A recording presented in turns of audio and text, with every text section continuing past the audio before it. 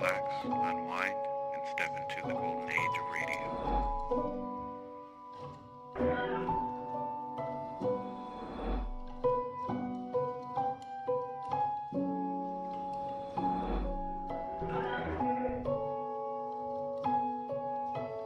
You're now listening to Golden Radio Hour.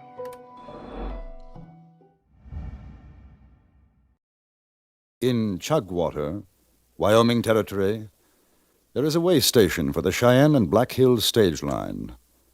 Because of a rainstorm, I witnessed a tragedy there.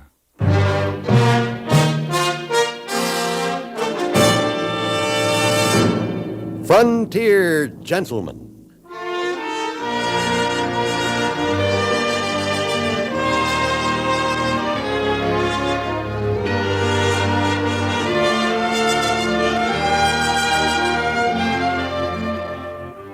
Herewith an Englishman's account of life and death in the West. As a reporter for the London Times, he writes his colorful and unusual stories. But as a man with a gun, he lives and becomes a part of the violent years in the new territories. Now, starring John Dehner, this is the story of J.B. Kendall, Frontier Gentleman.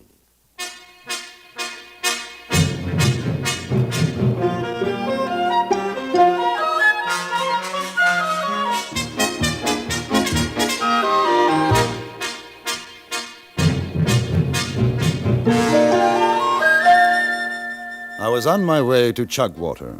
Jack Chase, editor of the Cheyenne Daily Press, had suggested that if I wanted an accurate picture of life in Wyoming Territory, Hyena Bob Saunders was the man to see. He ran the Cheyenne and Black Hills stage line station in Chugwater. In the coach with me were three other passengers. One, a gray-haired, quiet man who introduced himself as Boone Thompson. The others, Duncan Webster and his wife, Rose. Webster, a dark-faced, handsome chap of about 40, was unaccountably nervous.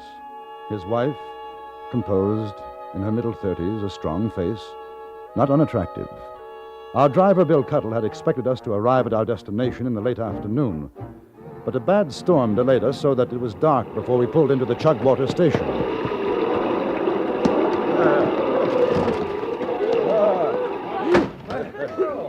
Howdy, folks. See, you got a mite wet, lady. Warm yourself over to the fire. My name's Hyena Bob, folks. Now, you just all sit down, and I'll get hot coffee and victuals. Mr. Saunders? Oh, no, not Saunders, partner. Ain't nobody never called me Mr. Saunders except my wife. And the yeller grass has been waving over her nigh on these 15 years. Oh, the name's Hyena Bob. What can I do for you? Come on over while I set the coffee on. I'm J.B. Kendall. Well, right proud to know you. Jack Chase mentioned your name. Chase? Yes. That little feller looks like a rooster stepping high in the mud. Newspaper feller Chase? Cheyenne Chase? Yes, that's the one. Why, I ain't seen him in 2 years or better. How is he? Oh, it's fine. Nice feller, that. You know, he done me a right smart favor once. You friend of his'n? No, not a close friend, no, He but... still got that newspaper of his'n? Yes? Oh, here, you stir that, will you? I'll get the mug Yes, down. certainly. You, on your way up to Deadwood, mister? No. As a matter of fact, I came here to see you. Do you say? I'm writing a series of stories on the West for my paper in England. Do you say? Newspaper fella yourself, huh? Yes, Jack Chase thought you'd be the most likely person for me to talk to in Wyoming. Ah, don't see what call he had to say that. Of course, I ain't saying I ain't got a story or two. Well, that's what I'm hoping. Hey, Cuddle, how goes it, huh? Hey, you old grizzle-heel. You call up this blue whistler? I ain't seen so much rain since the big one in 74. You're going to see more before this one blows over.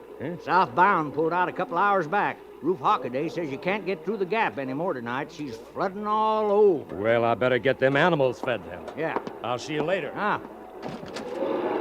Well, folks, we ain't got the most comfortable shakedown here, but it'll be better than bedding out tonight.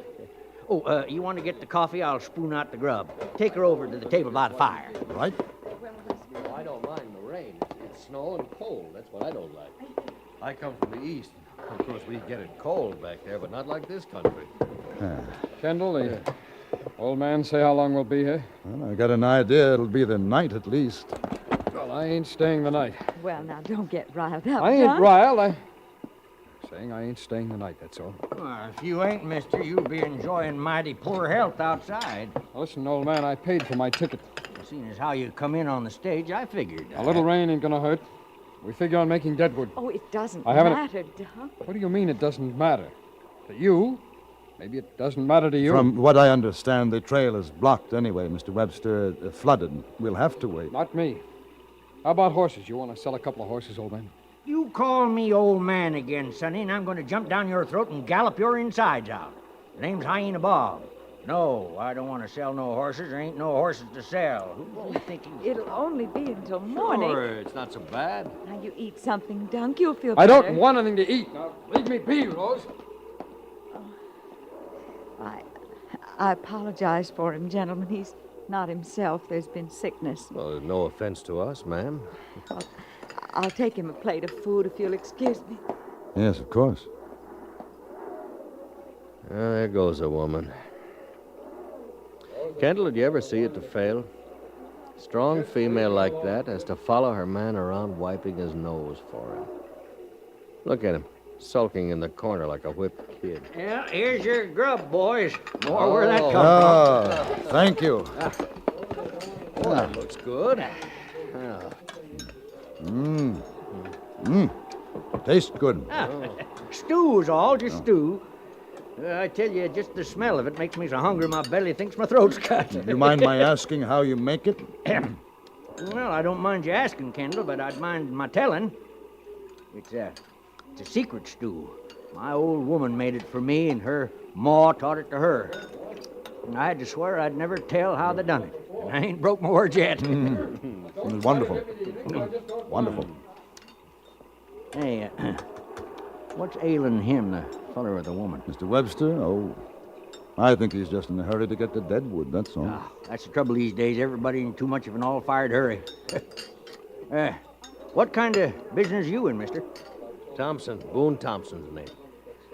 Farm machinery. Well, bust me to flinderjigs, a hay slayer. Yeah, yeah. Well, ain't no plow chasers in these parts, mister. Oh, there will be, Bob. I'm out here from the factory to get things started. What kind of machinery, Mr. Thompson? Oh, plows, harrows, seeders, binders, threshing machines, and only the best. Our factory's back in Illinois. Bob, it's all cattle out here in your territory, but there's too many. The range won't feed them. You'll have to grow fodder. You'll need my machinery to do it. That's again nature and can't be did. Bringing nesters in. Oh, I hope I ain't overspoke myself with you, Thompson, but them's my feelings. No, that's all right. You're not the first. Woman, don't tell me nothing. I say what's right and what's wrong for me, and that's the way it is. All right, Uncle. Now go on. Just do like I tell you, will you? No man ever talked to me like that before I got through. His face would look like a dime's worth of dog meat, I'm telling you. Feel sorry for her. I really do, for a fact. She's coming over. And now I got to tell you about the time I hauled a load of pussycats from Cheyenne to Deadwood. Yes, sir, that was something like... Can I get you some more grub, ma'am? No, thank you very much. I was wondering, would you happen to have any whiskey? Whiskey?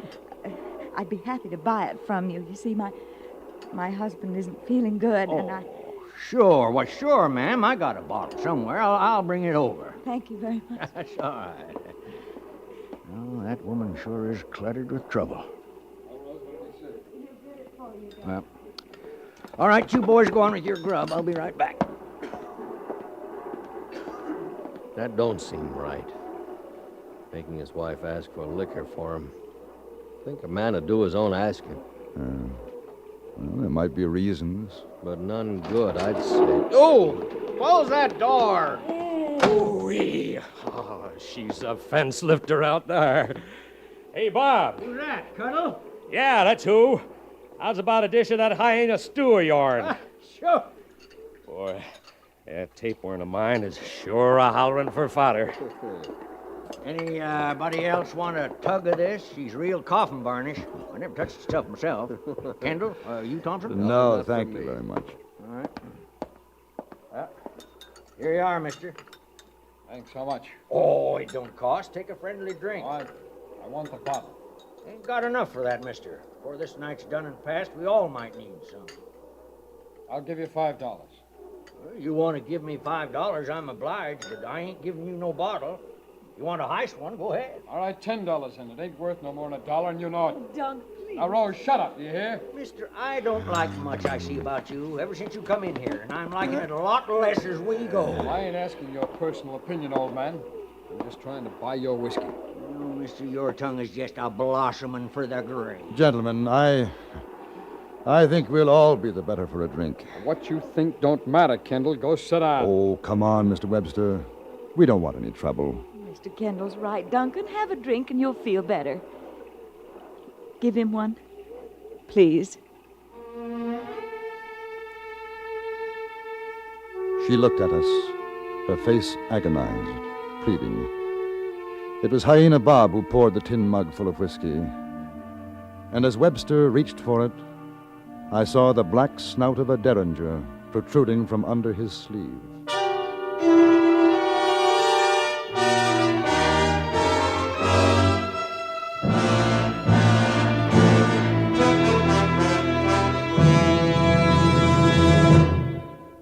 In a moment, we return to Frontier Gentlemen. A search for a missing woman triggers the tense drama you'll hear on CBS Radio's Gunsmoke later today. For all-out Western excitement, join us on most of these same stations today when Marshal Dillon helps a young man in search of his wife on the next thrilling episode of Gunsmoke. And now we return you to the Anthony Ellis production of Frontier Gentlemen.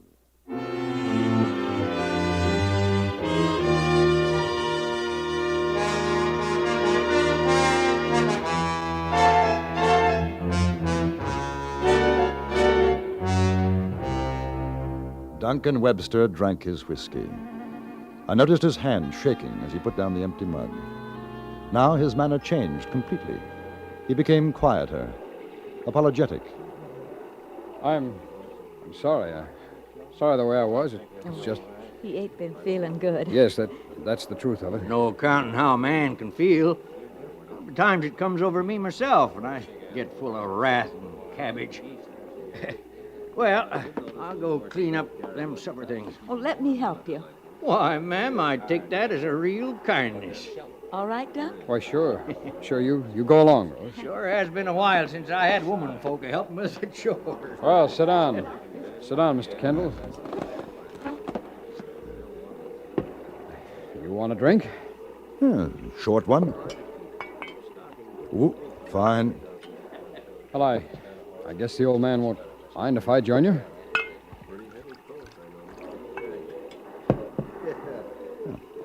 Good luck.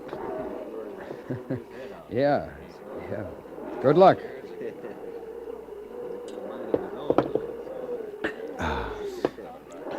Oh, man, I sure do hate the sound of that howling wind. I know what you mean. Do you?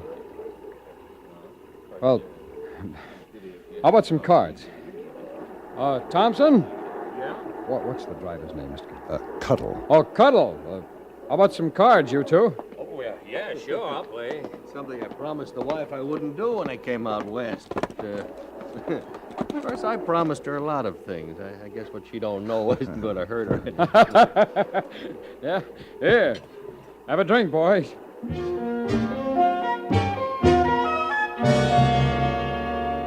After a few minutes, Hyena Bob joined us, and we played for about 2 hours. Mrs. Webster sat by the fire, watching her husband with worried eyes. The bottle of whiskey disappeared, most of it down Webster's throat. Beyond a slight raising of his voice, though, it didn't seem to have much effect on him. I couldn't be sure whether Thompson and Cuttle had noticed the hidden derringer. If they did, they made no sign. It was Thompson who started to talk about the snow. You know, playing cards like this reminds me of when I was up in Montana a few months ago. Oh, talk about cold. 40 below. It gets that way. I don't know how a man can live. Come on, let's play cards. Yeah, in a minute. Kendall, you ever been in that kind of cold? I don't think I'd want to either. Oh, no. Like if you take a deep breath, everything in your lungs is freezing. Really, I saw what it did to a man once. And I hope I never see it Any again. more whiskey? Well, I ain't no hog, mister, but I think you got enough of that thunder and lightning in you to last a spell. Hey, you talk about weather. Why, I seen cattle froze up against drift fences. Hundreds of them. Standing like statues. Cuddle? Weren't even 40 below. Cuddle, it's your deal, isn't it? Huh? Oh, yeah. Kendall, yeah, you ever yeah. been lost Deal 'em, in huh? the snow? No, I was. haven't. I was. Only a few minutes, but I tell you, I was plenty scared. It was a blizzard, regular blizzard. Couldn't see your hand in Cuddle, front of there's your no face. call to shuffle And you the know, spots there's off. no Just deal 'em, huh? feeling as lonesome. I know. I was lost once in a fog. It's as though you're the last man in the world. What are you doing? There's no... Hey, you're playing cards. You're talking about snow and cold. Why don't you shut up? Who cares about freezing? Who cares about snow? I ain't hearing you. I ain't listening. Don't go out, Duncan! Oh, what's he want to go out there and get himself soaked down for? I've got to go with him. No, Mrs. Webster, maybe he's better off alone. Sure, cool him off. It's that tarantula juice. Why, ma'am, you ought to been proud of him holding it the way he does. I seen a man take 2 drinks of that stuff, and he was reeling around like a blind pup trying to find out where his mama's at. Well, me for some shut-eye, I guess. Yeah. You still got that mangy hound of yours sleeping on the bunks, hyena? He won't mind your fleas, Cuddle. Well, I'm kind of particular who I breed my fleas with. Good night, ma'am. Good night, Cuddle. Hyena, you got a place for passengers to get some sleep? Oh, sure. Just follow Cuddle, Mr. Thompson. All right. Ladies' quarters is on the other side of the hanging blanket, ma'am. We don't usually figure to have folks putting over at this stop. Thank you. Good night. Good night, Mr. Good night. Thompson. I'll go out and see your husband ain't drowned yet, ma'am. When he gets like this, I never cross him. Just gentle him along. He's sick. Oh, I'll do the same. Bob. Oh, yeah? Bob. Huh? He's got a derringer in his sleeve. I know. I eyeballed it. And I ain't worried.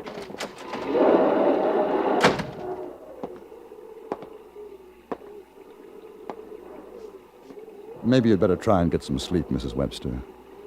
We'll see your husband doesn't drink anymore. I sometimes think he's better off with the drink. You say he's sick? Oh, it ain't nothing for doctor's cure. He wasn't always like that. Not a dark man when he was first married. It's a thing that happened to him once, and he won't talk about it. I guess maybe you can call it some kind of sickness. Is your home in the territory? Oh, it's been no one place for the past 3 years. Duncan's been a traveling man, one job after another. He don't hold 'em long. What does he do? Oh, a bit of everything. He's good at most all he tries his hand at, except mining. Now, that's one thing that he just... Now, what are you doing, mister? You trying to make love to my wife? Make love to... Duncan, there's no call to think such Oh, a ain't thing. there? I seen him giving you the eye on the stage on the way out here. That's No. enough, Webster. Aren't you man enough to find your own woman? Now go to bed. You'll feel better in the morning. Mister, don't you go telling me what to do, you Stop hear? it! Stop it! Haven't you done enough? Enough what? What, Rose? Tonight, everything. No, come on. You were going to say something else. Now finish up. Enough what? Let her alone, Webster. You feed off your own range, Kendall. I'm talking with my wife. What were you going to say, Rose? No. You don't want to hurt her, Webster. Look, I told you, mister. I'm sorry, Mrs. Webster. You had to. Hey! Oh. Is he dead? No. No, I hit him. I knew that feller's tongue was long enough to cut his own throat. Better get the derringer off him. Sorry, ma'am, but I'm afraid your husband ain't got sense enough to be carrying a weapon mean as that up his sleeve. Let's put him on the bench. Yeah. Use my jacket for a pillow, will you, Mrs. Webster? Yes. You know, I never did trust a man with a hit gun like that. Begging your pardon, ma'am. Yes, why does he carry it, Mrs. Webster? He's afraid. Why, he wanted? The law after him? Oh, no. No, he's just afraid of something. I don't know what it is. And he won't tell me. He just keeps it inside. It makes him like this. I don't know. What do you figure, Kendall? I don't. Ruckus. What's the matter? Webster had an argument. He lost is all. What, he tried to draw on you, Kendall? No. He's just drunk, Mr. Thompson. Hey, don't either of you say anything. I've been waiting for this chance for a long time. Duncan, why did you do it? What's he talking about? I don't know. Why? Why did you kill them, Duncan? Cold. Cold, yes. Cold and alone. You were alone, yes, and what happened? I had to. You had to what? Hey, you Hold you it let now. go of me. Let go of me! Help me!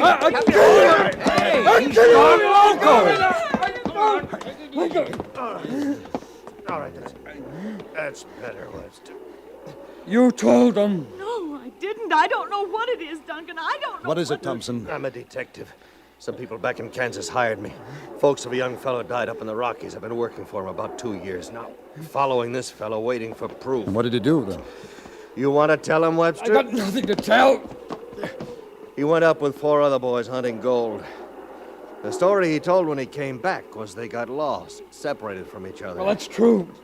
It's true that's how it was. Your wife is right here, Webster. You want me to say the rest? Let go. Let You go. want me to say it? Don't listen. Get out. Don't listen to him. He's lying, Rose. Get out. What did he do, Mr. Thompson? No, please. Don't say, Mr. Thompson. I'll admit, I'll tell. I killed him. I did. I never said, Rose, I couldn't tell you. It's been with me all the time. I killed him. But it was for the gold. The gold, that's why. But you told me you were alone. I was lying. We got lost up there, wandering around, and by accident, we found the claim. I shot him to keep the claim for myself. What did you do with their bodies? I threw him in a ravine. That's the way it happened. That's the way, Thompson. Yeah. All right, Webster. That's the way it could have happened. Why didn't you tell me, Dunk? I couldn't tell you, Rose. I'm sorry. I'm sorry, Rosie. I just couldn't help it. We were lost in the cold. I didn't know what I was doing, Rose. I dream every night. I dream it so bad I want to die. Maybe you'll be better off when you do, Webster.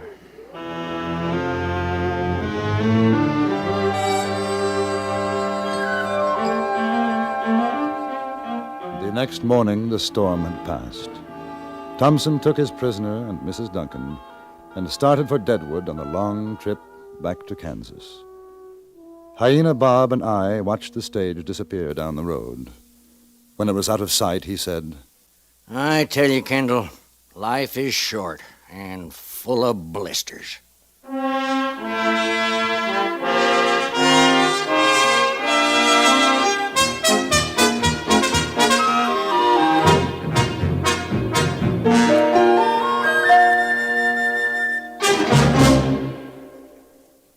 Frontier Gentlemen was written, produced, and directed by Anthony Ellis and stars John Dehner as J.B. Kendall. Featured in the cast were Joseph Kearns, Stacey Harris, Vivi Janis, Lawrence Dobkin, and William Lally. Music was composed and conducted by Wilbur Hatch.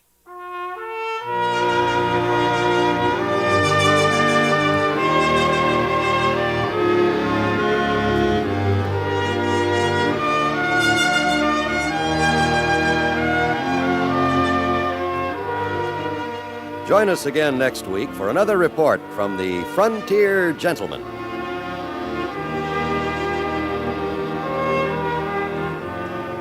John Wald speaking.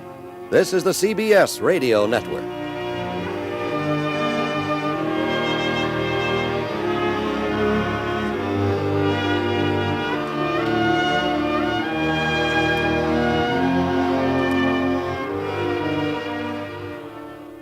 It's a never-ending source of amazement to me what a woman will do for or to a man. This happened in Dakota Territory.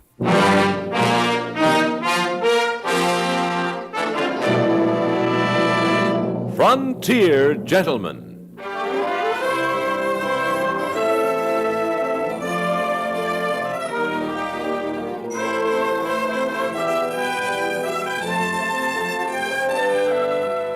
Herewith an Englishman's account of life and death in the West.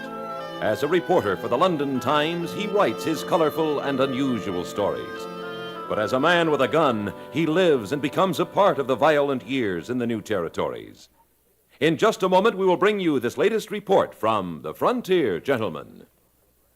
Not just a news program, but a clever, concise focus on the world tonight, 7 nights a week on CBS Radio. Listen to The World Tonight, reporting odd, stimulating, and important sidelights to the day's events. Hear CBS News round up the stories behind the news, frequently in the voices of the newsmakers themselves. 7 nights a week on most of these stations, CBS Radio presents The World Tonight.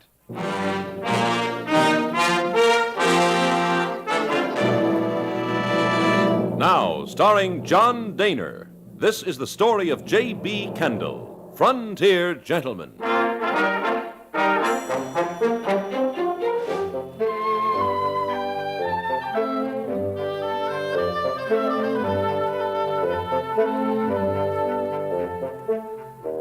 The lady I knew as Belle Siddon had brought her gambling establishment to Deadwood. And as I had reason to know, where went Miss Siddons, so followed trouble. This remarkable and very pretty woman had once been a Confederate spy.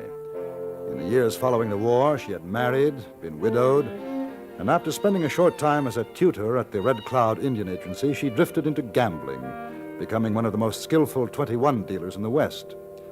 Belle, or Madame Verdi, as she called herself in Deadwood, was playing a very dangerous game. This was impressed upon me by a peace officer named Boone May. I was sitting in his office the morning after he had learned of a planned stagecoach holdup. You get to talk to Madame Verdi last night, Kendall? I spoke to her. She say anything? About what? You know about what? Stage holdup is supposed to be on for tonight. Well, she knows there's going to be one, that's all. What'd she say about McLaughlin? Nothing much. I told her you thought they were planning the robbery together.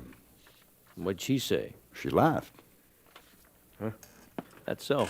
Then she said she'd told you the truth. No, one of her casemen had heard a gold shipment was going to be stopped between here and Rapid City. She doesn't know who's going to do it.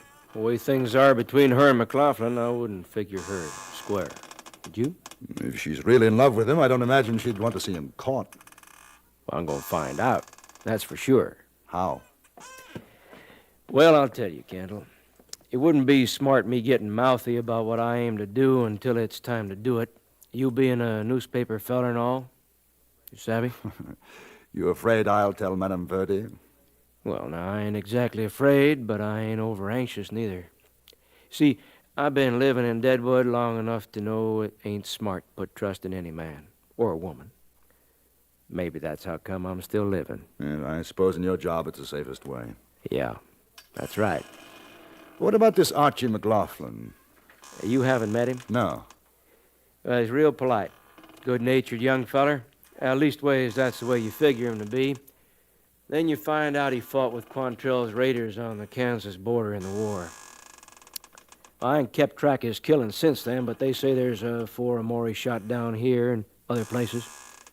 Well, he's a road agent, spends most of what he steals gambling. But if you know his record, why haven't you arrested him?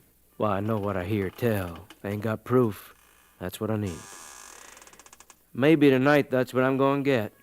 I'd like to be there when you do. Yeah, I guess you ain't got a good feeling toward him at that, him taking Madame Verdi from you. You insist there's a great romance between the lady and me, don't you? I heard things was a simmer. Well, false rumor. How come you're so interested in McLaughlin, then? That's part of my job. I'm a newspaper correspondent, remember? Yeah. All right, Kendall, you come back here this evening, say about 6 o'clock. Maybe I'll have something for you to write about in that London paper of yours. I spent the rest of the day in my hotel room sorting out notes and preparing outlines of future articles. At 6 o'clock precisely, I returned to Boone May's office. He was buckling on a gun belt, smiled at me in his mirthless way as I walked in. You all set, huh? Yes? You seen the madam again? No. I know you ain't. I had somebody watching just in case. Javert. Huh? A French policeman. Man by the name of Victor Hugo wrote about him. You have a great deal in common. Oh. You got a gun? Yes. That's fine. Come on. Where are we going? Well, down to the stage station. Going to take a little trip. When we reached the station, I saw a coach with 5 heavily armed men standing near it. Each carried a rifle and holstered guns. Boone May nodded to them. All set, boys? Ready's on every This feller's Kendall. He's riding with us to see the fun. Gold come in yet? We already loaded it, Boone. All right, let's get going then. Sam, you drive. Davenport, you ride shotgun. Rest of us be inside.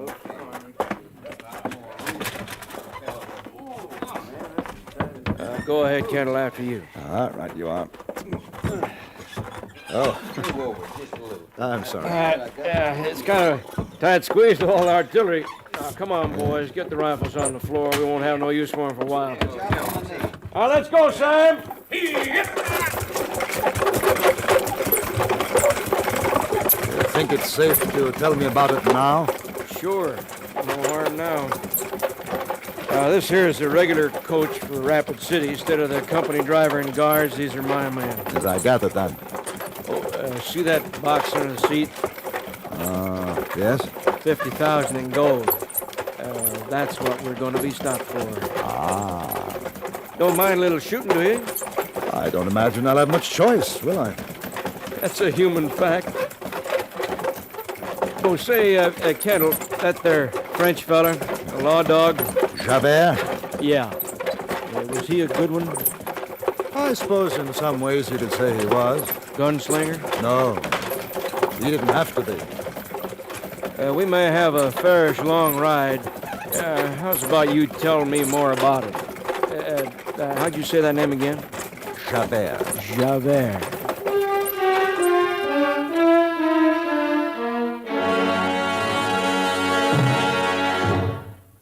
Henry Morgan is head man on CBS Radio's bright, bouncy Sunday night quiz called Says Who.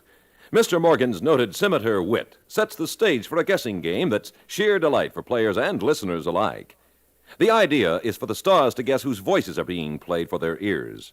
You may beat the players to the punch, or you and they may be tied up in hilarious knots later on today over most of these stations. Play along with Henry Morgan and company in CBS Radio's Says Who.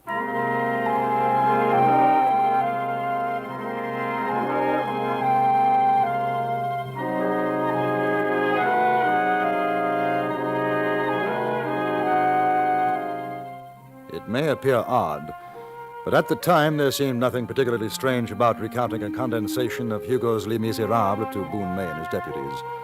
I suppose I'm becoming used to the peculiarities of my life in the West. One accepts anything, even the gleam in a peace officer's eye as he compares himself to the dedicated bloodhound, Javert. May's deputies listened, respectful, silent. I finished the story. Well, now, I'd say that was a man who believed in the law. Wouldn't you say that, boys? Sure was. Yes, sir. Oh, I like that word you used, Kendall. Dedicated. That there's a fine word. What's the matter, Sam? Cottonwood tree falling across the road. All right, stay where you are, Sam. Might be natural, might not. Up with him! Get down off the coach, both of you. Or 4 you're or dead. 5 of them. Passengers, come on outside. Me and Kendall go outside as soon as we hit the ground. You 3 start shooting. All right, come on, Kendall. When I tell you to You hear drop, what you I do it said? quickly. Get You won't out. have no back left to your head. Right. Well, hold on to them horses. Right. Billy, you cover the passenger. Yeah. Archie McLaughlin. Where? If it ain't Boone May. Down, get down!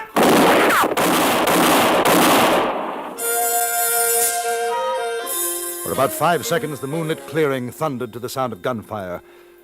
And then it was all over. Lying on the ground was the man named Caswell, a bullet through his head.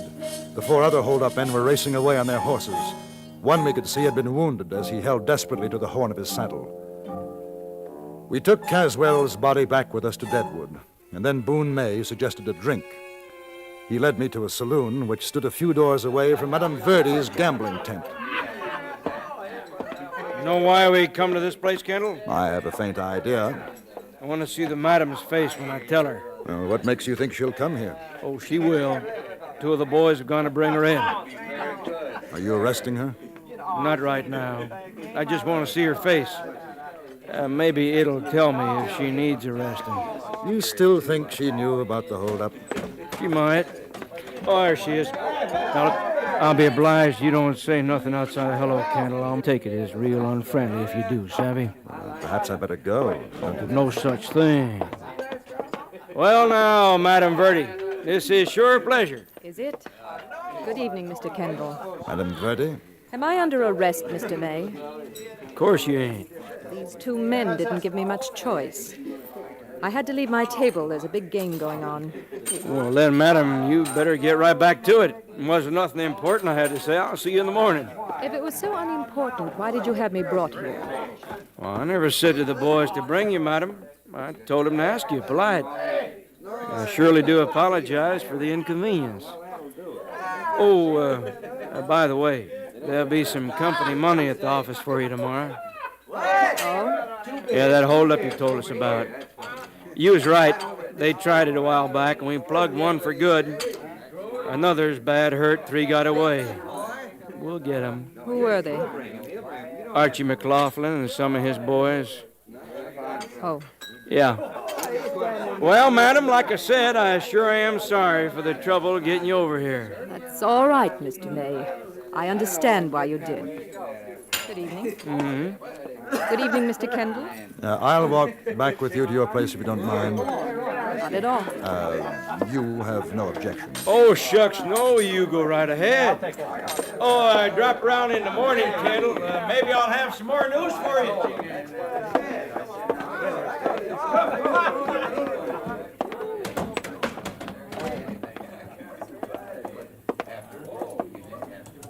Who was it? Who was killed? A man named Caswell. I don't think it was McLaughlin who was hurt, but I'm not certain. May wanted to find out what I knew about it. That's why he didn't tell me who the dead man was, isn't it? That mostly, I think. And he enjoyed watching me. I expect so. Were you there during the holdup? Yes. Archie's such a fool. Why didn't he tell me? You didn't know he was going to do it? Of course not. Well, Boone May will be watching you now, you know that. He'll expect you to get in touch with McLaughlin, or McLaughlin to try to reach you. Shall you be watching me, too? Is that why you came with me? You think I'm on Boone May's side? I've known newspapermen before. The story's the important thing, isn't it? Not to that extent. I have to get back now. Money waiting to be won? Yes? Before you go, may I ask you something? You're not angry with me about Archie? No. Not jealous? No. Most men would be. I know, but I have no reason. It was just something that was rather nice and right between us. That's all. Will you let me know if you hear anything about him? Yes. You know, I'd be much wiser to fall in love with a man like you. Good night.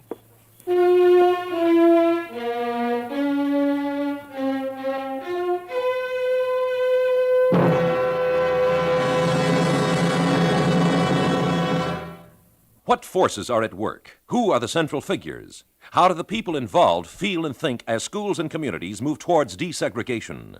These questions are uppermost in the minds of Americans in every part of the country. Tonight on CBS Radio, you will hear the answers, as most of these same stations present Virginia, Pattern of Resistance. Narrated by Walter Cronkite, Virginia, Pattern of Resistance is another special study by CBS News that goes right to the heart of what's happening.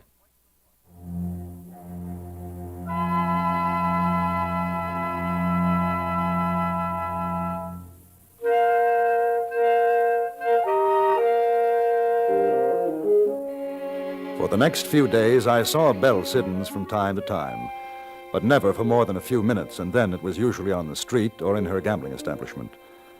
If Boone May expected me to be the unwitting liaison between Belle and Archie McLaughlin, he must have been disappointed. There had been no word concerning McLaughlin or his companions. Then, one night, I had just returned to my hotel room. Yes? Get inside. Don't make no noise, mister. You carrying a gun? Well, it's hanging up over there. Sit down. All right. I'll tell you the straight of it. My name's Billy Mansfield. Oh, J.B. I know you're Kendall. Archie says you know Madame Verdi. Archie? McLaughlin? Yeah, he sent me to find her. I think one of Boone May's boys spotted me when I come into town. I figured if I couldn't get through to the madam, you would. Well, what makes you think that? Archie says you're a friend of Madame Verdi's, that's why. Oh. I recognize you now. You were with McLaughlin in that holdup, weren't you? Yeah. Now listen, one of the boys, Johnny Brown, he's like to cash in his chips any minute. One of the shots got him plumb through the belly. Has he had a doctor? He ain't no doctor we could trust around. Archie wants the madam to come and do something. What could she do? Get the bullet out. Archie says she knows about doctoring. You can't ask her to do that. Not a man with a bullet in his stomach. He needs a doctor. Mister, I ain't here to argue with you. Will you get the message to the madam? Supposing I go to Boone May. Ain't no skin off my saddle if you do. I won't be here when you get back. Besides, you being a friend of madam, you wouldn't want to see her get in no trouble. What's the message? Tell her to come to the place she and Archie went. The start of the timber road. She'll know where it is. If she ain't alone, one of us will get her before they get us. Archie didn't say that, but I'm saying it, Kendall. Supposing I come with her?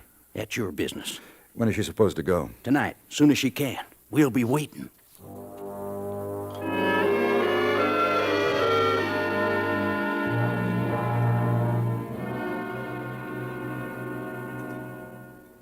You'll be taking a big risk, Belle. If Boone May finds out, you know it'll happen. I've got to go. Why? It's not McLaughlin. He's not been wounded. No. But he asked me to. That's enough. All right. I'll come with you. No. Yes. I'll be safe. I'm sure you will. But if Boone May sees you ride out alone, he may be suspicious. If we go together, let him think what he wants. You don't have to do that for McLaughlin. I'm not. I'm doing it for myself. I want to write the story.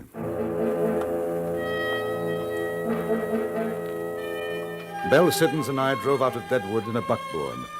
And to any casual or inquisitive onlooker, we had all the appearances of a romantic couple enjoying a midnight drive. As far as I could tell, we weren't followed. This is it. Ooh. You better go back. Leave me alone. I'll get back to Deadwood, all right. No, I'd rather not. You've done enough. I've told you, Belle. This is the kind of thing that earns me a living. Besides, I'm rather curious to meet your Archie McLaughlin. Belle, Yes? who's that with you? Mr. Kendall. Were you followed? I don't think so. This is McLaughlin, Kendall. I thank you for what you've done. Now you better get on back to Deadwood. You trusted me to get the message through for you. Why not let me stay? I'll see she gets back safely. You come into the timber with us, you take your own chances of getting out. I ain't sitting to argue. Follow me up the road.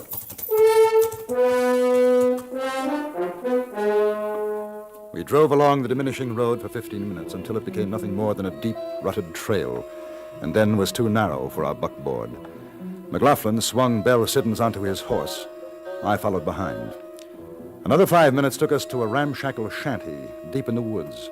A dim glow shone from inside. She's here, boys. Who's the fella? Name of Kendall. I told you he said he'd come. Don't give up easy, does he? Ain't nothing you can do. Better to put him out of his misery. Let me see. Sure looks ugly, don't it? Can you do anything? I don't know. How long's it been? 10 days? Well, I can't make him any worse than he is. You could kill him. He should have been dead days ago. Archie, find me a piece of wire. I've got to get the bullet out. Yeah. Jack, Billy, take a look around. Have you ever done this before? No, but I studied dissection with my husband. I've taken bullets out, but not like that. I'm afraid I'll be no help. Bring the lamp over here, will you? Right. Put it on the floor here. Yeah. I'd rather operate on that table, but I'm afraid to move him. What do you think?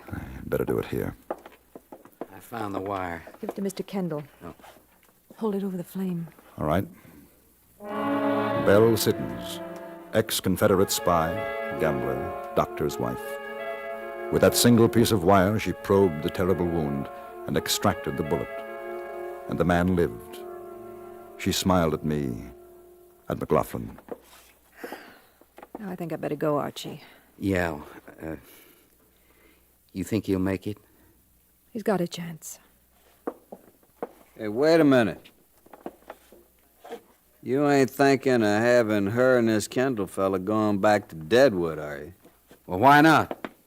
Why not? So they can tell Boone May where we're hiding at? Well, Madame Verdi is hardly likely to, and I have no reason to. I'm not a lawman. I ain't for letting him go, Archie. Jack's right. It ain't safe. Now, look, she came as a favor to me. A favor to Johnny. And he's still alive, ain't he? Don't matter.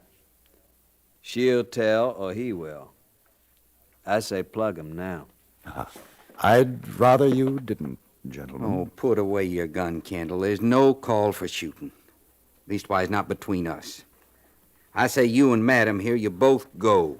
I figure neither one of you'll do any talking now, ain't that so? You know, Archie. How about you, Kendall? I'm rather fond of the lady, too. I don't think I want to see her strung up to a cottonwood limb as an accessory.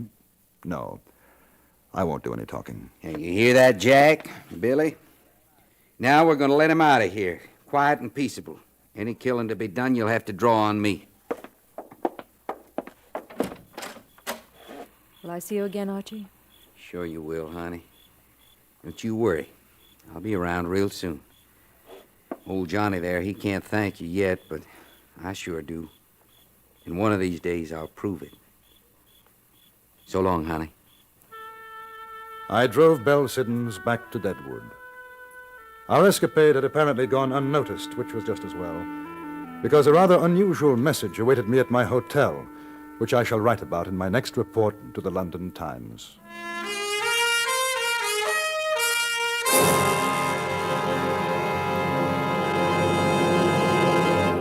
Frontier Gentleman was written, produced, and directed by Anthony Ellis and stars John Dehner as J.B. Kendall. Featured in the cast were Gene Lansworth, Jack Crucian, Vic Perrin, William Allen, and Jack Moyles.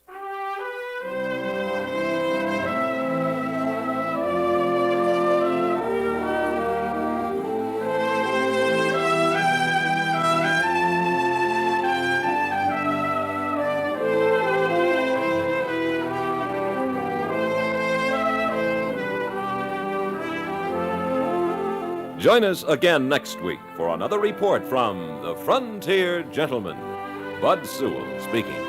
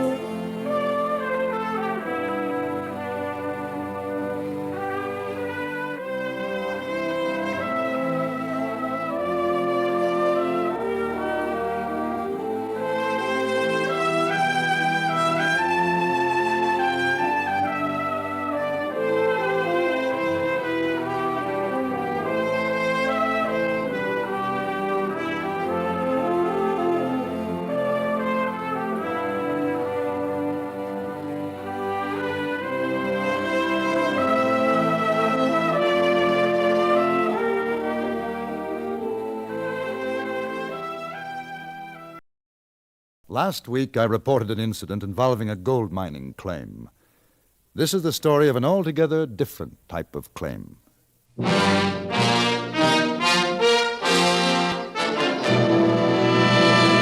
Frontier Gentleman.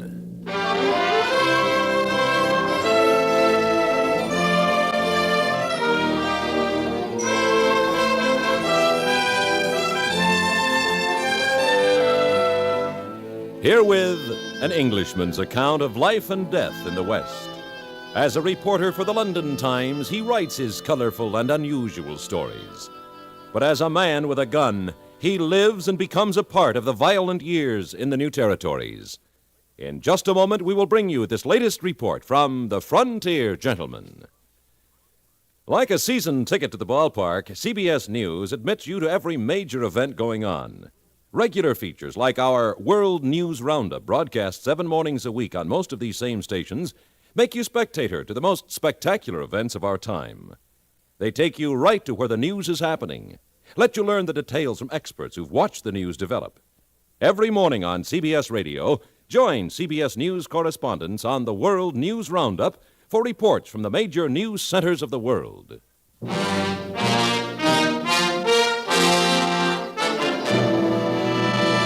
Now, starring John Dehner, this is the story of J.B. Kendall, Frontier Gentleman.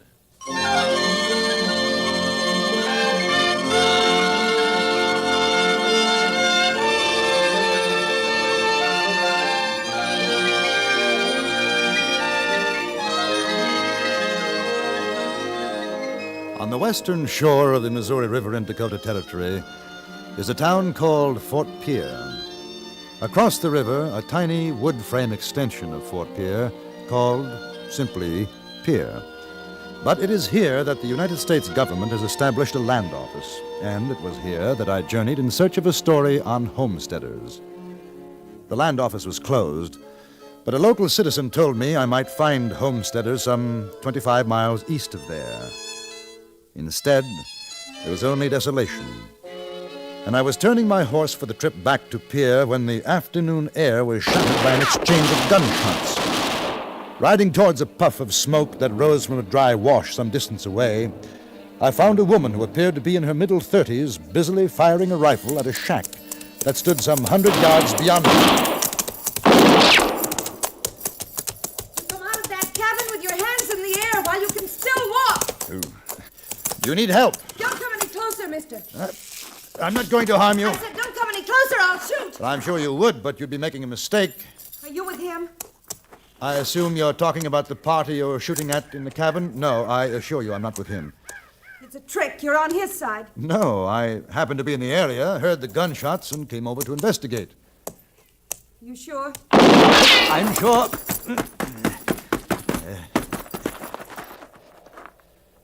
You convinced? Almost got you, didn't he? Better keep that long neck of yours down. But I'm not taking this rifle off you till I know who you are. What's your name? J.B. Kendall. What are you doing around here? I'm a writer. Mister, do you think I'm just fooling with you? No, not at all. I am a writer. I write for the London Times. I'm a correspondent. No, you don't. Keep your hands where I can see them. Miss, please believe me. If I could be of help, I want to, but a shotgun interrogation is hardly to my liking. Do you want to tell me what this is all about? I don't trust you. I'm not used to this kind of thing. The people out here. Something tells me Dakota Territory is a good deal west of your home. My husband died in Massachusetts. I've just come from there. I'm sorry. You haven't told me your name. This is James Danworthy, Elmira Danworthy. Mrs. Danworthy? What are you doing out here, besides trying to kill somebody? It's not a joking matter, Mr. Kendall. I didn't My mean... husband and I came west almost a year ago.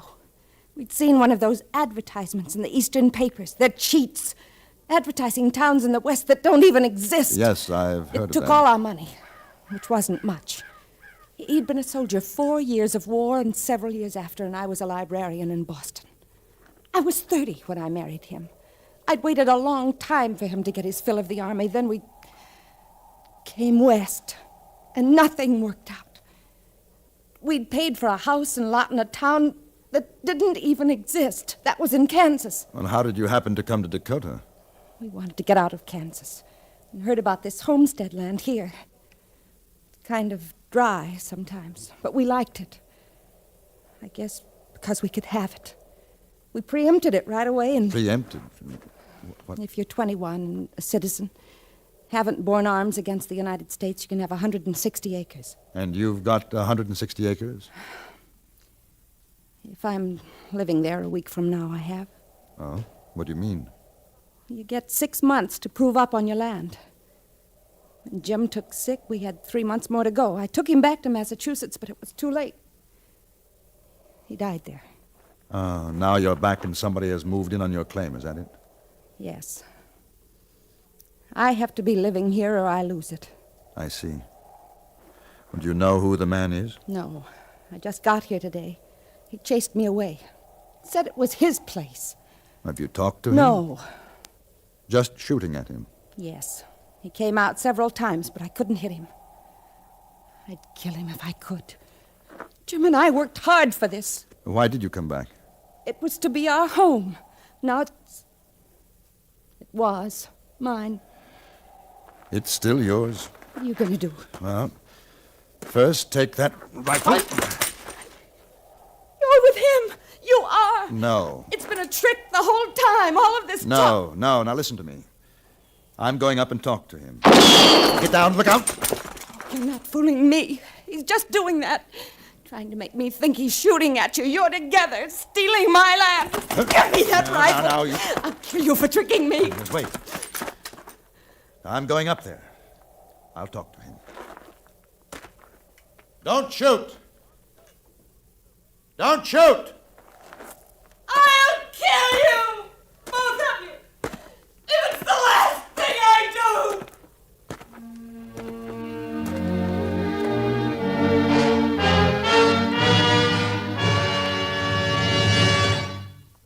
It's the smoke which comes through the filter that counts. Yes, in a filter cigarette, it's the smoke which comes through the filter that counts. The P. Lorillard Company, makers of Kent, learned that fact a long time ago. That's why research played such an important role in the development of Kent cigarettes and Kent's exclusive micronite filter. And today, as before, you get less tars and nicotine in the smoke of Kent than in any other leading filter cigarette in America. That's the reason behind Kent's famous statement: of all leading filter cigarettes, Kent filters best.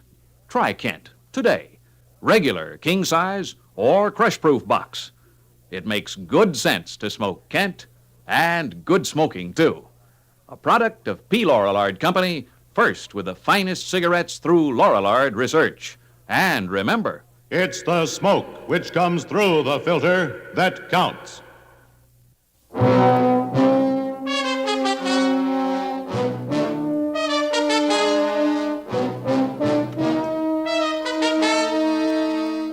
I walked toward the cabin. At any moment, I expected gunfire, but nothing happened. I was such an obvious target that my hidden adversary must have been curious as to my intent. It was with a feeling of relief that I finally confronted this stranger in the cabin, a young man, but haggard and hungry-looking. He stood in the doorway and waggled a long rifle barrel at me. Well, looky here. I got me a brave Yankee. Just dying to walk right down this squirrel gun. All right, stop in your tracks, Yankee. You move that rifle, you're at 1 inch, I'll blow your innards out. I have no quarrel with you. Whoo-wee, why, that ain't even a Yankee. Throw down that rifle. No. I came to talk, not give up my gun. I told you, I have no quarrel with you. I can shoot you down right now. You could. And you'd never know what I have to say. Mister, you got a lot of nerve walking up here. No more than you have, taking over the lady's claim. That's what you want to say? You come here to say that?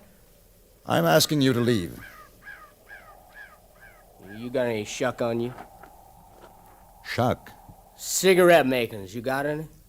Yes. Hand them over. Is that an order or a request? I'm telling you. Did it occur to you that I may not like to take orders? That my rifle is covering you at this point? Mister, I've had every rifle in the Yankee Army on me one time or another. It don't make no do to me. Give me the makings, if you can spare. All right. Yeah, catch. You're pretty shaky, aren't you? You been ill? No. No, I ain't sick. The war left me that. Who's that lady? Your wife? No, just a friend. You better tell her to leave me alone. I could kill her easy, but I'd soon not. Look, you seem like a decent sort. Why don't you saddle up and ride on? This lady is a widow. She and her husband built this place. Mister, now you get this and you get it straight. I spent 4 years sharpening my eye on Yankees during the war. Now it's over and we're all supposed to be friends again. But it don't work that way, see? Now, I've had a saddle thrown on me in every town west of the Mississippi and north of Arkansas. I got a hole in my neck to chase the plow. But the Yankees won't let me have no land legal-like. So I found this one and I'm taking it. You hear me? Then you'd rather steal this land from a widow. Yankees the best widowmakers I know, mister. The war is over. Is it? Not in my... Go on. Leave me be. Go on, get out of here. You are sick, aren't you? Leave me be, I said. Now get. Next time you come back, I'll kill you.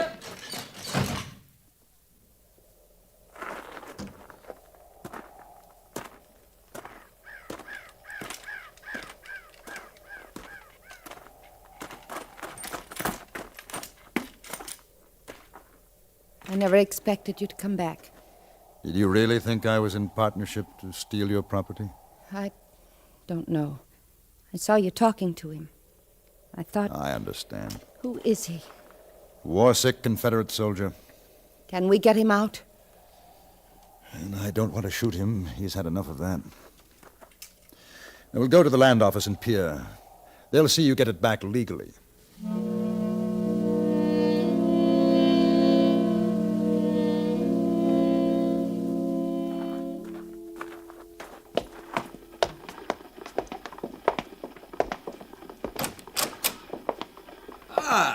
Good morning, folks. Good morning. I'm Mr. Kendall, and this Now, don't tell me. This is the charming Mrs. Kendall. No, this is Mrs. Danworthy. Mrs. Danworthy. Bartley Quill, United States Land Agent par excellence, your humble servant, madam. Yes. How do you do, Mr. Quill? Now, you folks are desirous of locating a nice homestead in the area, is that correct? No, Mr. It will Quill. cost you 50 cents. I shall have my assistant, Mr. Todd, bring forward the necessary papers. If you can't read, I'll help you. Mr. Todd? Yes, sir. Mr. Quill, please listen. Your servant, sir. Yes, I know. Well, then? Yes, well, Mrs. Danworthy and her late husband already have a homestead claim some 25 miles east of here. Oh, a widow. Madam, I am sorry. Mr. Todd, never mind. Yes, sir. Mr. Kendall, maybe I'd better work this out my own way. Work what out, madam? There's a claim jumper on my property. Claim jumper? Do you mean some foul citizen has moved onto your land? Worse, into the cabin. He's taken it over. And you want him out, of course. Of course. We thought maybe you could advise us. No. As government land agent, I am not allowed to advise in these matters. Oh, I see. What you need is a land attorney, a person familiar with the law. Yes, not only familiar with it, but conversant and persuasive. Well, may I ask, are you allowed to recommend such a person? Oh, yes, indeed. Madam, your worries are over. The land attorney, Mr. Quill, you were about... Fortunately, sir, there is one in these parts, but only one. His name? Bartley Wilkinson Quill, attorney at law, Yale 54. Yes, of course, I should have known. All right, what can you do? In time, good sir, in time. Mr. Todd, bring me my book covering claim jumpers. What? I don't understand. There's no book written... Oh, Todd! Pardon, sir, for the stupidity of my assistant. Stupidity is the problem these days, all phases of government. Well, now, I wouldn't... You found it, of course, Todd. Yes, sir. Is this it? Mr. Quill, Mrs. Danworthy hardly has the time for such legal work as you apparently intend to do. But a matter of weeks, Kendall. Have him out in no time. Yes, that's just it. What is? She has less than a week in which to be living on her land. No, it has to be done quickly, now.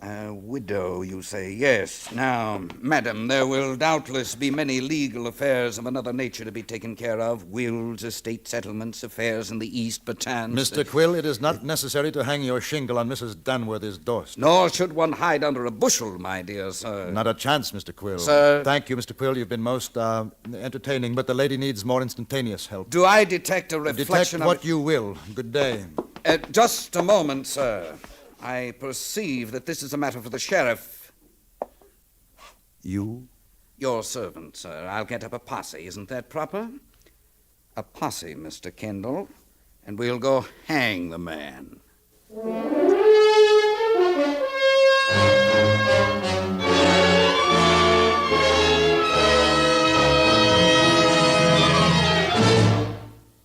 Life may be real, but it isn't always earnest.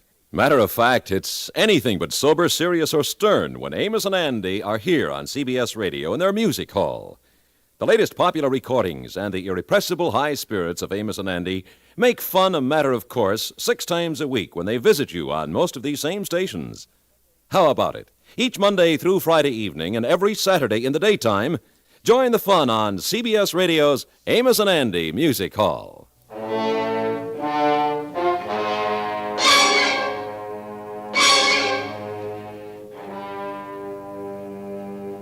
Not knowing how long Mr. Quill would take to organize his posse, I insisted Mrs. Danworthy engage a hotel room to rest. Then I went out and watched the tiny town of Pier come alive with excitement as Mr. Quill spread the word that help was needed.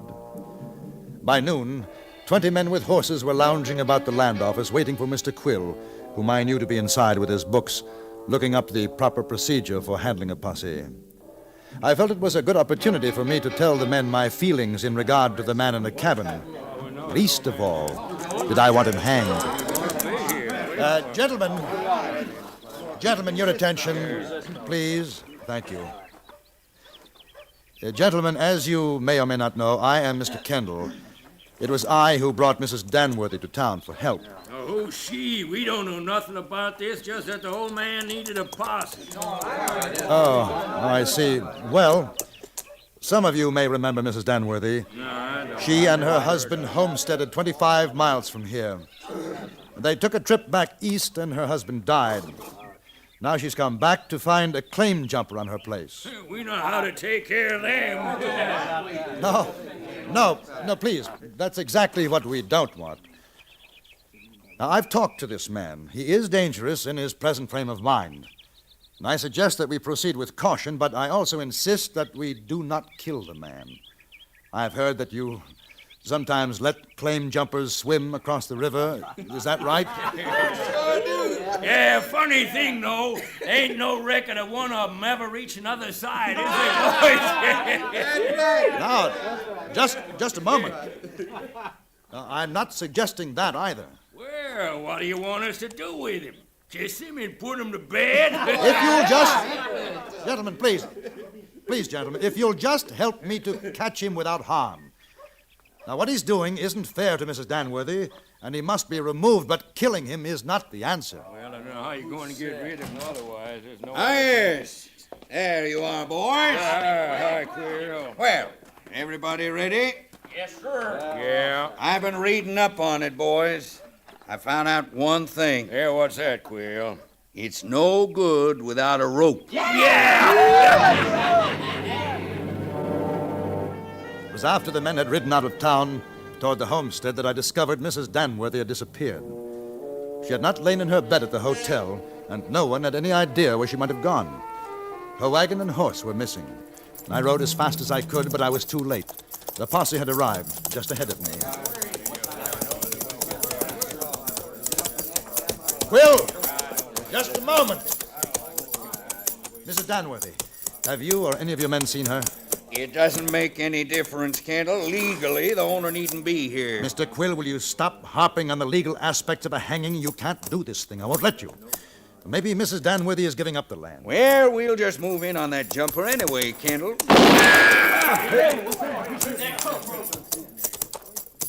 I want every last one of you men off my property. Right now. Now get! Widow Danworthy, it's your friend, Mr. Quill, the attorney. Mr. Quill, I'm asking you to leave. But what about the claim jumper? We rode a long way for him. He's gone. I came back here this morning and he was gone. You'll remember me now, won't you, Mrs. Danworthy? Anytime you have any legal problems, I'll be obliged if you get off my property. Yes, ma'am. All right.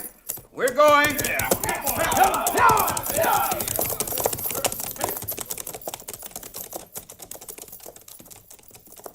Mr. Kendall, Yes?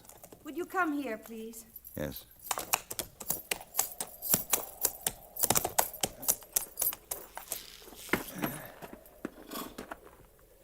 I'd like to thank you for trying to help me. That's all right. There's something I want to know. Yes, Did you come back to kill him? yes. But why? We'd have got rid of him for you. Because I didn't want that kind of help. If it was to come to that, it was my fight. And he was sick. He didn't deserve to be killed. Mr. Kendall, I didn't tell you why my husband died. It was this land. A man never worked so hard. But it killed him. No, I just couldn't let a stranger have it, could I? Where did you put his body? I didn't kill him, Mr. Kendall. You? He's inside. He doesn't know it, but he's dying of fever. He told me it first came on him in the war. Does he know you came back to kill him? No. He was helpless when I found him. He thinks I came back because you told me he was sick. No. He doesn't know.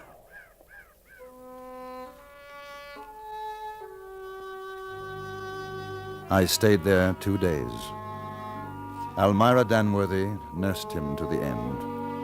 And he died, blessing her name.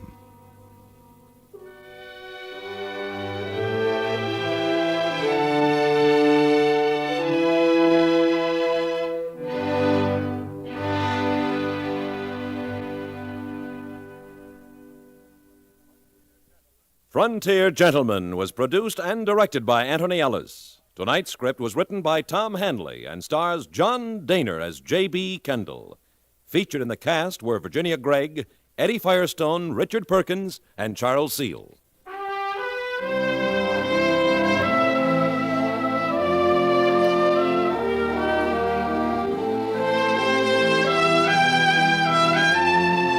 Join us again next week for another report from the Frontier Gentleman. Bud Sewell speaking.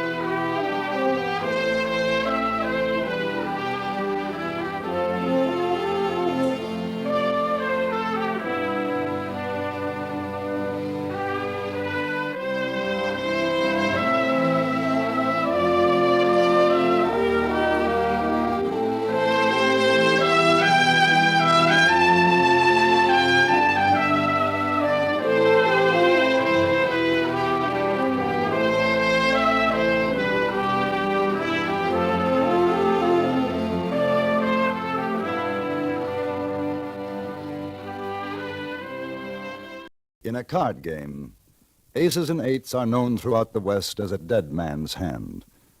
There's a good reason for it, and this is the story of how the hand got its name.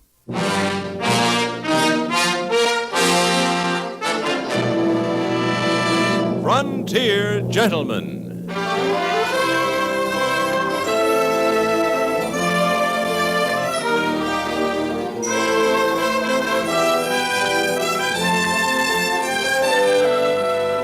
Herewith an Englishman's account of life and death in the West. As a reporter for the London Times, he writes his colorful and unusual stories. But as a man with a gun, he lives and becomes a part of the violent years in the new territories. In just 1 minute, we will bring you this latest report from the Frontier Gentleman. You know, the couple next door, simple, normal people whose ordinary experiences seem so much more amusing than our own. Well, if you haven't met these delightful young marrieds, by all means, make their acquaintance tomorrow and keep up with them every weekday when they come your way over CBS Radio. Alan Bunce and Peg Lynch, who play the couple next door, are heard over most of these same stations Monday through Friday.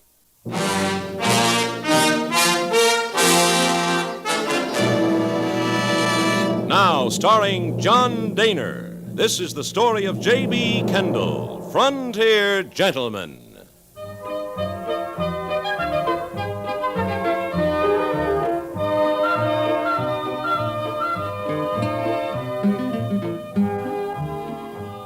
I had gone into the store of an outfitter named Judd Scott in order to purchase a new pair of boots.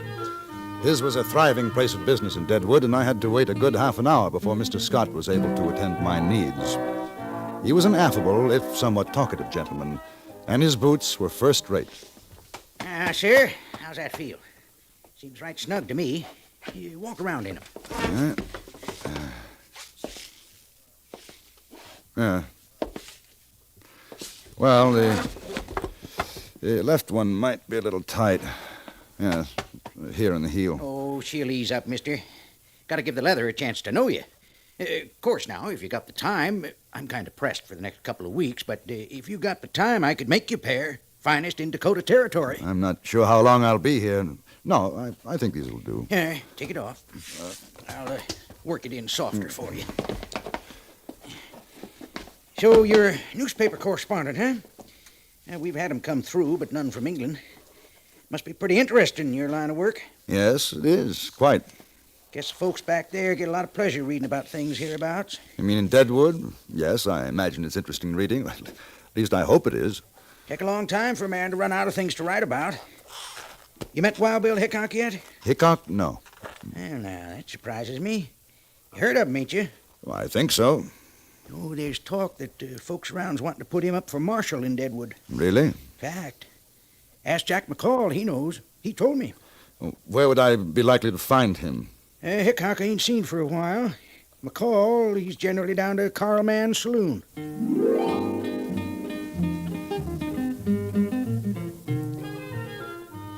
I bought the boots and then walked down the street to Carl Mann's saloon.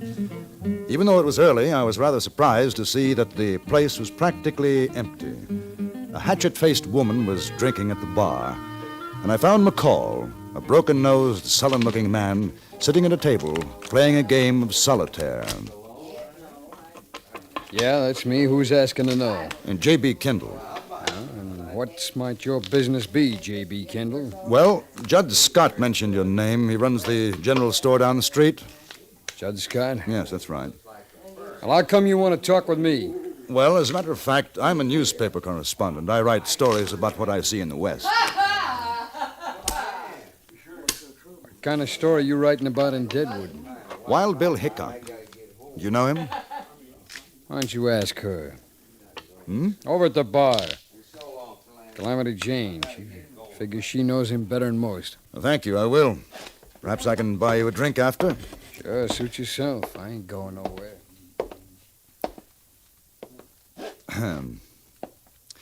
Miss Jane? You talking to me? The name's Calamity. Ain't no miss on it. Calamity Jane. I'm sorry. I'm J.B. Kendall. A gentleman over there mentioned that you were a good friend of Wild Bill Hickok. Who? That ain't no gentleman. That's a stinking pig by the name of Jack McCall. You been sitting with him. Don't foul up the air around me. Hit the trail, mister. Well, I was hoping you could introduce me to Mr. Hickok. Hey, you English? Yes. Thought so. Knew an English feller down in Abilene. Wouldn't quit riding herd on me. Had to shoot him. Oh. New in town, ain't you? Yeah, just arrived. You ain't friend of McCall? Oh, no, I only met him a few minutes ago. What brings you? Well, I'm a writer. Newspaper articles for the London Times. You want to know about Hickok, huh? Guess you heard about me and Wild Bill, huh? Oh, yes. Fastest man with a gun you'll ever see. I ain't too bad myself, but I ain't nothing to Wild Bill. Come on over to the table. Bring the bottle, and I'll tell you about me and Wild Bill.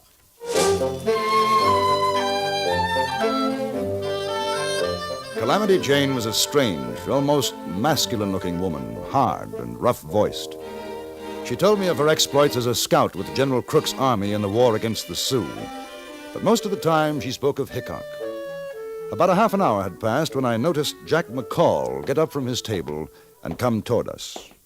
Yes, sir. What Wild Bill done in Abilene, there ain't another man could have handled. Mister, I thought she was going to buy me a drink. Oh, not just now, Mr. McCall. I'm talking to the lady. But I see it's mostly listening. Ain't nobody gets to talk much around her. McCall! You want me to put your eyeballs out with this bottle you open that barn door of yours just once more?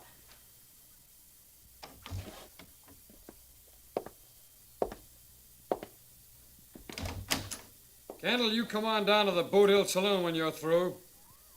I'll tell you the truth about that female polecat. Now wait.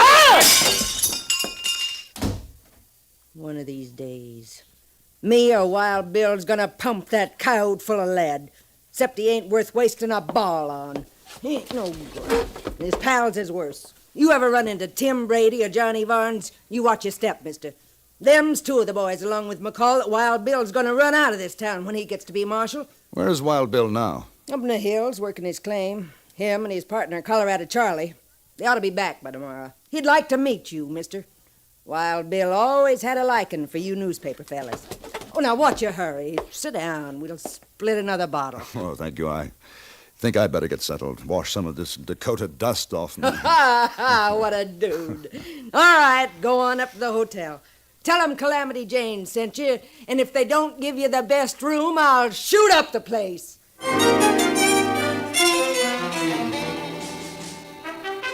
The recommendation was most effective.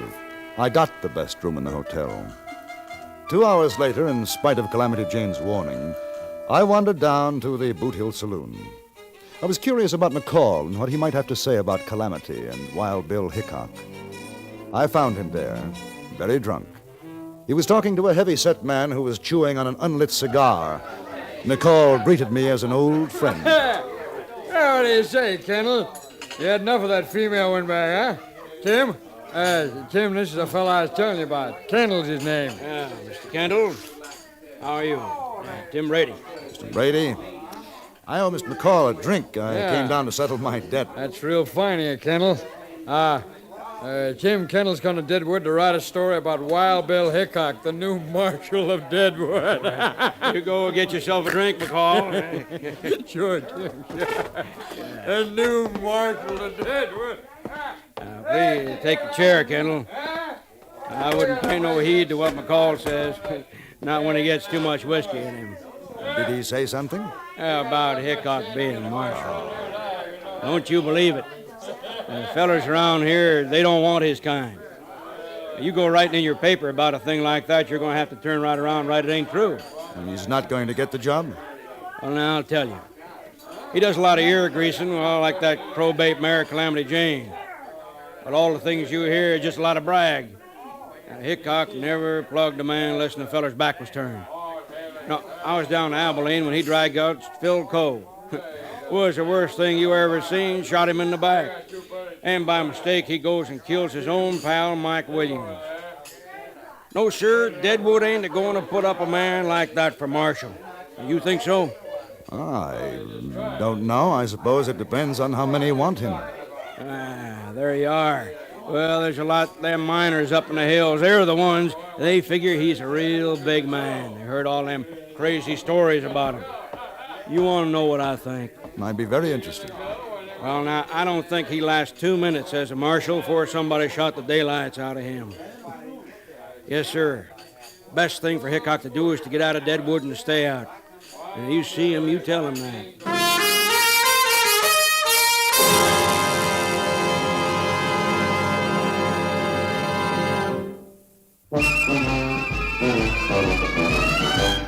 Of all leading filter cigarettes, Kent filters best. Kent filters best. It makes good sense when you smoke Kent. Kent filters best. Of all of the brands of cigarettes, Kent tastes the best. Kent tastes the best.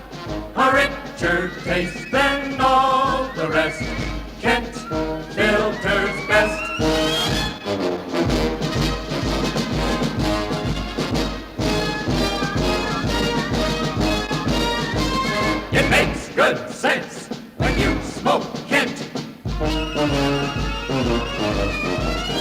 Of all leading filter cigarettes, Kent filters best.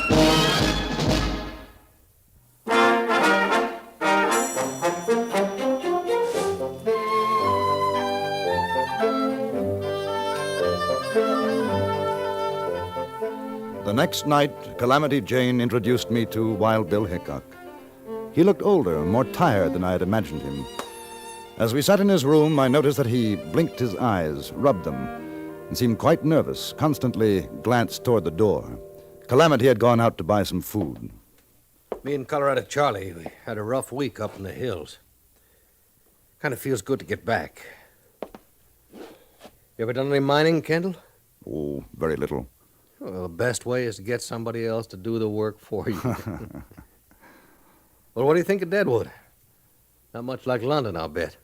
No, it isn't. Yeah. Do a little cleaning up like I did in Hayes City, Abilene. We'll have a right nice little town.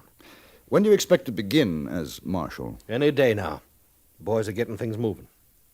I saw a man yesterday, Tim Brady. Brady? He asked me to give you a message. Best thing for Hickok to do is to get out of Deadwood and stay out. That's what he said, huh? Yeah.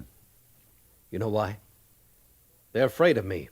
They know what's going to happen after I get sworn in. I run them out. If they don't run, we have a showdown. Brady and his pal Varnes. They ain't got stomach for that. I gather they're the somewhat unsavory element in Deadwood? Mister, you ain't just milking pigeons. Them miners up in those hills, they'd be dead ducks for Brady and his gang, wasn't for me. This is the worst mining camp in the territory. Ain't been no law here since it started. Brady don't want none. That's how come the miners want me for marshal. Protection. I'm surprised he hasn't tried to get rid of you before this. That jayhawker knows what had happened to him in a shoot-up. He ain't likely to try nothing. Fella like that gets somebody else to do his dirty work. Hey! Oh, it's only me, Bill. Put away the gun. Told you, Charlie ought to knock. I keep forgetting. Here's J.B. Kendall. Going to write a story about me for English paper. Yeah, I run into Calamity down at Carl's place, and she told me. Nice to meet you, Kendall. And you, sir. It's my old pal, Charlie Utter. Colorado Charlie's good enough. Kendall's been talking to Brady. That's so? Rest your saddle, Bill. You make me tired standing. Brady says I ought to get out of town. Oh, he'd like that fine. Yeah, he'd like that. Well, I guess I'll go wash up before Calamity gets back. Charlie, you staying around? Yeah, I thought maybe we'd go down to Carl's later and play some cards. All right. I'll be right back. Sure. Got a lot on his mind, has Wild Bill. He ain't usually like this. He seems to have trouble with his eyes. Oh, you noticed it? Yes. I wouldn't want you to say nothing in front of Bill. He's been scared he's going blind. Things sure don't seem like the old days. Oh, I gotta get these boots off. My feet's killing me. How old is he? But Wild Bill? Let me see. 39. Of course, to hear him talk, you'd think he's closer to 60. I sure do fret over him sometimes. Always talking about dying, this and that. Tain't like the old days. He sure was a rip snorter. Oh, well, maybe when he gets to be marshal, everything will be like it always was.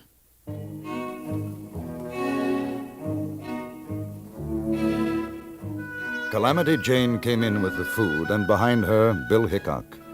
It was a strange supper. Both Colorado Charlie and Calamity kept up a stream of conversation, anecdotes singing the praise of Hickok's past accomplishments. But the atmosphere was strained. The man with the long hair didn't say very much. Afterwards, Charlie Utter invited me to accompany them to the saloon. I noticed that Hickok was reluctant. Possibly he had a feeling, a warning of what was to come. It was 8 o'clock when we arrived at Carl Mann's saloon and sat down at the card table. Charlie, Honey, change seats with me. I ain't sitting with my back to the door. Oh, Wild Bill, you're getting worse than an old woman. Maybe so, but that's the way it is. I like to see what's coming in. Well, here, take my place if you like. No, sir. All he wants is a catbird seat. That's how come he's always winning. You ain't moving, Bill. You got the right idea, Charlie. Wild Bill, you got your seat, and that's the way it's gonna be. Carl, bring us a bottle of whiskey and a deck of cards. Marshal Hickok's gonna be the big loser tonight.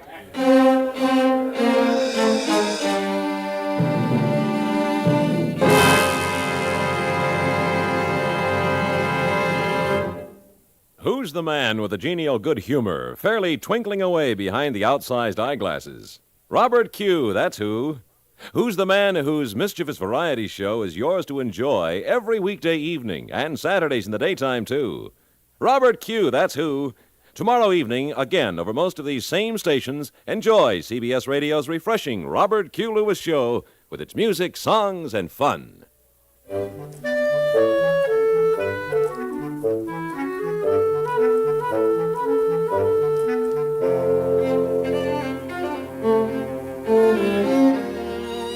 It was a friendly game, and we could see Hickok beginning to relax. He was a good player and held more than his share of winning hands. But while the game went on, there was something happening down the street in the Boot Hill Saloon. We didn't know it then, but after it was too late, we heard what had taken place. 3 men sat in a back room, one of them drinking heavily. This was Jack McCall. The other 2 were Tim Brady and Johnny Varnes, the leaders of the Toughs in Deadwood. I'm telling you, Jack, you'll be a big man. Why, sure. They'll look at you when you walk down the street. You know, they'll say, there goes Jack McCall. Yeah, sure. Why, he killed Wild Bill Hickok. Now, you hear what Johnny says? Yeah. Here, give me another drink, boy, huh? Why, sure. You know, Here, my drink. He's in Carl's place right now. You could get him easy. Might not be so easy.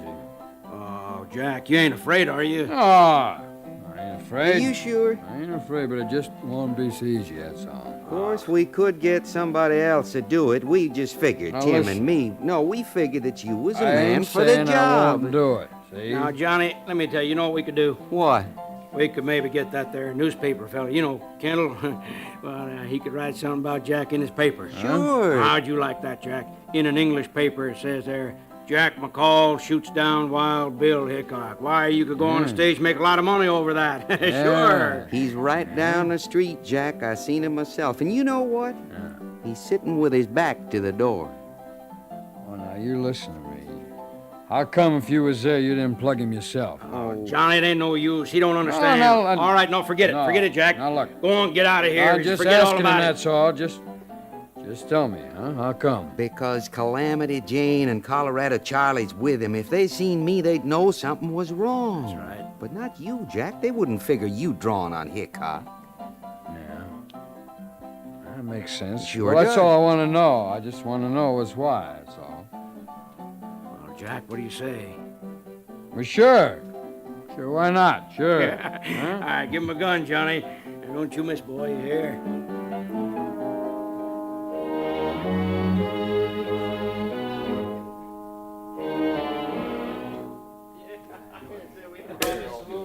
Three kings.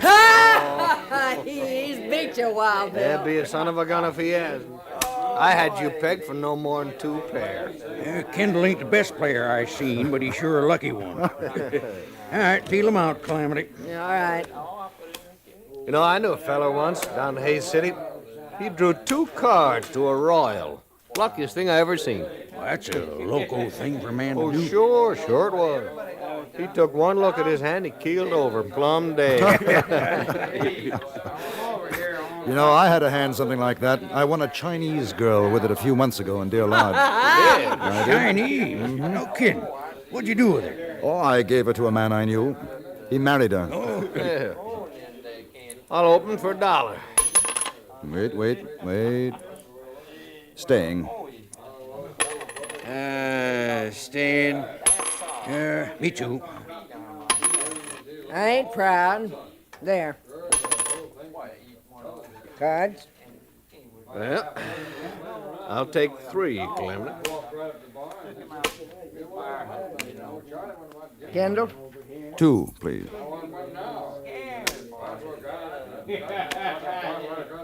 Oh, give me 1. Now, there's a man's gonna drop dead if he pulls it right. How about you, Charlie?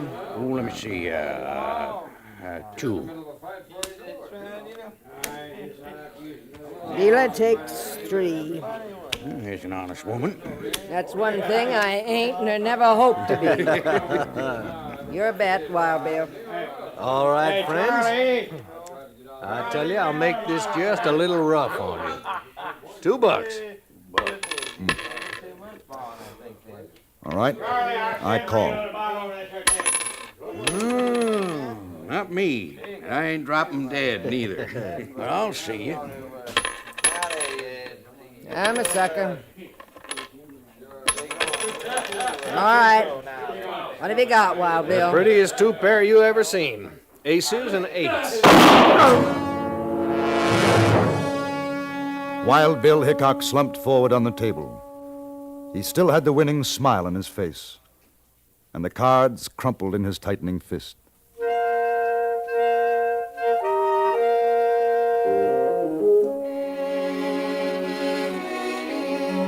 It was Calamity Jane who found Jack McCall. He was hiding in a butcher shop nearby. Colorado Charlie and I dragged him away before she had a chance to use the meat cleaver she was holding. We found 6 cartridges in McCall's gun. The only one to fire was the first, the one that killed Hickok. The other 5 were defective. Before I left Deadwood, McCall was tried for murder. But Brady and Barnes must have chosen the jury themselves, because the final verdict was not guilty.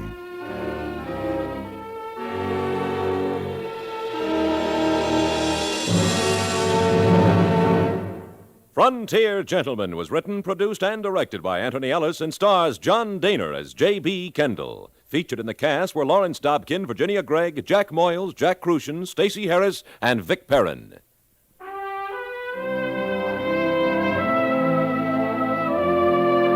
Join us again next week for another report from the Frontier Gentleman.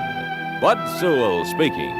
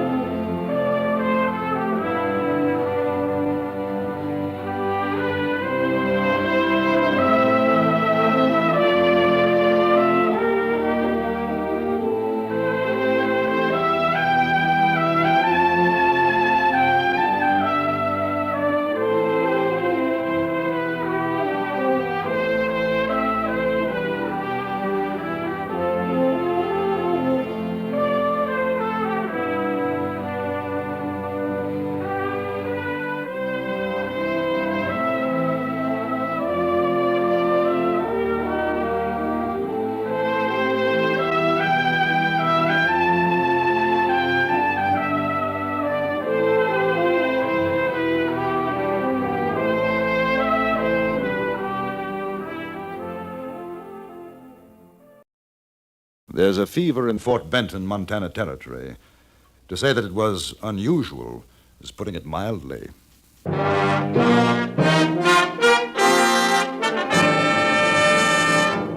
Frontier Gentleman.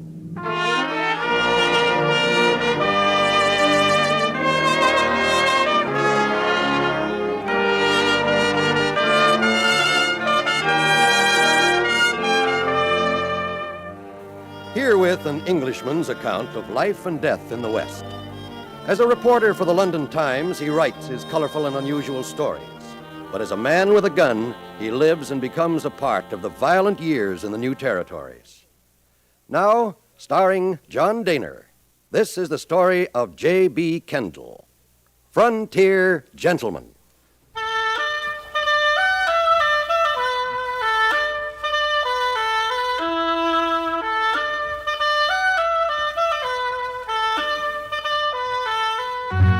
Nothing had changed in Fort Benton since I'd left it 5 weeks earlier, except perhaps for one thing.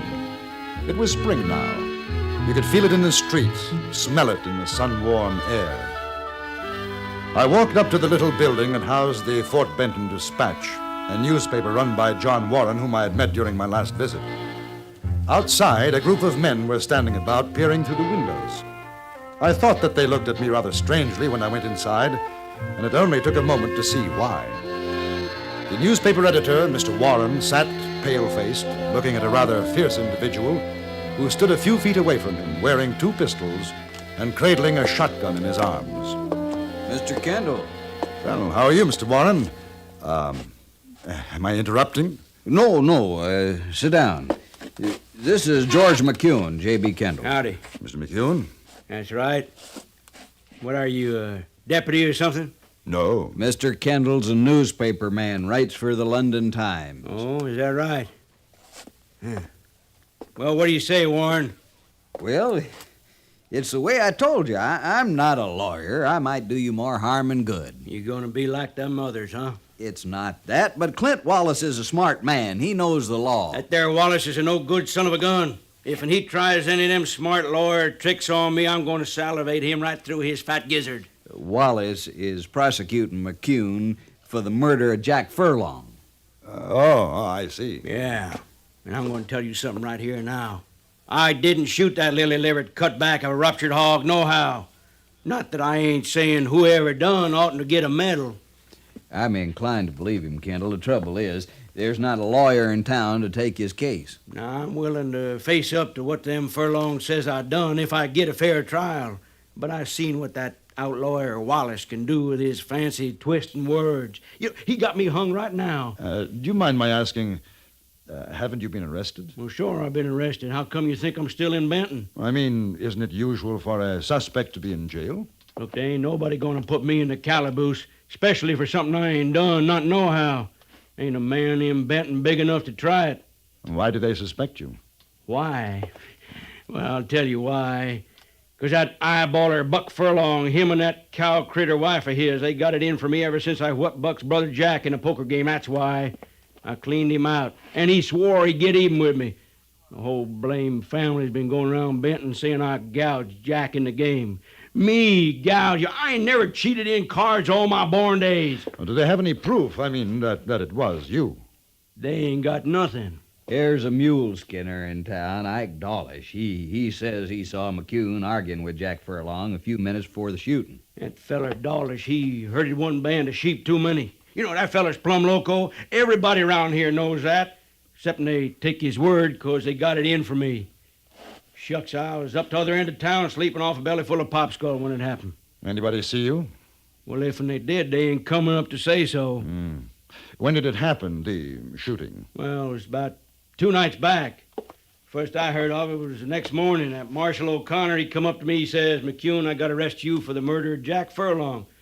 Well, sir, I says to him, "Marshal, I hear tell you like to talk a windy. Don't you try it on me this morning, 'cause I got a head on me that's giving me the orks. Well, sir, he comes back at me and he says, "I ain't lying, McEwen. You've been identified as a murderer. You'll have to come down to jail with me." And I says, "You must be seeing black, O'Connor. If you think I'm going to do any such thing and you try and draw on me, I'll be happy to swap shots with you. But I ain't going to pull freight out of here if that's what's worrying you.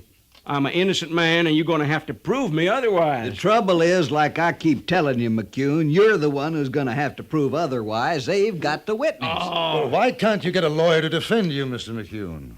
Well, sir, now I'll tell you why. 'Cause that there Buck Furlong's wife, Maggie, is Barry's daughter, that's why. And Dad Barry's the justice of the peace, and they ain't no lawyer with stuffings enough to stand up again that old whistling britches. That does make it rather awkward. You know something? It ain't right nor fitting in these times that a man can be telling the truth and no one believe him. Now, look, Warren, you ain't afeard of that Dad Barry, are you? You know I'm not. Well, then I'll pay you 100 in silver if you talk for me. I'd like to, McEwen, but... All right. You don't have to say no more. I'm walking me up to the trial house, and I'm going in and let them say what they want, and then I'm walking out, and the first man tries to stop me is going to get lead poison. Well, what do you want, O'Connor? George McEwen is marshal of this here town, and authority vested in me. O'Connor, come on, talk horse. What you want? I got to take you down for the trial, McEwen. I'm asking you polite-like to give up your guns. I'm going to go with you, O'Connor, because you got a duty. But if you think I'm giving up my sixes to this here goose gun, you don't know no more than a mule-eared rabbit. Now, let's rattle Hawks out of here.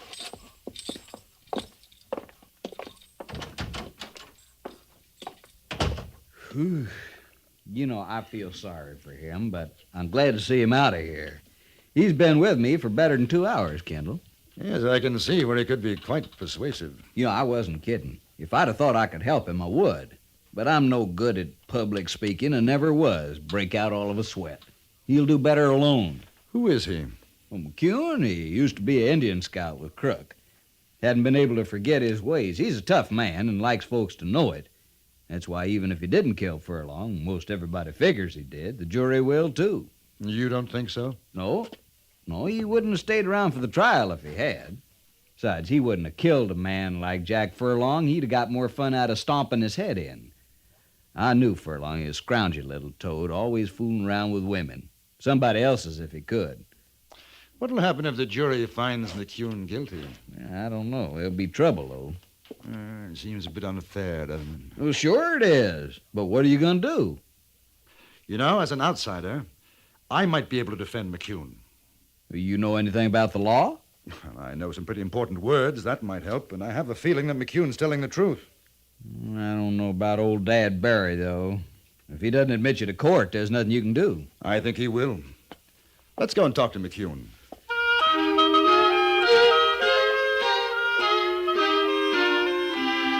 When we arrived at the saloon, it was already half full. The accused man was sitting in a small storeroom drinking a glass of beer, his guns still very much in evidence.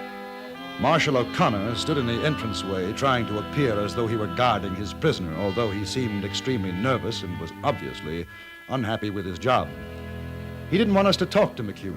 I'm sorry, Mr. Warren. I can't let either of you gentlemen in to see him. We're his legal counsel, O'Connor. O'Connor, you let him pass by or I'm going to come out. You said you ain't got no lawyer, McCune. He's got one now. Don't give me no trouble, O'Connor. I ain't in the mood. All right, close the door, O'Connor. Well, I see you changed your mind, Warren. I'm real grateful to you. It's not me, McCune. It's Mr. Kendall. He's going to talk for you. How come? I heard what you had to say. I think there's a good chance you're innocent. Are you a lawyer? No, but I know something about law. Probably as much as Mr. Warren. Uh-huh. How much you figure on getting paid? Well, if we win, what you would have paid Warren. If we lose, no, it won't matter. Yeah. All right. You got yourself a deal. But I want to tell you something, Kendall. If they call me guilty, you better duck, 'cause it's going to be the ding-dangest shoot-up you ever saw in Benton.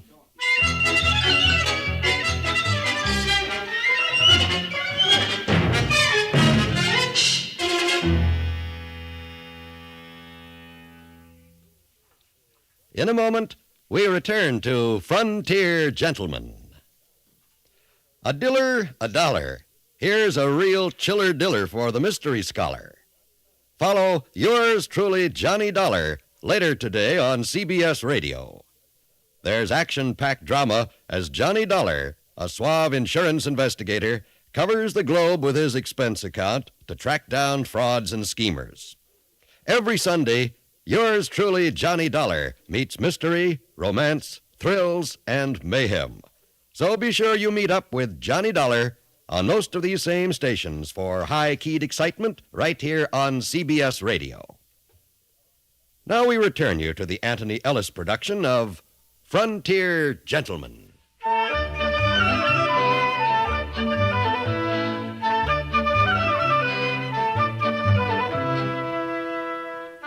At 1 o'clock, the saloon courtroom was full.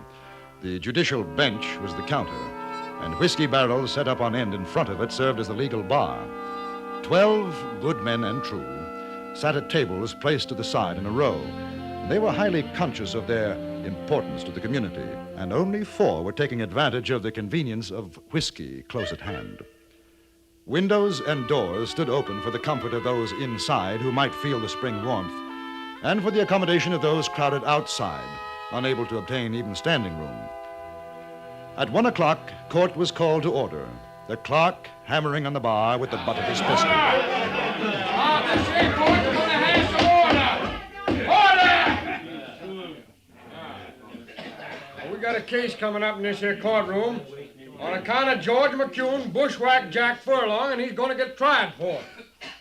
All right, now, everybody get up in the cloud knockers, because here's his honor, Dad Barry, who's the judge of this here murder. Get up. All right, everybody set. Court's in session, and I aim to state this ain't gonna be no box social, so don't nobody forget it. Clint Wallace. Right here, Your Honor. You ready to prosecute? I'm ready, Your Honor. How about the defense? The defense is ready.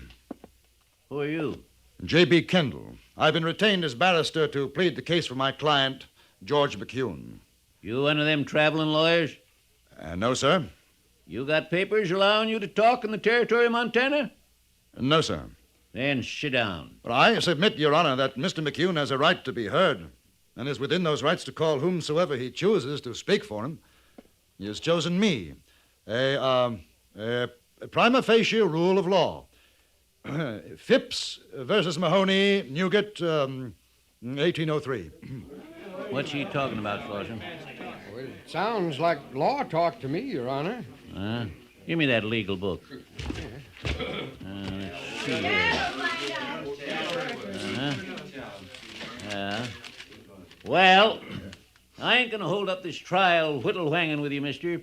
Ipso facto.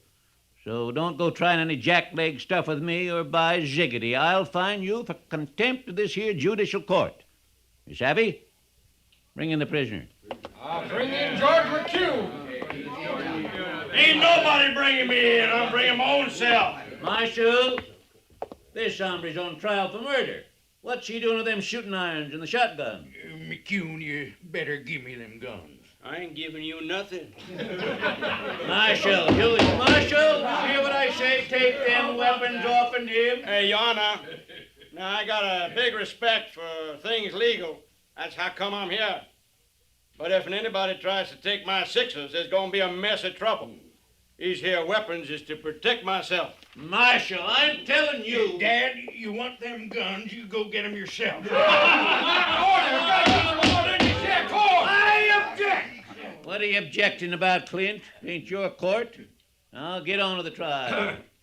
Gentlemen of the jury, we're going to prove that George McCune did, with malice and plain ornery cussedness, killed poor old Jack Furlong on Thursday last at 9:30 o'clock. The way she's carrying on, you'd think she was married to Jack instead of Buck. We will prove that the killer McCune did take... Objection! What's the objection, mister? The learned counsel refers to my client as a killer. This has yet to be proved in trial. Ain't no call to object. Go ahead, Clint. The killer, McCune, did take a .45 and blew 2 holes in said deceased Jack Furlong. It killed him. We got witnesses to say how it happened. That's all, Your Honor. All right. Hey, you. What's your name? Kendall. Yeah. Well, go on and make your speech. Thank you, Your Honor. Gentlemen of the jury, I shall not take up your time with a verbose statement. I will only say that when the trial is at an end, you, the peers of George McCune, will send him from this courtroom a free man, exonerated of any complicity in this crime. Well, what does it mean by that? Clint, call the first witness. I call Buck Furlong, the dead man's poor brother, to the stand.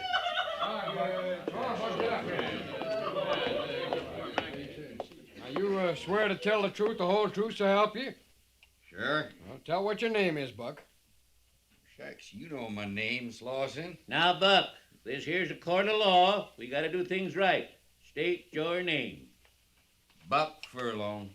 Oh, Mr. Furlong, I'd be obliged if you'd tell the court just what happened on Thursday night. Well, sure, Clint. Like everybody knows, that no account McCune shot my brother Jack. I object. You shut up, mister. It ain't your turn yet. Go ahead, Buck. Jack said he was coming down here to your place, Dad, for a shot of whiskey. And that sidewinder McCune dry Listen, you flea-bit mule hip son of a gun! McCune, I'm fining you $20 for pulling the gun in this here court. That is contempt. No more questions, Your Honor. Cross-examination. Go on. Mr. Furlong, you say that McCune killed your brother? He sure did. How do you know that? Everybody knows it. I didn't ask that. How do you know? Because he's the only one could have done. Ike Dawlish seen him do it. And Mr. Dawlish told you? Well, sure. Ain't that right, Dad? That's right, Buck. Told me, too. You had no other proof? I didn't need none. That's all, Mr. Furlong. Thank you. Next witness.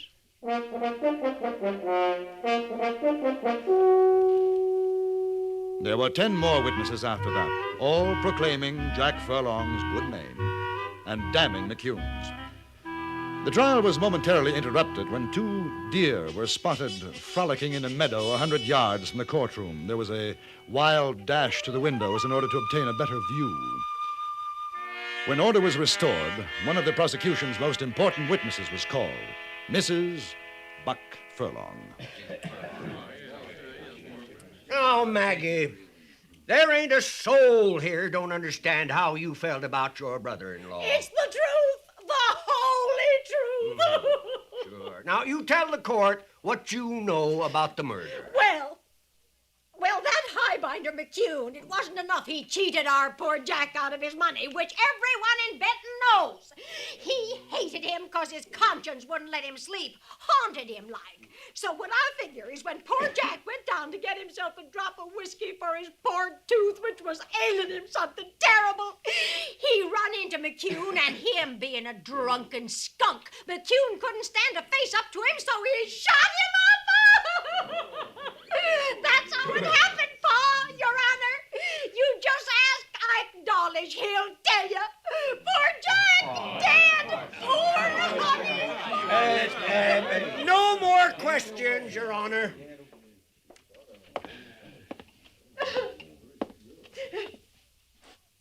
Mrs. Furlong. And you, mister, you ought to be ashamed defending a suck-egg coyote like that. Ain't nobody, man nor woman called me. I say order. Come on. McCune, pulling your gun again, that's contempt. Court fines you $20. Now, Your Honor, I feel that my client is showing admirable control under the circumstances. You got more questions to ask, mister? Mrs. Furlong, you were very fond of your brother-in-law, were you not? A sweet honey boy he was. Yes, I am sure this must be very painful. But aside from what you were told, you have absolutely no proof that George McCune shot Jack Furlong. Oh, look at him! Look at him sitting there, still carrying the very gun that he murdered with. Look at him! Thank you very much, Mrs. Furlong. That's all. Order! Order! Order! Well, sir, don't seem to me like there's much sense going on with this here trial. From what I've heard, McCune's as good as hung right now. Oh, Your Honor.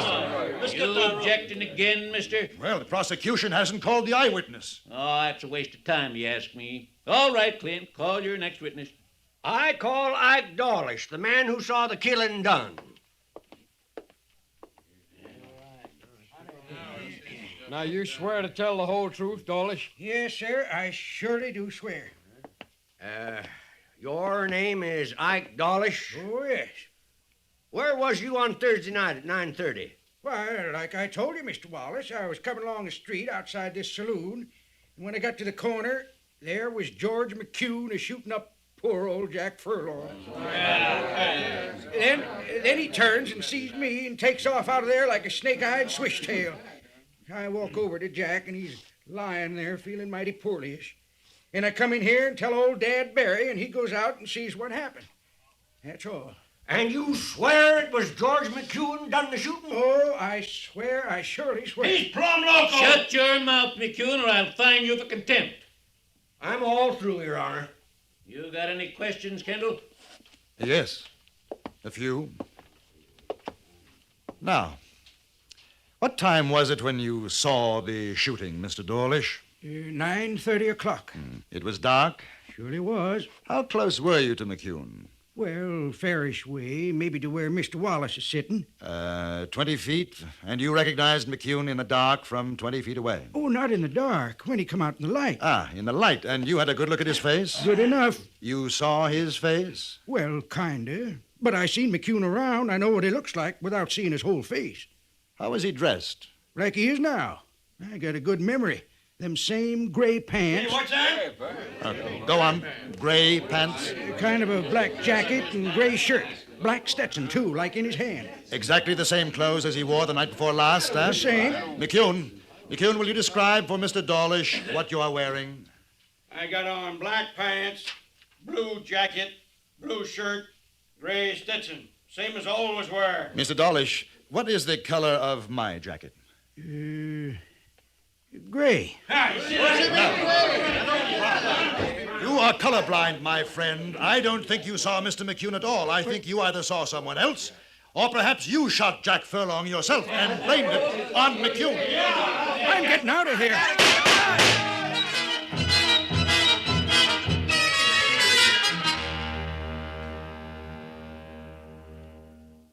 How did you know, Kendall? I didn't. Not until Dawlish made that slip about color. The rest was luck. You know, I feel kind of sorry for little Runt, even if he did blame it on me. Has he said why he did it? Oh, well, it seems Jack Furlong was rather romantically inclined toward Dawlish's wife. He knew Mr. McCune would be the easiest person to blame for the shooting, and, well, that was that. Hey, not that it makes no never mind, but listen to that Maggie Furlong, you figure maybe she and Jack was romantically inclined? I figure that Jack Furlong had a very bad case of spring fever. It killed him.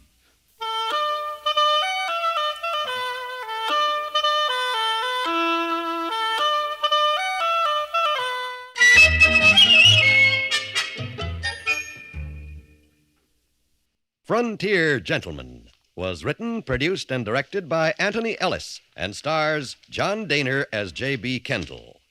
Featured in the cast were Jack Crucian, Harry Bartell, Joe Kearns, Will Wright, Jack Moyles, Jeanette Nolan, Vic Perrin, and Stacey Harris. Music was composed and conducted by Amerigo Marino.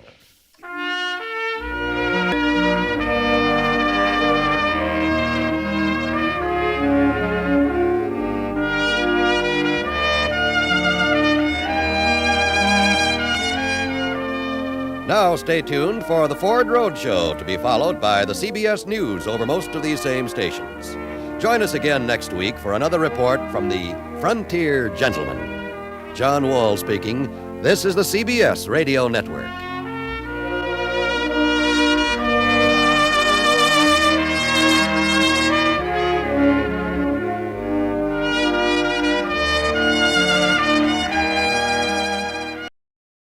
They have some rather strange customs in the West. There's a town in Montana Territory where it's against the law to carry a gun.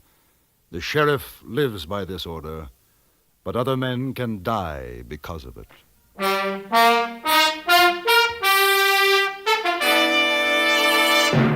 Frontier Gentleman.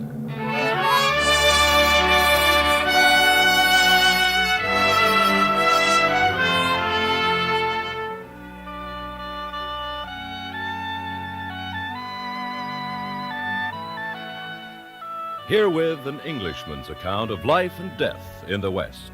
As a reporter for the London Times, he writes his colorful and unusual accounts.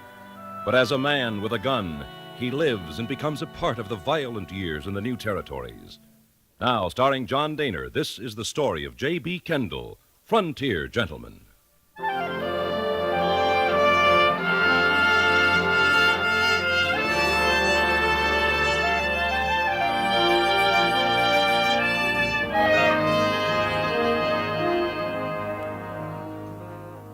The journey had taken 98 days from St. Louis. I had come by riverboat, up the Missouri, the little stern wheeler climbing, churning, scuttling over 2,000 miles of sandbar and rapid, then into the lonely wastes of another, swifter stream, the Yellowstone, until we finally docked at South Sunday in Montana Territory. My ticket had cost $300, which left me about $50 in my pocket and the slim hope that there'd be a letter at the express office with my remittance from England.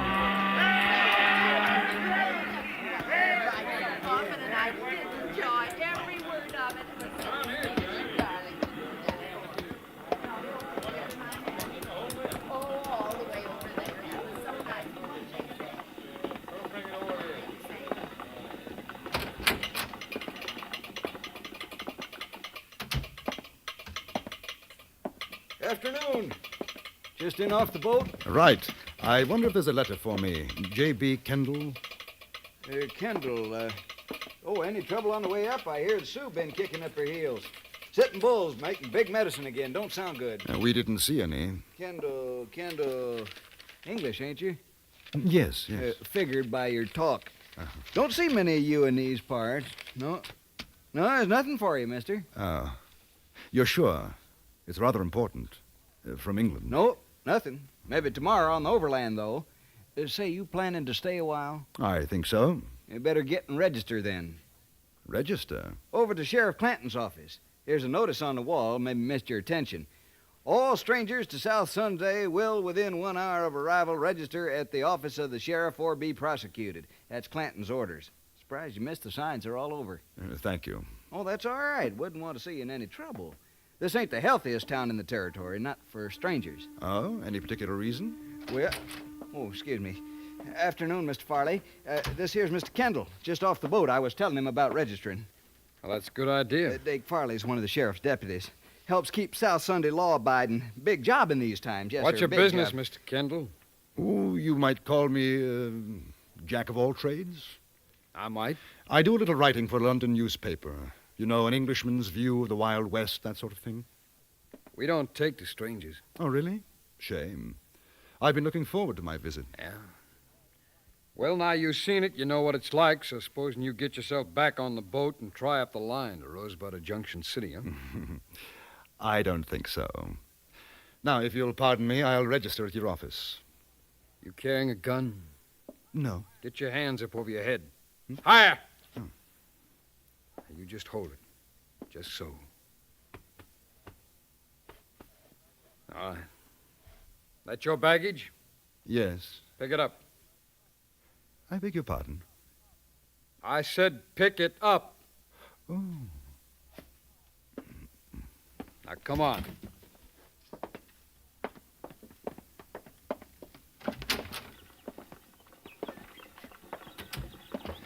Tell me, Mr. Farley, how did your town get its name? How should I know? I thought you'd take an interest as a matter of pride. Civic pride, you know. Mister, I don't like the way you talk or what you say, so you just shut your mouth. All right, inside. Where you been, Dake? Checking on this fella, Frank. He just come in off the boat. Says he's a writer, newspaper in London or something. He ain't carrying nothing. I searched him. You're Sheriff Clanton? Yeah. J.B. Kendall. I understand I have to register? Yeah. A writer, huh? You want to write about South Sunday? I might. How come? Well, as a matter of fact, the name intrigued me. You kidding? No, not at all. I write about the West, and you're in the heart of it. From what I understand, there might be trouble brewing with the Sioux and the Cheyenne. I'd like to be here if it blows up. What's the name of your paper? London Times. You ever hear of it, Dake? No. Mister, all kinds come to these here parts. Now, I ain't exactly calling you a liar, but... Quite all right. One can't be too careful. Here. My papers. J.B. Kendall. Pretty subject. Yeah. London Times. That's what it says. Here, you see, Dake? Yeah. Yeah, that's what it says. Other strangers get off the boat with him? No, just him. Well, you sound all right to me, Mr. Kendall. Now, you just remember, I got a set of rules. You live by 'em while you're here. You'll get along. That seems fair enough. No man except them authorized by me carries a gun in South Sunday. That way we don't get a bunch of crazy liquored-up miners and the like shooting up the place. It seems the usual thing for a man to be armed in most places. It ain't usual here. It's again the law. Oh, I see. You get yourself fixed up at the hotel? Not yet. Well, you go on over to the Empire, Mr. Kendall. You tell them Frank Clanton sent you. He'll take care of you. That's very good of you. Take a look at his baggage. But you're going to search my luggage? That's right, mister. No guns in South Sunday, not worn or hidden. That's a law. I haven't got one. Well, I'm glad to hear it. I like a peaceable man. Yes, sir, a fella like you might think of settling down here in South Sunday. Quietest little town in the Montana Territory. It's an opportunity for a man. I'll keep it in mind, Mr. Clanton. Ain't nothing in his bags, Frank. Well, now, Mr. Kendall, you enjoy your stay here. Anything you want, you just ask me. And I'd appreciate it, sir, if you put my name in your paper. Whatever you want to say is okay with me.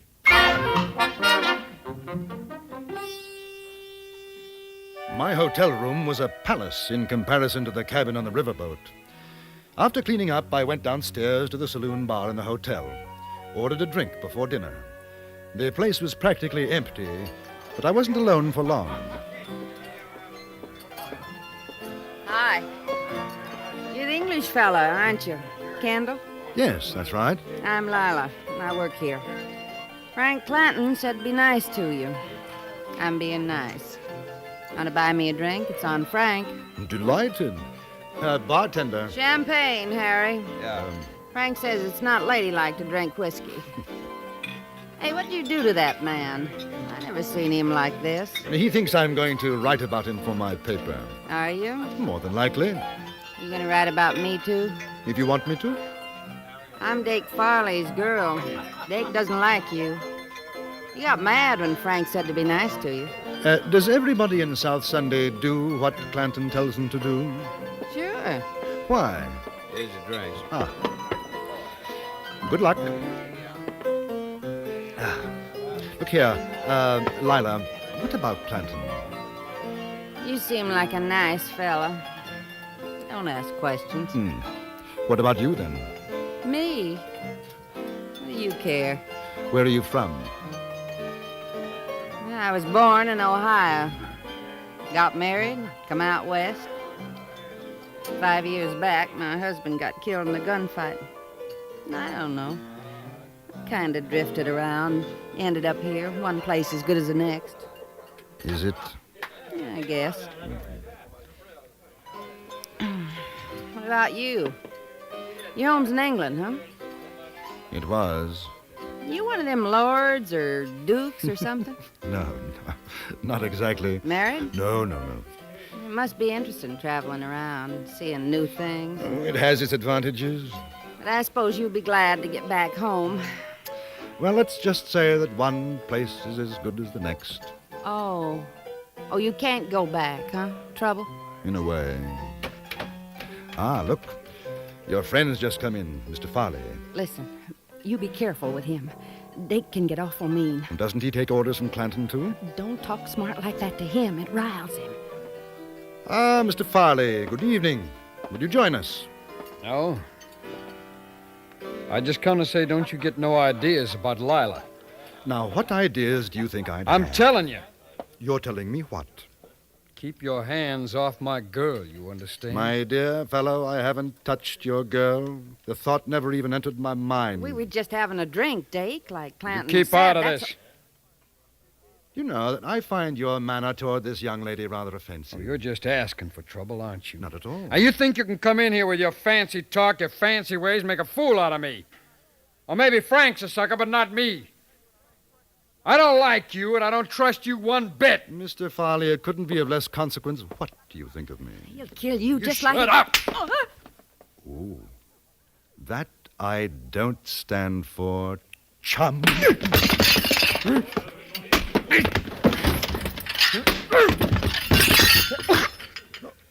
No. I imagine it's broken. Now, if you don't mind, I'll relieve you of these. Chap of your disposition has no right running around even with one gun, let alone two. Come here, give me a hand. Yes, give me something. You should have killed him.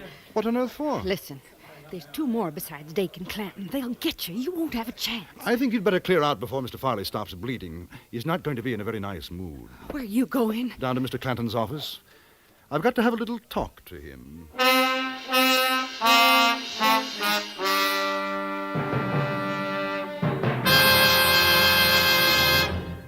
In a moment, we return to Frontier Gentlemen. People who live in glass houses maintain a fine view of the world, but they do give up a great deal of privacy in the process. Folks who like their privacy but want to know what's happening in the world satisfy their needs another way. They make it a practice to keep their radio tuned to CBS radio every day of the week. To keep an eye on the world, keep an ear on CBS radio 7 days a week. And now, Act Two of Anthony Ellis's production of Frontier Gentlemen.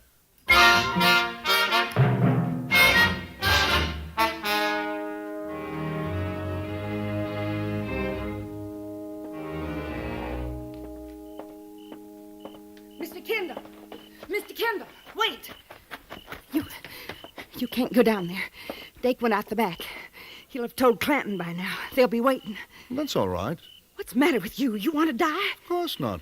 If you're gunning for them... Gunning for who? Now, I'm not gunning for anybody. Then why are you going to see Frank? I told you I want to talk to him. Talk? Listen, you've got to get out of town. Oh, my dear girl. Don't you know who they are? Well, should I? You don't know what you've done. Shh. Quick. This way. She took my hand, and we ran back up the street, ducked down a narrow alleyway, up a rickety flight of stairs, which was a back entrance of the Empire Hotel, then along a musty corridor, past my room, and into hers. I don't think they'll be looking for you here. Well, your friend, Mr. Farley, is going to be quite upset if they do. Oh, his name's not Farley. Clanton isn't Clanton. They're the Shelton boys. Shelton? The New Mexico Shelton boys? There's 4 of them, brothers. Well, what are they doing in South Sunday? Hiding out from Billy the Kid. They killed one of Billy's men. Billy swore to get 'em all for it. That's why Frank won't let anybody carry a gun. How do you know all this? It was my husband Dake killed. Your husband with Billy? We were both crazy young. Harry joined up with Billy for excitement, I guess. One time he was gone out of town 3 months. I was lonesome. Then I met Dake. When Harry come back, they had a fight over me. Dake outdrew him. We ran away together. And you thought I'd come after them? That Billy sent me? They'll think it, too, now. Lila, who made Frank sheriff here? Nobody. There wasn't one when we came. He just took over. Funny thing is, I guess he's a pretty good sheriff. He's quit the old ways. Kind of likes it here. Why have you told me all this? I don't know. You talked with me like I was a lady. The Indian treats his squaw better than Dake treats me. Maybe I wanted to see you finish him. It's not going to be very pleasant for you anymore. Pleasant? Mister, you got a funny way of saying things. Lila, is there anywhere you could go? Friends? In South Sunday? Huh. What about home? I mean, Ohio. Home. Know what it'd cost to get there? I got no money. But if you could. If I could. I had nice folks. I don't even know if they're alive or dead. But I'd sure like to take a chance and find out. Well, Lila, we'll see what we can do. Where are you going now? To have that talk with Frank. Do you know how to use a gun? Yes. Now, take this one. Now, lock yourself in after I've gone. You keep it. I've got a Derringer. Oh, all right. Now, here. In case I have any trouble, it's only $50. I don't want your money. At least you'll be able to get out of town. Now, you take it. Watch yourself, will you? Dake's got a mean draw. I'll watch myself. The Shelton brothers and probably 2 of their chums were out looking for me now. I was pretty certain of that. I was looking for them, too. But the advantage was on their side. The town was strange to me. So I went to the one place where I was fairly sure I'd be safe from a surprise attack.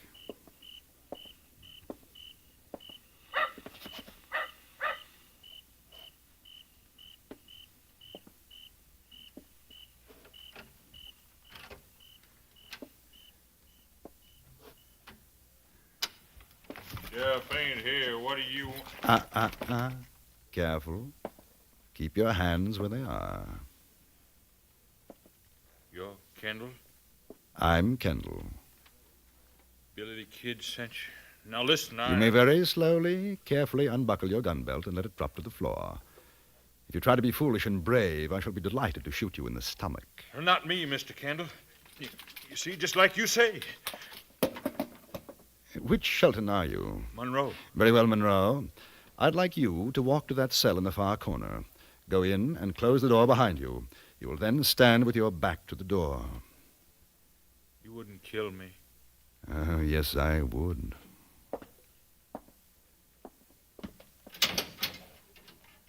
Close it, please. Good. Turn around, please. Now, I'm going to gag you. In order to do so, I must put my guns away and use 2 hands. If by any chance your friends come in and you make an outcry while I'm doing this, I shall teach you a trick I learned in India. It feels something like this. Effective, don't you think? Yeah. Right. Now, head close to the bars, please. Good. By the way, how many are there looking for me? 2. 3. 3. There. Now we'll make ourselves comfortable and wait for your brothers.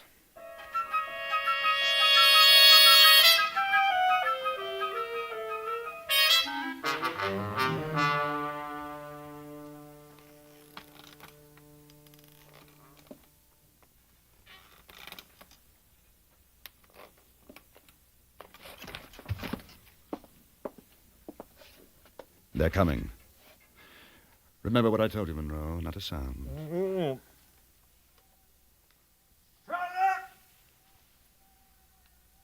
Kendall, we know you're in there. Oh, blast. Kendall, you hear me? Is there a back door? Come out with your hands up, or we're coming in after you. Well, let's get that gag off. I can see I'm going to need you. What are you going to do? I'll probably have to end up killing you. Nothing personal, you understand. What do you say, Kendall? Out you come. Open the door and throw your guns out. I've got a much better idea. You open the door and throw your guns in. Monroe, you in there? Tell him. Yeah, I'm here, Frank. Kendall, you come on out. Maybe we can make a deal. You can keep your gun. I think it'd be safer if you came in without yours. We could rush you. You couldn't get all 3 of us. You have my permission. I don't know how your brother will feel about it. You want to tell him? Don't do anything crazy, Frank. He's got a gun at my head. He'll kill me. Frank! I hate to do this, but I'm afraid they don't believe me. Oh, no. Hey, Frank! He's going to shoot. Do what he says. All right. Hand up.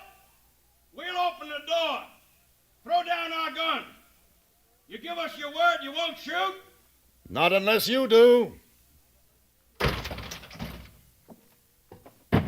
1, 2, and 3. Any more? No. We're coming in now. Well, a pleasant family reunion. The brothers Shelton. Keep your hands where I can see them, won't you? Now, look, Billy the Kid made a mistake about what happened down south. Dake didn't mean to kill Lila's husband, did you, Dake? I outdrew him, that's all. Yeah, sure, that's the way it was. Lila knows it was a fair fight. She'll tell you. Speaking of Lila, I hope she's well. Oh, she's fine.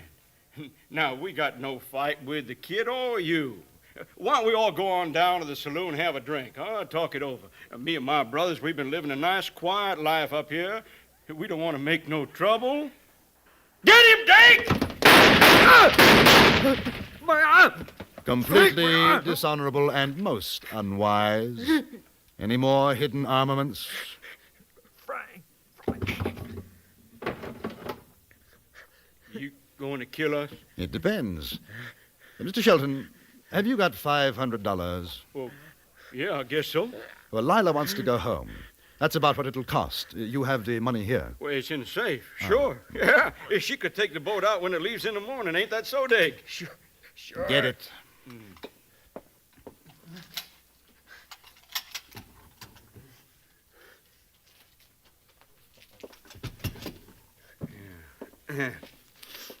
Good. That settles the account. Now, all of you, get into the cell. Incidentally, until this evening, I had no idea who you were. And I've certainly never met your friend, Billy the Kid. I just thought you might like to know. Hey, what about Dake? He's got to have a doctor. He'll bleed to death. He probably will. I'm going back to the hotel. If Lila's all right, I'll send a doctor. If she's not, we'll find an undertaker.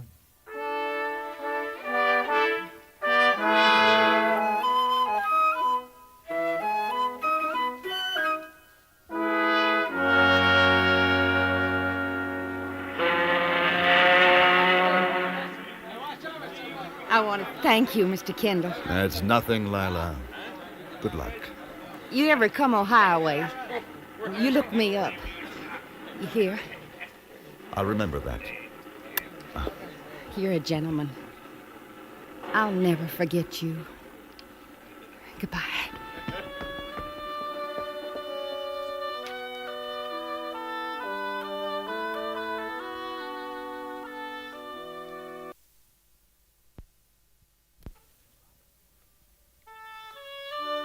Line 16, Johnny. Okay.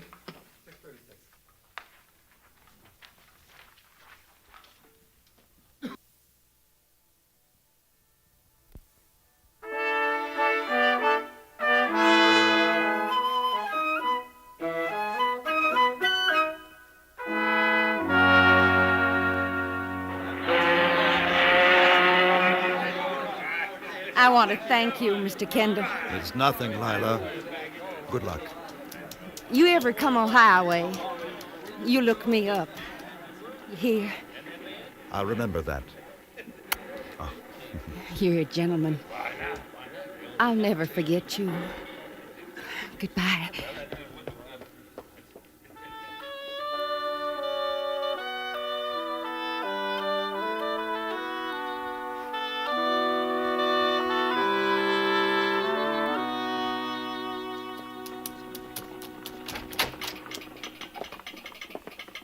Morning, Mr. Kendall. Hey, you hear about the trouble last night? Yes. Sure must have been something. According to the sheriff, a whole gang rode in trying to shoot him up. A gang? Yep, 6 of them. Dake Farley got hit in the arm. Really? Yep. Sheriff ran him off, though. Marvelous. I'll have to mention that.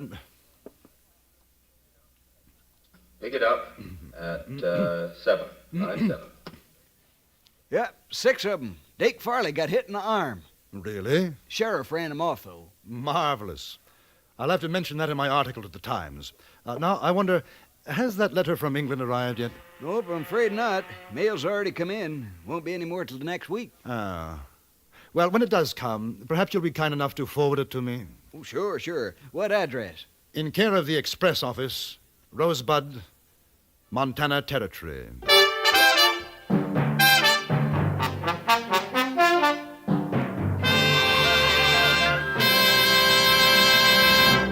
Frontier Gentleman was written, produced, and directed by Anthony Ellis and stars John Dehner as J.B. Kendall. Featured in the cast were Jack Crucian, Virginia Gregg, Stacey Harris, Harry Bartell, and Barney Phillips. Music was composed and conducted by Jerry Goldsmith. Join us again next week for another report from the Frontier Gentleman.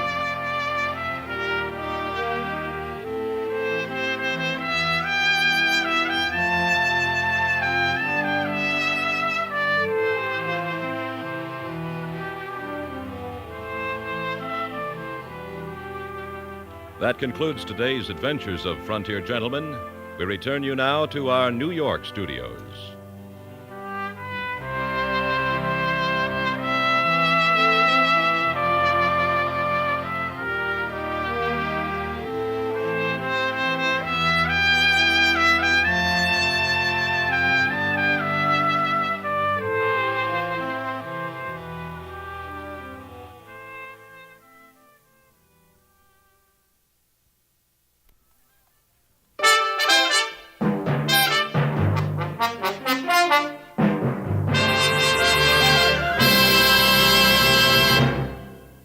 Join us again next week for another report from the frontier.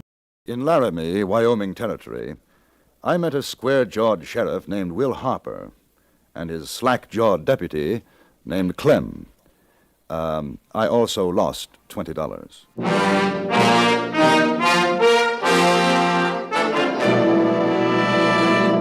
Frontier Gentlemen.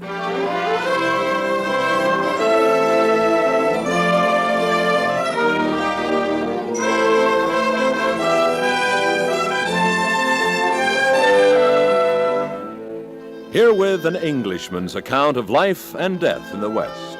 As a reporter for the London Times, he writes his colorful and unusual stories.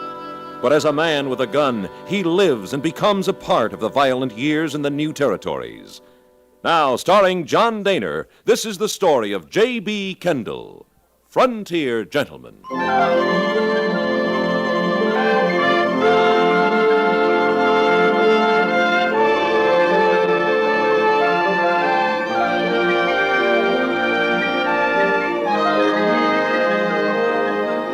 I had taken the stagecoach from Dry Creek and was on my way back to Cheyenne.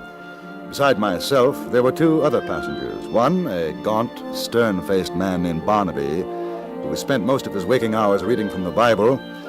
The other, Thad Clark, a miner who, having made a modest fortune, was on his way to his home in Illinois.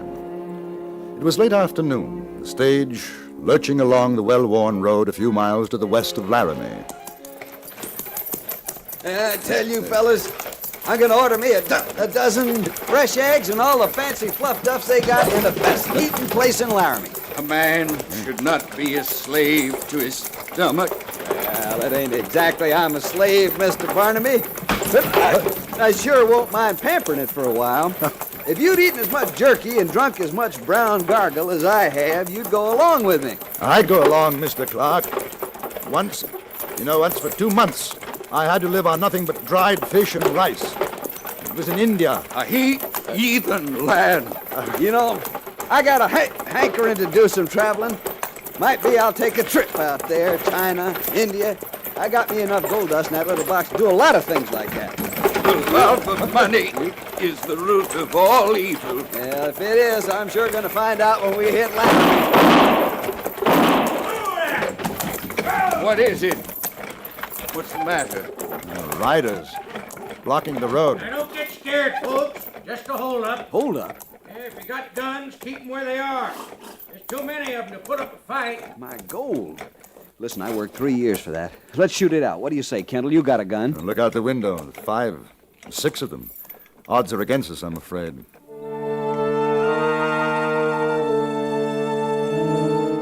They were on horseback, their faces completely masked, cradling rifles and shotguns in their arms. 2 of them remained in front of the coach. 3 more took up positions to either side and behind. The 6th man, who appeared to be the leader, called to us to get out. Our driver nonchalantly climbed down from his seat and began to roll a cigarette. The miner Clark stood next to me, right hand clenched, hovering over his gun butt. You, mister, and you. Do you mean me? No, the tall fella and the other one. Unbuckle your gun belts and drop them. No need for anyone to get hurt. I'm a poor man. I have no worldly goods. Sorry to hear that, brother. You a preacher? No. That's too bad. I never rob a sky pilot. Just empty out your pockets, all of you. Driver? Yeah. What you carrying? Nothing much. Well, we'll take a look-see. Jed, Frank, keep them covered. CD, you help me search them. All right. Driver, climb up there and throw down the boxes. Sure. All right, gents. Nice and quiet. Let me tell your kids all about it. It's kind of a puny wallet. Don't take that. It's all I have. 30, 40, $50. Well, now you ain't got any worldly goods for sure, Frank. What about him, CD? A few dollars is all. You take a look in the coach. All right. Driver, climb down, open up them boxes. Sure. All right, now you, mister. Here. You won't find much. Well, it's a right handsome-looking watch you got there. I like it. Take it off. No. Come on now, take it off. It has a great sentimental value to me. It can't be worth more than a few dollars to you. It all adds up, mister. Take it off. No. You figure it's worth your life? In a way. Hey, look ahead what I found. Who belongs to this? It's mine. Guess it ain't no use asking you to leave it be. That's a fact. It sure breaks my heart the way you river snipers have to sweat to get that much dust. Give 'em back a sack of it, CD, and see what's in them other boxes. Here you are, partner. Enough for grub Now, about that watch. Is it worth killing me for it? Mister, that's a plumb low-code question. I plugged a fellow once over a chaw of tobacco. What's your name? Kendall. I'd like to meet a man with guts. All right, you keep that watch, Kendall. It's a present. At the breeze, boys, there's riders coming up the road. So long, fellas. Mark, pick up your gun.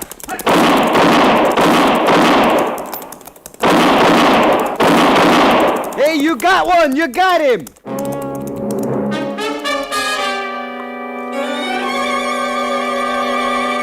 The wounded man clung to his saddle for a few yards, then toppled over, fell to the ground and was still. The others disappeared in a cloud of dust along the road to the west. A moment or two later, a group of horsemen rode up. They were led by an exceedingly tall man wearing a large and rather ornate badge.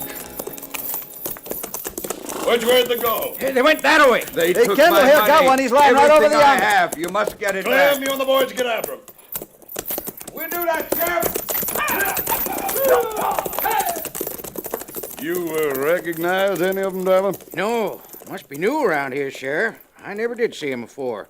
I figure I've been held up by most of the hold-up men in the territory. All right, let's take a look at that fella you shot. Lucky few gents we came along. Very lucky. Sure hope your boys catch up with him. Don't worry, we'll get them. Well, that's the last roundup for this outlaw. Plumb through the head. Nice shooting, mister. Well, let's get that mask off. Any of you ever see him before? I told you I never did. No. No papers. I didn't think there would be. Well, I guess you gents can go on your way. I'll be obliged if you'll stop by my office in Laramie and make out a report of what was taken. Name's Harper. Will Harper. Hey, you're new in Laramie, ain't you, Sheriff? Yeah, just took over last month. Aim to do some cleaning up. You got no worries.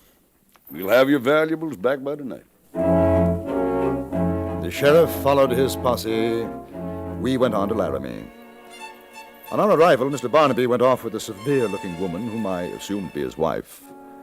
Thad Clark was kind enough to take me to dinner. Afterwards, we walked down to the sheriff's office. He sat behind his desk, powerful, square-jawed, steely-eyed, the picture of an iron-nerved man of the law.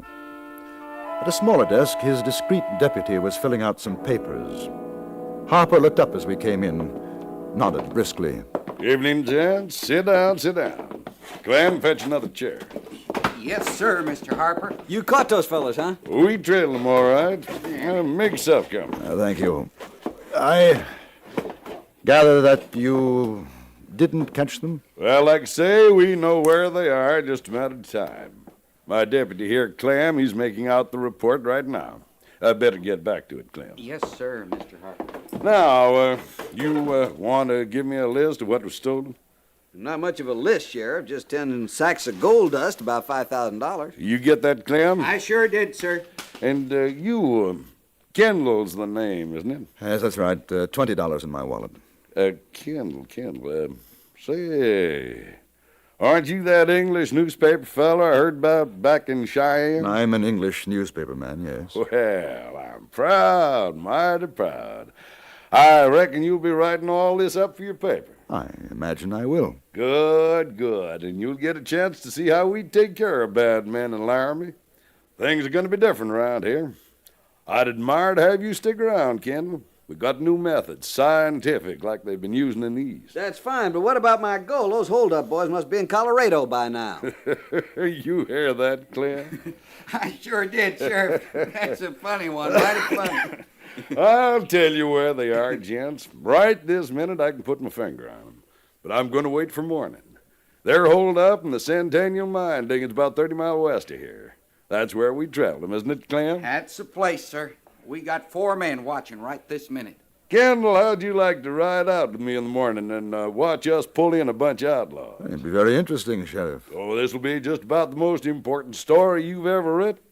And I'll be glad to help you make your name, Kendall. Well, that's awfully kind of you. Sheriff, Sheriff, I seen one of them. Maybe 2, maybe all of them. Now, easy, partner. Easy. I tell you, they're down at Lazy Kate's saloon. Them same fellers did the hold-up this afternoon. No, driver, it can't be. We know where they are. We sure do, mister. Up in Centennial. And they came back to Laramie. I recognize the voices. Now, voices can fool you, take my word. We got 'em boxed in 30 miles west. It's them. I swear I can pick 'em out even without the masks. Do you think it might be an idea to go down and have a look, Sheriff? Just in case? Man's an almighty fool not to follow lead. You want I should take the scatter guns, Mr. Harper? Don't see there'll be a need, Clem. If it's them, which I know it isn't, the old peacemakers will do our talking. Yes, sir. Driver, you come and point out your suspects. Clark, you better stay put. All right with me. Just get that gold dust back. That's all I want. Say, I'd rather like to come along, too, if you don't mind, Sheriff. You may be a greenhorn, Kendall, but you got guts. Let's go.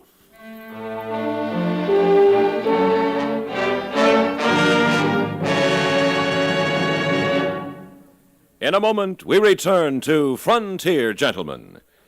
CBS newsmen Walter Cronkite and Wells Church have teamed up to bring you a concise but comprehensive nightly report. Sunday through Thursday evening, join us on CBS Radio when it's time for Walter Cronkite and the news. Friday and Saturday night at the same time, hear Wells Church and the news on most of these same stations. Both men are experts on world affairs, and each in his own way makes following the news an exciting adventure. And now we return you to the Anthony Ellis production of Frontier Gentlemen.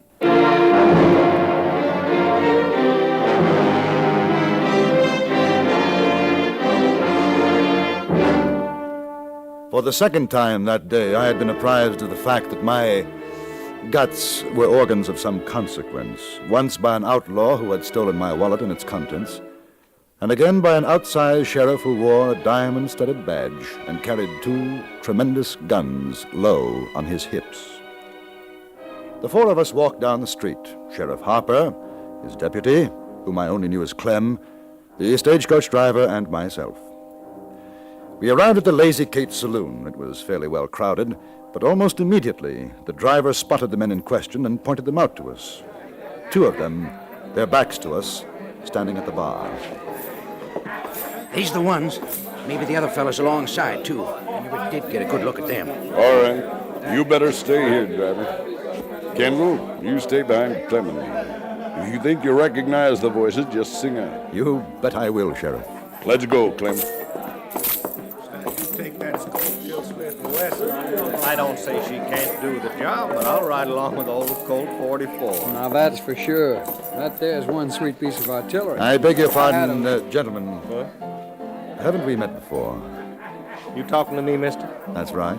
This the man, Kendall? It's his voice. Looks like him. The other chap's the one he called C.D. Oh, Sheriff, is there something wrong? What's your name, mister? Fred Cole. You? Sylvester. Noah Sylvester. Who are these other boys? Who, them? I don't know. I never saw them before tonight. All right, keep your hands on the bar, gents. Sheriff, we supposed to have done something? A slight matter of a hold-up this afternoon. Hold-up? Us? Search him, Clem. Watch out for a belly gun. Yes, sir, Mr. Harper. But, mister, you got the wrong man. Me and Noah, we ain't no leather slap. No. Shucks, I don't even carry a gun. Me neither. They're clean, Sheriff. For sure, we're clean. You got us mistook for 2 other fellas, mister. I don't think so. I'm taking you both in. The stagecoach driver identified you as well. If it's a mistake, you got nothing to worry about. If it isn't, there'll be empty saddles for you in the misty beyond. Let's go. took them back to the sheriff's office, and they were locked up, protesting rather mildly and seemingly quite unworried. I could see that their manner had a profound effect on Harper. He must have felt that in my eyes his reputation was at stake. Unequivocally, he had stated that the hold-up men were trapped 30 miles away in the mine shafts of Centennial. Now, 3 of the victims had identified the ringleaders under his very nose in Laramie. He must have found it rather awkward, because after an hour or so of questioning, he faced Clark, the driver, and me, and said, Gentlemen, I've questioned those boys in there for better than an hour. I reckon I know men as well as the next man, maybe some better. And I'll say here and now that those fellers are innocent. They're not. Listen, I know those voices anywhere. I know how you feel, but in the morning when we bring the outlaws in, you'll thank me. And you won't have it on your conscience that 2 innocent cowpunchers were unjustly locked up. In other words, you're going to release these men? Well, that's about the size of it, Kendall. In spite of the fact that all 3 of us know their voices, we couldn't all be wrong. Even so, you're going to let them go? Well, now, Kendall, this is a matter of law. They got nothing on them, shows they took any of your valuables. You identify a voice, but not a face, and that isn't going to stand up in court. Besides, there isn't much I don't know when it comes to following signs. That sure is so. Sheriff used to be a scout for Colonel Custer. Those hold-up men never double back to Laramie. You can take my word for it. Would there be any harm in holding these chaps at least until you bring in the others in the morning? Well... At least on suspicion. Kendall, I wouldn't want you writing in your paper that the sheriff of Laramie took the law in his own hands. I've got a mighty big job to do in this town, mighty big. You're worrying about your job in his newspaper. I'm worrying about my $5,000 they robbed off me. Well, I guess I could hold them till morning.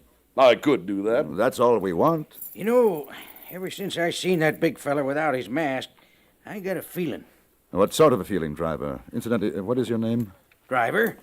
Elwood driver. Kind of gets you, don't it?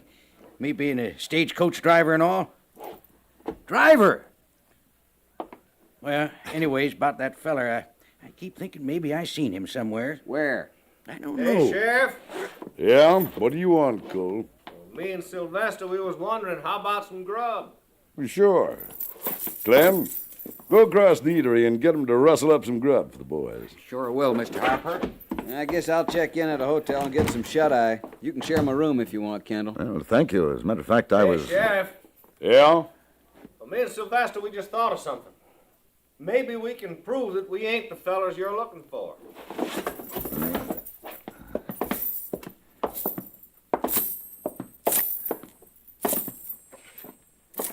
All right, cool. Speak your piece. Well, now, these fellers, they say they was held up about 10 miles outside of Laramie. That's right. And what time? 6-ish? Yeah, what I tell you, Fred. Yeah. Well, now, Sylvester, he remembers there's folks who could tell you we was right here in Laramie all afternoon, and about 6-ish. Now, if that's so, we couldn't be in 2 places at once, could we? That's for sure. Now, that's for sure. You'll have to admit that, Sheriff. Well, who are your witnesses, boys? 3 fellers down to the Sherman Hotel. We was playing billiards, drinking beer with them. I don't recollect their last names. See, there was a Jim... Jim Hankers. Jim Hankers that was, yeah. and then Zach. And Zach and a brother of his, Jake. That's right. You go ask for them, Sheriff. They'll tell you. Well, you'll find I'm a fair man, boys. If you're telling the truth, I'll be fair with you. I knew you'd give us a square deal, Sheriff. It's quite convenient, isn't it? What? Those 3 witnesses popping up? Well, might be so, Kendall. Man's innocent till proved guilty. That's the law. Yeah, but there was 6 of them in the holdup. Kendall plugged 1. That leaves 5. 2 you got in there, the other 3 down the Sherman Hotel. My thoughts exactly. You just saying that 5 outlaws doubled back on me? You reckon I lost the trail of 5 men? You reckon they'd all be fool enough to come into Laramie after a daylight holdup? They might be smart enough to. Mr. Kendall, that's a mighty big paper you write for. And I guess you do a real fine job. But you're no lawman. It's not I've been patient with you, gents, because I felt sorry for you. But I'm the sheriff of Laramie, and from here on in, I'm going to have to run things my way. Sheriff, it's... No, Soon as Clem gets back, I'm walking down to the Sherman. If I find those boys that Cole and Sylvester say they were with this afternoon, that's all I need to know. You'll free them? That's what I aim to do. It was useless to argue with him. A few minutes later, his deputy Clem returned, and Sheriff Harper strode manfully out of his office. Driver and Clark left a moment afterward as they were beaten men and were going to the nearest saloon to get drunk. I decided to stay. I had to see what I knew was going to happen. A half an hour later, he came back. One look at the smile on his face told me all I needed to know. Clem, unlock the cell. Yes, sir, Mr. Harper. Why, you found them? Yeah. Well, just as a matter of curiosity, Sheriff, if they were lying, would you have known it? Yeah, I'd know it. That's why I'm sheriff. Come on out, boys. You found them, huh, Sheriff? And they told you where we was. I owe you gents an apology. Oh, now, that ain't necessary, Sheriff. You was only doing your duty. Well, it's mighty large of you to take it that way. Fred, I guess we'll be on our way, huh? Yeah. Oh, say, Mr. Kendall, that there's a right handsome watch you're wearing, Mr. Kendall. But I don't suppose you'd want to part with it. Well, so long. Real nice knowing you, Sheriff. Yeah, so long, Sheriff. So long, Clem. So He- long. He's the same one. It's I tell you, all Sheriff. right, Kendall. Now, wait a minute, You Sheriff. He take is it the- easy. He's the... It's all Mr. right. Harper. Mr. Harper, you know, I was just looking through these wanted posters that come in the morning mail. Yeah? Now there's one picture here. The fella's got a kind of familiar face. Here, you see? Yeah. Jesse James, $5,000 reward for the capture of dead or alive. Sheriff, Kendall, I remember where I seen that fella. He's Jesse James. That's who, Jesse James. But you hear what I'm saying? Jesse James. Jesse James? Mr. James just left, Sheriff. I don't think he'll be back.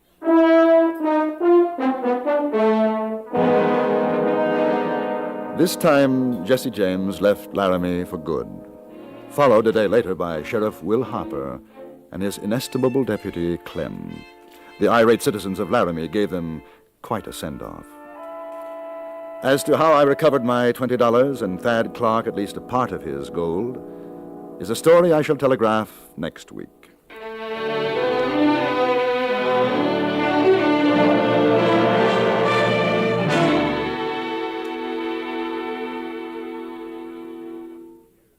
Frontier Gentleman was written, produced, and directed by Anthony Ellis and stars John Dehner as J.B. Kendall. Featured in the cast were Ted DeCorsia, Harry Bartell, Lawrence Dobkin, Jack Moyles, Vic Perrin, and Stacey Harris.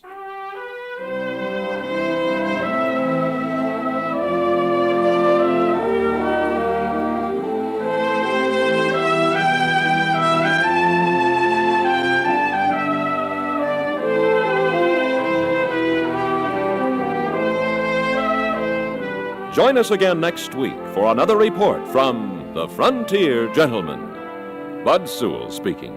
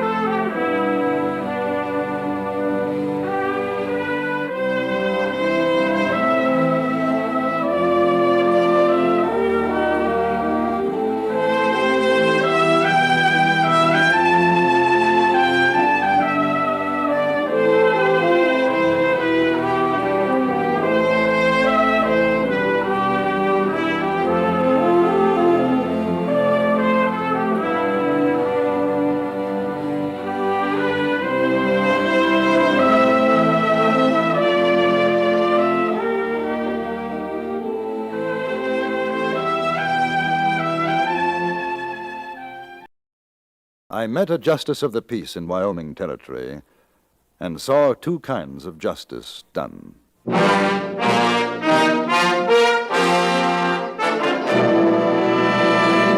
Frontier Gentlemen.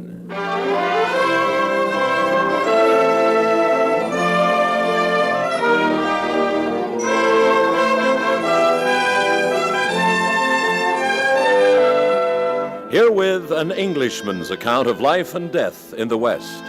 As a reporter for the London Times, he writes his colorful and unusual stories. But as a man with a gun, he lives and becomes a part of the violent years in the new territories. Now, starring John Dehner, this is the story of J.B. Kendall. Frontier Gentlemen.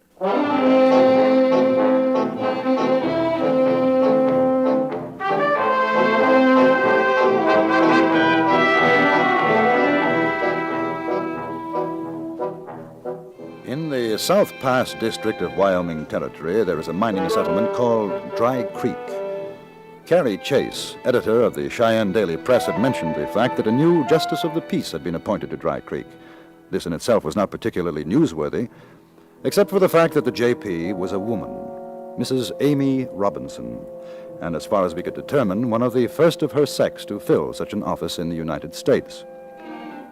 300 miles to the west and a few days later found me in Dry Creek. I had expected to see the usual rip-roaring mining community and was surprised to find instead an atmosphere of complete contrast. There was an oppressive quiet to the place. Small groups of men stood here and there, talking in low tones, pausing as I walked by to stare at me suspiciously. Outside the assayer's office, I saw two miners coming out and stopped to ask them directions. Stranger around here, ain't you? Yes. And how come you want to talk with the Justice of the Peace? Well, I should think that's a matter between the lady and myself. Are you a friend of Mrs. Robinson? No. You a lawyer fella? No. She's down the street there, runs the general store. Thank you. You see, we don't like strangers asking questions around here. So I gathered. Good afternoon. You tell Mrs. Robinson we ain't changed our minds neither. That red dog, he's going to get a stiff rope and a short drop no matter what she says.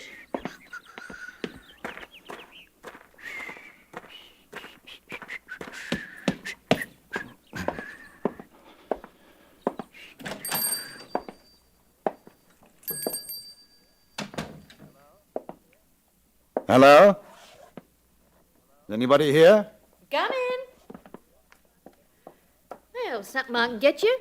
You are Mrs. Amy Robinson? The same. My name is J.B. Kendall. I'm a newspaper correspondent for the London Times. Now, what in the name of sin's a London Times correspondent doing in Dry Creek? You're the reason, Mrs. Robinson.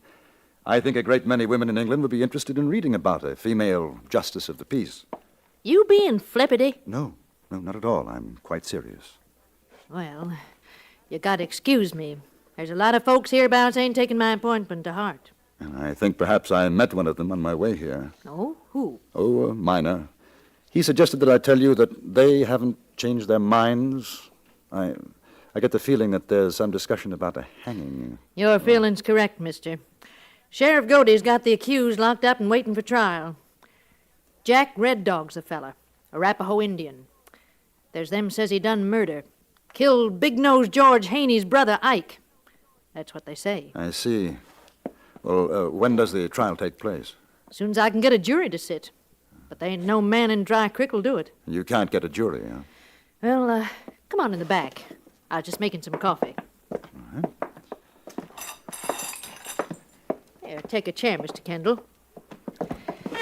You see, before all this happened, I was Widow Robinson, who ran the general store. Folks was decent and nice to me. Then I get appointed Justice of the Peace, and it's like I got the epizootic. Just because I'm a woman is all. Well, I tell you something. This here Jack Red Dog case is my first, and I aim to see fair trial done, whether they like it or not. Oh, thank you. What about the talk of hanging? Well, that's Big-Nosed George and Tip Butler.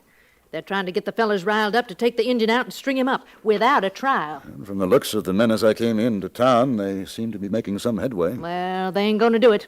I swore to uphold the peace and justice in the community, and Amy? by... Amy, you there? Oh, is that you, Sheriff? Yeah. Well, come on back. Now, you better come out yourself. Oh.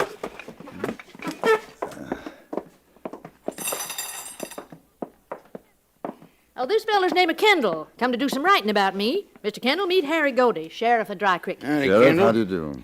Yeah, things ain't getting on so good, Amy. I've been thinking it might be better if I take Red Dog over to Rock Springs till we get this thing settled. You're doing no such thing, Harry Godey. Now, listen to me, Amy. Big-nosed George ain't fooling. He's fixing to take that Indian out and hang him. How do you know that? Well, he wants me to join up with him and the other boys to do it. What did you tell him, Sheriff? Now, Amy, no sense going on the prod. I'm just telling you what they aim to do. I ain't courting trouble. That's why I'm saying I want to get Jack Red Dog out of here. And have him tried somewhere else? Show that I can't run a trial in my own town? That nobody ain't got no respect for a justice of the peace in Dry Creek 'cause she's a woman? Oh, no, sir, Harry Godey. I'm telling you, I'm ordering you as sheriff to protect that Injun till it's time to call the trial. I'll do my best, you know that, Amy, but there's going to be trouble. Well, then get yourself a couple of deputies. Can't. Ain't having none of it. Well, what about Dollar Bill Orpin? He's up in the hills. So it's the whole town, huh? I told you, Amy. I told you they wouldn't stand for a woman judge. You didn't believe me. And I told you a woman's got as much right as a man. Not in a man's work, she ain't, Amy. What do you want, Big Nose? We're a committee. We come here to tell you... Tell me what? That Injun's guilty. We already tried it. Not legal, you didn't.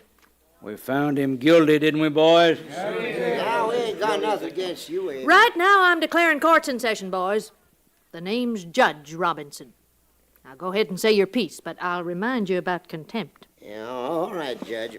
Your Honor, we just saved you the trouble of holding a trial. What do you mean? Well, now, Tip's saying that Injun Red Dog shot my brother, and we're going to use him to trim a tree. That's lynching. Begin the law, Big Nose. Now, keep out of this, will you, Godey?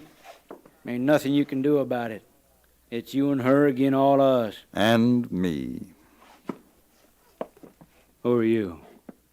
Kendall, deputy sheriff. Hey, since when? Listen, this fella just waltzed into town and asked to wait Amy. That's contempt, Tip Butler. It's Judge Robinson. $10 or 2 days in the hoosgow. Oh, come on now, Amy. Ain't no use. $20 or 5 days. This feller ain't no deputy. Sure he is. Godey just swore him in, didn't you, Sheriff? I sure did. $20 or 5 days, Butler. Which is it? Well, which is it to be, Butler? Now, that'll cost you another 10. Pick up that money and hand it over. You make me, Amy Robinson. You go ahead. Anybody's got ideas of starting something over this, just remember there's only two of you, Sheriff. Now, I wouldn't want Miss Amy here to get hurt. So supposing you all just stay in here till we finish what we got to do with that there Injun killer. All right, come on, boys.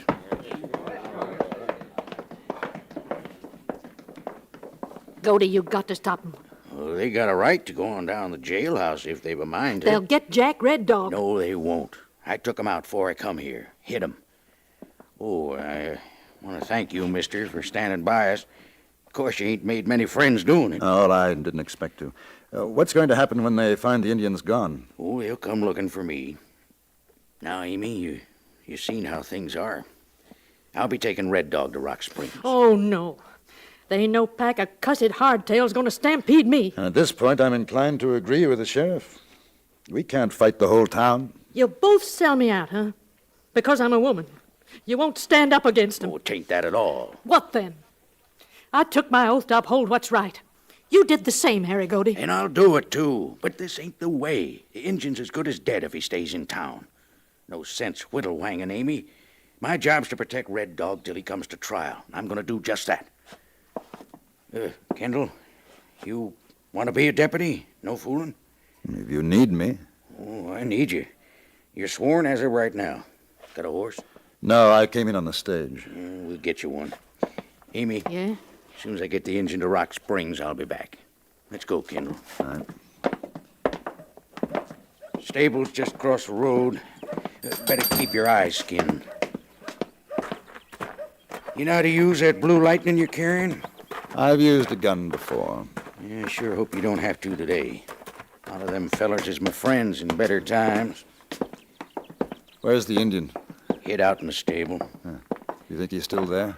Well, if he ain't, he's taking a mighty big wagon with him. I handcuffed him to a wheel. I figure by now old Big-Nosed George is busting his gut down to the jailhouse. We'll have to plumb light a shuck out of here.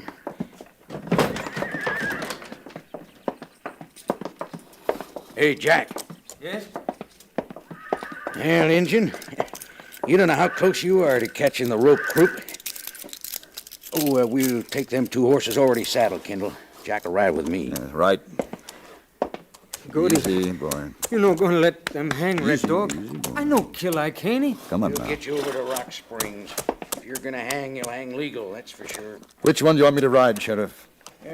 Take the roan. He's a salty devil, but if you can handle him, he's a lot of horse. All right, now let's lead him out. That's just fine, Goody. Now, you boys stop right there, unless you want us to start throwing lead. Well, sir, I guess you figured you was right smart, didn't you, Sheriff? This Injun's in my custody, boys. I'm warning you. Yeah, don't you worry none about that, Goldie. We'll take care of him, that Injun boy. He's going to be the guest of honor of string party. Ain't you, Red Dog?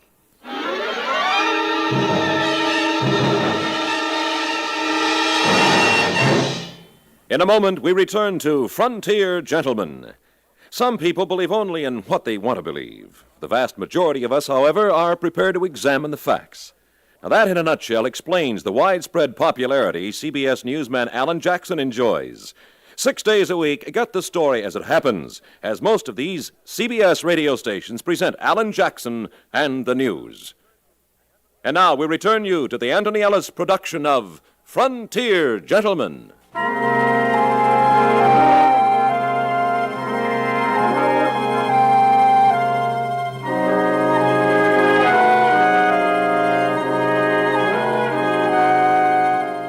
We stood near the door of the stable, Sheriff Godey, Jack Red Dog, and myself.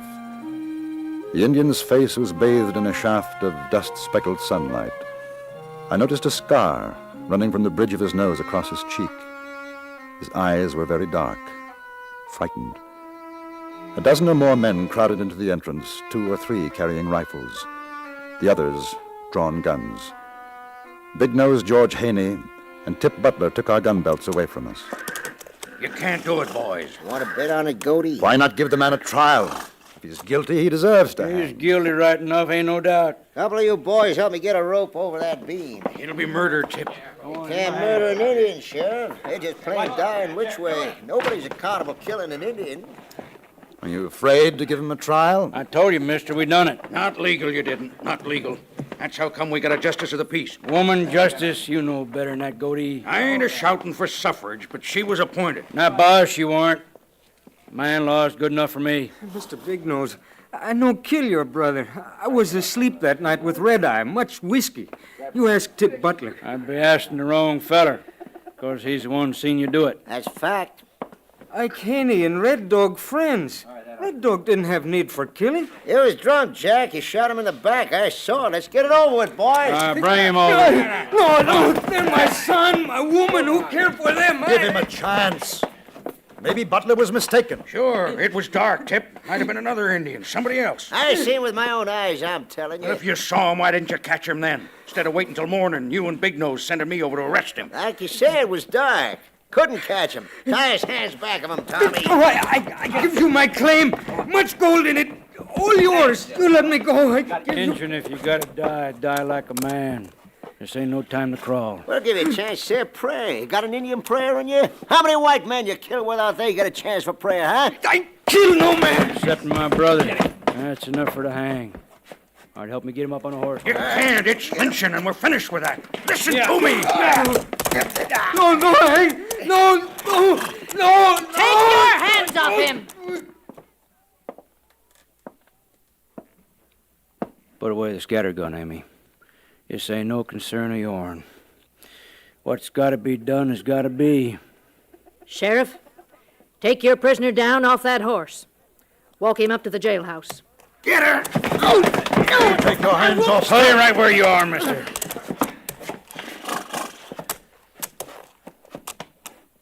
All right, now get on with it. Wait now.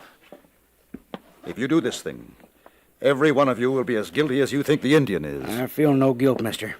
My brother's got his lamp blowed out, but this here Arapaho, I ain't feel no guilt. Then why not let the law decide? You're the law, all of you. Given the right to defend himself. Form your jury. Prosecute him. But not this way. He's right. Listen to him. He's wrong. Dead wrong. He ain't even American, that fancy talk and all. You shut your mouth, mister, or you go with the Injun. So long, Jack. If you see my brother, you tell him hello for me, huh?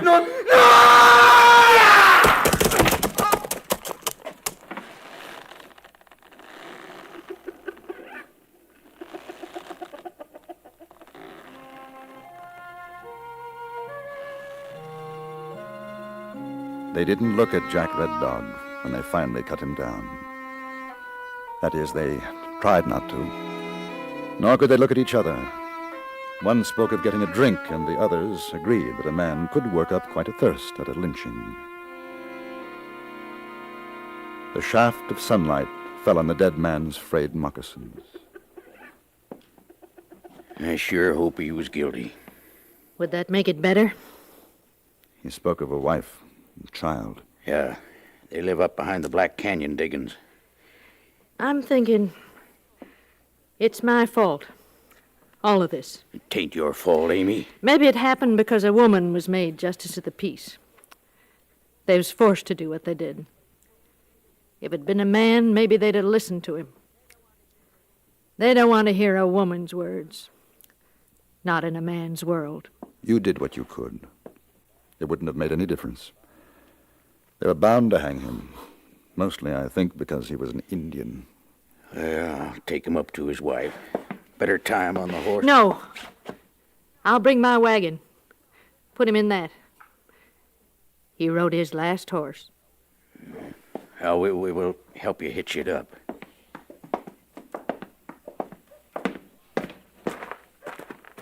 Hey, Goldie!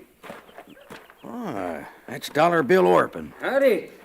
Hey, I hear them and Jack Red Dog's in the hoosgown for shooting Ike Haney, that's so? Not anymore, it ain't Dollar Bill. He's in there. He just had us a necktie party. Hey, now, that ain't so good. How come? Thought you was Justice of the Peace, Mrs. Robinson. I thought so, too. Well, they sure hadn't ought to done that. Arapaho Jack, he didn't kill nobody. What do you mean? I mean, just that, stranger. Night Ike Haney was killed, Jack Red Dog come around to my diggings looking for whiskey. He was sure high lonesome. I told him, I said, Jack, you don't need no more bug juice. You better go lie down, Summers, before you slip and fall in the canyon and break your fool neck. Well, man, he was so drunk he fell down 3 times going down the hill to his wiki up. Dropped his gun. Hey, I got it right here. So if he shot Ike, he did it with somebody else's thumbbuster. He was telling the truth. He said he was asleep, drunk when it happened. Yeah, and Tip says he saw him shoot. Funny how certain he was about that. Sheriff, you swear in Dollar Bill right now as deputy. You're sworn, Bill. I swear. Gonna have some fun? We're going down to the saloon. Here, let me tie up my mule. I'll be right along.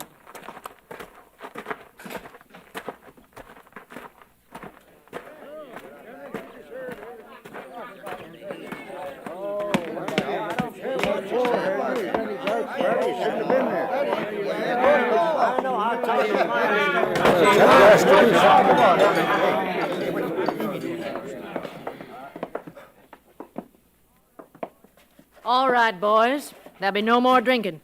Court's in session. Oh, go on home, Amy. We don't want One more word out of you, Big Nose, and I'll have you arrested. Your Honor, may I speak for the court? Yes, sir. You go ahead. This court is going to investigate 2 murders. 1, the shooting of Ike Haney by persons unknown. And 2, the strangulation of Jack Red Dog committed by those present. He's loco. Set up another round of drinks. Sheriff, arrest that man for contempt. Tip Butler, you make a move and I'll blow your head off. Now go on, Mr. Kendall. We have a witness to the fact that the Indian Jack Red Dog may have been telling the truth when he said that he was asleep at the time of Haney's murder. You're lying. No, he ain't. I seen him that night. He was so drunk he couldn't have plugged nothing. Besides, he didn't have no gun. I sure he did. I seen him. You saw him shoot. Yeah, I saw. How many times did he fire? 3, 4. It was dark? Dark. And you were close enough to recognize Jack Red Dog? Yeah, I was close enough. What did he do with his gun after he shot Haney? He threw it away. No. He put it back in his belt. Which? Listen, mister, I don't have to answer no fancy law wrangler questions. Yes, you do. You're a witness in this trial. Answer the questions, Tip. Did he throw away the gun? No. Sheriff, when you arrested Red Dog, did he have a gun? Nope. Of course he didn't. He dropped it up to my diggings the night Haney was bushwhacked. I got it right here. How come you had time to see Red Dog shoot Ike 3 times, put the gun back in his belt, and not do nothing about it, Tip? I told you it was dark. I couldn't catch him. But it wasn't too dark to see him. That's right. How close were you? I don't know, a few feet, I guess. How come you didn't start shooting yourself, Tip? I never got the chance, Big Nose. What was you doing? Just watching? No. How come you was up there anyway, snooping around Ike's diggings that night? Well, Ike and me was going partners. We was going to talk about it. Ike never said nothing to me about another partner. He was going to. Is that why you shot him? Because he wouldn't take you in? It wasn't me. It was that Injun. Ike and me was talking, and Red Dog sneaks up and shoots Ike. You told me you never got a chance to talk to Ike. When you got to him, he was already laid out dead. Well, I mean... What you mean is that you bushwhacked Ike. Your own self. Put away your gun, Haney. My brother. You did it, Tip. No, don't! Haney?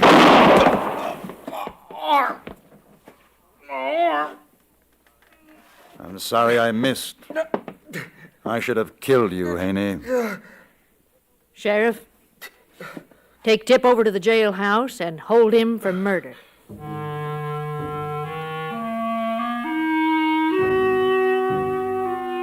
I didn't attend the trial of Tip Butler for the murder of Haney's brother. The jury that lynched Jack Red Dog found Butler guilty. Justice of the Peace Amy Robinson pronounced sentence, and I heard a few days ago the man was hanged.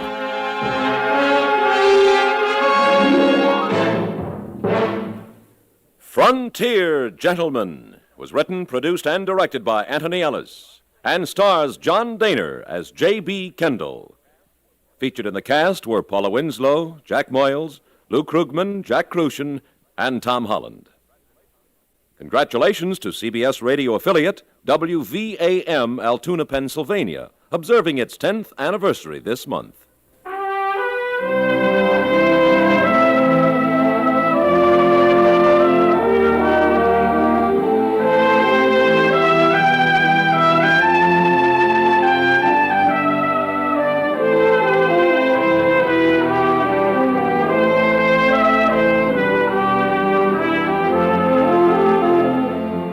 Join us again next week for another report from the Frontier Gentlemen.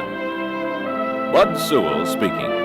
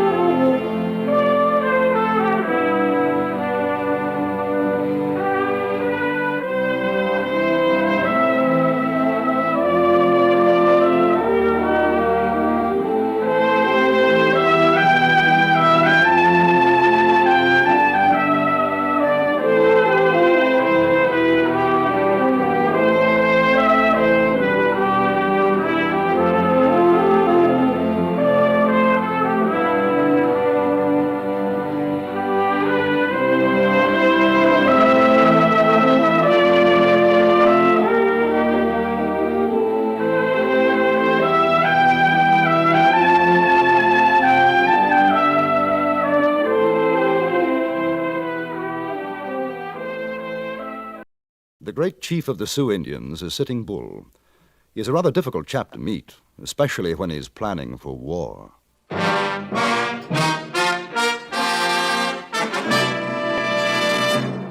Frontier Gentlemen.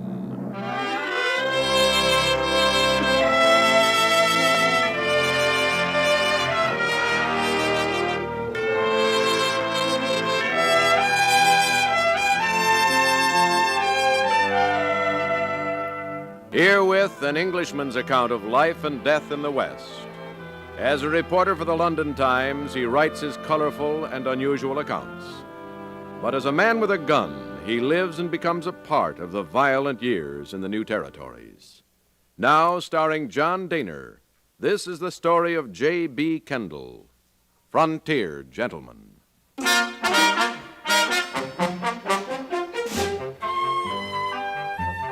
The distance from South Sunday to Rosebud in Montana Territory is about 30 miles. Due to a heavy rainstorm and my lack of funds, it had taken me a week to reach Rosebud. Luckily, when I arrived, my remittance from England, $250, had already been forwarded, and I was once again solvent. After posting off my weekly report to the London Times, I went to the most likely place in Rosebud to get local color and information. Except for the bartender polishing his glasses and a cat on the bar, the place was quite empty. I ordered a drink. 2 bits. Thank you. It's all right. Hush up, cat. Where are you from, mister? London. London, England? That's right. Well, if that don't beat all, my great-grandpa come from there. Jackson Beeson's the name. J.B. Kendall. Well, howdy. How do you do, sir? Tell me, Mr. Beeson, what's the situation with the Indians these days? Well, now you come to the right place for that bit of news. Oh, get away, cat. Yes, sir, we're going to have trouble. You can thank your stars that we got General Gibbon here keeping an eye out. I hear tell Custer's on his way, too. Oh, bad as that, huh? Worse. Well, just yesterday, correspondence fella like you, he come in, works on the Montana Telegraph News. Jackson, he says, them Sioux is working up to a boil. Oh, it's going to be wicked, mighty wicked. Do you think it'll mean war? I don't have to think, I know. You cat, get out of here. Go on, get out, get out. Darn cat's a regular drunkard. This correspondent chap, is he still here? Charlie Meeker? Oh, sure, he's around somewhere. I'd like to meet him. Right nice fella. Now, let's see, you might try up to Dolly's place, cross the street there, second house on the right. Can't miss it. Just ask for Charlie. He rooms at Dolly's. Thanks very much. Mm-hmm. And look, if he ain't there, I'll tell him you're looking for him when he comes back. You stop by tonight. Right.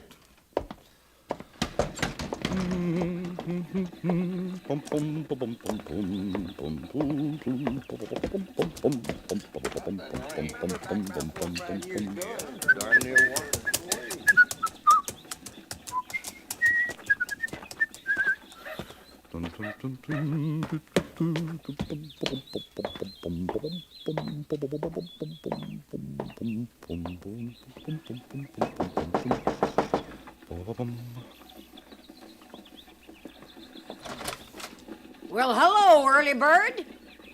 Good afternoon, madam. This is Dolly's place? Why, sure it is. You come on in. Ah. It's nice and warm inside, honey. Yeah, I'm looking for a gentleman named Charles Meeker. Charlie, what do you want with him? Oh, well, I was told I could find him here. The bartender... Oh, Jack Beeson sent you. Yes. Well, yes. all right. Well, step inside. I'm freezing my... Mary! Go wake up Charlie. There's a fella here to see him. I guess you better wait in the parlor. Say, now, I hope you'll forgive the looks of this room. Some of the boys got a little rowdy last night. We haven't cleaned it up yet. Not at all. Charming. You're new in Rosebud, ain't you? Yes. Well, that's nice. That's real nice. I can see you're a gentleman. Always nice to meet a gentleman. Sit down. Make yourself comfortable. Mr. Kendall. Well, Mr. Kendall. You're a friend of Charlie's, huh? No, we've never met. Well, he's a nice boy. He's real nice. He sure never forgets me. Anytime he's in these parts, he brings old Dolly a present. Can I get you a drink? No, thanks just the same. Hey, you ain't a dominie, are you? Dom? A preacher? Oh, no. Well, I sure do admire to hear you talk. I wish you'd say something else. Somebody looking for me, Dolly? Oh, this here's Mr. Kendall, Charlie boy. All right. How do you do, sir? Well, you got business to talk, so make yourselves at home. It's sure been a pleasure, Mr. Kendall. Maybe you'll call again. Thank you very much. You'll have to excuse me, Kendall. I just woke up. Big night. Oh. And a big head. What can I do for you? I understand you write for a newspaper, Mr. Meeker. Charlie. Yeah, Virginia City, Montana Telegraph News. I know. I do some correspondence myself for the London Times. Hey, I'm proud to meet you. May I return the compliment? Look here. Is it true what I've been hearing, these rumors about a Sioux uprising? Yeah, more than rumors. It's coming. Well, this chief, Sitting Bull, have you ever seen him? Once, a few years back. Big council between one of our government commissions and the Indians. Oh, I'd like to meet him. See him, you know? No, not a chance, not anymore. While ago, maybe, but those Indians don't trust the white man now. I tell you, they're getting ready for war. Is there any way to make contact with him? Probably. There's plenty of Indian scouts, interpreters hereabouts who could, but for a white man, it'd be worth his scalp. How would one go about it? Are you serious? Completely. Do you know where I could find him? I got a pretty good idea. You want a drink? No, thank you. There's talk of a whole lot of Indians moving off the reservations, going up Tongue River country. Might be headed for Sitting Bull's camp. How far would that be? 30 miles, maybe. Now, listen, mister. When the Sioux go on the warpath, the best place for you and me is someplace else. Well, do you think you could find me one of those Indian scouts? Someone to guide me to Sitting Bull's camp? You mean it, don't you? Absolutely. What a story. Interview with Chief Sitting Bull? Oh, it's crazy. They'd kill us, sure. No, Kendall, the best thing for you is to talk to some of the old-timers. They'll tell you about him, and then you can send your report in on that. It's a whole lot safer.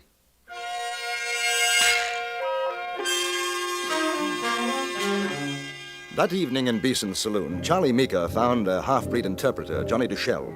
He was a big man, dark, with handsome features, and when he smiled, which he did constantly, there was something at odds in his eyes, veiled, a coldness. He was playing a game of solitaire, and as he dealt his cards, I noticed that inside his sleeve was a wrist holster. Strapped to it, a derringer. You want to talk with Sitting Bull? That's right, Johnny. Him too? Me too. Suppose he don't want any talk with you. Suppose he want to take your scalp. That would be rather awkward. Johnny, how well do you know the chief? How well does any man know another? Charlie says you've done scouting work for General Crook. Well, doesn't that make you Sitting Bull's enemy? Yesterday I scout for the soldier. Tomorrow maybe I fight with the Indian. Who knows? Yes. Well, the point would seem to be, whose side are you on if you do guide us? If I do this thing, you put your trust in me. I see. Well, what do you say, Johnny? Can you take us to him? Black ace on the red 2. Yeah. You got $50, Silver? Kind of high, isn't it? Sitting Bull, one big chief. You want me to take you to Red Cloud, Crazy Horse? Maybe cost less. What do you think, Kendall? I'm not sure. Maybe you find somebody, do it for less. He'd take you to India and cut out your heart, huh? Now, Johnny's all right. 25 apiece would be worth it. All right. When, Johnny? Tomorrow. Fine. Take no guns. Hey, wait a minute. Indians see you with guns, they say you coming for no good. Without guns, in peace. No guns. It's sort of risky, isn't it, Johnny? Not with me, along with you. What time? We meet outside the state station. 6 o'clock. See you then. Well, then you better give it to me right now. There, then. All right.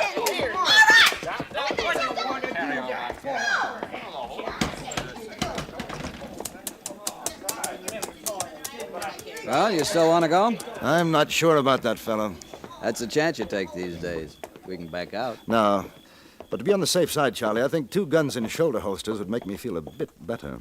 Sure. You got 'em? Never use a gun myself. Oh, yes, I've got them. Look here, Charlie. Now, this is my idea. No need for you to come along, you know.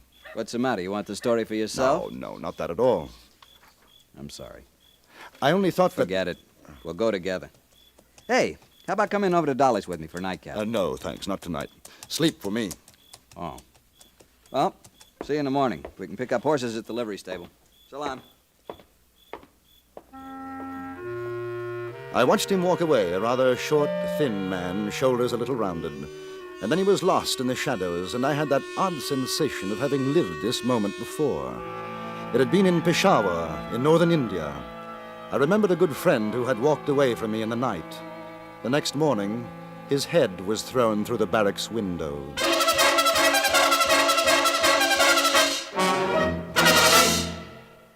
In a moment, we return to Frontier Gentlemen. Laugh and the world laughs with you. Cry and say, where'd everybody go? Chances are they've taken off in the direction of CBS Radio's Peter and Mary show. Peter Lindhays and Mary Healy have a magic way of banishing the blues. Their amusing notions about practically everything, the easy way they sing their songs, and the exciting personalities who visit them all make CBS Radio's Peter and Mary show a cure for the blues. Listen for them on most of these same stations tomorrow. And now we return you to Anthony Ellis's production of Frontier Gentlemen.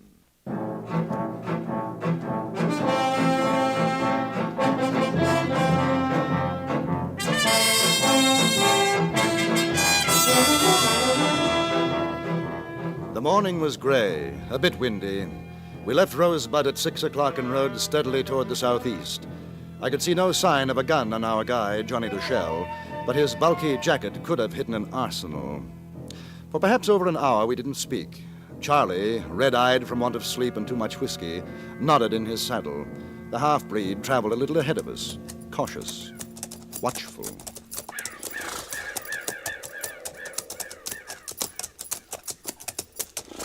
Hey, Kendall. Yes? Never drink Dolly's rot gut. I won't.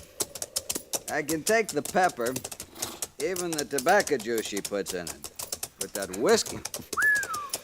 You know, we had a cure for your complaint in India. Oh? Curry powder, ginger, a snake's head, preferably a cobra, a big spoon of sugar, stew the whole thing in a pot of strong tea, and then drink it down.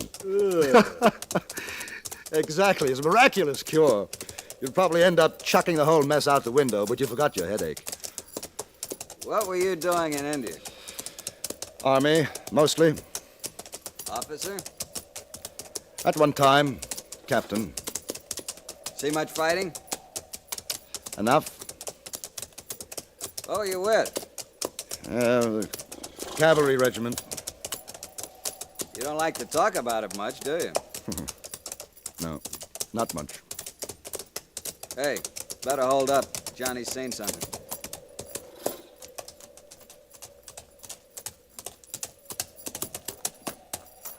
In timber. Cheyenne, I think. You stay. I talk to them.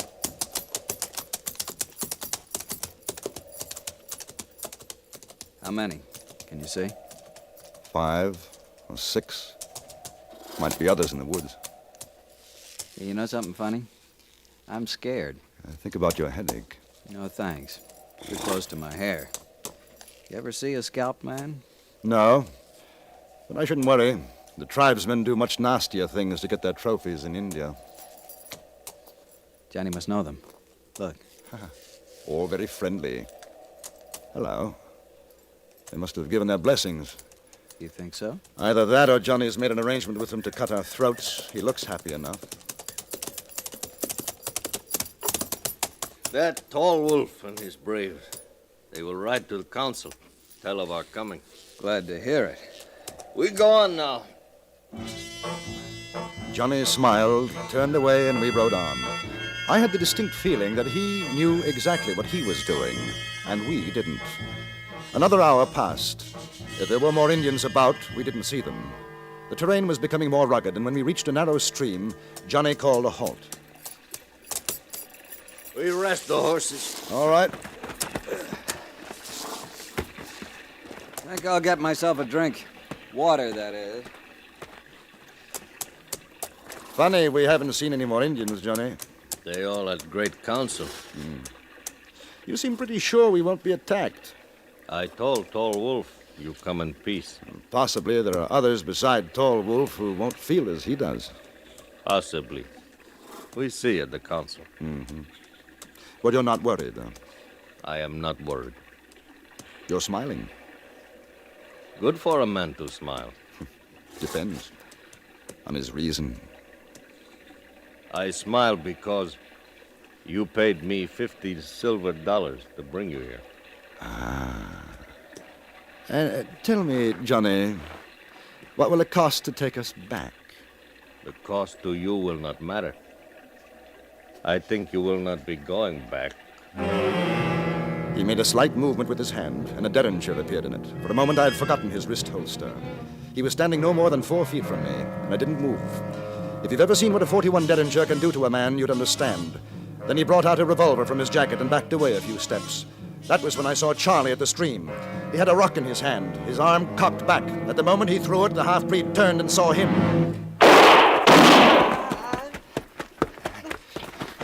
Where are you hit, Charlie? Chest. Boy, that feels worse than Dolly's rot gut. He is not dead? No, I'm not dead, you stinking breed. You, Kendall, take off your jacket. Ah. Untie those shoulder holsters. Let them fall to the ground. Move back. Stop. You both got more silver. Give it to me. I'll spit in your eye first. I told Tall Wolf I take you to Sitting Bull as my prisoner, alive. He will think well of me, give me place of trust. Your own mother wouldn't trust you, Johnny. With much silver, 2 horses, even a stinking breed will be important man. Give it to me. You'll find a bag in my jacket.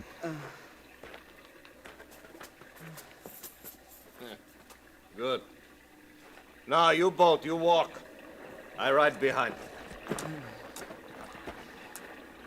Can you get up, Charlie? Sure. Here, I'll help you. Ah! My fault. I should have done something sooner. I wasn't sure about him. Walk! Cross the stream. Follow the trail. Come on. Lean on me.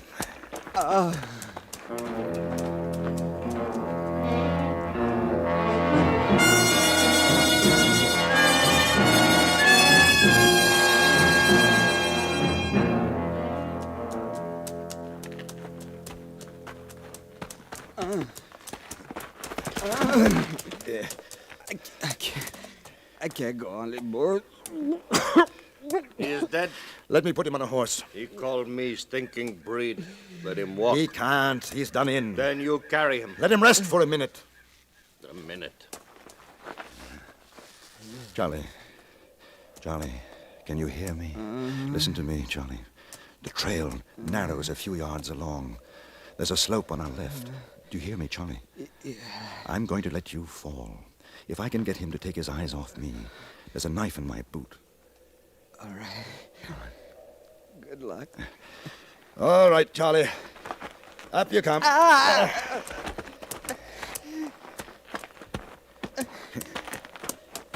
Getting close, Charlie. Now, when you fall, keep your head down in case he starts shooting. What a way to die. I could hit Dolly's right now. If we get back alive, I'll join you. About 10 more steps, Charlie.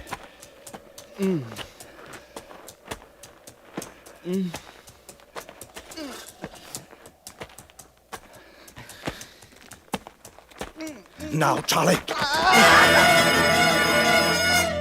For a moment, I had a glimpse of Charlie sliding, falling down the hill slope. Then he disappeared into the underbrush. I turned to face Johnny Duchelle, the knife in my hand. Johnny was standing in his stirrups, craning his head to see over the trail's edge. He was no more than 15 feet from me. It must have been the horse shifting its weight that disturbed my aim. I threw, and the knife struck high on his shoulder. He half fell from the saddle, and I ran for him. I felt one of the bullets from his gun burn my cheek. Then we were rolling down the hill. Somewhere on the way, he lost the gun, but the knife was stabbing, cutting at me.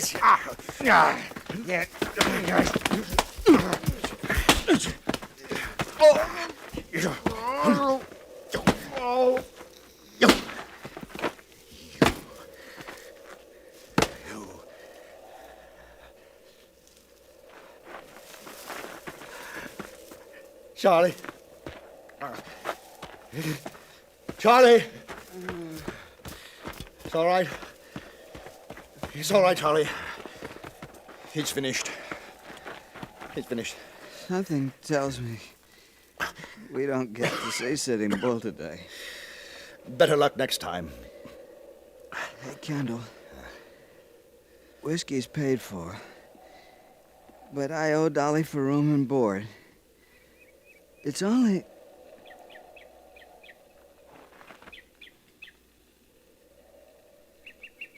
Charlie? Charlie?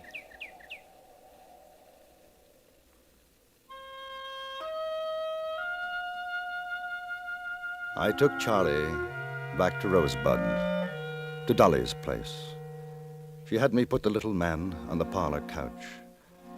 Then she knelt by his side, took his hand in hers. Charlie boy, it's Dolly. This was my play, son, mister, like the one I never had. My good, bad boy. Dolly misses you, Charlie boy. Wake up, son. Most of Rosebud attended the funeral of Charles Meeker. I sent the story to his own newspaper, as well as to the London Times. And for Charlie, I decided to stay on in Rosebud, to have another shot at a meeting with Sitting Bull.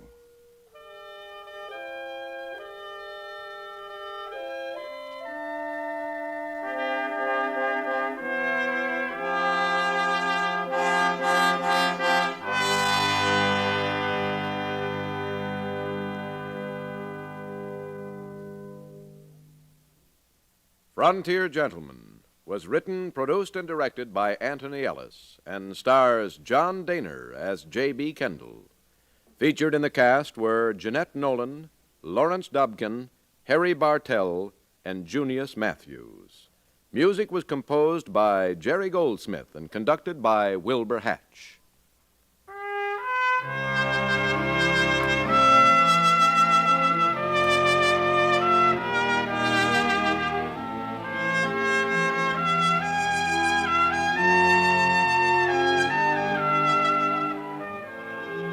Later today, you'll have 5 more engrossing dramas waiting for you on CBS Radio, starting with Suspense, which today stars Herbert Marshall.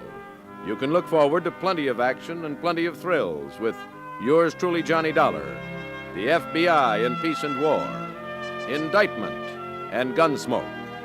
For good listening, keep listening to CBS Radio. Now, stay tuned for the Ford Road Show, which follows immediately over most of these same stations. Join us again next week for another report from the Frontier Gentleman. Johnny Jacob speaking. This is the CBS Radio Network.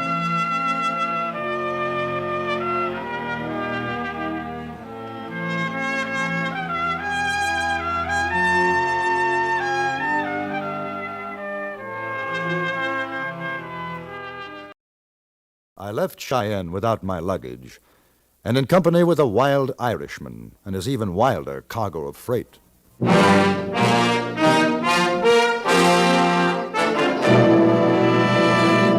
Frontier Gentleman.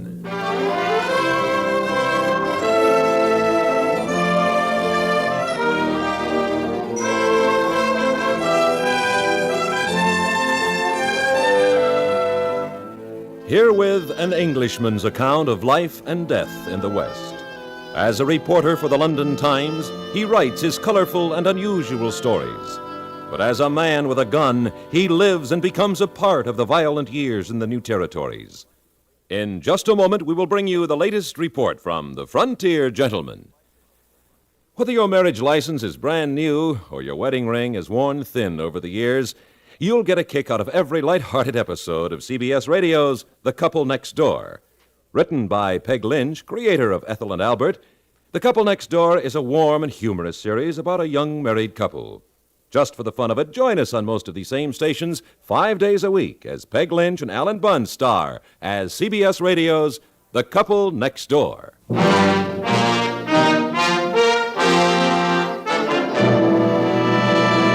Now starring John Dehner, this is the story of J.B. Kendall, Frontier Gentleman.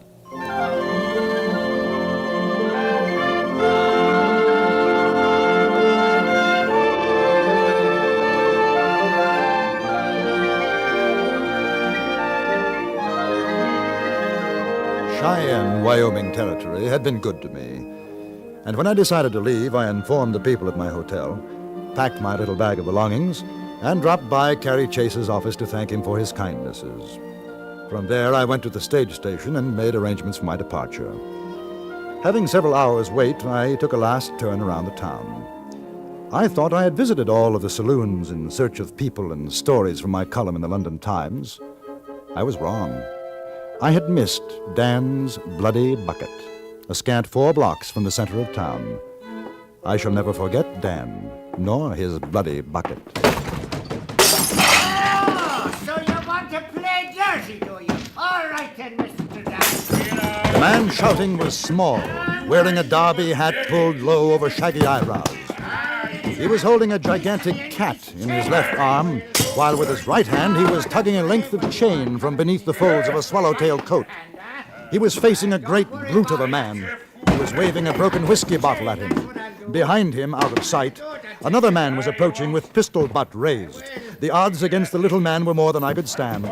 Look out behind you! Oh, dear, save us!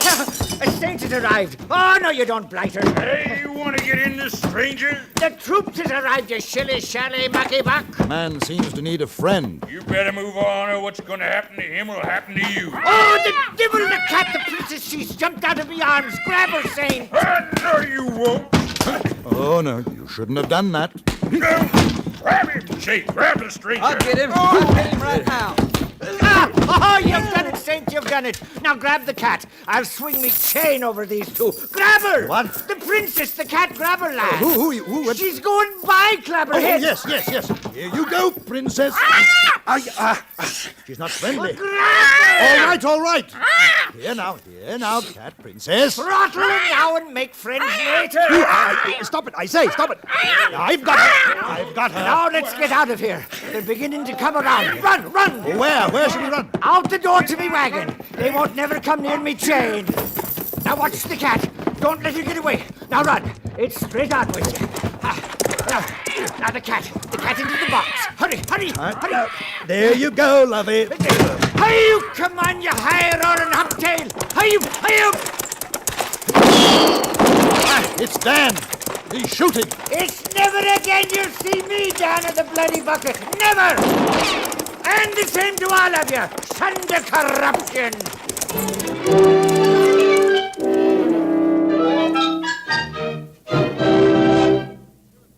6 times a week, here at the Star's Address, you'll find that the shortest distance between 2 smiles is the Amos and Andy Music Hall. For one thing, there's always a sparkling tune or two to give your spirits a lift. The guest list reads like a textbook in applied astronomy. And of course, right at the heart of all the light-hearted things that happen at the Music Hall are the one and only 2, Amos and Andy. Tomorrow and every Monday through Saturday on most of these same stations, listen for the Amos and Andy Music Hall.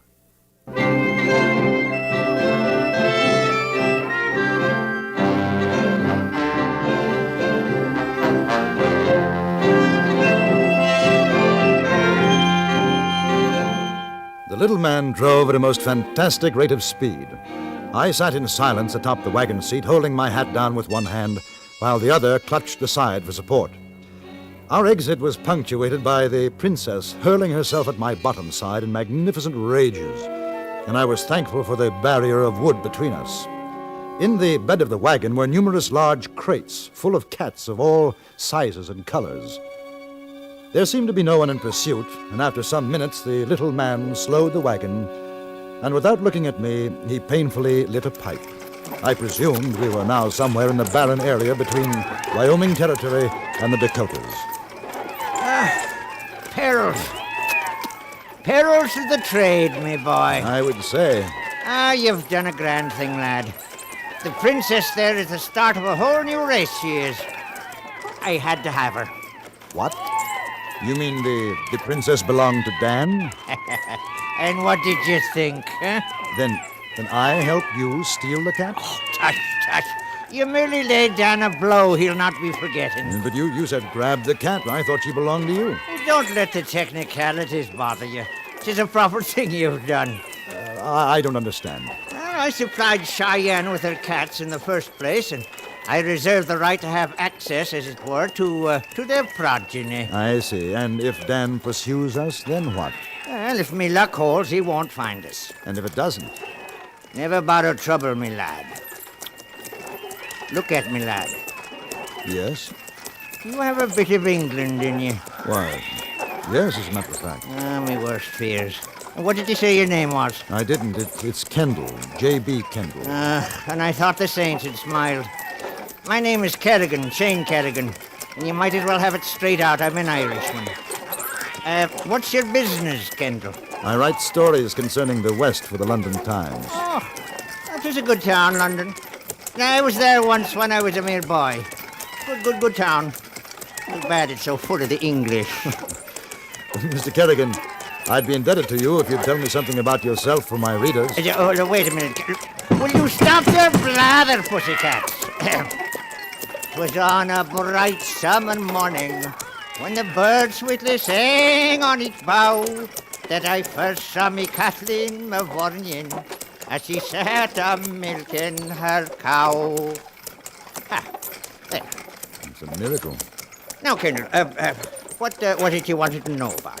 Yes, this cat business of yours. I was going to ask, how does it work? Oh, very simple. I'm on my way to save Deadwood at this time.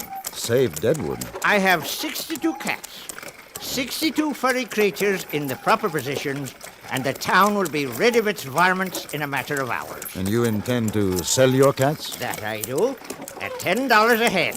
$10? People pay $10 for them? Now, where have you been, Mr. Kendall? Do you not know that civilization rises or falls according to the number of cats in the towns and villages? And I just never thought of it. The great plague in Europe was due to the shortage of cats. I suppose you're right. Of course I'm. Well, when you get to Deadwood, just how do you plan to go about the sale of your cats? I have a staunch friend there, dear Margaret. I shall make me headquarters with this lovely lady, and soon the word will spread that I have arrived with me cats. And will this lady appreciate your coming in with all this baggage? It'll take a bit of doing, me boy, I don't deny that. But Miss Margaret has had an eye for Shane Kerrigan these many years. Before 'tis done, she'll embrace me and me cats. Yeah. Well, I'd rather like to ride along, if you don't mind. Oh, 'tis welcome you are. Hurry up there, little one. You've rested long enough. Here. Your horse. She seems to love her work. That she does.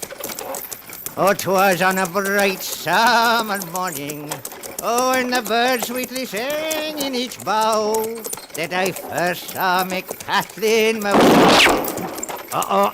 That'll be Dan, the tenacious one. Hiya, girl, hiya! We'll give him a run for his dust.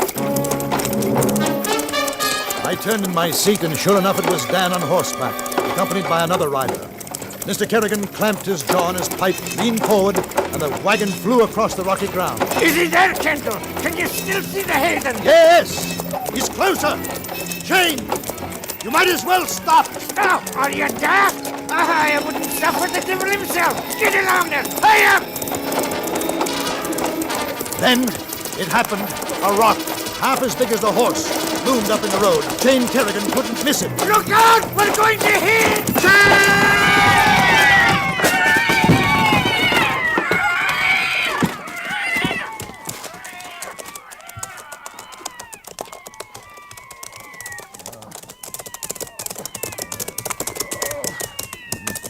Dan, do you ever see so many cats in the air at one time? There's only one cat I'm looking for. Oh, me heart, I've had it this time. Me heart can't take no more. Are you all right, Mr. Kerrigan? No, I'm dead and dying. The wagon's across me leg. I came for my cat, you old goat. Where is she? Kendall, how's me horse and cat? The horse. Horse is all right, but the crates have broken and the cats are scattering. Are you listening to me? I want that cat. She was the best mouser in Cheyenne. Now, you see here, Dan, whatever your name is. Can't you see this old gentleman is hurt? Now, give me a hand. We'll get the wagon off him. You ought to do it, Dan. Your cat ain't worth killing, old fella. I ain't helping nothing. It's a cat I come for, and I'm a-gonna get. And I say you're going to help me. Here. No, Kendall, let him go. It's me dying wish he'd take the cat. Dan, you can see they've all scattered to the winds. Find yours and take her. I'm gonna do just that. Come on, Jake. Let's find her before she gets lost. Wait! I'll need help moving this man. No, are you daft? What about the princess? The wagon box is still closed. Oh, good. What about you? Well, the kind of help I need, the likes of them can't give. Now, come on, give me a hand here. All right, I'll try. Now, when I lift it, you try to pull yourself out. Oh, yes. Now, up. How you doing? Out up there. Oh, Kendall, she's bent. Oh, my leg is bad. Here, let me help you. Oh, may I be forgiven an Englishman keeping me. It is more important to get the cats back. Whew. Now, break out the tripe and liver. They can smell it for miles. Then whilst they're coming in, we can make our repairs and be off for Deadwood.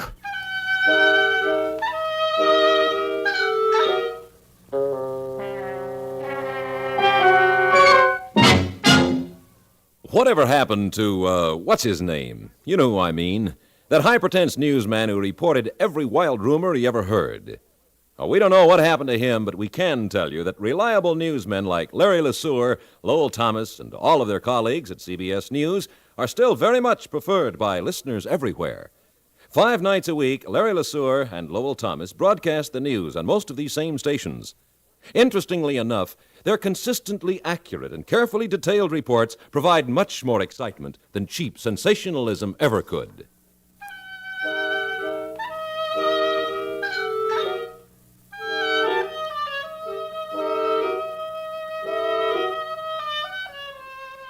It was true. The tripe and liver could be smelled upwind, downwind, probably in Deadwood itself. The cats came streaming in. And with each group I expected to see Dan and his friend, but we had seen the last of them. Mr. Kerrigan was considerably lamed by the accident, but managed to move about amazingly well. I made all the necessary repairs to the wagon and the crates, and by morning we were underway. We finally arrived at Deadwood, which had the look of all boom towns, a long, narrow street with wooden frame structures along the sides. The dwelling of Miss Margaret turned out to be a large saloon with upstairs lodging quarters. It was called simply Maggie's Place. You're certain this is it, Mr. Kerrigan? Aye, this is it. You go tell Miss Margaret Jane Kerrigan is sick and wounded and needs lodging. All right. Lively with you now.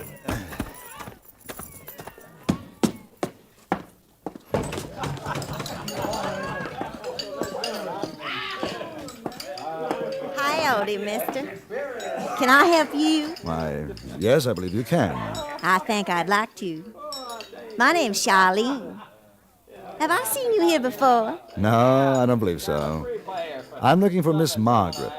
Miss Margaret? Sure you are. Hey, Maggie. Yeah? There's a fella here wants to see you. Well, send him over. Don't forget me. Charlene. Mr. Kendall. Kendall. Yes. That's Maggie over there. The big fat one at the end of the bar. I'll be around if you want to buy me a drink later on. All right, Charlene. Thank you. Max, you can change to the bad whiskey now. Nobody'll know the difference. Well, hello, stranger. What can I do for you? I'm looking for lodging. Not a chance. We've been full up for weeks. Ain't you heard about the strike at Gold Run Gulch? No, I just arrived. No, this was for a friend of mine. He's outside. You know him, Mr. Jane Kerrigan? Jane? Well, why didn't you say so? Charlene! What? Fix up the good room for a friend of mine, and hurry it up! Maggie almost cried at the sight of Jane cradled in my arms as I carried him up to the room prepared for him. There, lying back on the bed, He lifted a hand feebly toward me. Oh, Kendall, good lad. Would you be about bringing up me luggage? Oh, the poor man. You mean you want all... Yes, all of them. And don't forget the rations. It's most important, lad. Now go. Why do you bother the poor ailing man with trivialities now? Bring up his baggage, as he says. There's a back way, and it won't bother no one. Oh, Margaret, come to me, side. Yes, love. Now, what is it? Are you sure I'm not imposing on you? Well, now, what kind of a woman do you take me for? Oh, Margaret, darling. It's worth the whole trip and trouble and the accident to my leg just to get back and look into your eyes. Go to sleep, sweetheart. And you can have your friend Kendall right here with you. Oh, no. I mean, it'll be rather crowded here. I can find a place. Well, how can it be crowded? 2 men in a big room like this? Well, maybe not. I just hate to... That's the end of it right now. I'll have another bed set in for you. Thank you. That's very nice of you. Look at him, Mr. Kendall. Poor man has fallen asleep. And we stand here, jawing in front of him. Come on. Oh, before you go, darling, would you be sending up 4 fingers of your best whiskey for my leg? Well, of course. I'll have Charlene bring it right away. You can see, Mr. Kendall, nobody understands Jane Kerrigan like I do. I guess he's told you, hasn't he? The reason he's come back to Deadwood is to marry me. Nobody saw me staggering up the back steps with crate after crate of cats. As for Chain, he busied himself drinking the liquor provided for him and instructed me to release and feed the cats. Eventually it was over, and we finally got settled down, in a manner of speaking. But in the morning, the swarm had to be fed all over again. It's quite a job, isn't it? It is a labor of love, my boy. Did Miss Margaret see you bringing our friends in last evening? No, she didn't. But what do you plan to do about selling them now, crippled up the way you are? I have a plan, Kendall, a wee bit of a plan. Chain, love, it's Margaret with your breakfast. Can I come in? Oh, please do, darling. Well, did you sleep well? Oh! What goes on here? Get out! Now, Margaret, you've lost control of yourself. So this is the way you thank me, Jane Kerrigan. Well, you can get out, too. What? I'll not have this kind of a mess. Go on, step! Oh, Margaret, come to me, side love. I'll come to your side. I'll take an axe to you. But it's my business, love, selling cats. I told you that when I was here before. Yes, you told me. But I don't expect you to let him a place with them. Possibly I could help in some manner. You can, Mr. Kendall. You can open the back door for Jane Kerrigan and his cat. Have you been told last you're lovelier than ever when you're shouting like that? Oh, get him out. Margaret, now would you be allowing $620 to walk out the back way? I don't care how much money you... What? How much did you say? 62 cats? Not counting the princess, of course. I could never sell her. She's my breeding stock. 62 cats at $10 apiece. That's $620.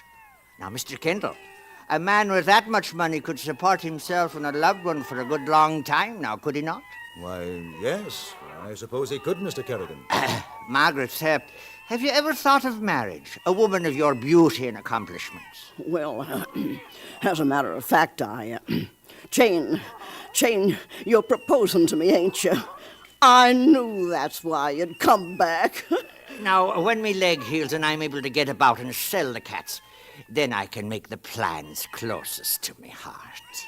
Oh, Jane, I got an idea. Oh, what is it, beauty? I'll sell the cats for you. No, you can't mean it. Now, how would you be doing that? Why, they'll buy. They'll buy or else. Who'll buy? My clientele. I have a certain power here in Deadwood, as you know, Jane, and they'll buy from me. Well, no, but if If it wasn't for my leg, I wouldn't let you do this. Oh, don't worry about your leg. By tomorrow, you'll have $620, and I'll have the preacher come by in the afternoon. Now, what do you say to that, Chen? Huh? One thing at a time, Margaret, one thing at a time. Now, how would you be going about selling those cats? That was the last I saw of Jane Kerrigan. I found a room for myself in town, lay on the bed for a moment, and, well, it was the next morning before I awoke. I rushed over to Maggie's place. Above her own sign, there was another one. It said, "Cat Sale. Get yours now." On the door of the saloon itself, there was another sign saying, "Closed." I knocked, and Charlene, the girl I had first met at Maggie's, came to the door. Oh, hello, Mr. Kendall. I'm sure glad to see you this morning. But y'all better not come in. What? Why? What happened? Oh, come on. Let's walk down the street. It's about Mr. Kerrigan. Was he died or something? Worse. He's lived. Oh, well, then, that's good. Oh, no, it ain't. He didn't wait for the wedding and say goodbye to Maggie or nothing. Just got his wagon and left. What about his cats? She sold them all. Last night. Gave him over $600. Why, you never seen so many men buying cats in all your life. How's she taking it? Oh, all right. Every time she feels bad, she counts her money again. Her money? Sure. She sold those cats for $15 apiece. Made over $300 for herself. What? Why, that's marvelous. Charlene. What? You come on with me. I'll buy you that drink I promised you. Why, Mr. Kendall.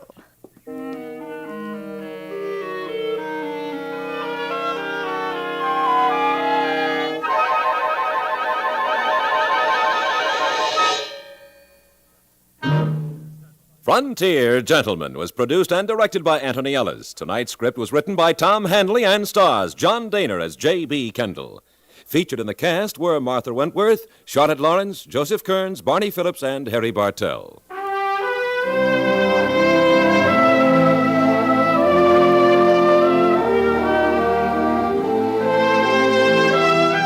Join us again next week for another report from the Frontier Gentleman. Bud Sewell speaking.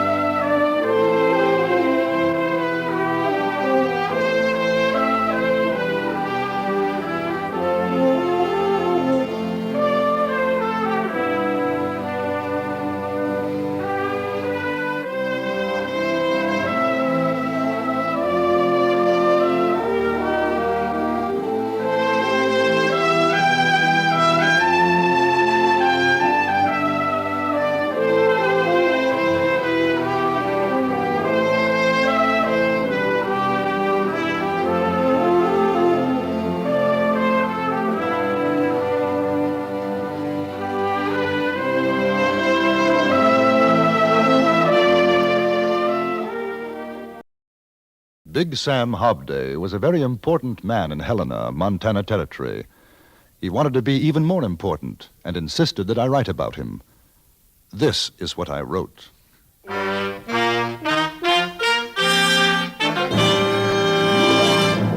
Frontier Gentleman.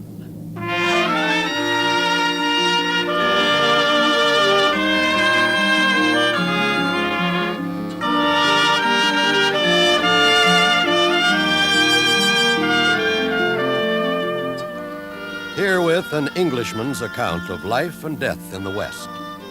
As a reporter for the London Times, he writes his colorful and unusual stories. But as a man with a gun, he lives and becomes a part of the violent years in the new territories. In just 1 minute, we will bring you this latest report from the Frontier Gentleman. Did you fill up the gas tank of my swept-wing Dodge? Yes, I did. That'll be 80 cents. She didn't need no oil or nothing. Okay, wipe off the windshield, will you? Yeah. Hey, this is some big windshield. windshield, boy. Yes, it's a Dodge picture window windshield. I can't reach the middle part, right up there where it curves back. Hold my ankles and boost me out on the hood. All right, up you go. My, this is a big car. I still can't reach all the windshield. Well, just walk out on the hood and finish it up. Okay. Boy, you must be rich to own a big car like this. Well, actually, Dodge costs less than 59 different models of the low-price field. I just got all the car I was paying for. I forgot my squeegee. Here it is. Why, I could afford a Dodge. Come on, we'll see a Dodge dealer. Well, put up to the pump and I'll swing down.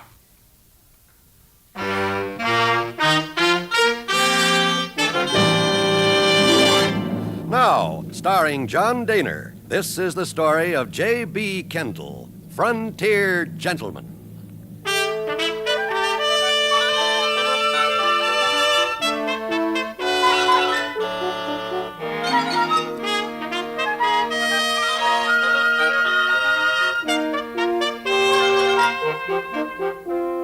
I had been 4 days in Helena, the capital of Montana Territory. It fascinated me, this lusty city which owed its very existence to the discovery of gold. It was the evening of that 4th day that I was made aware of the fact that my presence in Helena was a newsworthy event. I was eating my dinner in the Hotel Colorado. Mr. Kendall? Yes? The name's Coleman. I don't think we've met. And how do you do? I'm manager of the hotel. Thought maybe you'd like to see this. Rocky Mountain Gazette. Oh? Right there, see? Oh, yeah. Yes, sir. Correspondent for the London Times visits our fair city. That's you. Well, I wouldn't exactly I got say the whole story about you and the kid and them claim jumpers you brought in a few days back. It has. We're mighty proud to have a visitor from foreign shores with us, Mr. Kendall. Anything I can do for you, you just sing out. That's very kind of you, Mr. Coleman. Will you be staying a while? Oh, no. No definite plans. I'd like to do 1 or 2 stories from here. Yeah, kind of put Helena on the map if you did. Mm-hmm. You might mention my hotel while you're at it if it's not too much trouble. No trouble at all, Mr. Coleman. That's fine. I'm obliged to you, much obliged. Now, you be sure... Something wrong? Those fellas just come in, walking over to the bar. Ed Jeffers and Tucson Willie, Big Sam's boys. Big Sam? You've been here 4 days and you ain't here to Big Sam Hobday? Now, should I? He kind of runs things, him and his boys. Got mixed up with the vigilantes a few years back, and nobody figured yet which side he was on. But when the shooting was finished, Big Sam was top dog in these parts. I'm surprised I haven't met him. Between you and me, Mr. Kendall, he's not the kind of man we want. You Kendall? Yes, that's right. Good evening, Ed. You shake your hocks, Coleman. Me and Tucson here, we want words with this fella. Sure, Ed, that's fine. See you later, Mr. Kendall. You want to talk to me? It ain't us, Kendall. It's Big Sam. Really? Big Sam? Yeah. All right, let's go.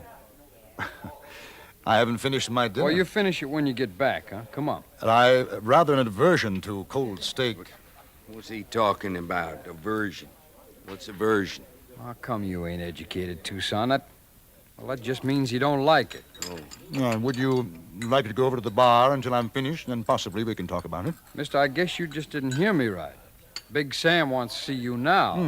Well, you tell Big Sam I'll see him. He can come to the hotel in the morning. Man, you shouldn't ought to even think like that, let alone talk it. Hey, Tucson, this place getting real fancy. Look, yeah, they lay a cloth on the table for a man to eat off it. Yeah.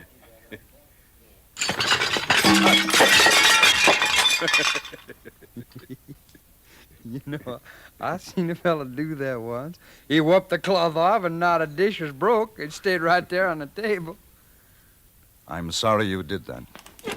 Mister, you try and draw iron, I'm going to shoot you full of daylight. Tucson's got the drop on you, Kendall, for a fact. He's an awful fast gun. So I see.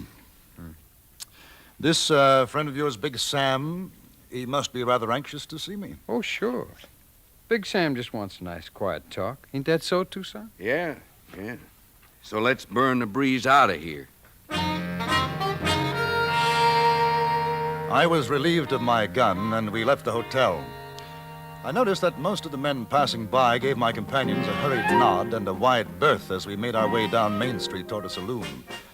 It was called a Bonanza, and from the look of the business that was being transacted at both bar and gambling tables, the name was a fitting one. I was taken upstairs and shown into a quite gaudily furnished room. Sitting behind a table was one of the largest men I've ever seen, literally shoveling food into his mouth. Lolling on a couch nearby, a woman of rather extraordinary proportions was sipping champagne. Oh, Kendall, how'd your dinner? And I was having it. There was a slight interruption.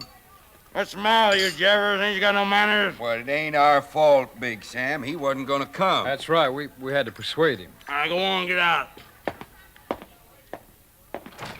Grab a chair, Kendall.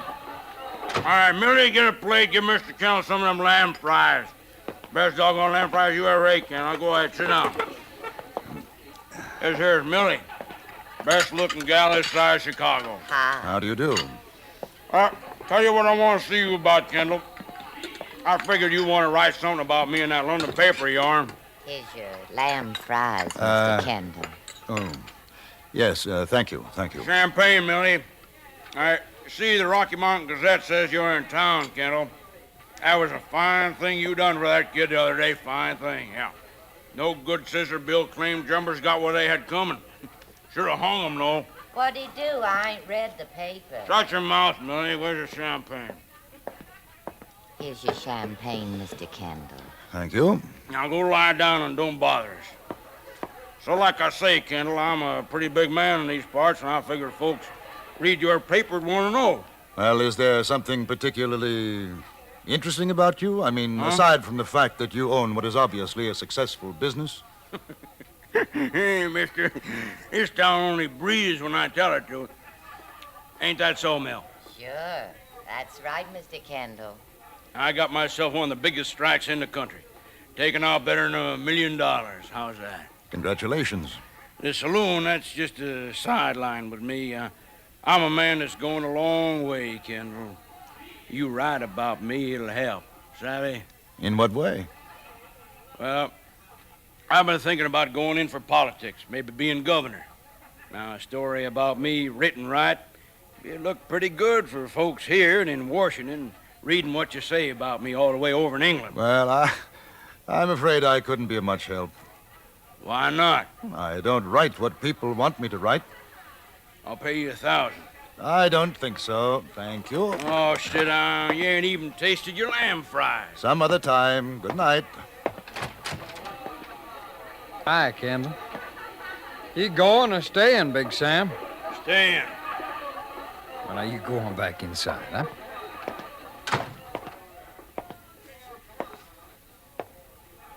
Tell you what, Kendall.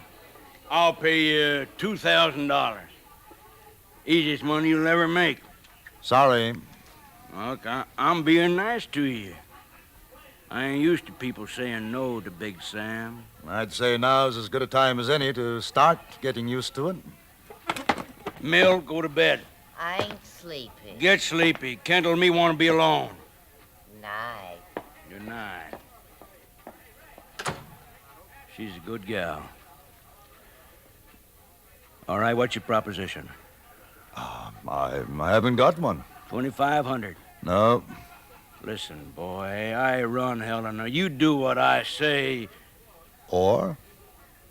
Ain't no use us whittling, and I like you. Now, what do you want? A newspaper here in Helena? I'll buy you one. You're wasting your time. Maybe you ain't hurt.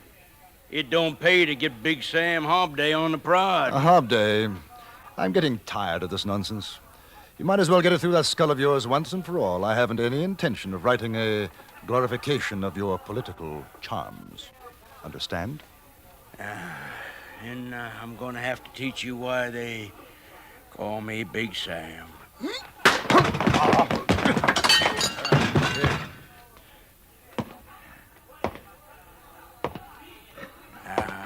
Maybe understand now, huh?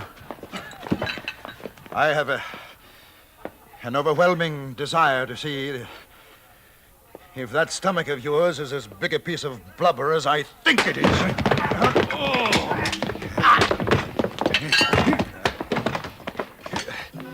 must have weighed 280 pounds.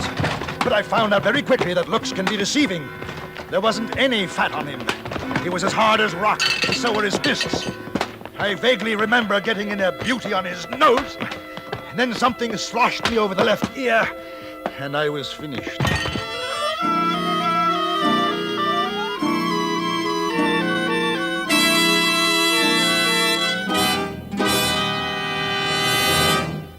In a moment, we return to Frontier Gentlemen. Today on CBS Radio, Everett Sloan stars in a thrilling drama about a big game hunt on Suspense. You'll find excitement waiting for you, too, on our next high-tension episode of Yours Truly, Johnny Dollar. Today and every Sunday, enjoy one fast-moving drama after another on most of these same stations. And now we return you to the Anthony Ellis production of Frontier Gentlemen.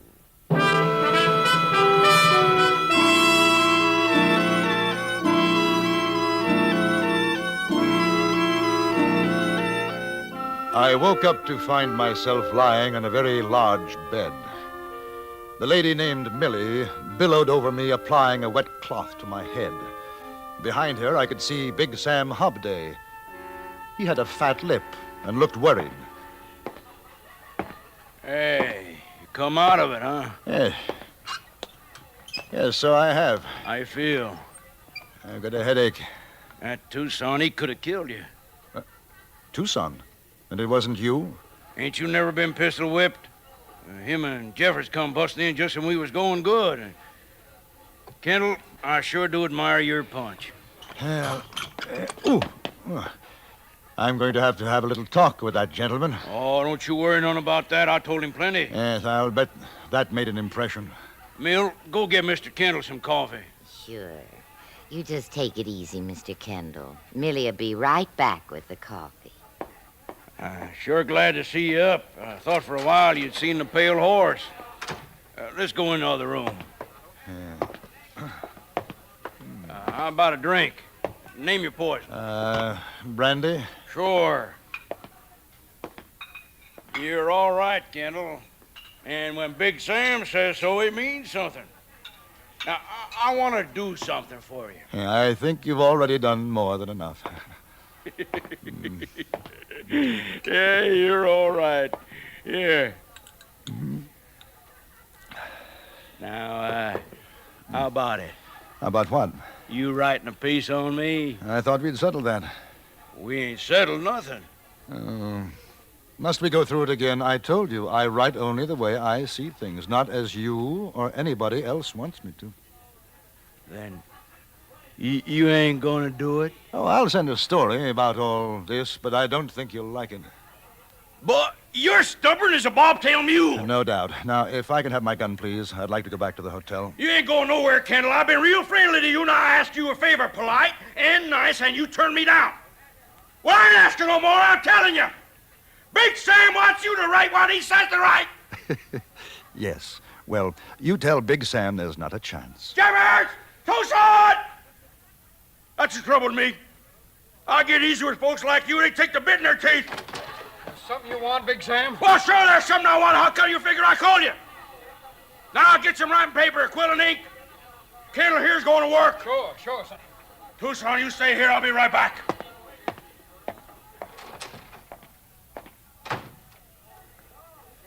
How about you sit down, Kendall? Yeah. That's fine. Don't you do nothing to make me shoot you. Big Sam will be awful mad. Ooh, perish the thought. Here's your coffee, Mr. Kendall. Thank you, Millie. You sure are welcome. Tucson, how come you're holding a gun on Mr. Kendall? I'm watching him for Big Sam. Oh. You know, Mr. Kendall, you shouldn't ought to wrangle with Big Sam. He's a real loving man, when you get to know him, that is. Why don't you do like he says, huh? It'd make him real happy to be a governor. But it would make me very unhappy. Oh. Tucson, put away that gun. Look here now, Kendall. I brung Sheriff Downer. He just happened to be passing by. Hello, Sheriff. Mr. Kendall, Sure is nice seeing you again. You walked out so quick after bringing in them claim jumpers, I never did get a chance to properly thank you. Sheriff could tell you about me, Kendall. I could for a fact, Big Sam. Sheriff thinks I make a doggone good governor, don't you, Downer? Well, what I think ain't so much, Big Sam. It's the people that count. You see? Now, we all know what a fine thing it'd be if that London Times of yourn says a lot of purty English words about Big Sam Hobday. Just a point of information. Sheriff, are you aware that I am being held here against my will? Well, sure he is. As a citizen, I've been keeping you for the sheriff because you disturbed the peace. I disturbed the peace? That's right. I invited you up for a peaceable talk and you jumped me. And that's again the law in Helena. Ain't that right, Downer? If a man wants to bring a complaint, I guess it is. Now, I'm a fair man. Don't hold no grudges. As far as I can see, no harm done. So you write what I want, and I don't swear out no complaint. You know, if I didn't have more respect for the people I've met in the territory, I'd do it. What does that mean? The answer is still no. Downer, take him over to the jail. Oh, now, I got my rights. I'm sorry, Mr. Kendall. No, it's all right. And while we're at it, I want to serve a counter-complaint against Big Sam. Same charge. If I go to jail, he goes too. We'll settle it in court. My word against his. Ain't a judge in town going to believe you, Kendall. I'm Big Sam. I'll take the chance. You arrest me, Sheriff, you arrest him, too. He's in his rights, Sam. What do you mean in his rights? He ain't got no rights. You do like I say, Downer. We're getting a new sheriff. I got to uphold the law, Sam. If I take him, I got to take you. He's made a complaint. Downer, you get me hog wild. I'm mighty sorry, Sam. You gonna do like I say? Well, I can't. I swore to uphold the law. You remember when I was swore in? I'm warning you, Downer. It don't make no difference. All right.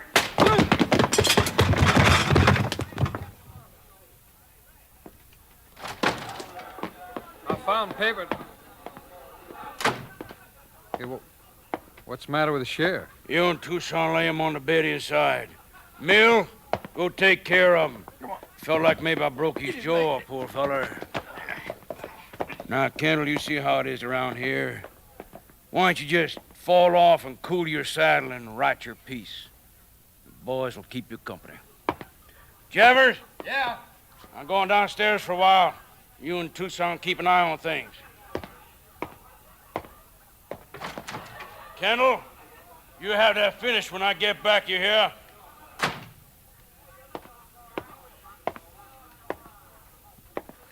You heard what Big Sam told you. Yes. Oh, yes.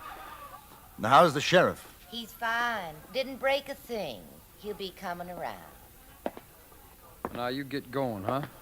I'll put the paper and quill there on the table. I may need some help. What kind of help? Oh, things about Big Sam's background, his past. Well, Tucson here can tell you. He's been with him longer than me. Good. Good.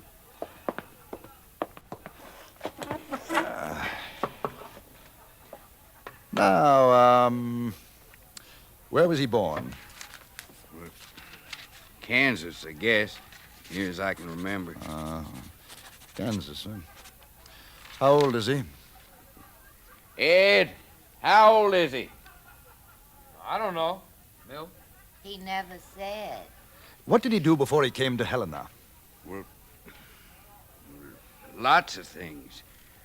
Some maybe he wouldn't want you to write. Helpful. I'll just use my imagination.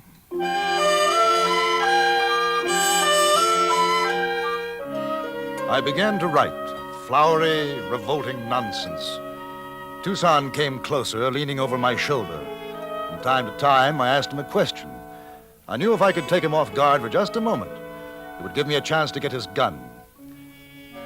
I had filled almost 2 pages when the time came. Well, now, what do you think of this, Tucson?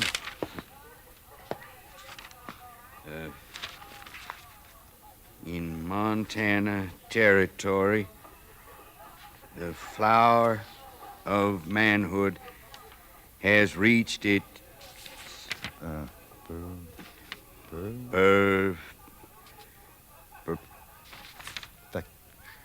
Perfection. That's right. In the mining town of Helen. I refer to a stalwart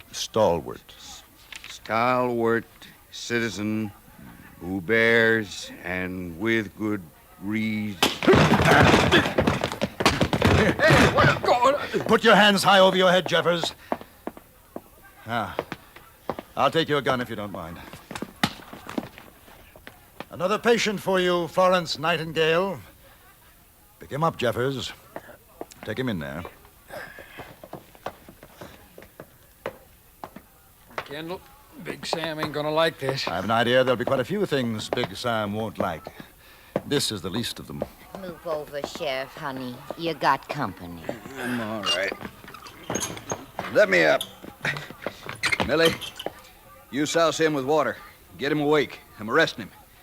And you, Jeffers. Big Sam, too. Mr. Kendall, I'll ask you to be a witness at the trial. My pleasure, Sheriff. Hey, now, you can't arrest Big Sam. Listen, boy.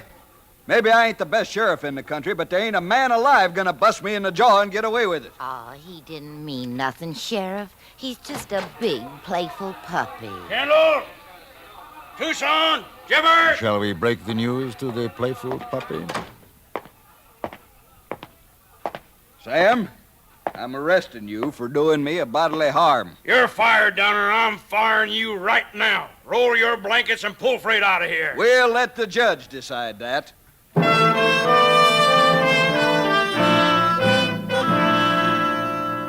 The judge did decide, strangely enough, against Big Sam and his boys. 7 days in jail and $200 fine. It was a small thing, but it broke Sam Hobday's hold on Helena. The whole town stood against him, and he knew it. I sent the story off to the Times, but I don't think that it will improve Big Sam's chances for governorship of Montana Territory.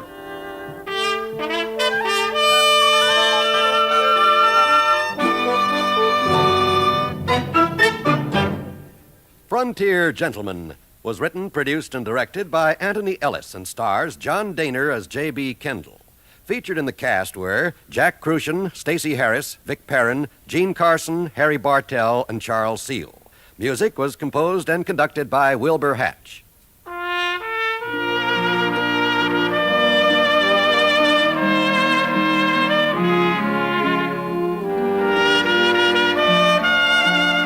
Now stay tuned for the Ford Road Show, which follows immediately over most of these same stations. And join us again next week for another report from the Frontier Gentleman. John Wall speaking. This is the CBS Radio Network.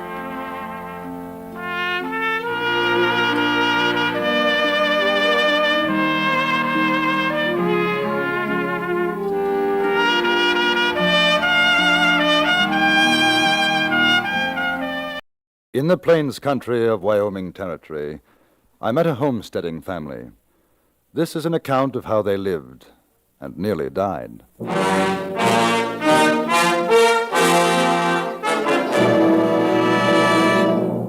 Frontier Gentleman.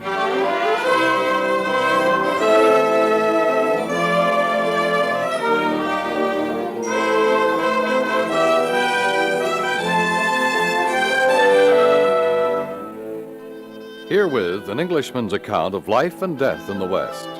As a reporter for the London Times, he writes his colorful and unusual stories. But as a man with a gun, he lives and becomes a part of the violent years in the new territories. Now starring John Dehner, this is the story of J.B. Kendall, Frontier Gentleman.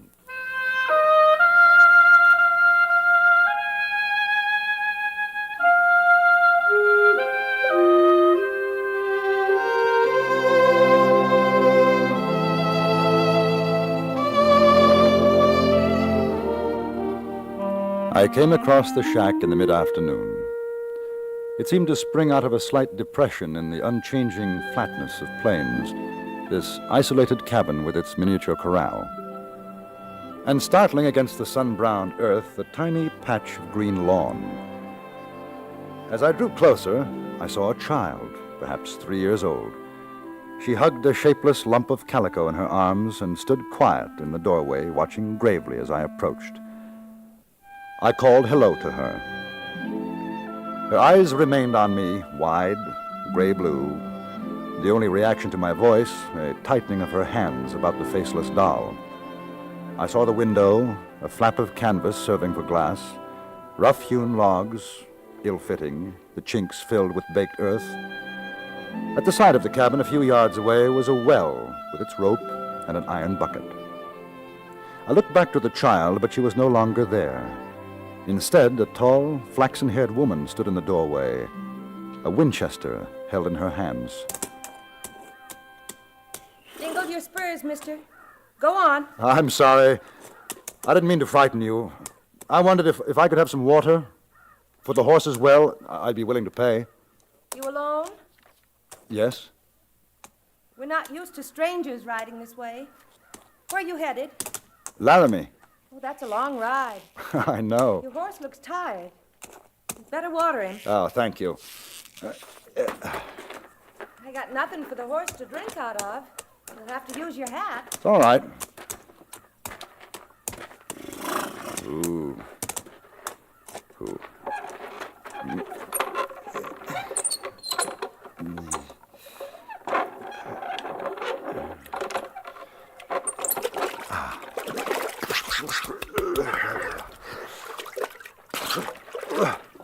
Here. Maybe you can use this. It's not much, but it's the biggest pan I've got.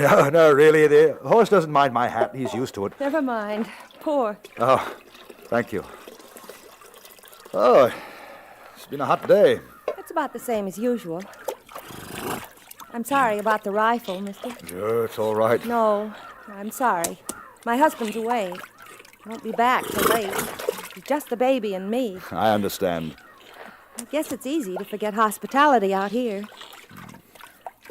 I'm sorry that water's some brackish. Wally's digging a new well around the back, but it hasn't hit sweet water yet. I'm very grateful. Would you take this, please? Oh, no. We don't take money for water. You know, I wondered about your grass over there. It's pretty, isn't it? My sister sent the seeds from home, from the east, Connecticut. Oh? That's where I'm from, before Wally and I got married and came out here. Do you know Connecticut, mister? Yes, I've been there. You have? Where, Richfield? Do you know Richfield? No. New Haven, though. I've been there. Oh, that's fine, just fine. Oh, imagine. New Haven. You must be one of those Yale College men. No. The way you talk. No, I'm English. I could have sworn it was New England. Boston, maybe. How long have you been out here? A year now. We lived in St. Louis before that. The baby was born there, and... Listen to me chattering on. I guess it's just that we don't get much chance to talk to folks from the east. I can understand. Can you? Can you? Well, I declare, we haven't even been introduced. I'm Meg Calder. J.B. Kendall. Mr. Kendall, why don't you come on in and have some apple cornbread? I just made some this morning. Oh, well, it's kind of you. Pure selfish, that's what it is. I want to hear about New Haven and the like. You'd best put your horse in the corral. I'll make some coffee.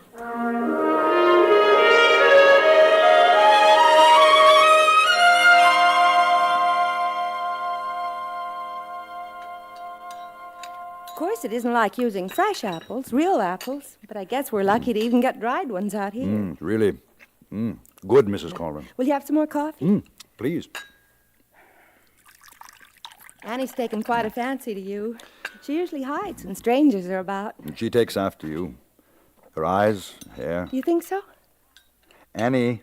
Anne Meredith, after my great aunt. Anne Meredith Honeycutt in Ridgefield. Ah. She's a little shy, Mr. Kendall. You see, she can't talk.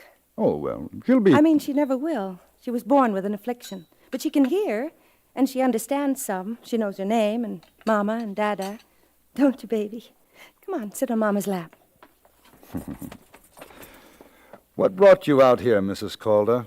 The land. We're homesteading. Wally knows a lot about farming. He figures when we get enough water, we'll raise wheat and grain. Barley, maybe. He says we've got to raise it to feed cattle. There'll be money in that. It must be hard work digging wells. Oh, it is. That one that's drying up, it's only 40 feet. The other one behind's down 50. Wally thinks maybe another 20 feet will get him water. He's gone to the Allen boys to borrow another spade. You mean he's digging it alone? Oh, yes. When we first set up here, a fella came riding by, and he said he could locate water for us. And he surely did. Just used a forked stick, and he pointed right to the spot. He was a preacher kind of man. Helped Wally dig, and Wally paid him $5. Must get rather lonely for you. I mean, when your husband goes away. Mr. Kendall, I haven't seen a white woman for a year. I don't think there's one for 100 miles around. Mrs. Manning used to live north, 30 miles from here, but she and her family, all but Ed Manning, they got killed by Indians just before we came here. Don't do that, baby. Of course, we haven't had any trouble with Indians, but I do say I sometimes worry being alone with the baby. I should imagine. I hope you don't mind. Mind? Me talking on like a jaybird. Oh, I don't mind at all, no. Annie, where are you going? Annie? Oh, that child, I declare. It's Wally! Wally! Meg? Who's inside? Stranger came by, named Kendall, on his way to Laramie. Didn't you get the trouble? No, there's trouble. Alan's place was burned down last night. Oh, wow. You better get Annie in. I don't want her outside. Come on, Annie. Come on, baby. Come on. Kendall? Yes, you're Calder. Well, pleased to know you, but you better be moving on. There's likely to be trouble. What is it? What happened? A fellow called Selfridge. Him and a bunch of cattlemen. They figured to run all the homesteaders out. But why? Well, they say we've been killing their range cattle. That's not true. I know it isn't. That's what Alan told them. They gave him and his brother a beating, then fired the place. Alan says they'll be heading this way. Oh, Wally. Mister, you better hit the trail. Oh, if I can be of any help, Well, there's not much we can do. There's a bunch of them. No, I mean, if they come here, what's going to happen? I don't know. I guess I'll send the wife and kid over to old man Hovland's place, and I'll wait here. I'm not going. We've got a right to our land. It's all legal. You've got the papers, Wally. You can show them. Meg, papers don't matter. They want to get us out of the territory. This thing's been coming for a long time. Alan told me, all over the country, cattlemen trying to chase homesteaders out. They won't chase us. You've got to go up to Hovland's and take the kid, Meg. There might be shooting. You listen to me, Wally Calder. It took a year of wanting and all this spring for me to get that grass patch out front. I'm not giving it up. I'm here. Here I'm going to stay, and no cattleman nor anything else is putting me out. Can't you get protection from the law? Mister, the law's 130 miles from here, and they're not partial to homesteaders either. Well, in that case, it might be just as well if I stay here, just in case you need another gun. Well, I'm obliged to you, Kendall, but if this Selfridge and his pals are looking for someone, it isn't going to be any healthier for you than for us. I'll take the chance with you, at least overnight. Not much of a place to bed down. Meg can fix you up with a blanket. Well, sure I can. I've got a quilt, too. Not that you'll be needing it in this weather, Mr. Kendall. I'd best see to feeding the horse. Meg, you break out that hunting piece. There's shells back of the bureau top drawer. All right, Wally. I'll give you a hand, Mr. Calder. Name's Wally. And I'd be much obliged. I haven't said anything to Meg, but I've been expecting something like this. Started up last winter, I guess. What happened? Oh, a lot of cattle died. It was a hard season. Well, you know how it is. Yeah. I came across a couple of poor critters myself, froze stiff, so I skinned them, took the hides. Wouldn't do the cattle any good. I sure needed them. So the cattlemen are saying fellas like me killed their beef, that they didn't die a natural death. Oh, watch out for the post. All right, It's loose. Gotta fix that one of these days. I think you're going to have visitors, Wally. Must be them. Selfridge and his boys. How many can you see? 3. No, 4. Yeah, 4. Come on, we better get back to the cabin before they get here.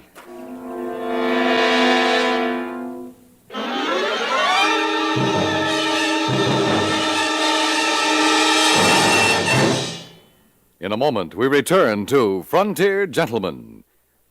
Here's a recipe to suit most anyone's taste. Tape a heaping portion of mystery, a full measure of suspense, fold in scientific detection and pulsating action, and heat to a burning climax. That's what we'll be serving up on CBS Radio's FBI in Peace and War every Sunday on most of these stations.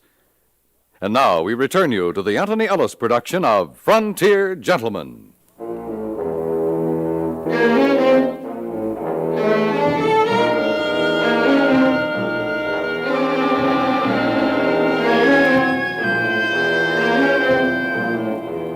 Meg Calder was waiting for us in the doorway when we reached the cabin. I noticed an ancient hunting rifle, as well as the Winchester, leaning against the wall. The child, Anne, was huddled in a corner, still clasping the calico doll in her arms. We watched the riders as they approached across the plain, and their gallop slowed to a canter, a walk, and then they stopped a few feet from the little grass patch. One of the horses began to nibble at the green shoots. Mister, get that horse of yours off my grass. Now, Calder, I ain't gonna make a lot of talk. You got a kid inside. You got 1 hour to get her and your missus packed and out of here. You got it all wrong. We're staying. You get off my land. Homesteaders ain't wanted around here. Alan's already told me about that. You think you're gonna burn down my place? You got another thing coming. Now, me and the boys, we don't want no shooting. You don't get that horse of yours off my grass, there's going to be shooting right now. Meg, come back. Back him up now. Go on. I'm not telling you again. Put up your gun, man. We ain't got no quarrel with women. No quarrel? What do you call it then? Trying to throw us off of what's rightly ours? Oh, man, she sure is a live dictionary, ain't she? Oh, come on, Jack. They ain't going peaceable. Let's get started. I wouldn't. Who are you? A friend of the Calders. Another sodbuster, huh? Well, you better make a 9 in your tail, pard. We don't want your kind around here. Now, I ain't got no personal quarrel with you, Calder, but this here country is for cattle. Fellers like you ain't gonna come in here killing our stock. I never did. Oh, come on, Selfridge. I don't want to stop around here all day wrangling with this home sucker. Let's start burning. You take it easy, Flag. We're gonna give him an hour, like I said. I have an idea it's going to be the longest hour you ever waited, my friend. I ain't your friend, mister. I don't want no mavericker like you for a friend. 1 hour, Calder, then we're coming back. Yeah. 1 hour! They don't seem to think you mean what you say. That's the trouble. Nobody puts up a fight against them. Well, they'll learn something from me. My great-grandfather, Silas Honeycutt, stood off a whole regiment of redcoats with Putnam. No offense to you, Mr. Kendall. You being English and all. No offense. What do you think, Kendall? What are our chances? Wally Calder, you're not going Now, to... wait a minute, Meg. We've got to think about the kid. Not going to be much use if she's got no ma and pa to care for her. Those fellas mean business. We put up a fight, they'll be killing, maybe on our side. I'm not afraid, but there are other places to start up again. Wally, if you want to go, you go. I'm not stopping you. Me and Annie's staying. You do what you want.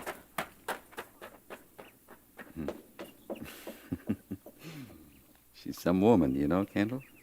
I know. I asked, what do you think? Well, I can't answer, Wally. It's up to you. Yeah. She sure takes good care of that grass, doesn't she? You know, we figure on planting vegetables as soon as we get the new well dug. Annie? Wally, did you see the baby come out? Oh, no, she was inside. Well, she's gone. I can't find her. Annie? Honey? Annie? Annie? Annie? She isn't here, Wally. Did you look behind the stove? She likes to hide behind I it. looked. Well, perhaps she went out while we were all outside. Maybe she got frightened. Annie! Annie, Kendall, baby! you go around the other side, will you? Look in the corral. She likes the horse. Maybe she's there. Annie!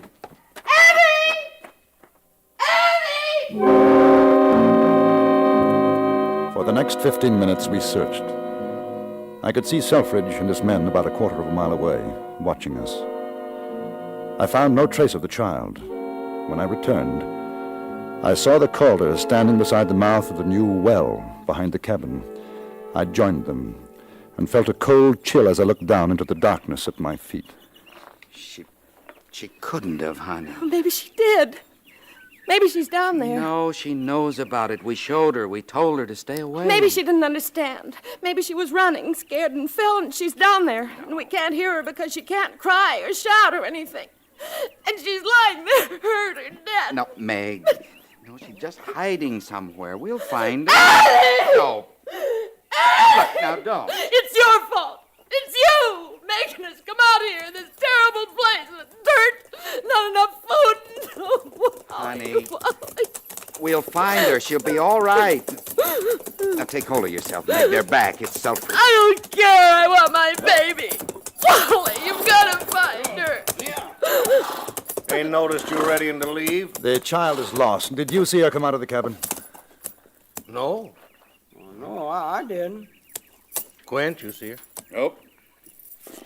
Well, I guess maybe I did while we was talking. Where'd she go? Round here at the back. Wally! You think she fell in the well? Well, we don't know. How deep is it? About 50 feet. Not there deep. You called to her down there? Well, it wouldn't do any good. She can hear, but she can't talk. That's a longish fall. I wouldn't figure her to be alive. Shut no. your fool mouth, Well, Flag, that's will true. you? Called her, 50 you feet. sure she's down there? No, but she isn't anyplace else. Now, what's it like down there? Rock? No. Mostly soft You know, dirt. she could be all right, little kid like that. They can take a fall pretty good, you know. Now, that ain't much support, that soft dirt. Like snatch would get a key I was in. aiming to fix that, but... Well, maybe she's not even in there. Get a rope, Wally. Somebody's got to go down to find out. Not me, no, sir. I heard about black damp in them wells. Oh, no, sir. Flag, I ain't ready to nobody's set asking my you. Hush up now. Well, I ain't going down there. Haven't got a proper windlass. Just been tying the other end of the post there. Good. She holds good. Now, you fellas pay it out. Sure. I'm going down. Right. Wally, Hard blossom. you be careful. Get behind me, Yeah, Flag. yeah. Get behind him. Flag? How tightly now. Okay, I got you. Let it Stay go. out slow. You got the flag? Yeah. Go ahead. Easy now, darling. Easy. Slowly. Slowly. There's a lot of loose dirt falling. Stand clear to ass. Slowly now. Wally, shout out when you're on the bottom. Annie. Watch out. You got your hand caught in that hedge. Yeah, all right now. Yeah, go ahead. He's down. All right, now slack off. Wally? Is she all right? Wally? I don't know. Bring her up, Wally. Tie the rope under your arms. Hold her. We'll pull you up. Yeah. All right. Give me some slack. Some slack. Wait. Let us know when you're ready. Lord, please, please. Oh, Lord, deliver us, I pray. Oh, now, Mrs. Lord. She's gonna be all right. Now, you see she's gonna be just fine. Sure taking a sweet time. You ready? Wally, are you ready? What's the matter with him? Calder, you want us to pull up? It's gone slack again. It's a black damp's got him. That's what it is. You keel over. Wally, can you hear me? I'm going down after them. Be ready to pull up fast when I give the word. I went down into the well as quickly as I dared, my feet unavoidably scuffing the walls of the shaft, sending showers of dirt to the bottom. As the circle of light diminished over my head, I became aware of a stale heaviness in the air, which became more pronounced with every foot of the descent. Then I was at the bottom, and I could dimly make out the form of the child, and huddled beside her, Wally. As I made a hurried loop of the rope under my arms, I began to feel light-headed. It was an effort to pick up the child, to hold her. Take me up! Up! Then, as the ascent began, and the air became fresher, I felt my senses returning, And with them, the realization that the little girl's heart was still beating. Is she all right? Annie. She's alive. She's alive. Take her. All right. Now you come on out. I'll go down for Calder. No time. Send me down. Hurry. You'll have to bring us up together. I knew now what was meant by black damp. Some form of gas which gathered in the bottom of the well. This time I breathed as sparingly as possible. At the bottom, I put Wally Calder over my shoulder and then began the never-ending journey to the surface. The light above me became dimmer and dimmer. I felt Wally falling, slipping off my shoulder, my grip on the rope weakening.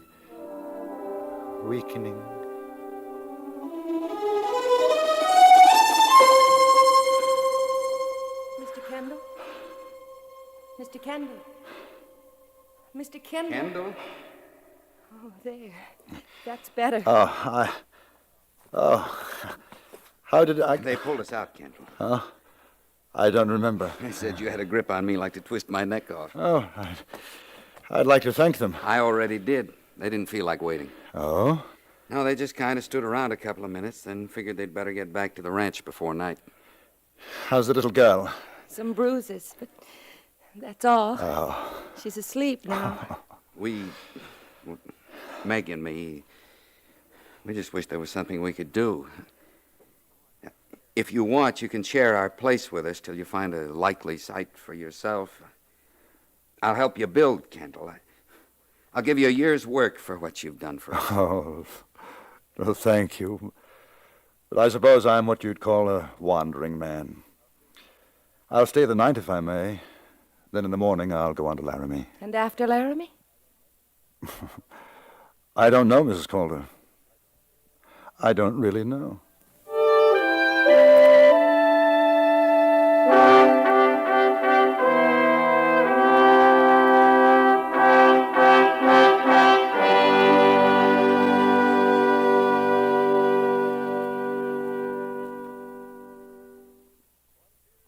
Frontier Gentleman was written, produced, and directed by Anthony Ellis and stars John Dehner as J.B. Kendall. Featured in the cast were Virginia Gregg, Vic Perrin, Larry Dobkin, Jack Crucian, and Harry Bartell. Dan Cubberly speaking.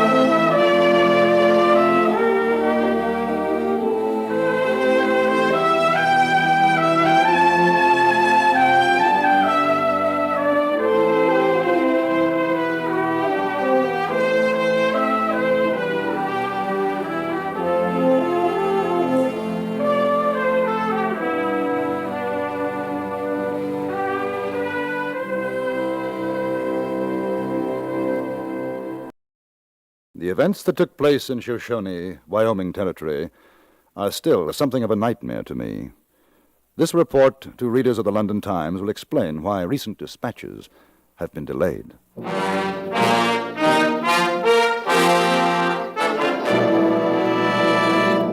Frontier Gentleman.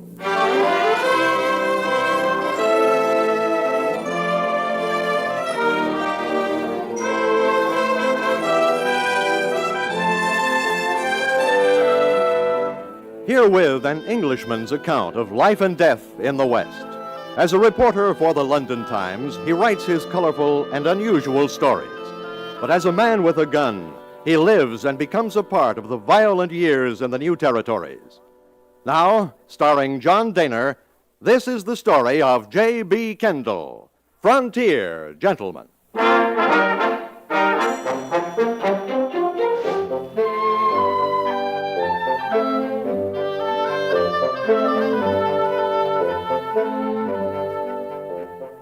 The story of my journey to Yellowstone National Park began with the coach of the Yellowstone stage line pulling into the town of Shoshone, midway point between Bear Claw and the National Park. Beside myself, the coach carried a Mr. and Mrs. Willis of Baltimore and a thin young man of about 25 whose name was Black. As the driver pulled up in front of the Shoshone Hotel, a group of men came forward to meet us. One of them was wearing the badge of deputy sheriff. Oh! Oh, now! Oh, whoa! Howdy, Charlie. Well, this seems to be a nice little town. Yes, does. Let's stretch our legs, my dear. You getting out, Mr. Kendall? Yes. According to the schedule, seems we'll have our supper here. You boys looking for somebody? That's right, Charlie. You tell your passengers to just take it easy. Have them go into the hotel lobby. Right. Folks, Mr. Kendall, Mr. Willis. Yes? This here's C.B. Belljoy. He's deputy sheriff. Says for you all to go on in the hotel. Well, suppose we don't want to. Well, then, Mr. Black, I reckon you'll have to take that up with him. That right, C.B.? Mister, you wearing a gun? No. Then you got no choice, have you? Now you go on with the others. Just wait in the lobby. The sheriff... Oh, no. Here he comes right now. Oh! Oh, Henry, look at him. He's so Mercy fat. on a poor sinner. Howdy. Remember, you, Clyde, boy, mine, son, did fine. Just fine. Thank you, Paul. Son of mine, C.B. Howdy, Sheriff. Charlie, I hope we ain't put you out too much. No, sir. We can lay over here tonight if you say so. Good. And ease the passengers. Clyde, son of mine. That's right, Paul. Yeah, ragtail bunch. Well, let's get it over with. You folks go on in the lobby now. Go on.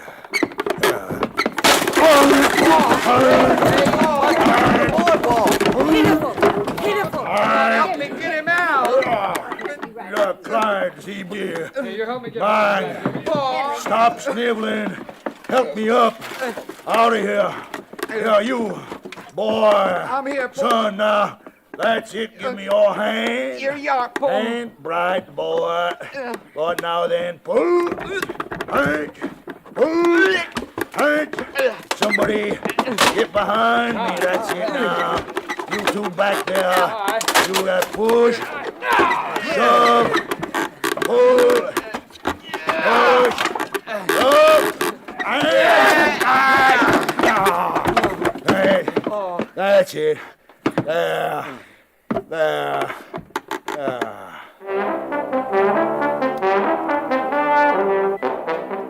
He entered the hotel without further mishap, and we were instructed to take seats facing him.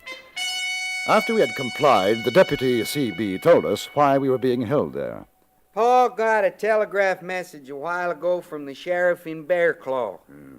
Now, it seems like somebody snuck into the Lucky Dollar Saloon office and walked off with a payroll just about when the stage was due to pull out. The sheriff down there... Ben Johnson. Yes, Paul. Johnson. The sheriff... Johnson. Ben Johnson. Ben, yeah. He figures the man that did it rode off on the stage. You mean you think it's one of us? Well, that's what the sheriff in Bear Claw thinks. Hey, look, Gildy. It could be in cahoots. Boy. Now, just a minute, Sheriff. Who's he? What? Name's Willis, Paul. Says it's his wife traveling with him. Woman looks like her. Gotta be his wife. Wife. Sheriff, would you mind Don't telling bother me me during court, mister. Court? That's right. But this ain't a... Right. I mean, this can't be no court. Where's the judge and the jury? Mr. Black, this here is Paul's court. You mean it's kangaroo court? Hey, why, you call me a kangaroo?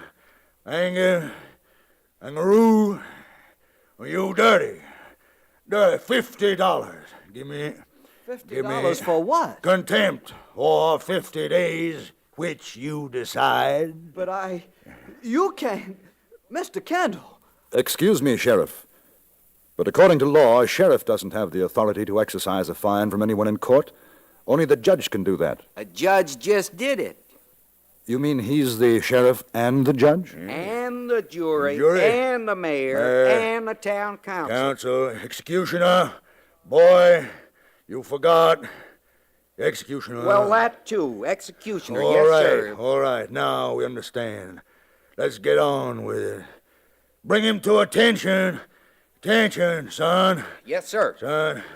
This court's hereby in session. Judge Granger Belljoy presiding. First case, the people against thief of the lucky dollar in Bellclaw.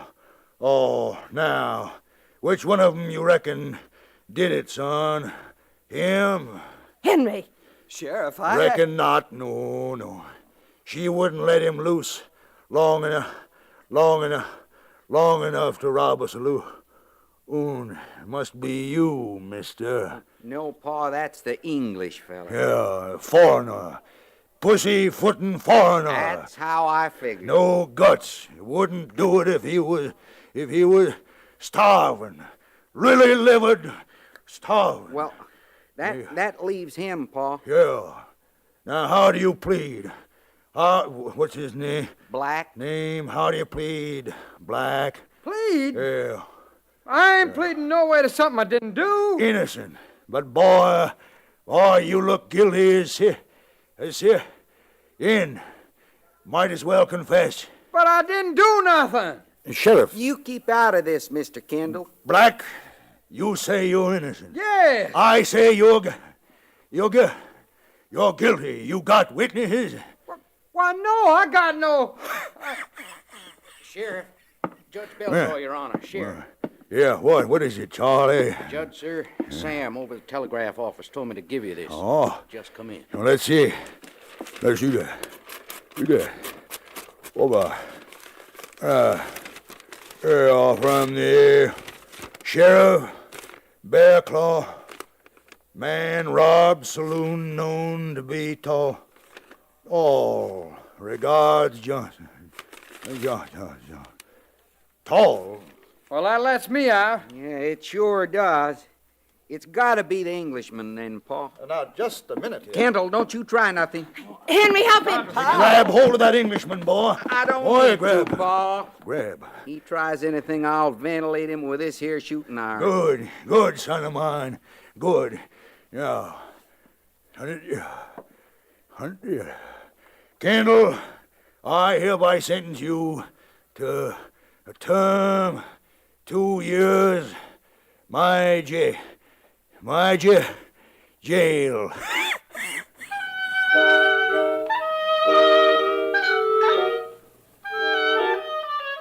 Being incarcerated in the Shoshone jail wasn't the most pleasant experience, but I did manage to sleep.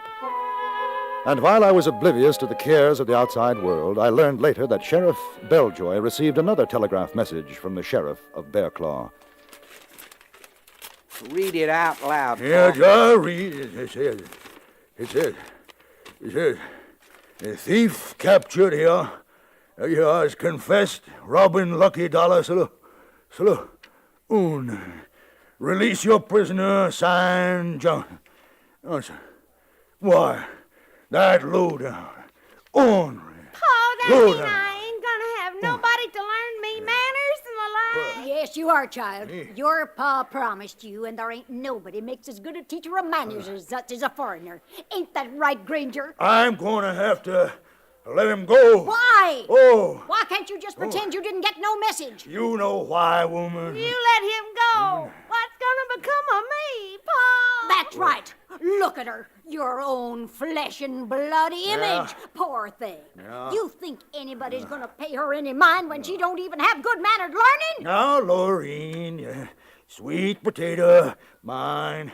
You... Don't lard up to me. Woman, it ain't my fault. You don't want me to have no learning, no English learning or nothing. Oh, honey, part I do, but... You want your daughter to have the best. You'll tear up that message. You'll make believe you never got it. And the Englishman will be made a a trustee like you promised, and he'll learn me all he knows, whether he likes it or not. Granger Belljoy. Hurried up. Woman, you female. Crazy. Ma! Female. He's doing it! Oh, Pop! Oh, here, now, don't overexcite yourself, Yeah, honey no. pot. Best you be getting along to bed now. Yes, Ma. Night, Pop! All right. You done right for her. And after a year or so, that Englishman might get used to her. Might even decide to stay here permanent. The morning following my arrest, I was served an unusually tasty breakfast by an unusually beefy young woman named Mercy Day Belljoy. Between giggles, she managed to indicate that she admired foreigners. About an hour later, I was taken under guard into Sheriff Belljoy's office. Here he is, Paul. Yeah. Kendall, I'm going to come to the point, if I can. Now, daughter of mine, Mercy Day, her mother, want you should learn her boy,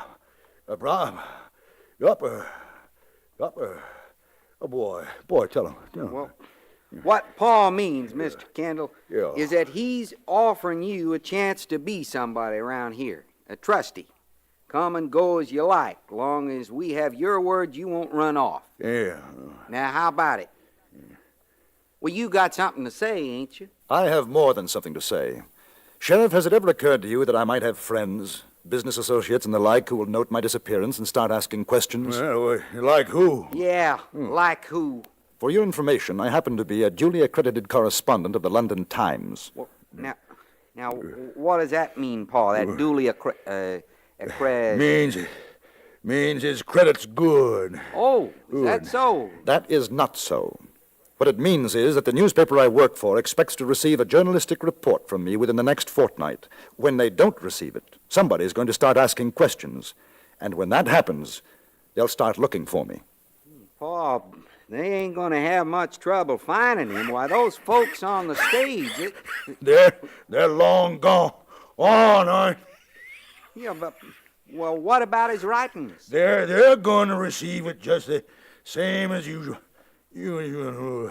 Only, Kendall, you write one word about being in this predicament. In mess. You won't get no food at no time. No time. You won't get out of that cell. Well. That's it. So. Well, how about it, Kendall? So. Now, you want to eat, don't you? And that cell can get mighty small after being in it 24 hours steady. Now, are you going to do what Paul wants you to? Learn my little system manners and behave yourself? Or are you going to stay in your cell? Well, I don't seem to have much of a choice, do I? No, sir. You sure don't.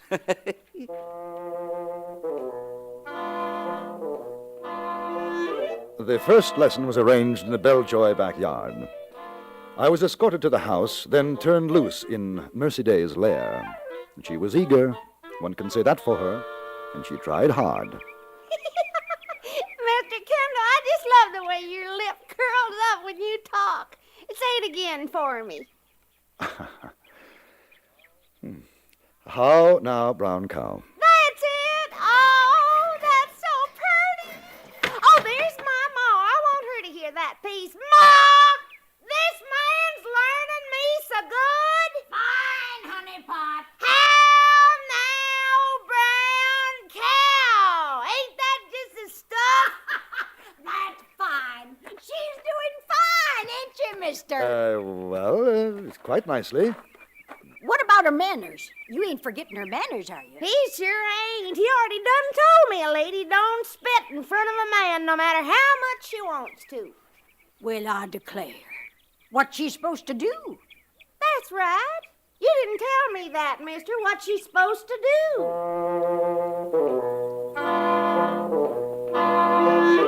The lessons continued, and as the days passed, my hope for an early rescue waned.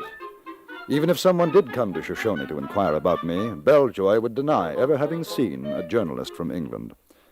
And as for my reports to the Times, well, Mercy Day was a good cook, and I disliked going hungry.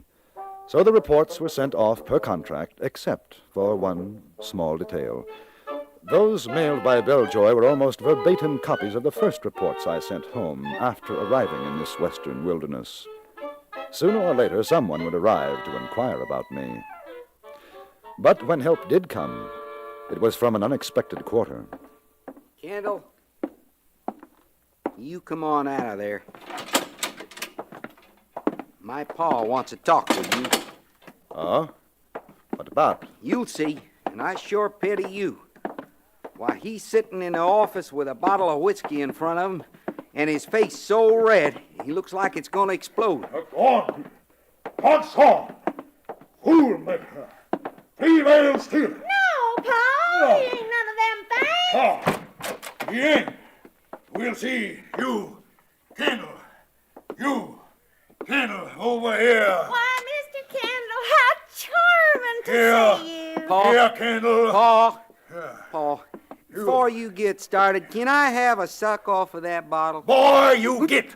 Scott! Yes, sir. Kendall, you miserable female stealing, conniving, scheming. Pa, he Scheming. ain't! He ain't! Yeah. It isn't none of that! He loves me! He ain't in love. He's sick. He's sick. Hick. Look at his face. But he does love me! Tell him, Mr. Kendall. Mercy Day. Sheriff, It's all right, honey. You just speak up. Sheriff, I have no intentions, honorable or otherwise, toward your daughter. Paul, you scared him. He can't say it to you like he did to me. I said what to you, Mercy Day? How do I love thee? Let me count the ways. But that's poetry. Sure is. Prettiest thing I ever heard. Wait a minute. Wait a minute. A minute now. You really did say such words to my little girl, Kendall? He just admitted it. Yes, but that's part of your... Part of courting me, huh, honey pot? Paul, why don't you pronounce us man and wife right now?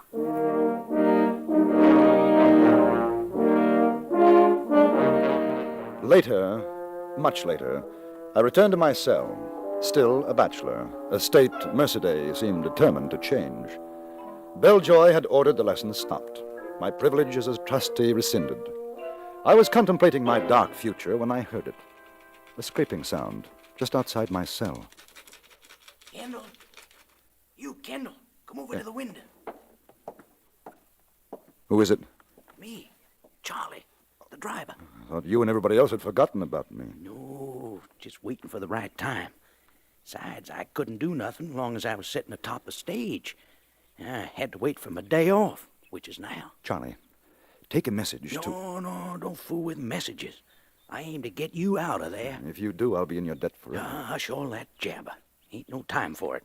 Now look, the stage leaves for Bear Claw in half an hour, and you're going to be on it. How? Yeah, with this. You know how to use one of those, don't you? Oh, yes. Good. Yes, I do. Now, the sheriff's going to dinner. Won't be back.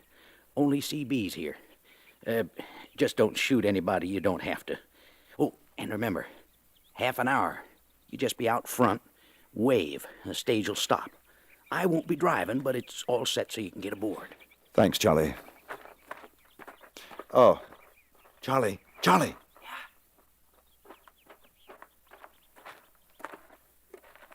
Why are you doing this? Well, Mr. Kendall, you won't believe this, but you know that little gal, that Mercy Day? Oh. You're ruining her, teaching her good manners and such. She thinks she's getting too good for me. You keep on. She won't marry me ever. You know the saying, one man's meat is another's... Well, you know it. 15 minutes later, I walked to the door of my cell and yelled for CB.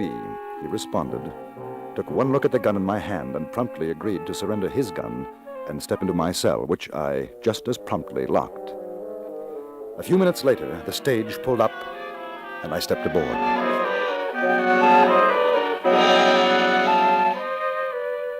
It wasn't until some time after I returned to Bear Claw that I was told what had happened when Sheriff Belljoy learned of my escape.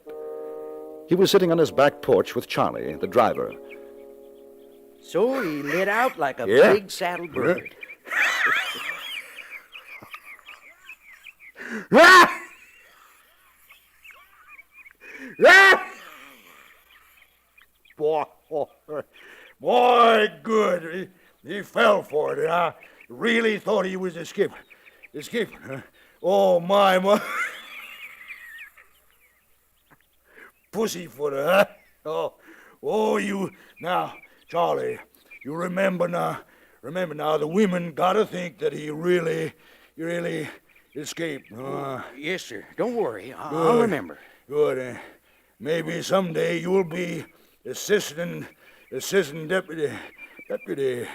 You like that, Charlie boy? Like it? Why? Yes, sir, Mr. Belljoy. That'd be just fine. Sticky females. Bad enough having them practice manners, talking English. You know, Charlie boy, I couldn't spit in front of them anymore. No. For a fact. And if you think that I'd let that giggle-patch daughter of mine, marry up with something like him, that pussyfooting foreigner, boy, you driver, Charlie boy, how you like to be my son-in-law, Charlie? Boy, Charlie. Sheriff, Judge, Mayor, I'd like it just fine. Good, yeah. Son-in-law, mine, Charlie boy. Good.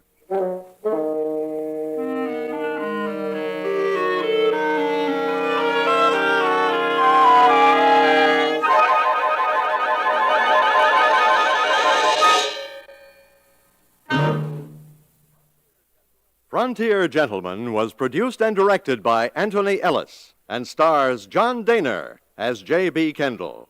Mr. Dehner was also heard as Sheriff Belljoy. The story was written by Charles B. Smith. Featured in the cast were Richard Perkins, Virginia Gregg, Ron Meter, Jeanette Nolan, Harry Bartell, and Stacey Harris.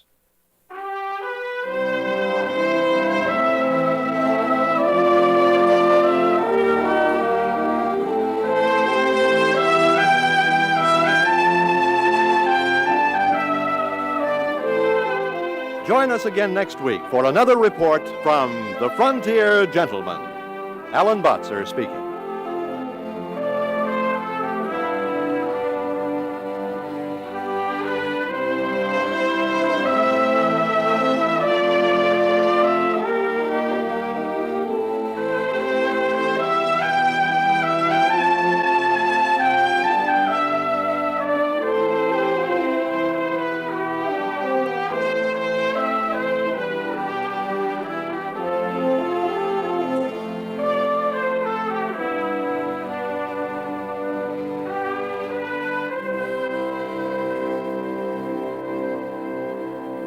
One of the prettiest women I've met in the West was very nearly the cause of violence and carnage.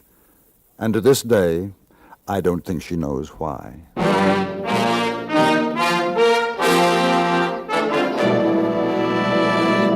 Frontier Gentleman.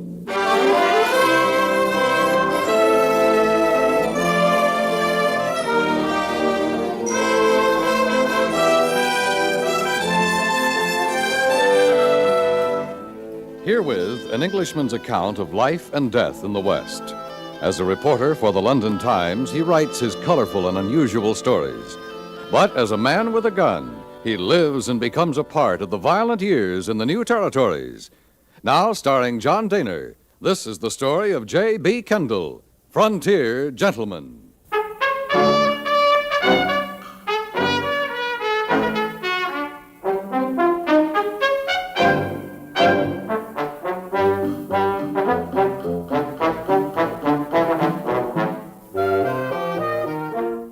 One of the first things I noticed in Laramie, Wyoming Territory, was the intense rivalry between that town and Cheyenne on the other side of the Laramie Mountains.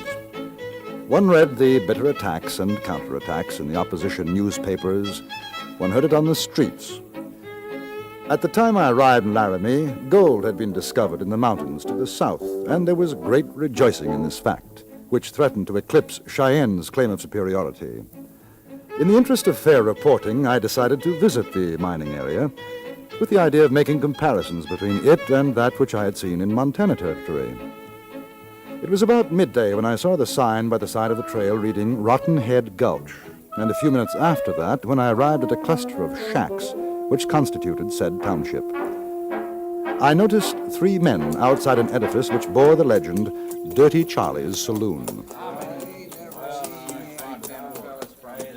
Look at there.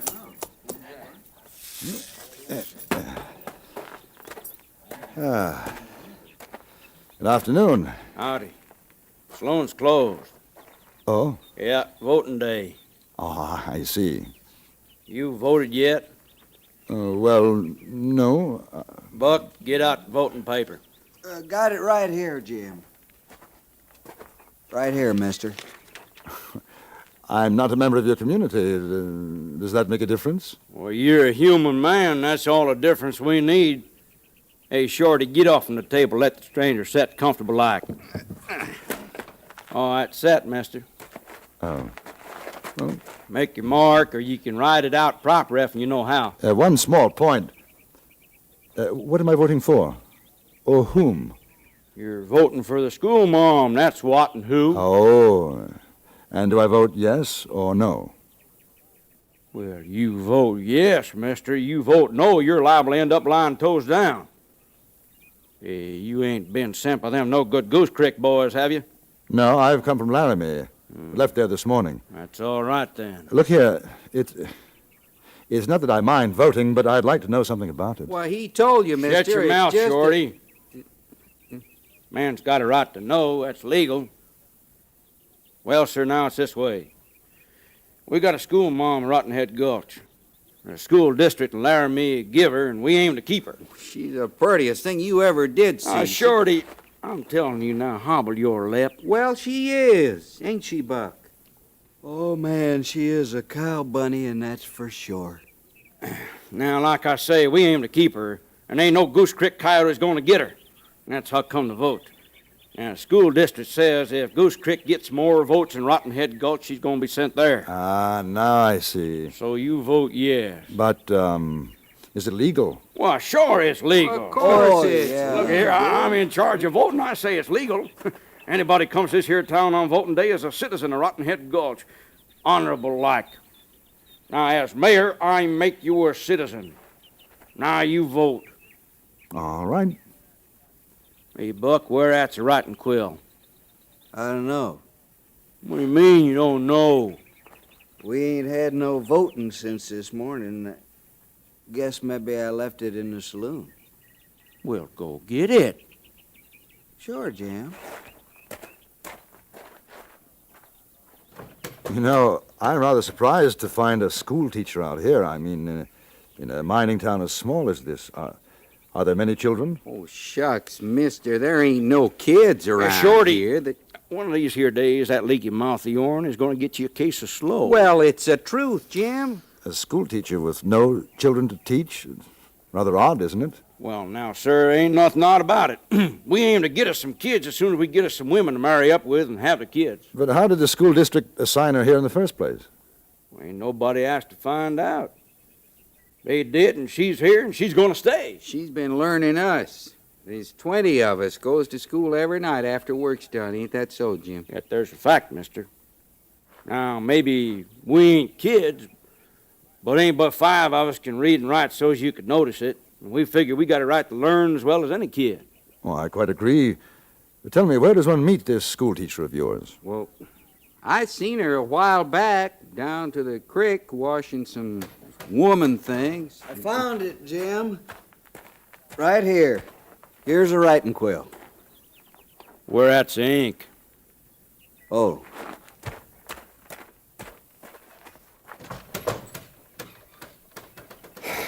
You know something? I want to tell you, that there Buck, well, schooling ain't going to do him no good. You know, he ain't got enough brains to start with. How many votes will you need to keep her here? Well, more than Goose Creek, that's for sure. You see, we got 20 votes in Rotten Head Gulch. Goose Creek's got maybe 30. So we just got to vote more than they do, so when the votes is counted, then we'll win. Who counts the votes? Oh, back in Laramie. Well, as soon as the day is finished, we seal up the voting boxes and we take them up to Laramie. But won't they know that you've enlarged your voting? They must be aware of the population here. Shucks, no such thing. We just got to be sure we got more signed votes than Goose Creek. That's all. And how will you know that? Well, right now it is kind of a problem. I got thing, Jim. Right here. Thing. There you go, mister. Good afternoon, boys. Well, now, good afternoon, Miss Jones. Howdy Believe there. that I've met this gentleman. Well, no, ma'am. He's just rode in. As soon as he's finished his business, he's going to be riding right out again. Miss Jones, isn't it? Yes. My name is Kendall, Miss Jones. J.B. Kendall. How do you do, Mr. Kendall? I have been hearing quite a bit about you, Miss Jones. Oh, have you? I'd like very much to talk to you as soon as I've voted. Voted? But you can't vote. James Ponder. Oh, now, ma'am, this here is men's work, I will and not you... have a dishonest ballot. I told you that before. Oh, it ain't really dishonest, Miss Jones. Jim made this fella an honorable citizen of Rotten Head Gulch, didn't you, Jim? I'm very sorry, Mr. Kendall, but you cannot vote. Oh, ma'am, you just don't understand these here political things. I understand that you're trying to stuff the ballot box, and I will not have it. Has everybody in town voted? Oh, yes, ma'am. We sure have. Then in my presence, I want you to seal the box. Oh, Miss Jones, oh, look, we can't do that. Look here, now, it ain't legal. Yeah, not till sundown. It just ain't legal. That's what it says right here in these here instructions from the school district in Laramie. Now, it just ain't legal. Not till sundown. If everybody's voted, it's legal. Seal the box. Yes, ma'am. That just don't seem right. Some of the other fellas didn't get to vote. Shorty, can you help me seal up this here now thing? Now, Miss Jones, why don't you take Mr. Kendall and show him the schoolhouse? I figure he'd like to see that. As a matter of fact, I would. All right. And no more voting. Is that understood? Oh, Miss Jones, I understand for sure. This way, Mr. Kendall. Are you a miner, too? No. I'm a newspaper correspondent for the London Times. Isn't that strange? I had a feeling, not exactly, but you're very much like my brother. He's a reporter on a Nebraska paper. How strange. Gave me quite a start when I first saw you. Miss Jones, how long have you been here? In Rotten Head Gulch, 3 months. Weren't you surprised to find no children? Yes. Of course, they kept it from me for almost 2 weeks. I think I can understand why. Can you really, Mr. Kendall? Oh, I see. You mean because they wanted to learn themselves? Yes, you're right. And that's why you decided to stay? Yes. I suppose you think it curious that a woman devote her time to teaching 20 grown men. Not curious. Unusual, perhaps. This is the schoolhouse, Mr. Kendall. The men built it. They built the desks, benches, everything. Would you like to come inside? Very much. They even built a wooden floor, Mr. Kendall. Wooden floors are quite rare in these mining towns. I'm impressed more than I can say, Miss Jones. They have a great desire for education. I couldn't leave them. Not after they worked so hard to build this. And now? Unfortunately, word reached the people of Goose Creek that there was a school teacher here. They are a slightly larger community and feel that the school district board should assign me to their town. Besides which, there are 2 children in Goose Creek. I see. The board decided to have it settled by a vote. If enough residents of Goose Creek require my services and outvote the men of Rotten Head Gulch, I shall have to obey the decision of the board. Well, aren't there other teachers available? Yes, but that's the strange part of it. Neither town will accept anyone but me. Of course, I'm flattered. But I can't see that it really makes any difference, can you? Well, yes, in a way. You see... Here she is, boys. You, mister, elevate your hands high. Now, we don't aim to hurt you none, Miss Jones. You just come along with us and everything will be right fine. Mr. Kendall? Now, look here. Take care of him, Wes. I'll do that, Pa.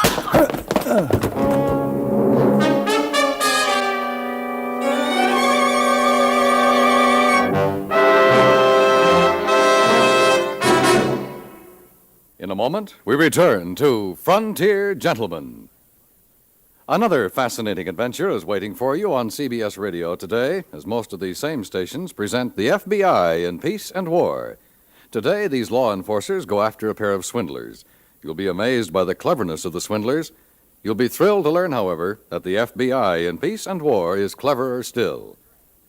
And now, we return you to the Anthony Ellis production of Frontier Gentlemen.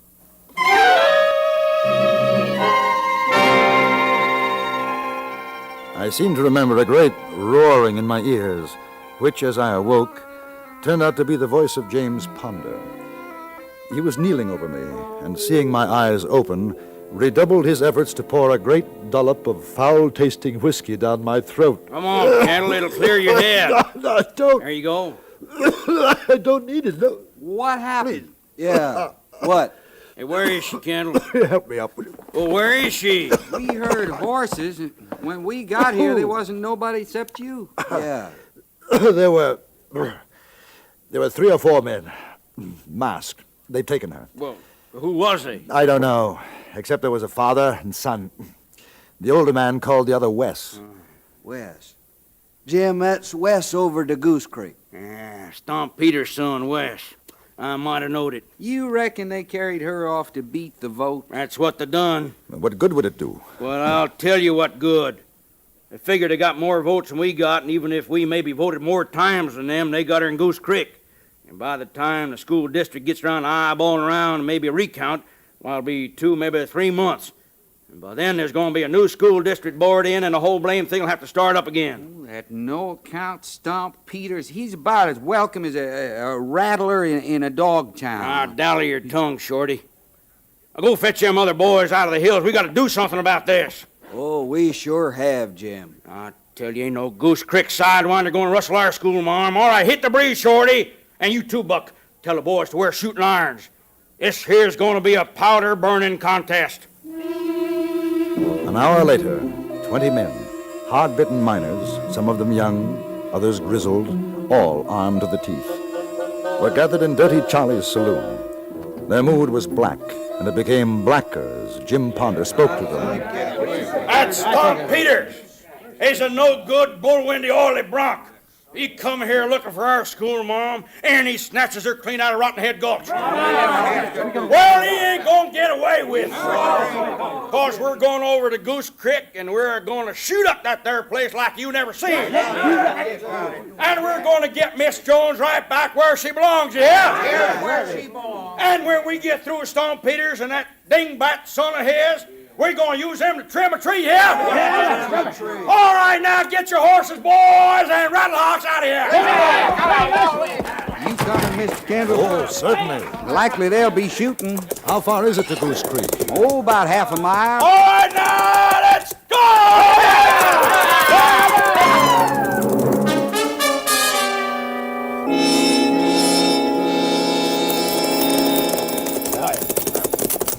Ho, ho! Don't you imagine they'll be expecting you? Why, sure they'll be expecting us. It's gonna be a real shoot-up. Wouldn't it have been better to surprise them? What for? They know we'd be coming after them. Supposing she gets hurt. Well, now, you know, I didn't think of that. Hey, you figure maybe. With shooting, there's a chance. Boys, you hear what Kendall here says? Well, we don't want the school mom hurt. So you watch where you're shooting at, you hear? All right, now, we're going to take it real slow. Just around the next turn. All right, yeah. Hey, Kendall, you and me, we're going to keep an eye out for Miss Jones. Either one of us eyeballs her gets out of there fast, you hear? Right. There they are. Hey, looky at that there, Kendall. Right in the middle of the street. Like you say, looks like they've been expecting us. We came upon Goose Creek with abrupt suddenness. The trail rounded a bend and became an elongated clearing lined on both sides with shacks, perhaps a half dozen more than existed in Rotten Head Gulch. Between the dwellings and in the middle of the street were piled boxes, barrels, and 2 overturned wagons. Behind this barricade, we could see the figures of men and a reflection of sunlight on steel. Up to this point, even with my headache, the affair had been rather difficult to take seriously, but the complexion had radically changed. When we were no more than 20 yards from the defenders, Jim Ponder held up his hand. Everybody! Yeah! Stop, Peter! What do you want, Ponder? We come to get Miss Jones and take her back to her rightful home. She's in her rightful home, just where she is. And you're a liar. You want to start trouble? We ain't going back without the school, marm. Maybe you ain't going back because you'll be shaking hands with St. Peter. Let me talk to him. This ain't no time for chewing the cud. Let's start throwing lead. Shorty, shut your mouth, will you? They're in a better position than we are. Shucks, we could ride right over them. If you lived that long. What's the matter, boys? Afraid to take the big jump? Come out, Peters. You can bring another man with you. Jim Ponder and I'll meet you between the lines. Who are you? The chap who was with Miss Jones. I told you, Pa. I told you he wasn't dead. All right. You and Ponder get off your horses. Come forward slow. You watch it, Jim. Now, don't you fret. Hey, boys. Hey, start something. You go in and finish it, yeah? We'll finish it. Oh, let's go, Kendall.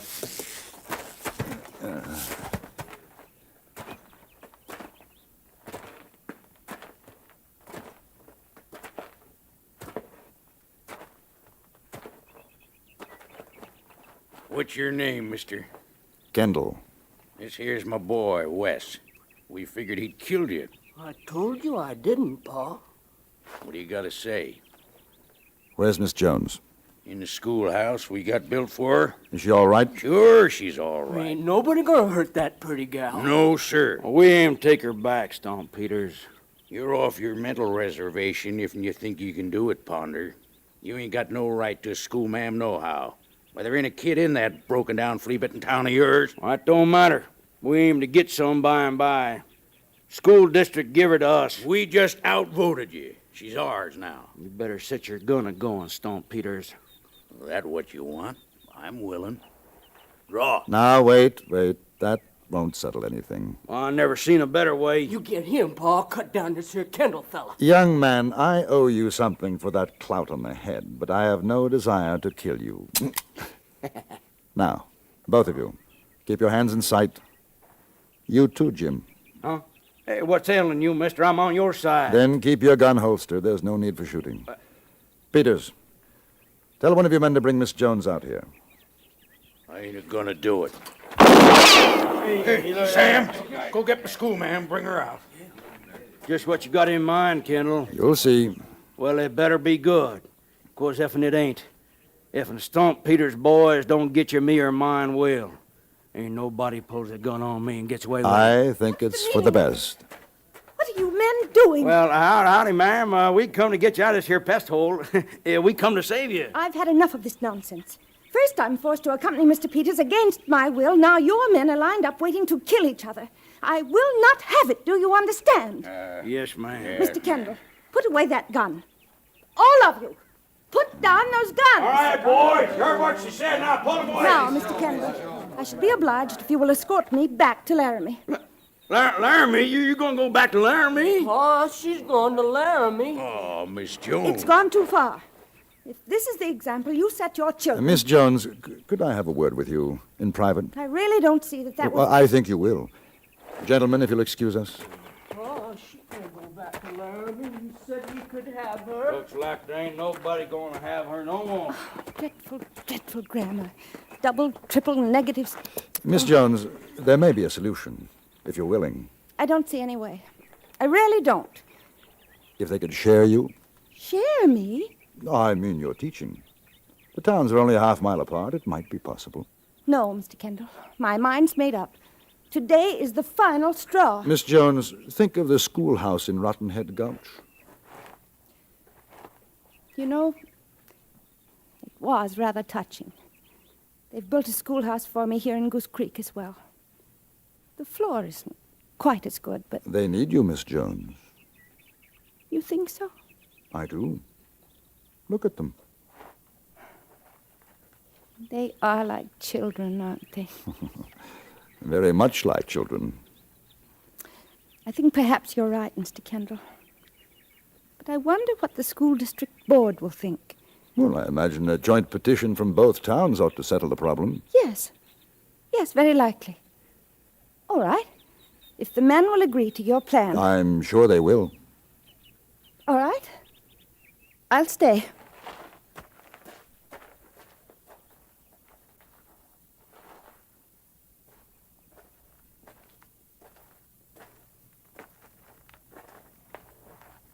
Mr. Kendall, Yes? while I was being held captive, a rather terrible thought occurred to me. It is the education that I can give them, isn't it?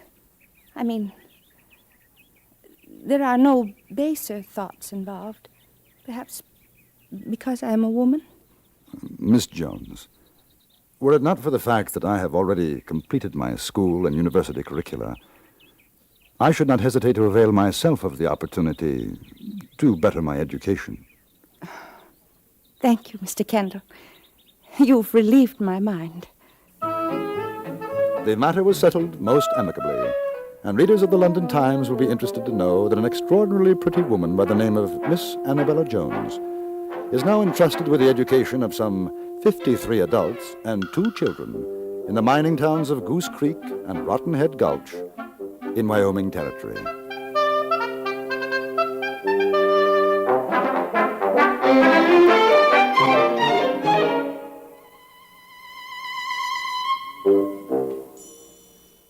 Frontier Gentleman was written, produced, and directed by Anthony Ellis and stars John Dehner as J.B. Kendall. Featured in the cast were Jack Crucian, Virginia Gregg, Vic Perrin, Jack Moyles, Harry Bartell, and Eddie Firestone.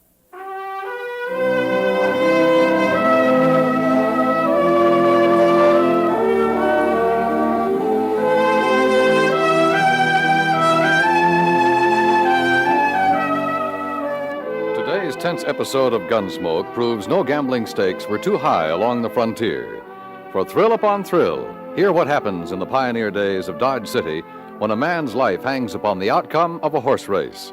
That's on CBS Radio's Gunsmoke later on today. Join us again next week for another report from the Frontier Gentleman. Dan Cubberly speaking.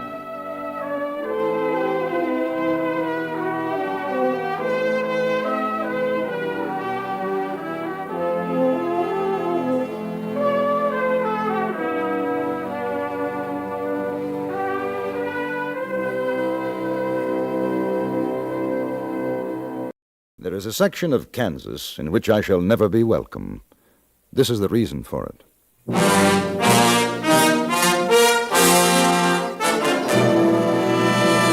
Frontier Gentleman.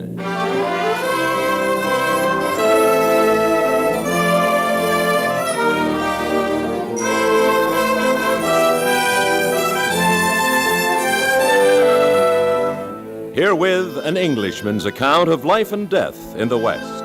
As a reporter for the London Times, he writes his colorful and unusual stories.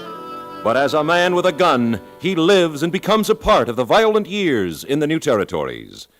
Now, starring John Dehner, this is the story of J.B. Kendall, Frontier Gentleman.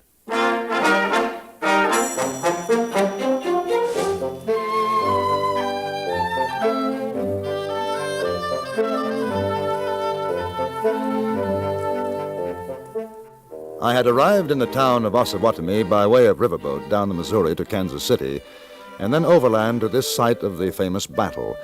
I hoped to write a story on the abolitionist John Brown, but 2 things prevented my doing so. The first was the weather. In a region where I was told the rain was plentiful, not a drop had fallen for more than 3 months. Eastern Kansas was in the grip of a severe drought. The second reason was Darby Bullman. I met him as I was doing a sketch of John Brown's cabin. He drew up in a wagon, got down, and peered over my shoulder, silent for a few minutes, then cleared his throat and said, Hot, ain't it? Yes, very. Ain't seasonal. So I'm told. You a stranger around here? Mm-hmm. Me too. Just come in town. Ain't much to see, is there? No, not much. It's a pretty fair likeness of the cabin. Thank you. Chimney don't seem to stick out just right, though. You don't mind me saying. Well, it's only a rough sketch. Ain't squatty enough, neither. Outside of that, it ain't bad. Hmm. You, make a living doing that? No. No, I'm a writer. This is a sideline. Oh, so. You any good at making signs, writing them? Well, I never... I'd be willing to pay $2. Won't go no higher than $2. Don't need none of them fancy curlicues. Just a good old sign, nice and easy writing so folks can read it. Do it myself, except I ain't much of a hand at that kind of thing. Well, I figure for $2 you can draw in a picture along with the words. What kind of sign? Well, you write it out. I'll tell it to you slow. All right. Just a minute. Let me... all right. Go on. Darby Bullman. Darby. D-E-R... D-A-R. Oh, sorry. Yeah. Darby. Bullman. B-U-L-L. L-L-M-A-N. King of the Rainmakers. Of the Rainmakers. Will guarantee to... Will guarantee... To fix it to rain for the price of $1,000. Would you prefer guarantee to bring forth rain for the price? Fine. Bring forth rain for the price Price of of $1,000. $1,000. That's right, yes. All Now, right. what kind of a picture would you figure to draw with that? Well, what would you suggest? Oh, I don't know. Something good and wet, though. You know, give 'em the ID. You're not serious, Mr. Bullman. Sure, I'm serious. You think I'm flapping my gums to make wind? You can actually make it rain? I've been doing it nigh on 5 years. Well, how? Oh, I got my methods, mister. Don't you worry about that. $1,000 is a lot of money. Sure it is. But it's a sight less than what these homesuckers is going to lose if it don't rain. Come to think of it, you know, I'll be needing an assistant. You want the job? Well, Pay you $50 in feed. Well, what are the requirements for an assistant? Oh, ain't nothing to it. You get that sign made. I got me a big roll of paper in the wagon yonder. Then we stick the sign up over the wagon and drive through the town. As soon as we get us a likely crowd gathered, I make the speech, and you wait to start the collection. A small point, but supposing they don't believe you. Ain't human nature not to believe me. Cows and crops is perishing for want of rain, ain't they? Yes. A fellow like me comes along and gives them rain. They'll believe me. Have you ever failed? No. Mister, what's your name anyhow, son? Kendall. Oh, Kendall. You see that fella coming this way herding them cows? Yes. Oh, wait, I'll show you what I mean. Get over there, you greasy case of worm! Morning, stranger. Morning. Them cows of yours kind of scrawny, ain't they? They sure are, mister. Unless we get some rain mighty soon, ain't gonna be no better than rawhide. And I guess your troubles is over, stranger. That so? Yeah, you're talking to Darby Bullman, king of the Rainmakers. This is my assistant, Slim Kendall. That so? Yes, sir. If you want a good big rain, you come on down to town at 5 o'clock. Tell your friends. I got the makings for the wettest rain you ever see. Bring it right down from the clouds. Ain't no clouds. Not right yet, there ain't. But that's what I aim to scare up. Hey, you be willing to pay maybe $50 for an inch of water in your fields? Mister, you do that, I'd be willing to pay $100. I ain't a greedy man. Like I say, my wagon will be in the middle of the town 5 o'clock. You tell your friends. I surely will, mister. Yes, sir, I surely will. Get out of Yeah. See the way it is, Kendall? I get me 20 fellers like that, pay $50 apiece. I get me 1,000. But how can you guarantee that, I mean, what do they do if you can't produce the rain? Didn't you hear me get through telling him? It'll be the easiest $50 you ever made, Kendall. Now, you get going on that sign. I got to start mixing up the makings. Now, this here's going to be the wettest county in Kansas. Come tomorrow.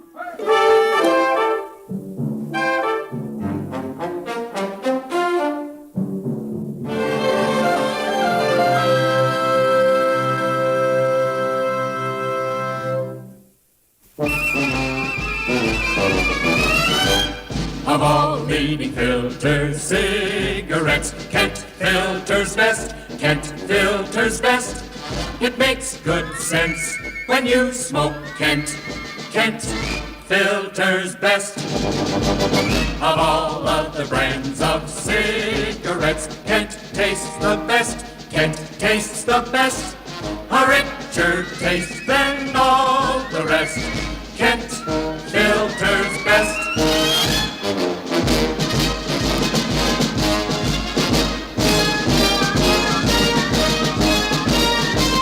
It makes good sense when you smoke Kent. Of all leading filter cigarettes, Kent filters best.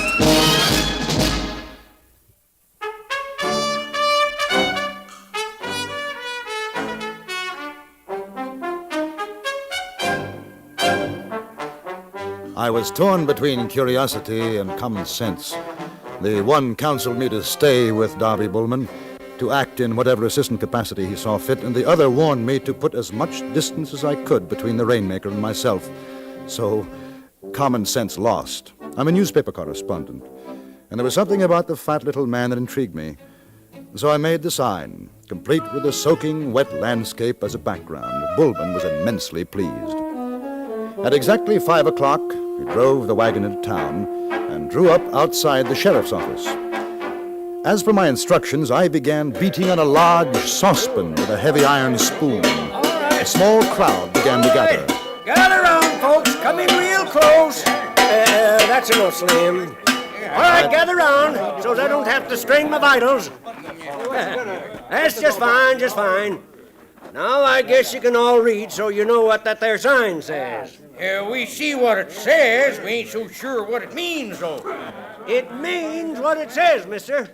I'm here to bring you rain. And when I say rain, I don't mean no tittle and spit. I mean a goose grounder, a regular gully washer. I mean to make it wet enough to bog a snipe. That's what he told me. That's what he said this morning. Let me through here. Let me through. Get away from me.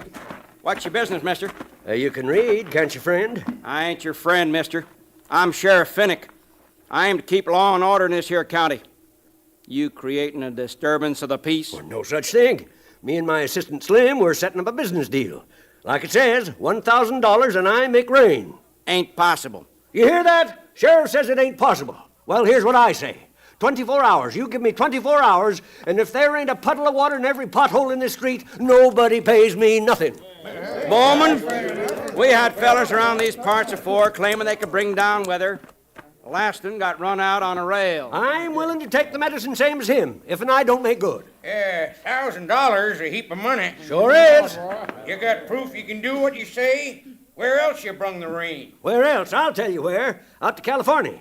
I wetted down the Sacramento Valley 2 years back so you could take a boat from Marysville down to Sacramento and never touch dry land. Hey, I don't see no harm if it's a guarantee. But we gotta make it legal like. Suits me. Anything you say. Har. Go over and fetch Lawyer Woolsack.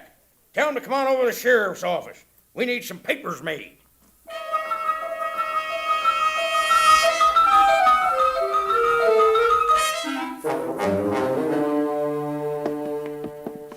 Now, I got it written up clear and understandable. Now, wait, just read it, will you?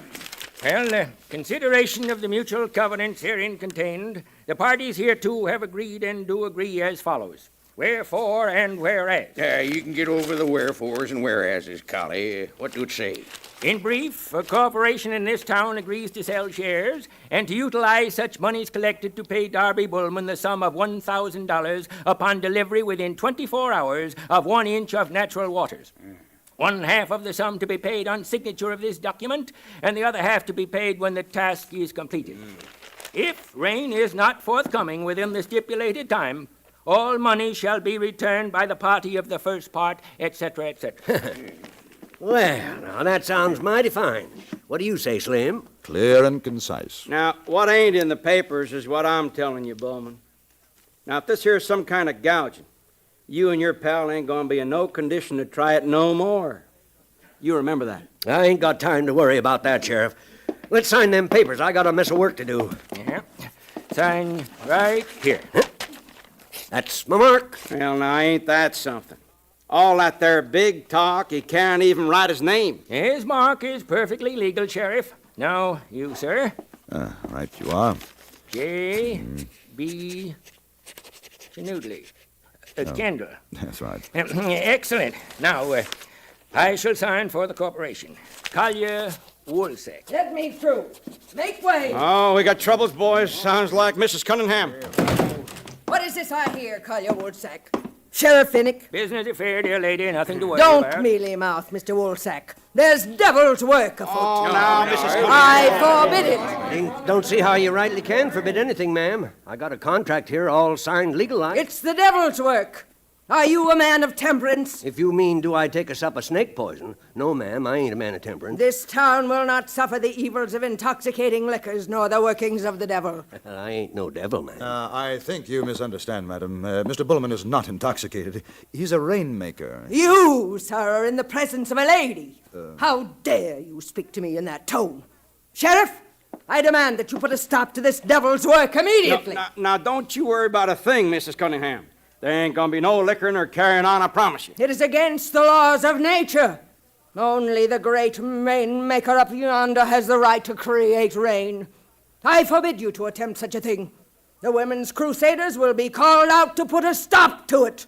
I warn you, Sheriff. Now, there ain't no need of that, Mrs. Cunningham. I have nothing more to say. We have put the devil out of Osawatomie. He will not return in the guise of these two wicked men. Liquor and sin. Liquor and sin.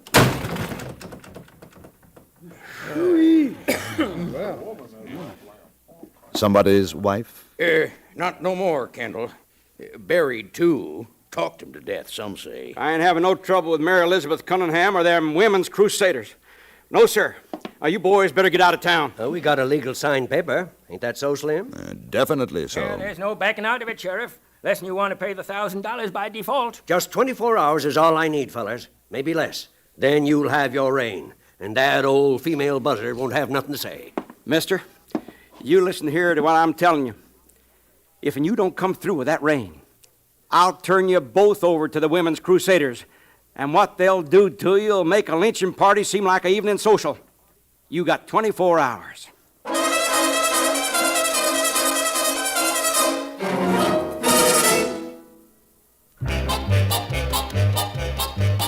If it's new, Plymouth's got it. Got it. The 59 Plymouth's got it if it's new. If it's new, if it's new. The 59 Plymouth is at your Plymouth dealers now. It's new, it's wonderful, and it's here. New styling to make your heart sing. Plymouth for 59 has that fine car look. New Fury models at new lower prices. New swivel seats, swing you in when you enter, swing you out when you leave. New push-button heater, world's simplest temperature control. New Golden Commando V8, biggest engine in the low-price field. New Miramatic mirror, new automatic headlight dimmer, new sport deck, new everything. See the completely new 59 Plymouth. Drive the completely new 59 Plymouth at your Plymouth dealers now.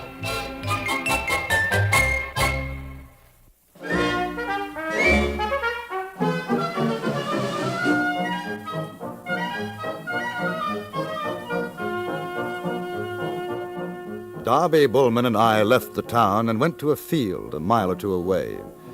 The Rainmaker scurried about, unloading sacks from the wagon, contents unknown. Then we wrestled two immense cauldrons down to the ground. While I built fires under the containers, Bullman emptied the sacks and began to stir in a liquid which he poured from large jars. A great cloud of dense smoke began to rise into the night, spreading, oily, black, and with it arose a most incredible stench. If nothing else, the heavens would weep at that alone. What is it? My own chemical invention. Ain't nothing else like it. I should hope not.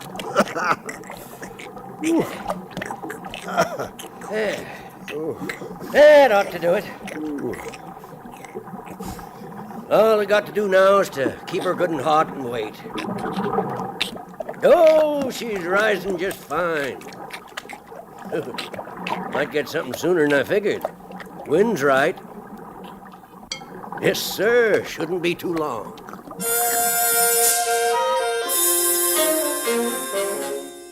We spent the night in the field, alternately napping and tending the fire.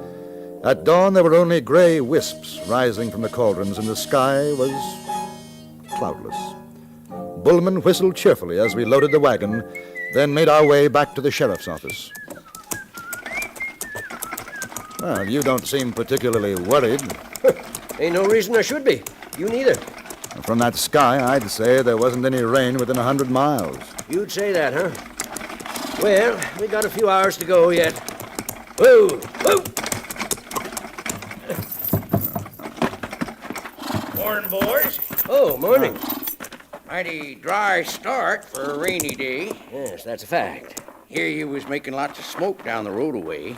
Old Har, he said there was a powerful stink when he took the cows out this morning. Oh, so?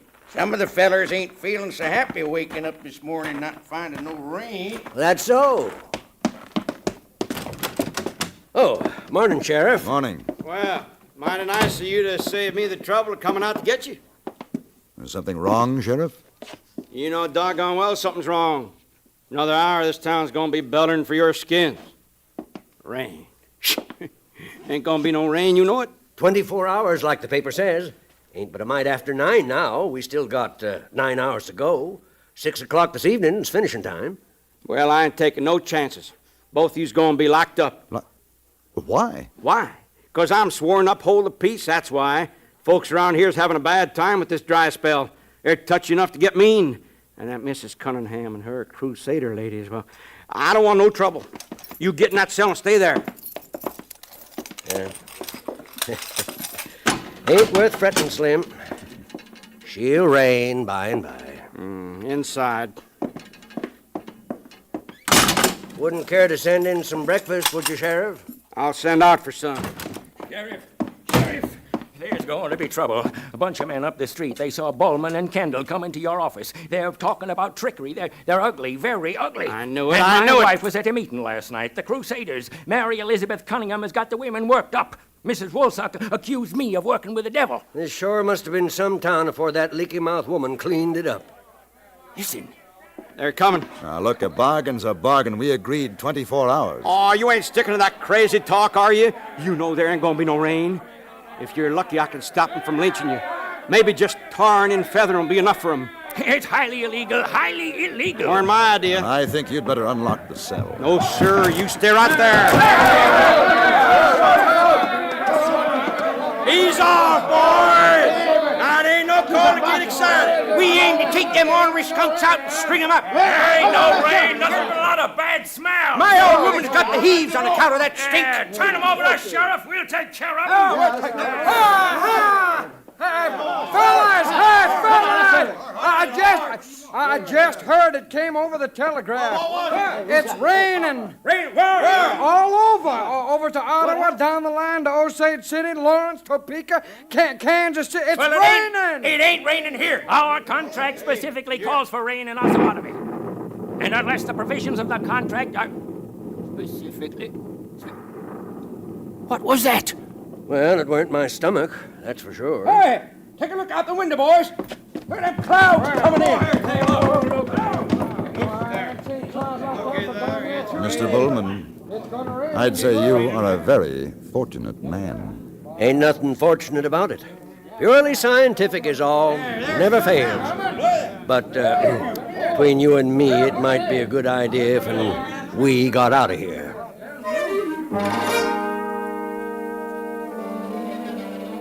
Darby Bullman received the remainder of his fee, and in a torrent of rain we drove out of Osawatomie.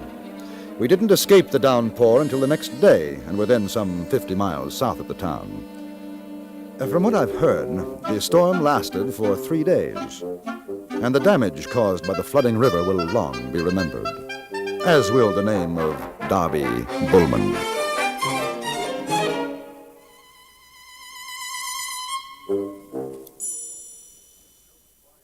It's no surprise to anybody that the attractive and inexpensive new radios have proved popular. It's no surprise, that is, to anyone who listens to CBS radio.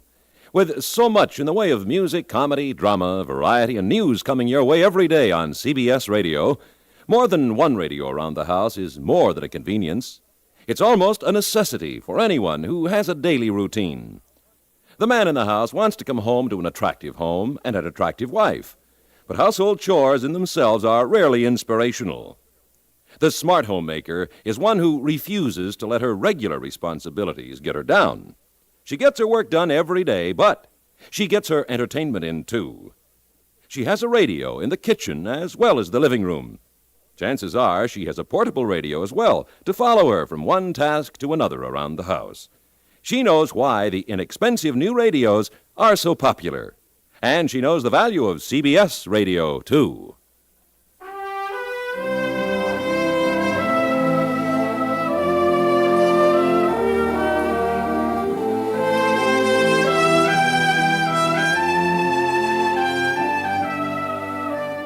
Frontier Gentleman was written, produced, and directed by Anthony Ellis and stars John Dehner as J.B. Kendall. Featured in the cast were Joseph Kearns, Jack Crucian, Stacey Harris, Virginia Gregg, Charles Seal, and Jack Moyles.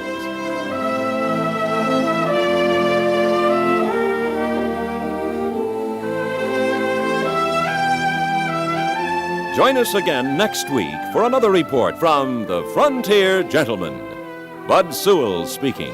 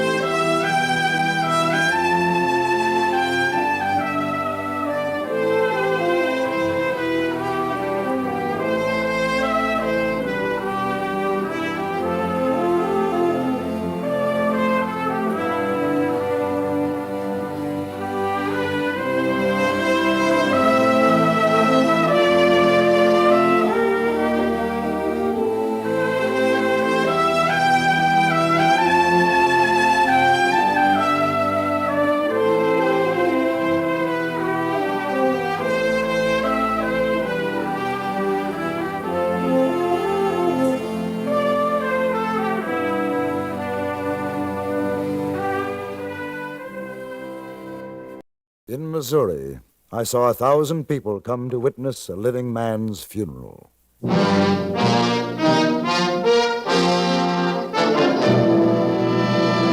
Frontier Gentleman.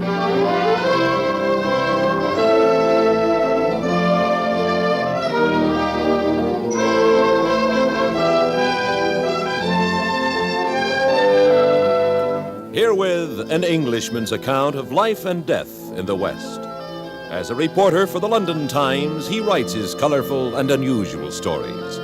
But as a man with a gun, he lives and becomes a part of the violent years in the new territories. Now, starring John Dehner, this is the story of J.B. Kendall, Frontier Gentleman.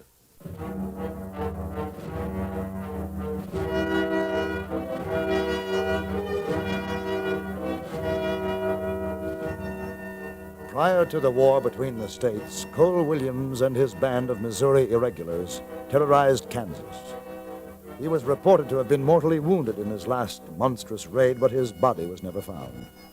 So when I heard that a man said to be Cole Williams was dying in the river town of Batesville, Missouri, I traveled 300 miles in 4 days on the chance that I might get to talk to him. I found the man under personal guard of the sheriff in a room at the hotel. No, mister, I'm not letting anybody in that room that don't belong here. But, Sheriff, I'm a newspaper correspondent. It don't make no difference to me. My name is Kendall. I write for the London Times. It still don't cut anything with me. I ain't wearing him out on no newspaper man. Then will you answer a few questions? You ask 'em, we'll see. Is the man really Cole Williams? Don't know yet. We all know this fellow around here is Bill Adams. We're waiting for someone who knew Williams to make sure. You say you've known him as Bill Adams. Does that mean that he has been living in Batesville? 12 miles east of here. He's been working him some ground out there, enough to keep himself fed. I see. Comes to town about twice a year. It's hard for him, you know. How's that? He's crippled. Oh? Got a bad hip. Had it ever since he first come here, barely get on a horse. How'd that happen? Never said. Always kept to himself. I should think as sheriff you might inquire. No, you're wrong there. Next question. How old a man is he? Doc and I figure about 38, maybe 40. He won't tell us nothing. Well, this rumor that he is Cole Williams, just how did that start? Somebody left him outside my office 4 nights ago. Hey, what? That's right. He was real sick, and they just rode off and left him there. He'd stuck a note in his pocket saying he's Cole Williams. We don't know any more than that. Do you have any idea who brought him? We suspect a rider who's been seen going to Adams' place every now and again. Man probably come calling and found Adams the way he is. Is it true this man is dying? That's what the doc says. It's the rots. Rots? Swelling on the side of his chest, sore looking. Well, what does the doctor say it is? The rots. You don't know any more about it than I do. Sheriff, would you let me in to ask him a few questions? No, I won't. But why? You through with me now? Well, he's able to talk, isn't he? Sometimes. It ain't that. Well, then may I just look at him? Did you know Williams? No. Then you ain't going in. I figured to keep him alive. Only persons to get in there is going to be them who knew Williams. I got important people coming. Official people. If he really is Cole Williams, there'll be a lot of questions they'll want answered. Army men, I presume? Them and others. Officials from certain towns in Kansas? Them in particular. Yes, sir. I figure a lot of people from over there are going to want to know why he done them things. Why he and his men tore up their towns. Do you think he'll tell? Don't know. But he's dying. Maybe that'll make a difference. No, sir, Mr. Kendall. I'm going to keep him alive to find out. Now, you get on downstairs with the rest of the boys.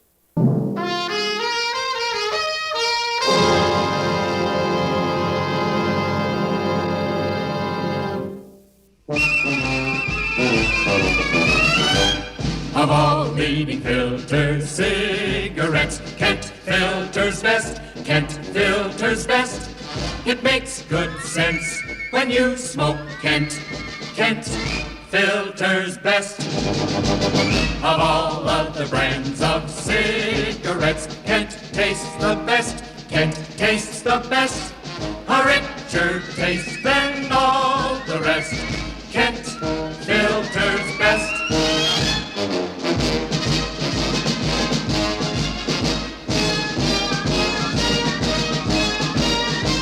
It makes good sense when you smoke Kent. Of all leading filter cigarettes, Kent filters best.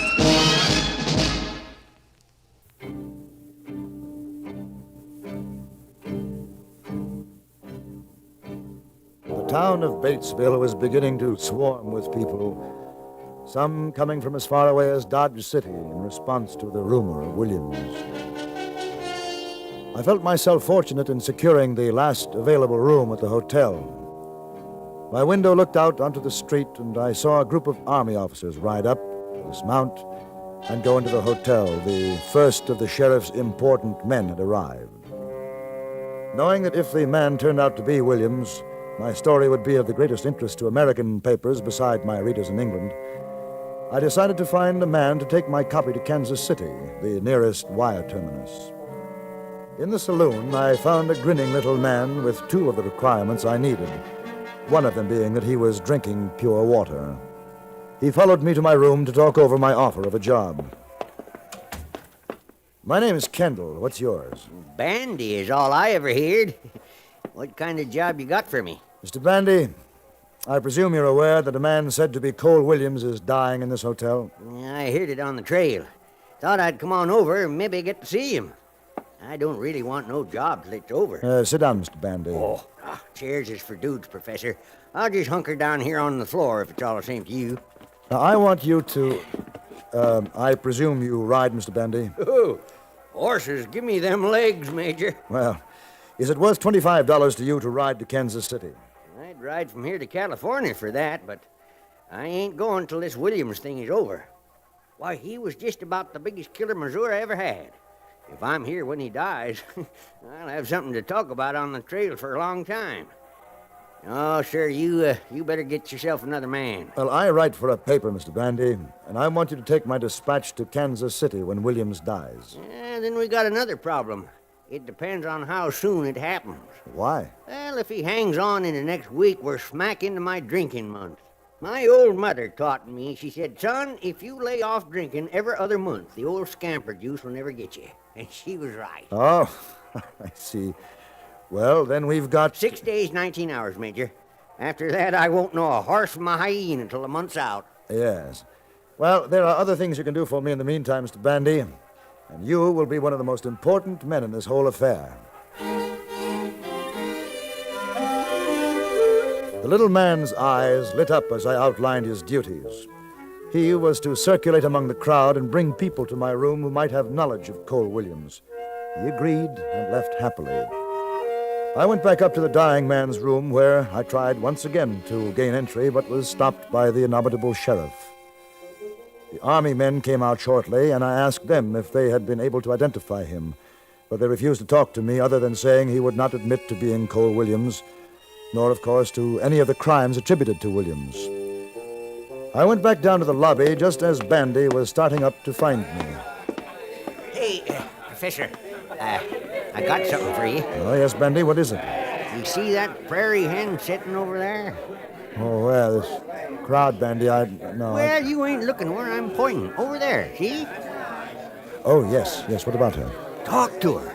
I heard her telling the sheriff's men she'd know Williams, but they was too busy to paying attention to her. Good work, Bandy.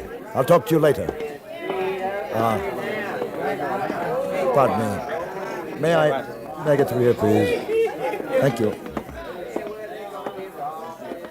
Madam, I wonder if I could talk to you a moment. No, please. Leave me alone. Well, I'm a newspaper correspondent. I understand you'd be able to identify Cole Williams. Why, yes. Yes, I can. Those men wouldn't let me go up. Can you get me into the room? Possibly. Well, how is it that you would recognize Williams? He killed my husband. I'll know if it's him.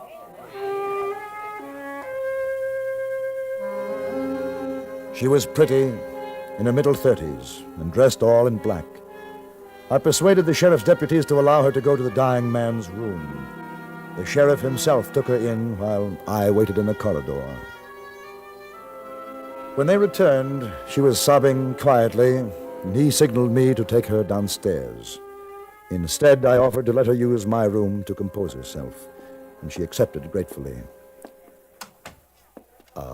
Sit here. Thank you. You're very kind. 12 years I've waited to see Cole Williams dead. 12 years.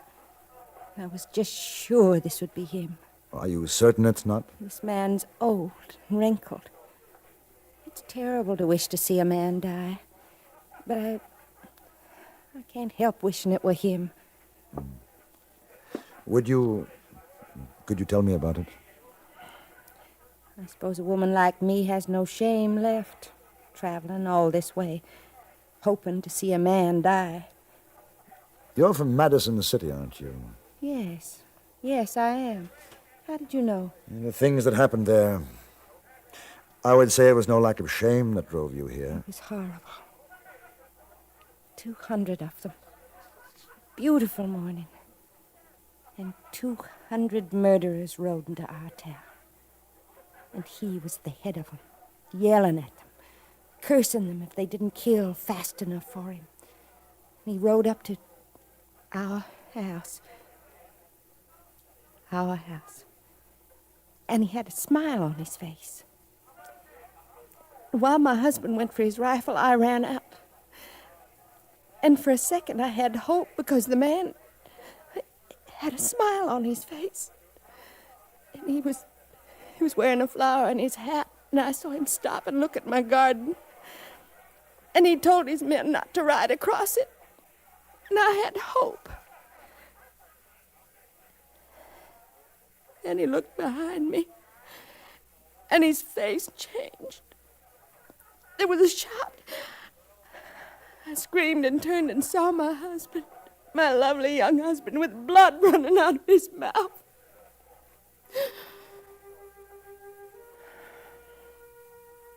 He died while I shouted at the man. The man who wouldn't step on my flowers.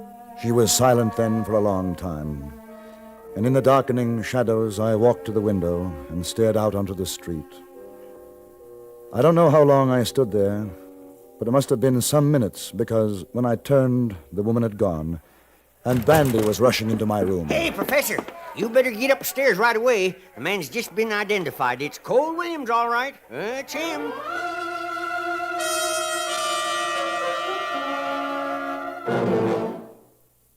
Come on and go, go, go in a Plymouth, a go-kart through and through. You really go, go, go for a Plymouth, and Plymouth will really go for you. 15 minutes behind the wheel. That's all it takes to convince you that the 59 Plymouth's really got it.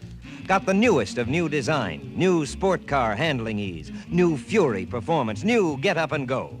Just tell your Plymouth dealer you want to sample the go. Then you turn the key and Plymouth's new Golden Commando V8 leaps into life. Now you just push a button and go on your way to the most fun-filled 15 minutes of your driving life. See your Plymouth dealer. Take your fun drive in the 59 Plymouth real soon. You really go, go, go for a Plymouth, and Plymouth will really go for you.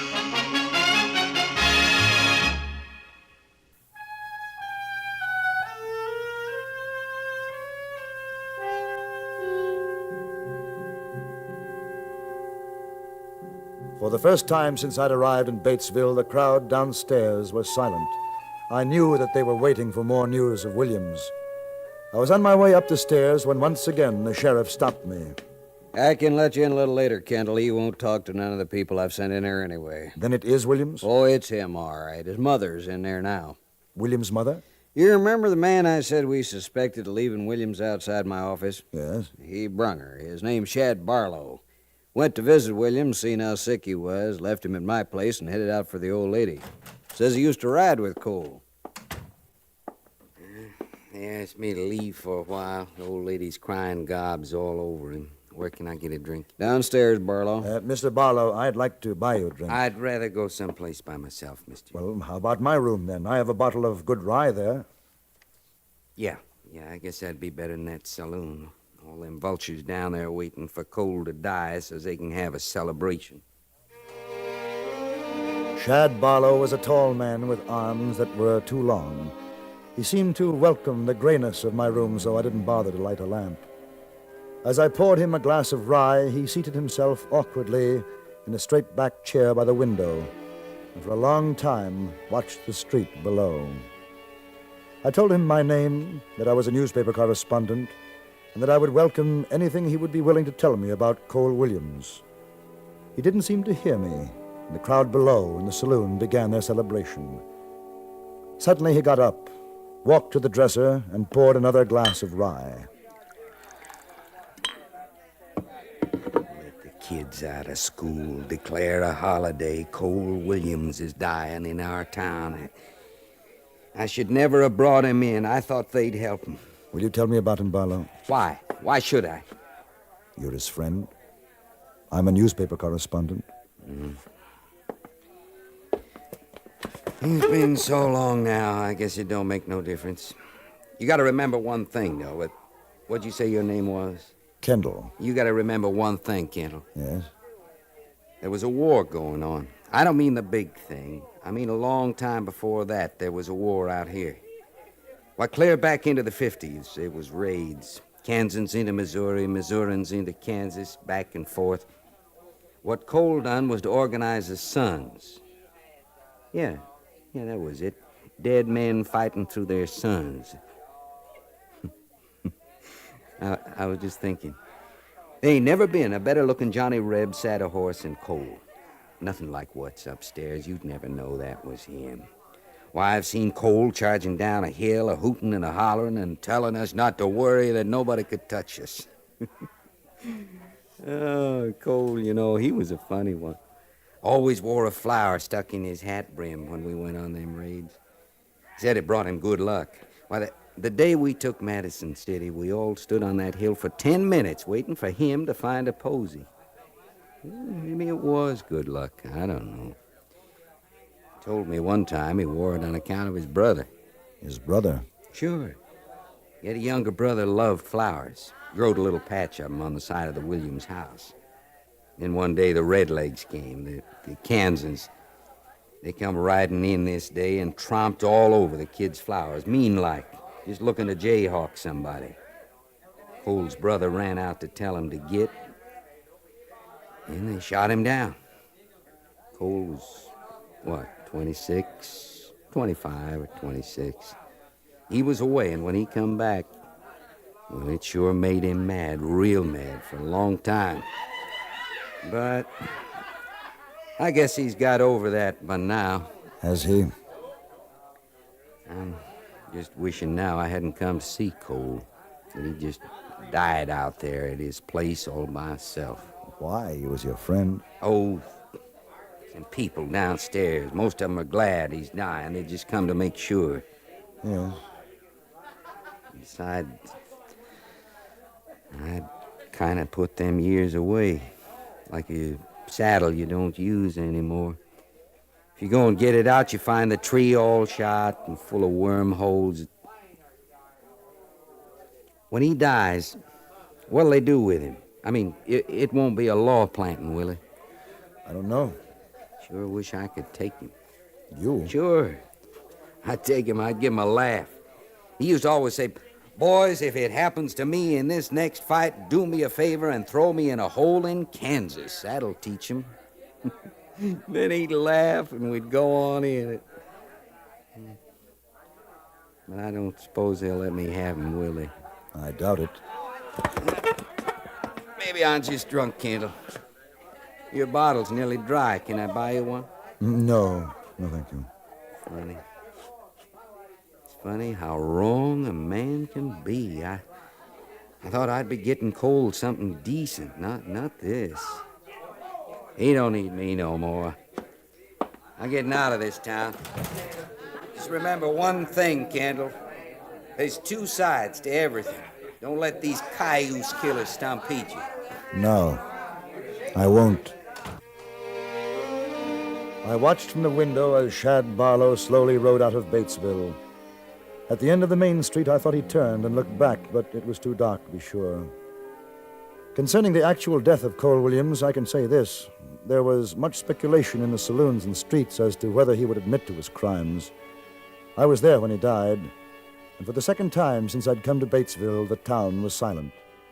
The room was crowded with men waiting for an admission of guilt, or at least some sign of remorse. His mother was there, a tall, spare woman. Ma, are you still there? I'm here, Cole. Don't try to talk no more. Just lie quiet. How's brother? Is he gonna live? Cole never done a thing. All these people standing round. He was the best boy Mother could ask. Don't cry, Ma. Brother'll be all right. Redlegs didn't give him no chance. But don't cry. I'll fix him. I promise I'll fix him. He's gone. Let him know in the street. The tired woman walked out of the room, while someone signaled to the street that Cole Williams was dead.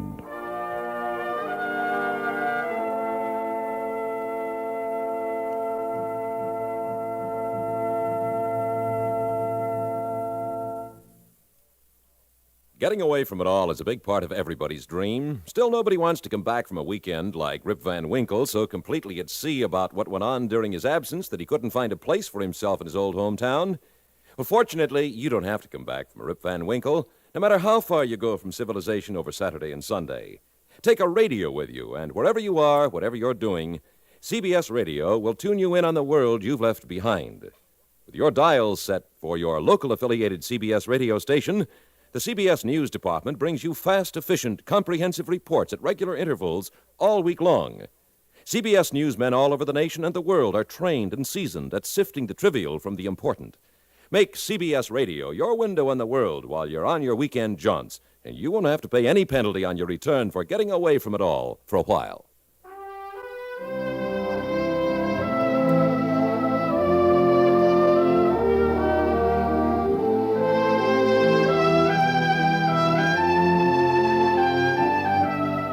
Frontier Gentlemen was produced and directed by Anthony Ellis. Tonight's script was written by Tom Hanley and stars John Dehner as J.B. Kendall.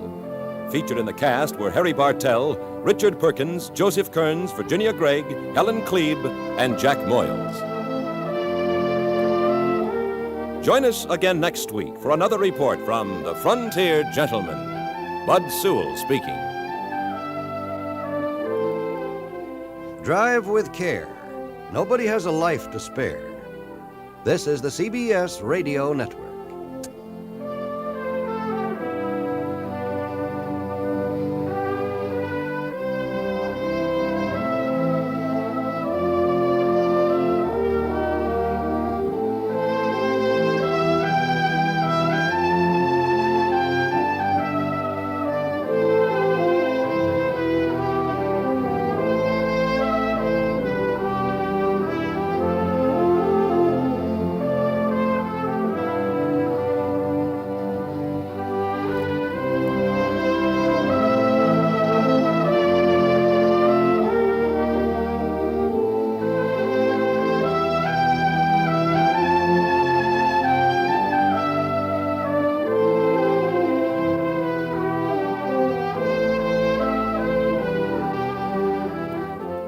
Sooner or later, every man meets his Waterloo, even in Montana Territory.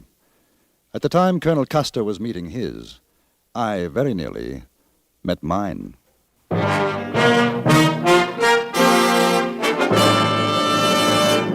Frontier Gentlemen.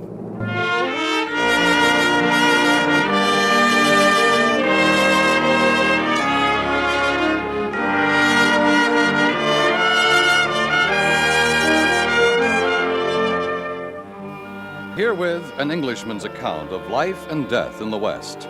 As a reporter for the London Times, he writes his colorful and unusual stories. But as a man with a gun, he lives and becomes a part of the violent years in the new territories. Now starring John Dehner, this is the story of J.B. Kendall, Frontier Gentleman.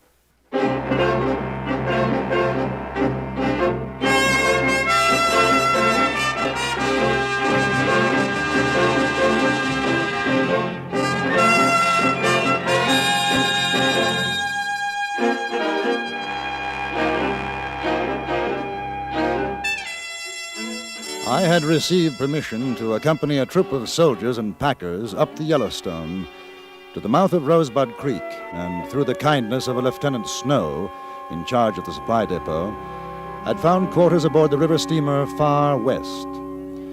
There was an air of expectancy about. A scout had brought news that the main concentration of the Sioux Army had been sighted somewhere between the Rosebud and the Bighorn. It was Lieutenant Snow who informed me. Well, they've sent Custer in the 7th, Mr. Kendall. We'll see an end to it now. He'll finish the Sioux. I wish I had known. I'd like to have gone with him. Well, maybe Custer will bring back Sitting Bull or Crazy Horse. You'll be able to have your interviews. I've about given up hope. Oh, don't worry. If they're still alive when the colonel's through with them, you'll get your chance. Glad to hear it. Oh, they should have let Custer attack the Sioux a long time ago. Well, now you'll see. He'll massacre them. Lieutenant. Oh, how are you, Mr. Kendall? Well, thank you, Captain. Lieutenant, just got word there are civilians up at Castle Butte. I haven't got anybody else for the job, so you'll have to do it. Bring them in, Captain? Yes. We haven't had any reports of enemy movement in that area, but watch yourself. I can't spare you more than 4 men and a Crow scout. Now, if you do run into hostiles, turn back. Don't engage them. That's an order, Snow. Yes, sir. And the civilians? Well, that's their lookout. They were ordered in a month ago. If you can get them out safely, good. If not, don't risk the lives of your men. There's been enough heroics around here. I won't risk the lives of the men, sir. Very sensible. See that you don't. Now, you'll leave immediately, and the location is here. Better cross west of Porcupine Creek and then head north. Captain Thomas, I wonder, if Lieutenant Snow has no objection, may I go with him? Well, I don't suppose there's any reason why you shouldn't.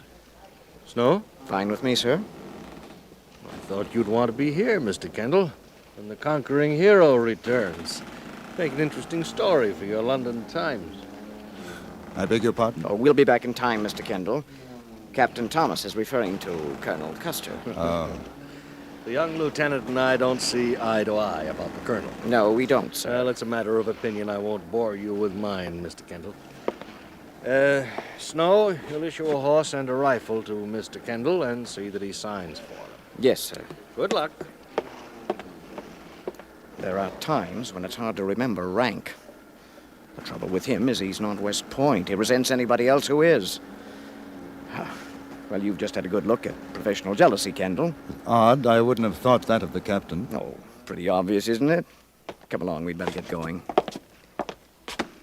You see, the captain thinks it was a mistake to send Custer after the Sioux. Oh, why? Well, our military genius is of the opinion that Custer's a bad soldier. Out for personal gain, that he's too impetuous, that it'll make a mess of things. Of course, there's also the incidental point that Thomas is a captain, 2 years older than Custer, who's a colonel. And that's where I say the trouble is. When I was in the army in India, I had an officer who affected me that way. He was a colonel, too. Dreadful old blunderbuss. I was positive I knew more than he did. Well, did you? Well, as a matter of fact, I did. He ordered us to attack a Sikh stronghold. There must have been 2,000 tribesmen, and we had about 400 lancers. I suggested it might be a mistake, and he nearly died of apoplexy. I somehow wish he had. Only 30 of us got out of that mess alive.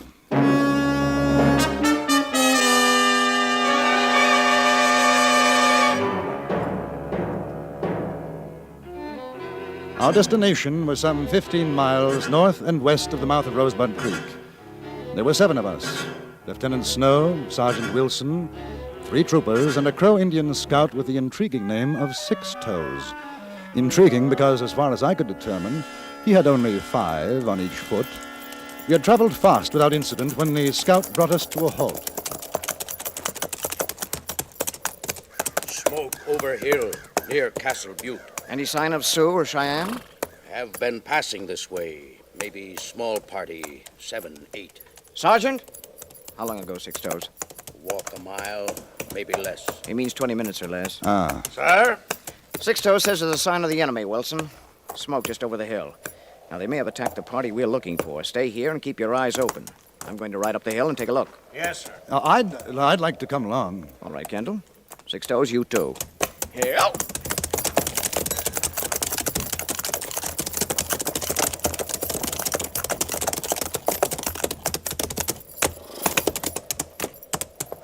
There.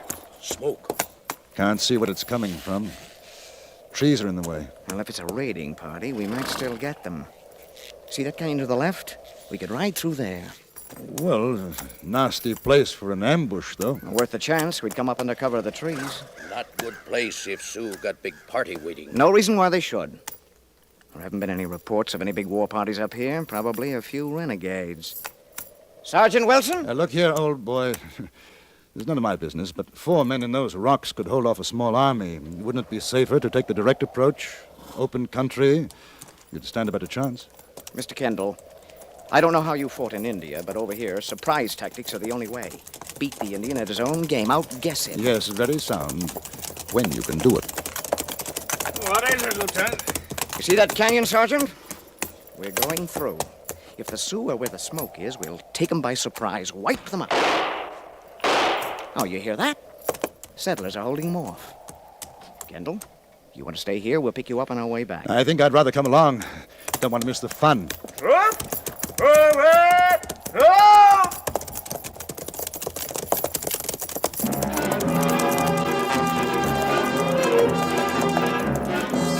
We rode down the hill toward the narrow canyon. Lieutenant Snow sitting erect in his saddle, eyes sparkling with excitement, a smile on his lips. I had seen such a look before in young subalterns going into their first battle, unafraid, not knowing. Up together! Oh!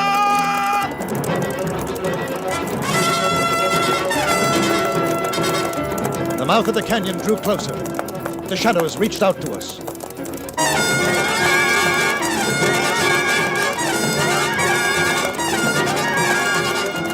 Then we were in it, the walls looming on either side.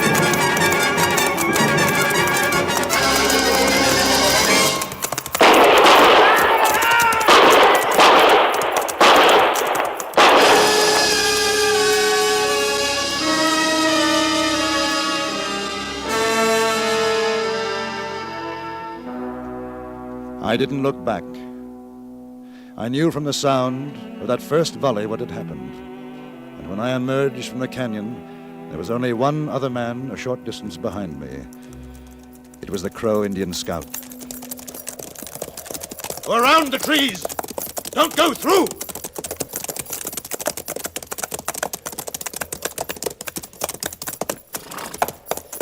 Yeah. Now take a look. See if anyone's alive in there. I'll try the smaller cabin.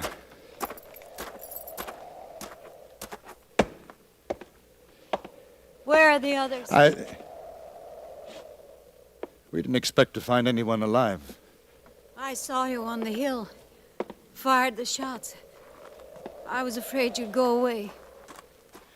We'd better go inside. All burned in other cabin. He's an Indian. He's not coming in. Six Toes is a Crow scout for the army, a friend. I heard shooting in the canyon. Did the soldiers kill them? I'm afraid not. We were the only ones to escape. They saw you, that's why they left. Now they'll come back. How many were there? 7, to begin with. We killed 2. Well, it's not so bad. We should be able to defend us quite nicely, I think.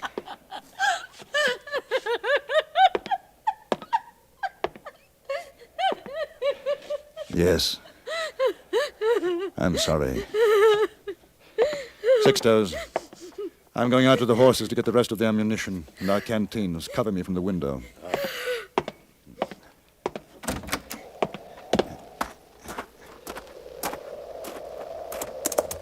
Ho there, Ho. Ho, boy. Quiet. Quiet, boy. Quiet.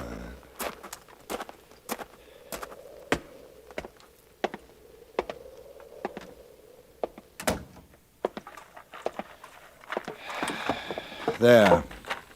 I'm sorry. That was a very foolish thing to do. I'm all right now. Good. I've got a gun and ammunition.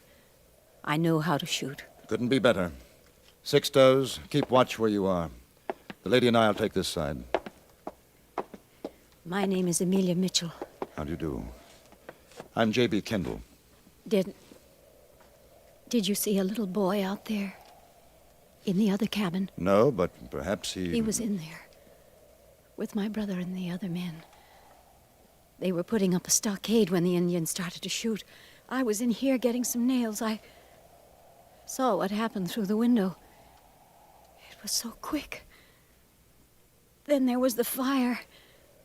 And the cries. I hope he died before the fire. Your boy? My son. 10 years old. It's not right, is it? No, it's not right. You, tall man. Yes? Indians coming, Cheyenne. See them through trees. Where? Wait, you see.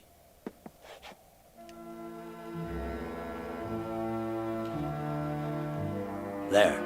All right. Now don't waste shots. We'll wait for them to come out into the open.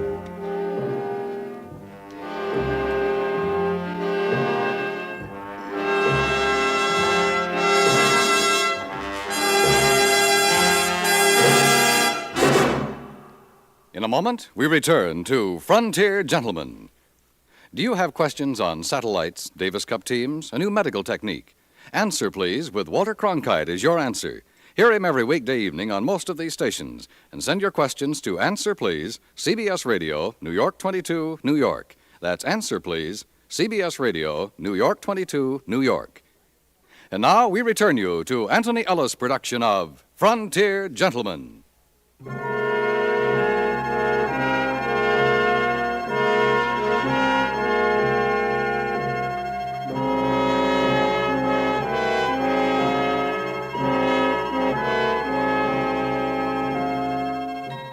We waited for the Cheyenne to come out into the clearing, away from the cover of the trees, but they didn't.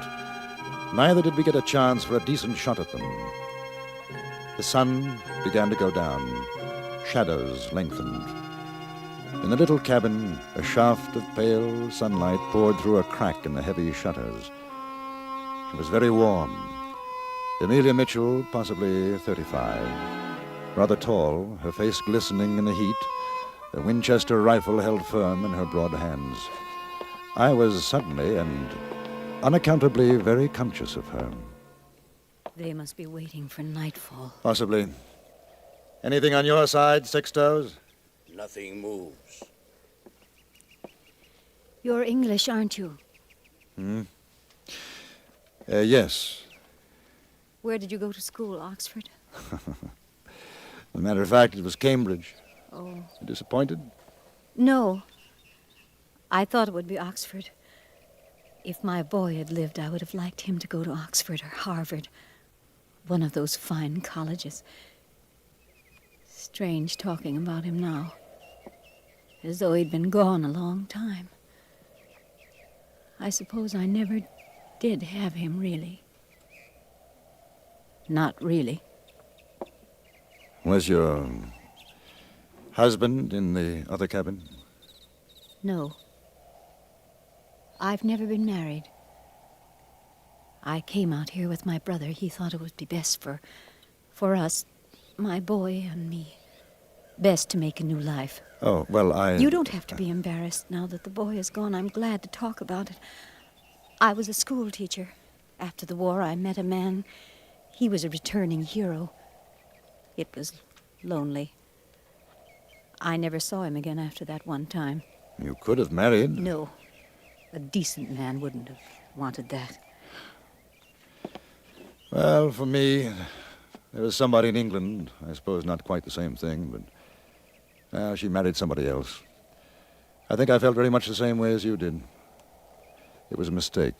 It's funny, you and me, you and I, talking like this. What were you doing here? My brother and the others were in partnership, mining. We thought we might have found a rich vein. Well, when this is over, you'll be very rich. Do the things, see what you've always wanted to, go to Europe, England.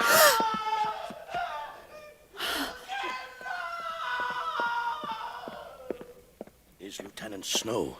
They are... I know. There's nothing we can do. Better go back to your post. Soon dark comes, tall man. Maybe then they attack. Is not good thing to hear. That's a pretty good reason why they're doing it. You afraid? I am a crow. I'm not afraid of noise. I know what Cheyennes do. Of this I am afraid. We'll try a diversion. Might bring them out. And no more than 3 rounds each. Fire between the trees. Perhaps one of us will be lucky enough to hit poor old Snow.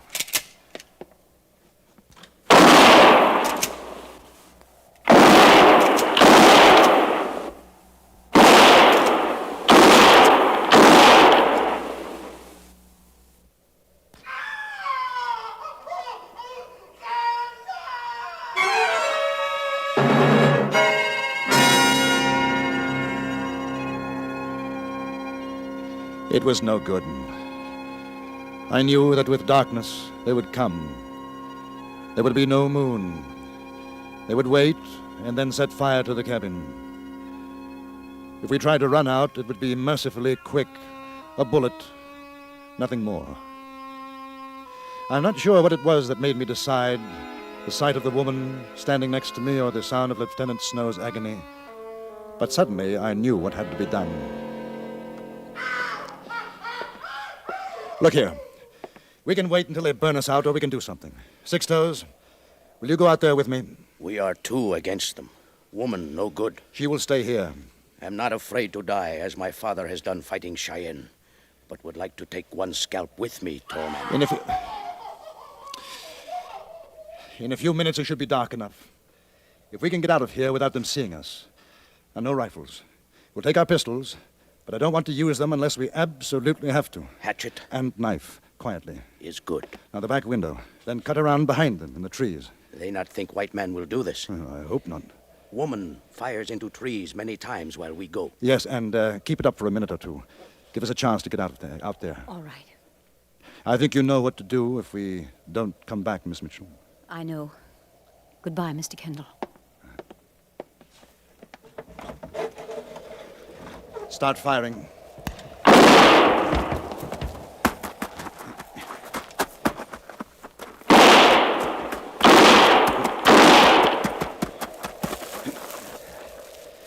Wait. Oh, the poor Walla. Quietly now, Six Toes. You make good Indian. Won't be long now, Snow. Won't be long. I can see two of them. Standing over the lieutenant. Another over there, behind high bush. Yes, that's three. Where's the other two? All right, stay here. I'll get the chappie at the bush. You bring back scalp. And the civilized devil, of course not.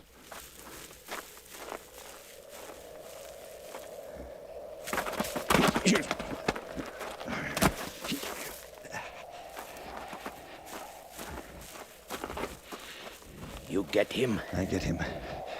Your turn, dear fellow. Two more and we can use our guns. There. Huh? Where? Two near trees, looking out to cabin. Ah. Come on.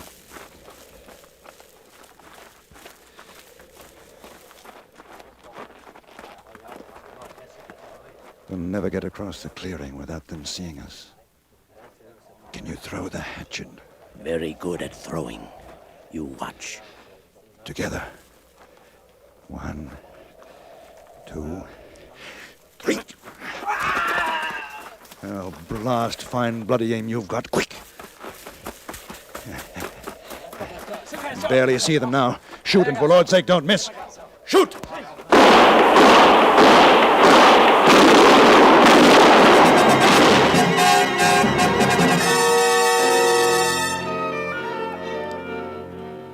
Six Toes got 3 scalps that night. We carried Lieutenant Snow back to the cabin. That he was still alive was a miracle. It would have perhaps been better had he been dead. Amelia Mitchell did what she could for him, but he died in the early morning.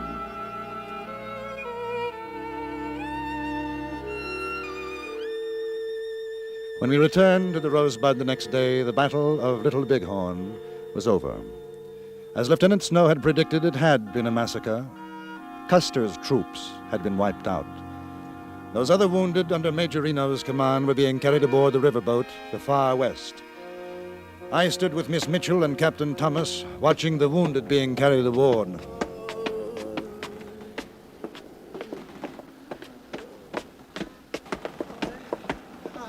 Where will they take them, Captain Thomas? Downriver to the hospital. Doesn't seem possible. 2 of my best friends were with Custer. Porter, Sturgis, both gone. I'm sorry. It was a mistake. A terrible mistake. Yes. I imagine it was. You and Miss Mitchell will go with the wounded? Miss Mitchell will. I'll see you on board. You're not going. No, I don't think so. I see. And you? I'll be able to help at the hospital. Then sooner or later there'll be a school out here. I'll teach again. Oh, you'll get married. There'll be other children, besides those in your school. I don't know. What about you? I'll be sending my story to the London Times, then I'll go north. There's a town called Fort Benton. I hope we shall meet again, Mr. Kendall. I hope so, Miss Mitchell. Well, you'd better go aboard now. Good luck. Goodbye.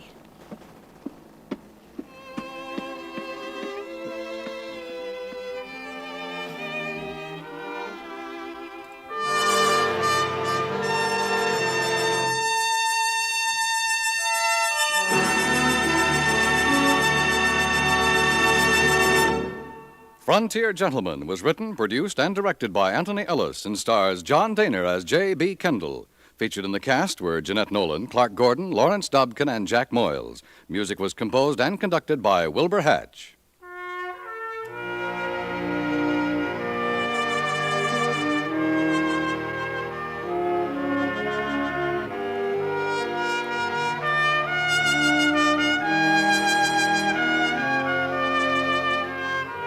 The eventual success of the fight for freedom depends upon our getting the truth to people behind the Iron Curtain. If the spark to freedom is to stay alive, Radio Free Europe must remain on the air. You can help keep it there by contributing your truth dollars now to Crusade for Freedom.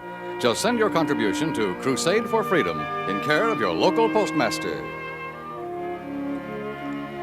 Join us again next week for another report from the Frontier Gentleman. Dan Cubberly speaking. This is the CBS Radio Network.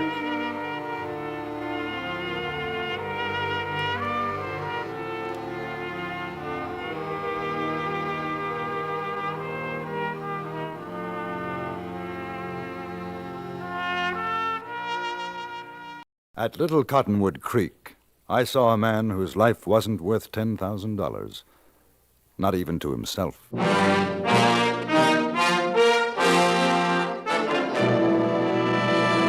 Frontier Gentleman.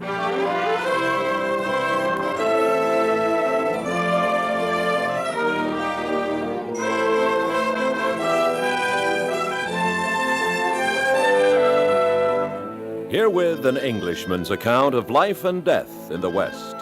As a reporter for the London Times, he writes his colorful and unusual stories. But as a man with a gun, he lives and becomes a part of the violent years in the new territories. In just a moment, we will bring you this latest report from the Frontier Gentleman. Do you like color in your news?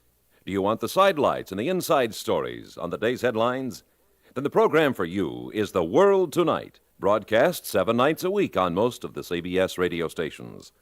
The World Tonight is the program that gives you the plus features in the news, the inside stories, the interesting interviews with personalities in the news, and the vital record testimony from important hearings and investigations.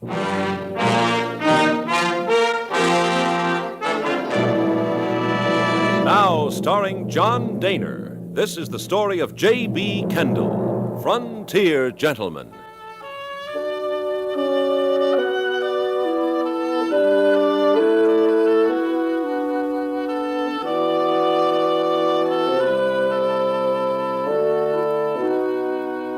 It has been my intention to send these reports to the London Times in normal sequence.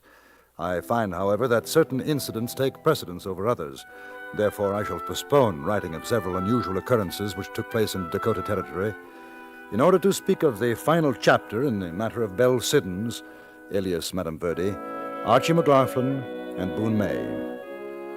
It began about a month after McLaughlin and his band had attempted a hold-up on a stagecoach. Boone May was a peace officer in Deadwood, one of the most tenacious men I have ever met. He was determined to capture McLaughlin dead or alive, and I knew that he suspected Belle Siddons of being in partnership with the wanted man. The fact that I was well acquainted with the lady put me under the same shadow of suspicion. I had met Miss Siddons for lunch in Deadwood House, a comparatively respectable eating place. I thought she looked rather pale, tired. Have you heard from Boone May? In the past couple of days? No. I wondered. What's the matter, Belle? Nothing. McLaughlin? I don't know why I should care. It makes no sense. Have you heard from him? No. Do you know if he's still holding out in the timber? I don't know. And you're worried? Yes. He's not a good man. Feeling this way about him, I know it'll only cause me unhappiness. But you love him? I suppose I do. Do you think he loves you? In his way. Is that enough?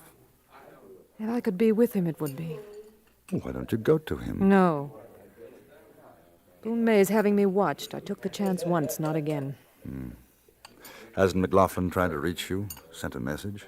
2 weeks ago. A note. Said he'd meet me in San Francisco. A place we'd talked about. Perhaps he's gone then. I don't know. That's what I'm afraid of. And I don't know what to do, whether to go. I hate this. Stupidity, behaving like a schoolgirl. First love, it's nonsense. Is it? It's interfering with my work. To be a good gambler, one must be able to think clearly. I can't. Perhaps this is the time I should play 21 with you. Jeremy, what do you think I should do? At this moment, look pleasant and unworried. Good afternoon, madam. Kendall, I've been looking for you. And will you sit down, Mr. May? Well, now, thank you. Got a piece of news for you, Kendall. We got one of the fellers was with McLaughlin night of the holdup. Oh, which one? Brown, Johnny Brown. Silly son of a gun. Beg your pardon, ma'am. He comes waltzing into town, goes down to Maggie's place, and one of my boys sees him and picks him up. What about McLaughlin? Oh, well, we got out of Johnny Boy, found out where they was holed up, went out to fetch him, but they already hightailed it out of there. You see, there's McLaughlin and Smith and Billy Mansfield. Any idea where they've gone? Not yet a while, but I'll get them. Oh, you wouldn't have heard any talk around, would you, madam? No. Why should I? Well, now I'll tell you why, ma'am. It seems that Johnny Brown was nigh to sacking his saddle a month back when a lady comes along and digs a hunk of lead out of him. Johnny Brown says the lady was you. He's a liar. Well, now, madam, right now it'd be his word against yours, and, well, I ain't so sure which one to stand up in trial. I don't see much sense in arresting you for a merciful act that you done, but I could for not informing the law where a wanted man was hiding out. The man's a liar. I've never even heard of him. Now, he says different, but it ain't worth arguing. Now, this Johnny Brown, he done a lot of talking, and he figures McLaughlin's going to pick up the buried loot he's been collecting, and he'll be heading for San Francisco. Johnny says he's got a lady friend in San Francisco. You ever hear tell of such a thing, madam? Mr. McLaughlin never confided in me to that extent. Well, now, I thought maybe he had. You and him being kind of close. What do you think, Kendall? I don't. Of course, now, maybe McLaughlin's still around, waiting for a chance to see you, madam, before he goes. You know, I'd surely take it as a kindness if you'd tell me if and he shows up. But I guess that's asking too much now, isn't it? Mr. Kendall, please excuse me.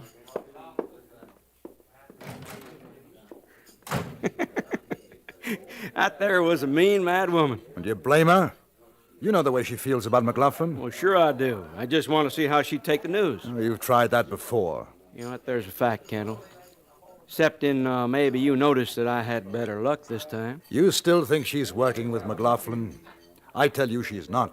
Well, she's his woman. She already broke the law going to him when he asked her to take the bullet out of Brown. You went too, Kendall. You knew? I told you that there Johnny Brown, he talked like a Texan. If I was mine to, you know I could arrest you for that. I imagine you could. I just kind of figured that you and me thought together. Now, why didn't you tell me you was with her when she went out to fix up that Johnny Brown? 2 reasons. First, I'm a newspaper correspondent. It was my job. I wanted to protect my story. Ain't your job to protect outlaws, is it? No. But I gave my word. That's the second reason. 2 of the men wanted to make trouble. They weren't going to let us leave the shack that night. Might have come to shooting. I don't condone what McLaughlin's done. I don't like what he is. But Madame Verdi could have been killed if he hadn't taken our side. That's why I gave my word. You know, that word of yours, that broke the law. It's a good thing, Kendall, that I got a liking for you, because, you know, if and I didn't, I could have you making hair bridles for the next 5 years. Long sentence. Yeah. Now, that McLaughlin, he got maybe $10,000 or better cast away somewheres. It's company money he stole in gold. You know, I got to get it back. Now, if I can get the money along with McLaughlin, that there'd be a real good thing. Savvy? I gather that either Madame Verdi or I am supposed to know where it's hidden. Yeah. I don't. I doubt whether she does. Well, it might be you don't. I ain't so sure about her. Tell me, was that true about McLaughlin going to San Francisco? That's what Johnny Brown says. Of course, now, I don't figure he'll ever make it. I'd say he's got a fair chance. You sitting here, he's riding west. To Cheyenne. He'll stop there for a while. That Johnny Brown was supposed to catch up with him there. And Johnny won't, but I will. Would you mind taking the longest ride with me, Kendall? You see, that way you can do a writing chore and I can keep an eye on you. You afraid I'd tell her where we're going? Wouldn't you? Probably. That's what I mean. Come on.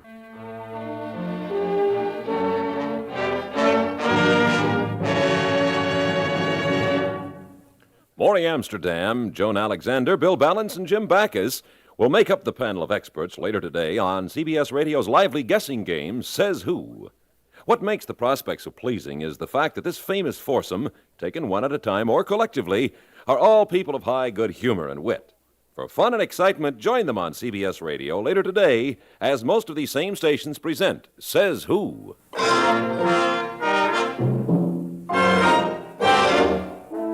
Boone May accompanied me while I went to my hotel to pack my saddlebags. And an hour later, we took the stage out of Deadwood for Cheyenne in Wyoming Territory. There were just the two of us, and the only stops we made during the entire journey were for meals or stations at which the horses were changed. But in spite of his precautions, Boone May hadn't counted on Madame Verdi. While we were making our way to Cheyenne, she had not been idle. The lady had heard of our hurried departure from Deadwood and found out the reason for it. A few hours after we left, a deputy peace officer more interested in money than law paid her a visit. His name was Harry Morgan. What's your proposition, ma'am? Would you like to earn $1,000? Yes, ma'am. You've heard of Archie McLaughlin? Yes, ma'am, I've heard. They say he's in Cheyenne. That's what I hear tell. Boone May's going out to pick him up. Yes, ma'am. If he takes him, he'll bring him back to Deadwood. You want that happening? No. A man named Kendall's with May. They left by stage. You reckon they'll come back same way? Yes. You asking a lawman like me to stop at stage and set an outlaw like Archie McLaughlin free? Yes. You know, as them say, McLaughlin's got better than 10,000 hid somewhere. You and him partners? No. Suppose Boone May don't catch McLaughlin. Be a long ride to Cheyenne for a man to stop an empty stage. $500 for the ride if May hasn't caught him. $2,000 if Archie's in the coach and you get him out. How come you think maybe I won't turn you into Boone May for asking that? Because I know you won't. That's why I asked you to come here. Uh-huh. It'll take some men. Boone might have other guards with him. It's no job for a man alone. Figure 4 others would be safer along with me. That's up to you. 2,000 don't go far. Split up between 5. 2,500 then. That sounds fair. When will you leave? As soon as I round up the boys. All right.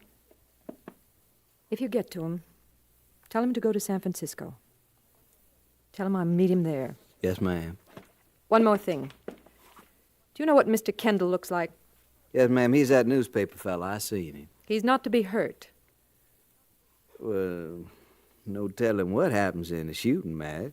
Boone May ain't likely to give up McLaughlin so easy. You reckon you better give me some money before I go? The boys will want some. I'll give you $500 now. The rest will be on deposit for you at the bank. Collectible if Archie's free. Uh-huh. I reckon it's better if you give me $2,500 now. If I don't get McLaughlin, or if Boone May ain't caught him, why, I'll give you back the $2,000. Now, that's fair, ain't it? No. You don't trust me? No. Well, I see you ain't got no choice. I don't trust you to pay me later, so you gotta trust me. You got to if you want your Archie back. Wait here. I'll get your money.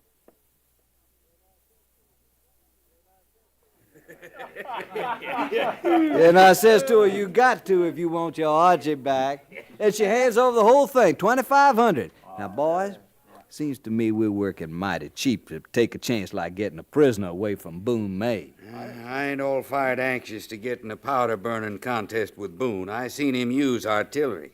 He ain't the fastest, nor he ain't the slowest by long way. Against 5 of us, Boone May ain't no bigger fool than another man. Besides, we ain't gonna take that big a chance. If he got too many for us, we'll take to the Tule, split the dinero, let it go at that. But if we can take... Haze a talk, Morgan. I hear tell Archie's got 10,000 or more here, or maybe carrying on him. Now, that's worth saving any man for. 10,000. Which, along with his 2,500, makes fair fighting wages. What do you say? Now, wait a minute. How's about Boone May? He recognizes us, he'll be gunning for us. Pinky, wasn't you never a vigilante? Masks, we'll wear masks. Now, you got any more food questions, ask them later. Well, travel light, boys. I'll meet you back here in a half hour. These conversations, plans we knew nothing about as our stage rolled on toward Cheyenne. Boone May seemed uncommonly sure about his chances of capturing McLaughlin. At the time, I didn't share his optimism, which, as it turned out, was a mistake on my part. I should have known better than to underestimate his capabilities. Boone May was a very thorough man.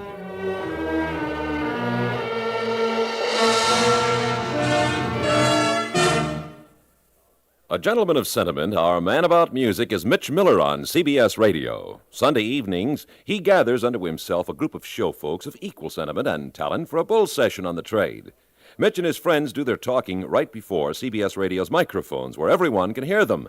Tonight and every Sunday, over most of these stations, get the inside story on show business from The Mitch Miller Show.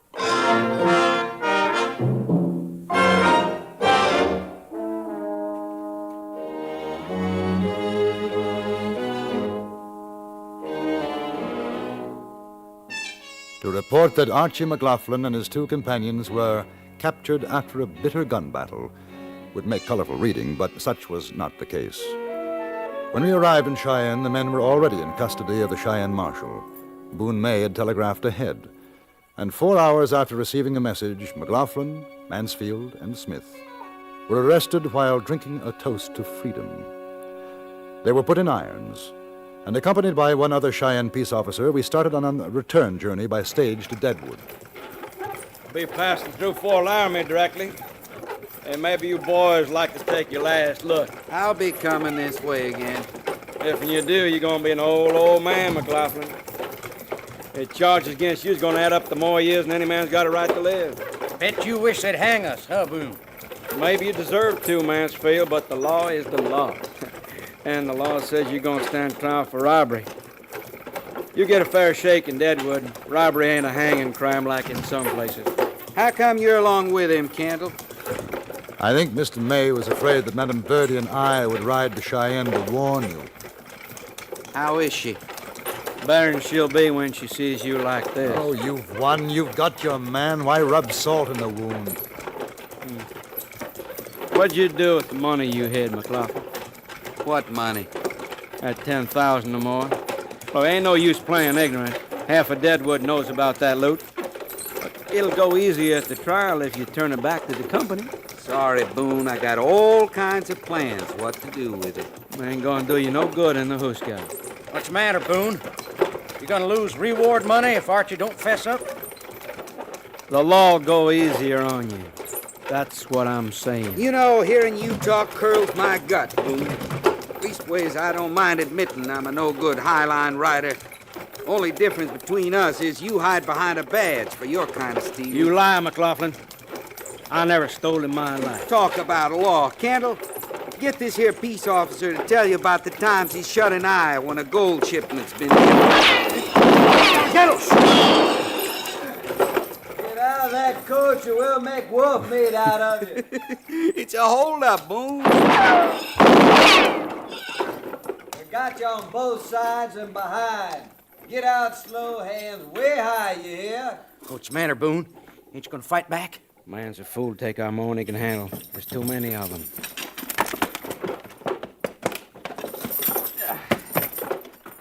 Well, I'm right glad to see you boys. Archie McLaughlin's the name. This here's Boone May, peace officer in Deadwood, taking me and my pals in. You're Boone May, huh? That's right. Pinky, take your gun. Sure.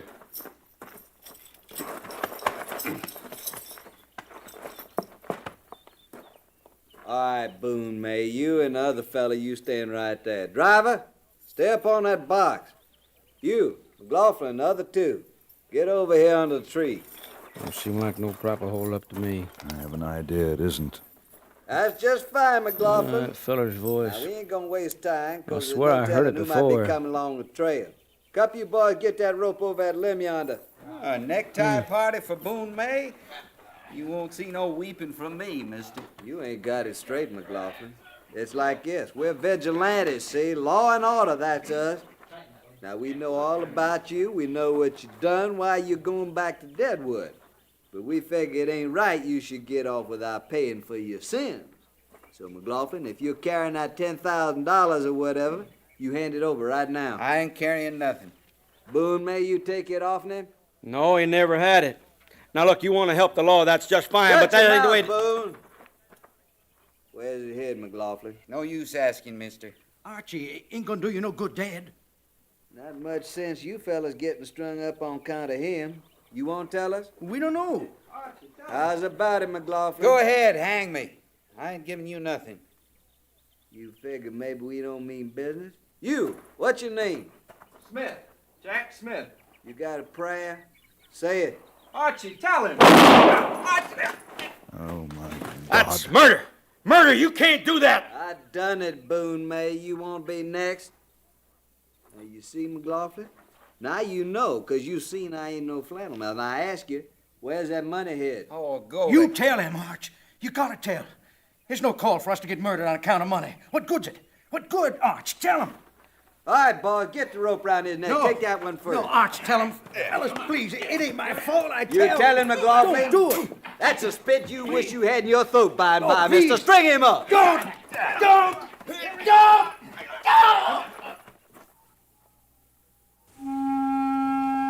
A moment later, the rope was put around McLaughlin's neck. He didn't fight, only stood there waiting. And then they lynched him. After that, the 5 masked men rode away. Boone May and I cut down McLaughlin's body and buried him under the tree with Mansfield and Smith. Then we went back to Deadwood. It was early morning when we arrived. I went straight to Belle Siddon's. She'd been asleep. Looked very young, fragile. She listened dry-eyed. He didn't tell? No. He should have. I wish he had. It was my fault. I wanted to help him. You knew what was going to happen? Those men? I sent them. I killed him.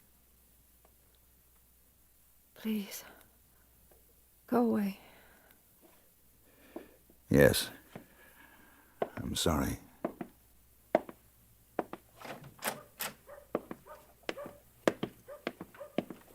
Kendall?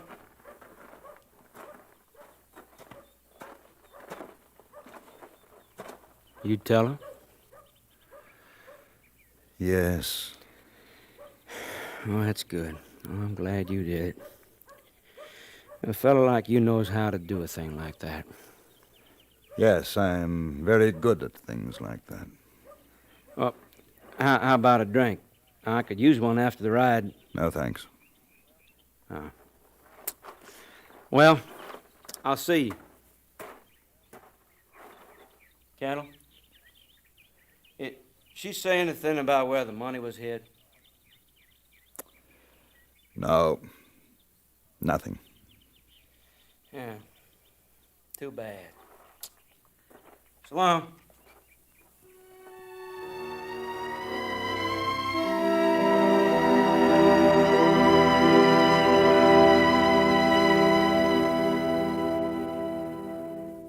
Frontier Gentleman was written, produced, and directed by Anthony Ellis and stars John Dehner as J.B. Kendall. Featured in the cast were Jack Crucian, Gene Lansworth, Harry Bartell, Richard Perkins, and Jack Moyles.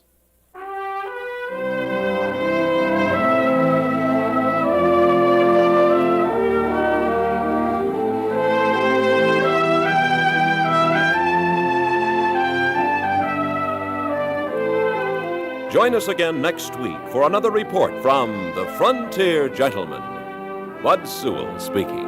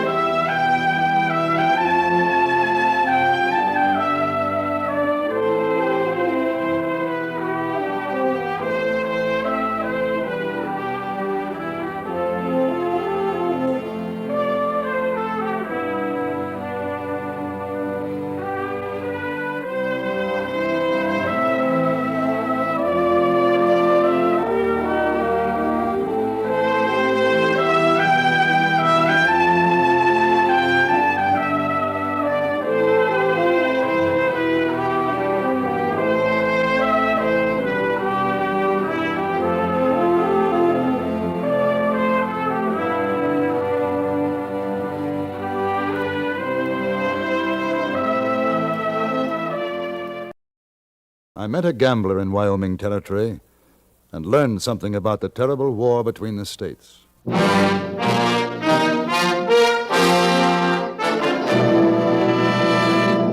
Frontier Gentlemen.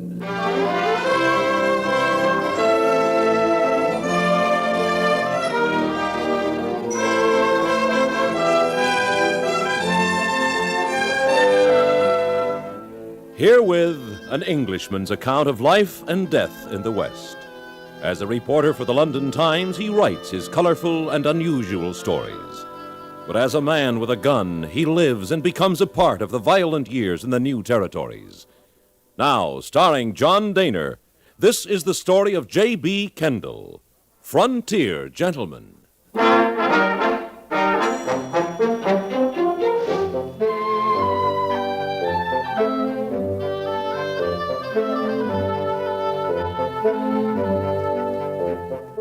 When I returned to Cheyenne in Wyoming Territory, I found that a new and thriving establishment had opened during my absence. I first heard of it over a drink with Carrie Chase, the editor and publisher of the Cheyenne Daily Press. We were standing at the bar in the Gold Room Saloon, and I remarked on the fact that the adjacent gambling rooms seemed unusually quiet. Been like this over a week now. Oh, any particular reason? I guess you haven't heard about Madame Verdi. No. Quite a woman. Sailed in here 10 days ago, from Denver, they say. Got the biggest painted freight wagon you ever saw, and some kind of a omnibus for her to travel in. Well, I tell you, no lady's boudoir was ever decked out any better. And is she a medicine woman? Oh, no. Gambling. Set herself up near the depot, a big tent, roulette, faro, anything you name. Brought in her own dealers, case keepers, spindlemen. Day after she arrived, posters went up all over town.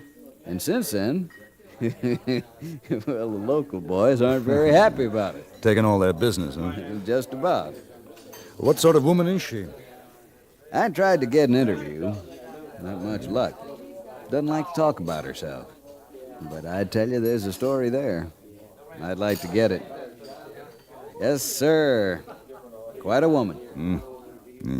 Pretty? Pretty and a lady. A real belle. Madame Verdi. Is she foreign? I wouldn't say so. Why don't you go down and take a look this afternoon? I'd like to join you, but I got to get my editorial out. Maybe I'll see you later. Right.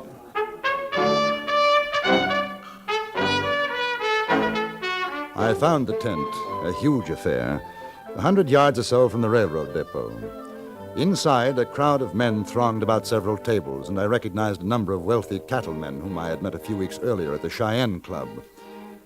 Then I saw Madame Verdi. She was rather small, quite lovely, wearing a very simple white and gold gown which set off her long, jet-black hair. The effect was striking, as I was sure it was meant to be. She sat behind a small table dealing a game called 21. As I approached, she looked up, caught my eye for a moment, then returned to the game. I stood watching.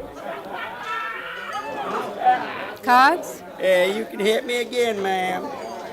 Oh, that's just fine. You, sir? I stand. Page 21. Well, I'll be No as dirty. language, if you please, gentlemen. I ain't never seen such luck since Buck the Tiger against the Tin Horn down Abilene. And when he got through, I didn't have a tail feather left. The luck of the cards. Yeah. You want to sit in, sir? There's room for another. No, thank you. 21 isn't exactly my game. We have roulette, faro, dice, poker. As a matter of fact, I came to see you. Yeah, well, you ain't alone, mister. You see, there ain't nobody I'd rather lose to. You can dole them out again, madam. What's your business? I'm a newspaper man. I write for the London Times. You English fellers sure are filling up our territory. It seems like there's as many of you as the Sioux in these here Are we parts. playing or are we talking? Cards, gentlemen. You can hit me now, ma'am. And again, soft, nice and soft. Yeah, well, I'll stay on this. Hit me. No, that ain't luck. Now, let me see them cards. Oh, now, you take it easy here. Now, look here. I've been losing for better than 2 hours. I say that ain't luck. Now, unless you want me to shoot up this place, you just hand over that money you've been cheating me on. Put your gun away. Yes, I would if I Mister, were you. listen, you're willing to buck out and smoke. You just keep out of this. All right, Madam Verdi, I got 1,000 in gold laying in front of you. Now, you just push it over, and I won't No, be any... you don't.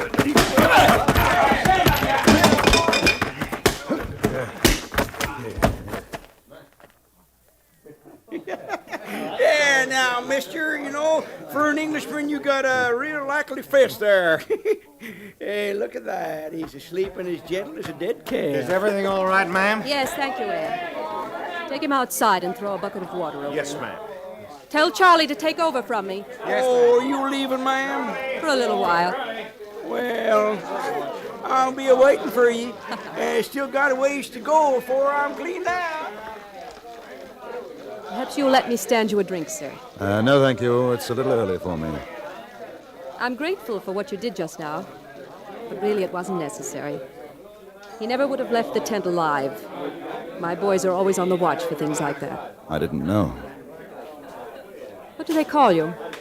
Kendall, J.B. Kendall. Will you come over to my place, Mr. Kendall? It's quieter.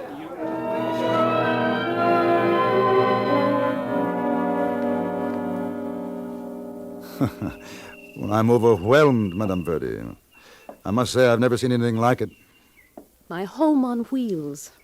I'm a traveling woman, Mr. Kendall, but I see no reason to give up my comforts. Won't you sit down? Thank you. Are you fond of birds, Mr. Kendall? I don't think I've ever thought of it one way or the other. This is my pet, Trinket. She's been with me for 3 years now.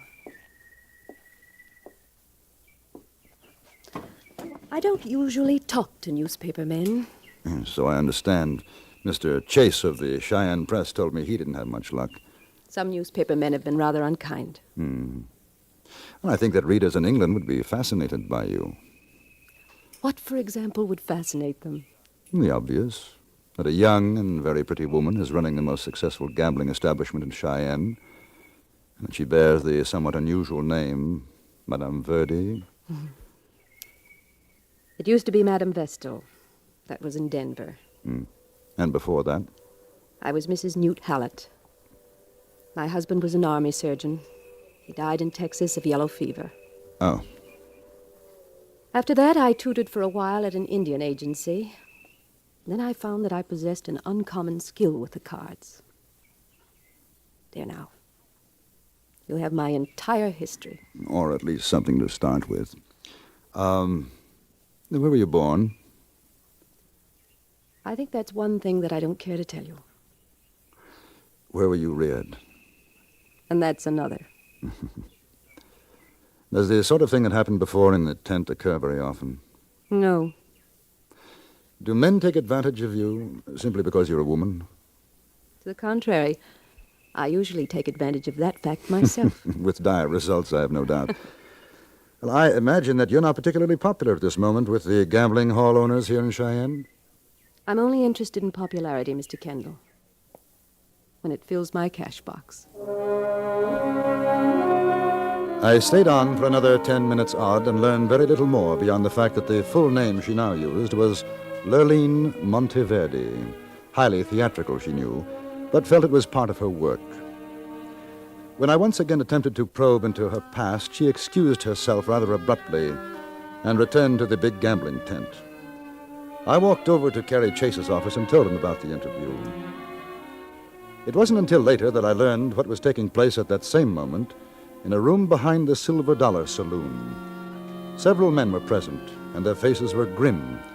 They were listening to the Silver Dollar's owner, a man named Jonas Root. Now, boys, I call this here meeting because we're all up against the same trouble. That trouble being one calico queen named Madame Verdi. Now, there ain't no call now for us to keep on trying to cut each other's throats to get customers for our places, because she's got 'em all. That's the way it sits. Now, boys, here's what I figure. What we need now is an association of gambling parlor owners, which association is made up of all of us here in this room. And we got a purpose, which purpose is to get rid of said calico queen named Madame Verdi. All right, now lay off your tongue oil, Jonas. We know that. You said you got it figured out how to do it. Now get on with it. Yeah, that's right. All right, I got it whipped, I think. Now, all of you may be wondering who this here fella is I got sitting by me. Yeah, well, who is He it? calls himself Jack Woolcott. Now, he's got something to say to you. Well, you see, it's this way. I just got robbed up to that Madame Verdi. She took me for 1,021, and when I caught her dealing off the bottom of the deck, she had her boys jump me. Well, they sure made a mess out of your face, mister. Well, I aim to make them pay for it. Now, fellas, we don't want no crooked gambling from no she-gouger in Cheyenne. And there's something else. I've been doing some inquiring these past days since you've been here. Now, I found out... Yes, sir, I found out something's going to get Fancy Nellie run plumb out of here. Jonas, will you haze the talk? Now, what do you know? Madame Verdi's real name was Belle Siddon. Belle Siddon?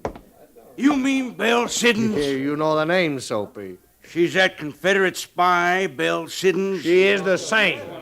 Well, I was on guard duty in Grant Street Prison back in St. Louis when they brought her in.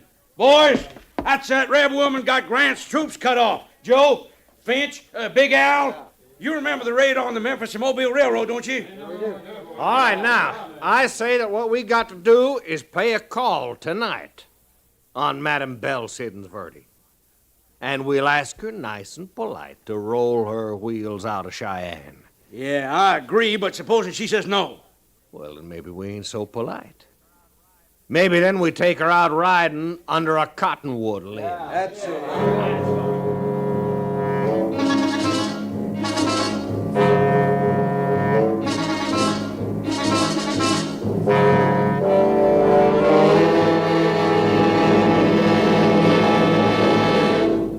In a moment, we return to Frontier Gentlemen. You hear a lot about America's new leisure these days, but take a look at almost anybody's weekend, including your own, and you'll find everybody busier than ever at all sorts of projects and outdoor activities. Everywhere, things are humming, and everywhere you'll find most everybody adding a pleasant new dimension to their activities with a radio nearby. Wherever you are, whatever you're doing, you're in touch with the whole world with CBS Radio's many regular news broadcasts scheduled every weekend. In addition, with the whole CBS News staff around the world constantly on the alert for any unusual developments, you can count on immediate and comprehensive reports, whatever the hour, in case of any critical news flash. Keep up with the world with the regular CBS News broadcasts every weekend on CBS Radio. And now we return you to the Anthony Ellis production of Frontier Gentlemen.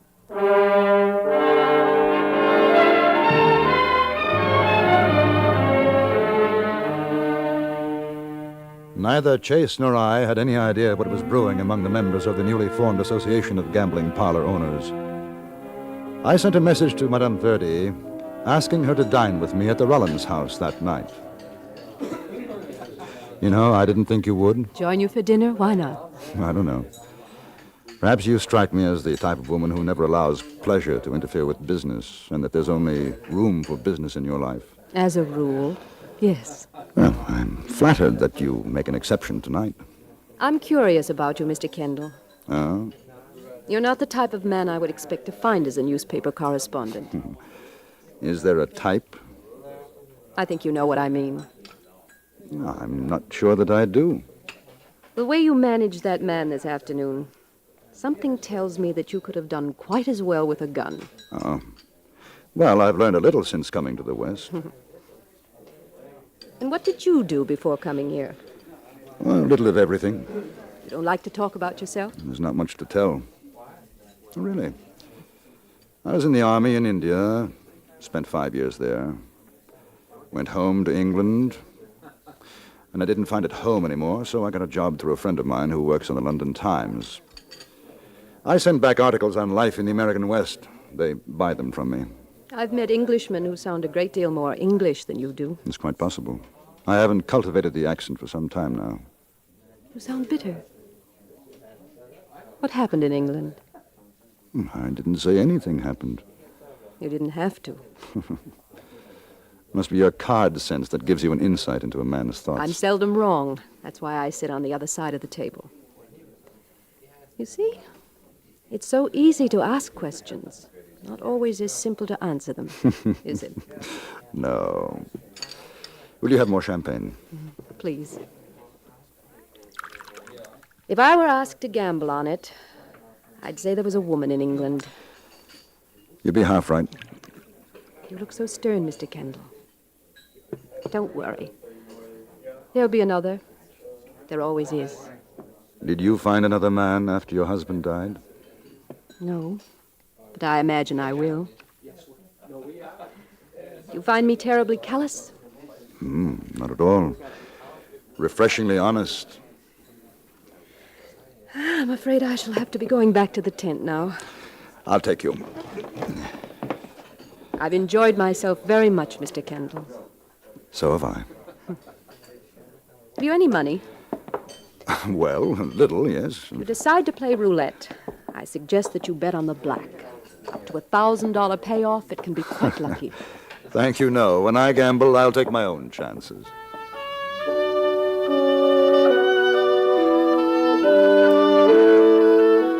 It was a fine evening, and instead of taking the carriage she had hired, we walked toward her place.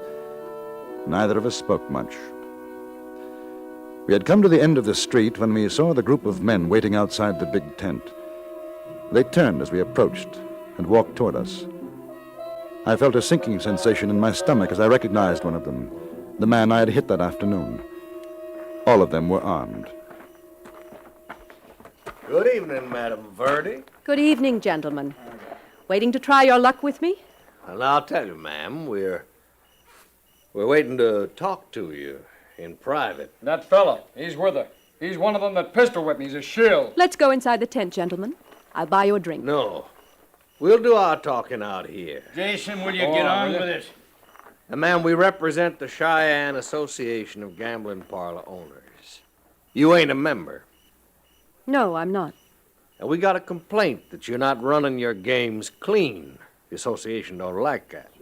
So we took a vote, and we agreed that you've got to be out of this here town come morning. Where did you hear that Madame Verdi runs a crooked game? From him? Yeah, from me. Besides which, she ain't no Madame Verdi. I know you. Maybe you don't remember me, but I seen you, Belle, Siddons, when they brought you to the St. Louis prison in chains. We don't want no Confederate spies in Cheyenne. I don't know anything about that, but she wasn't cheating. Your friend here decided he couldn't afford to lose anymore, so he drew his gun on the lady and tried to get it back. I hit him. That's all there was to it. You're a liar. And if I don't choose to leave? You ain't got no choice, Belle. You get, or you're gonna find yourself looking through cottonwood leaves, which is what should have happened to you anyway. That's the way we handle your kind around here. There won't be any need for that. Miss Siddons is going to be sensible, ain't you, ma'am? There's a lot of folks in Cheyenne might not take kindly to you being a Confederate spy and everything. Might even take matters out of our hands, if they found out. You gentlemen seem to be holding the cards. That's the way to look at it. Hey, Kendall. Who's that? Oh, the newspaper feller, Chase. I thought that was you. Evening, ma'am. Evening. Oh, how are you, Rude? Chase. You come over to see how she does it. I hear your places aren't making out so well. Thought I'd take a spin at the roulette table, Madam Verdi. I should be honored, Mr. Chase.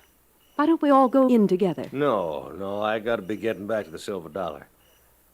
You won't forget our little deal, will you, ma'am? No, I won't.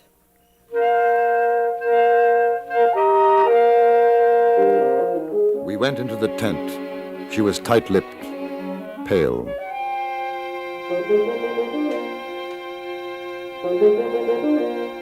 Four hours later, at exactly 2 o'clock, she called a halt to the play and the tent was cleared.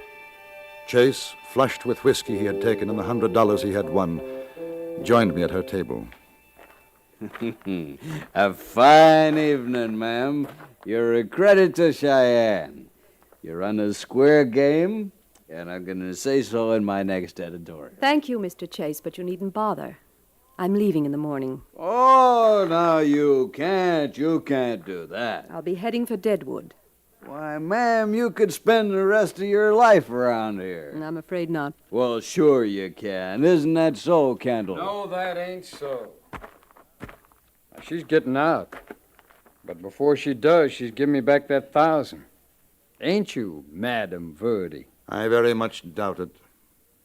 Go away now, before you get into more trouble. Now, you keep out of this, mister. I'm talking to the lady. Now, how about it, Madam Verdi? You lost fairly. And I say I was cheated. Now, you know, folks in Cheyenne can do a lot of damage to this place. Maybe to you if they found out about certain things. Get out. I will, when I get my money. What's it all about? What? Oh, he doesn't know, huh? Well, Mr. Chase, you can print it in your paper. Print what? Well, do I get it? Yes. No. No, it doesn't matter. Let him talk. The war's over. People won't mind. People do mind, Mr. Kendall. I'm afraid they're going to go on minding for a long time. I wish somebody would tell me what people will talk about. Ask her. You're a scummy little rat. Maybe. But I was a rat that fought for the Union. I wasn't a stinking... Shut up. I'm kidding you, man. Don't try. Here's your money. What's the matter, mister? You scared to draw? Just waiting for you. You're the one who's going to do the killing. Remember?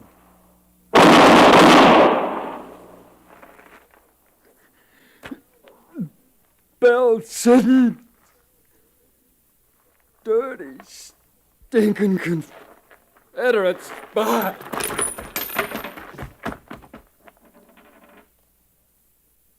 Belle Siddons? Yes. Oh. I'm sorry you had to do that, Mr. Kendall. I am, too. I'll be gone in the morning. Thank you for your friendship. Why not stay? Mr. Chase... I think she better go.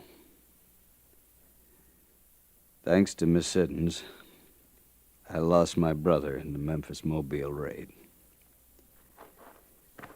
I'll wait for you outside, Kendall.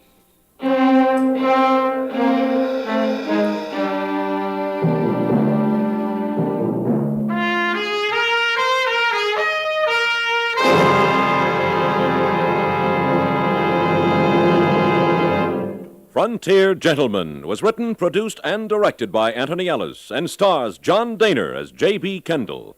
Featured in the cast were Jeannie Bates, Lawrence Dobkin, Stacey Harris, Harry Bartell, and Jack Crucian.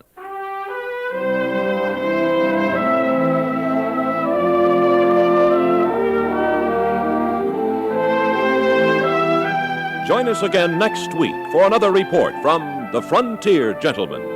Bud Sewell speaking.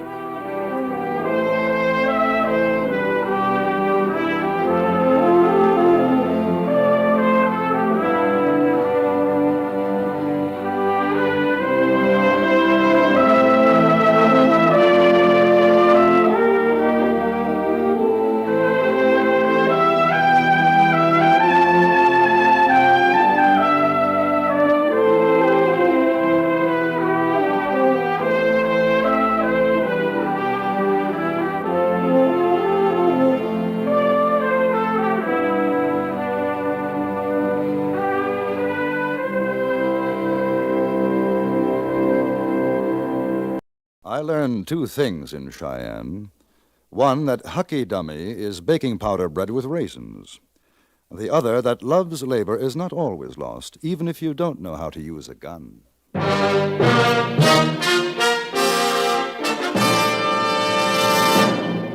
Frontier Gentleman.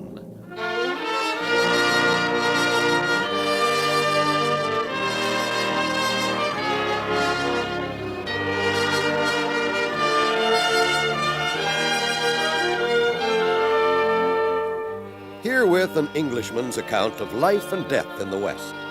As a reporter for the London Times, he writes his colorful and unusual stories. But as a man with a gun, he lives and becomes a part of the violent years in the new territories. Now, starring John Dehner, this is the story of J.B. Kendall, Frontier Gentleman.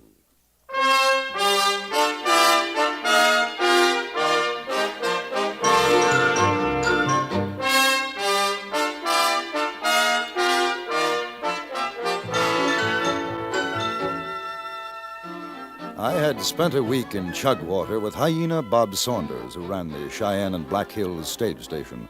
Now, I was on my way back to Cheyenne to send off to the London Times one or two of the more choice stories he had told me. There was only one other passenger in the stage with me, a man in his middle 20s. He introduced himself as Tom Hart. He was well-dressed, and at first glance I took him to be an Easterner. No, I was born in Kansas, reared in Montana Territory. Now I call Wyoming my home. How about you? Born in England. I'm trying to make a living writing articles on the West for the London Times. Oh, you been in Cheyenne yet? Oh, yes. How are things? Well, that's hard to say. I haven't seen too much of it. 3 years since I was there. I guess the town's changed some. But this road sure hasn't. Well, Cheyenne's thriving, I can tell you that. Yeah, I've heard. Big cattle interest. I gather you're coming back from the east. These fancy dude clothes, huh? Yeah, I've been in the east and other parts. Man gets tired of drifting, though. Comes time to go home, that's where I'm headed. Cheyenne? Yeah. I made me some good money. Now I figure to get married, raise a flock of kids. That's a worthwhile project. There's a girl in Cheyenne, Kendall. We've been writing. Leastways, up to a year back, I got a letter from her when I was in New York. I wish you luck. Thanks. You married? No. Well, they say it ties a man down, but I figure if a gal's got her mind made up for marriage, you might as well drop your rope on her, because if you don't, somebody else is going to. I see you have the philosopher's attitude toward marriage. Well, I don't know about that, but I've been lone wolfing long enough. Carrie's her name. Carrie Hudson. Used to be a cookie pusher up at the Blue Star Cafe. A cookie pusher? A waitress. Oh. I'll tell you what, when we get in town, you come on up with me to the Blue Star. Used to have the best eats in town. I guess they still do. I'll be proud to have you meet Carrie.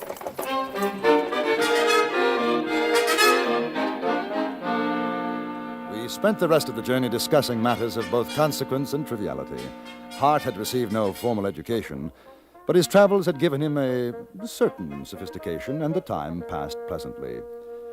When we arrived in Cheyenne, I tried to persuade him that his fiancée would be much happier to greet him alone, but Hart would have none of it. He insisted that I accompany him, and so together we walked to where he knew the Blue Star Cafe to be. Charlie Bannister runs the place. Charlie looks like bad medicine.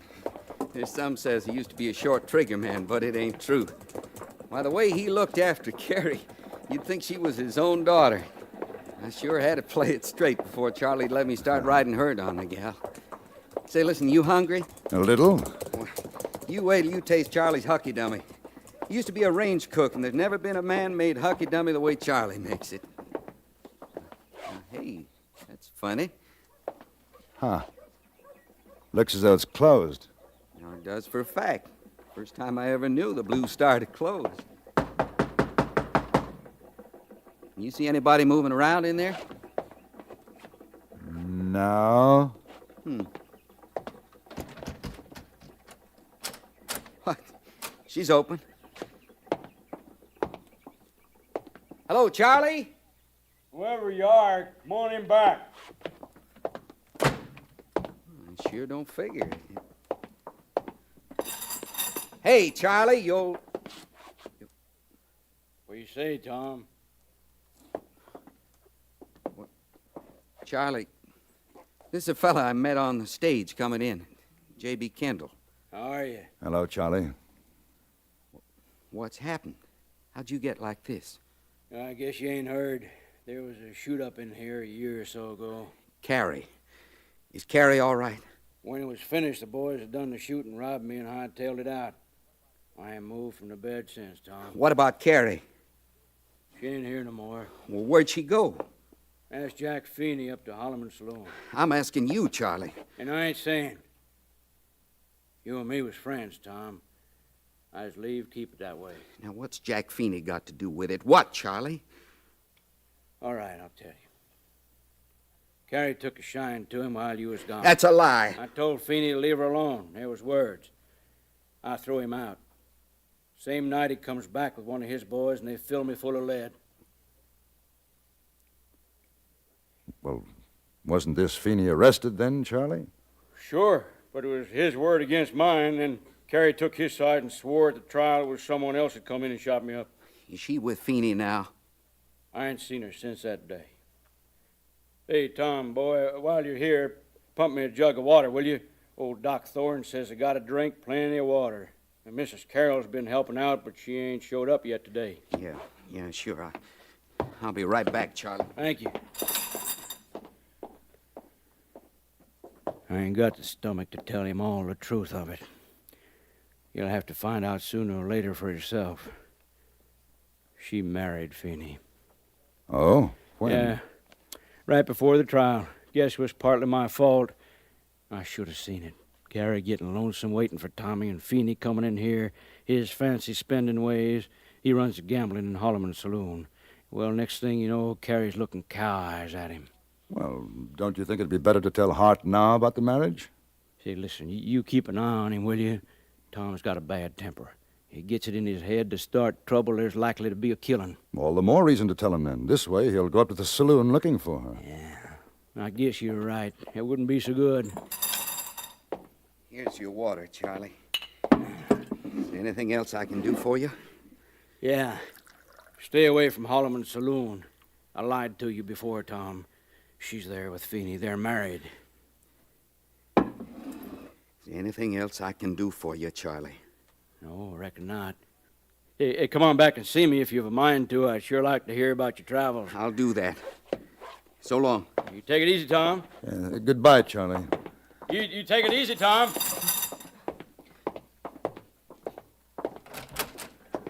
Well, I guess I'll be seeing you, Kendall. Where will you go, Tom? Not that it's any of your business, but I guess you ask out of kindness. I'm going up to Holloman Saloon and have me a few drinks. Oh, well, mind if I come along? No, I don't mind.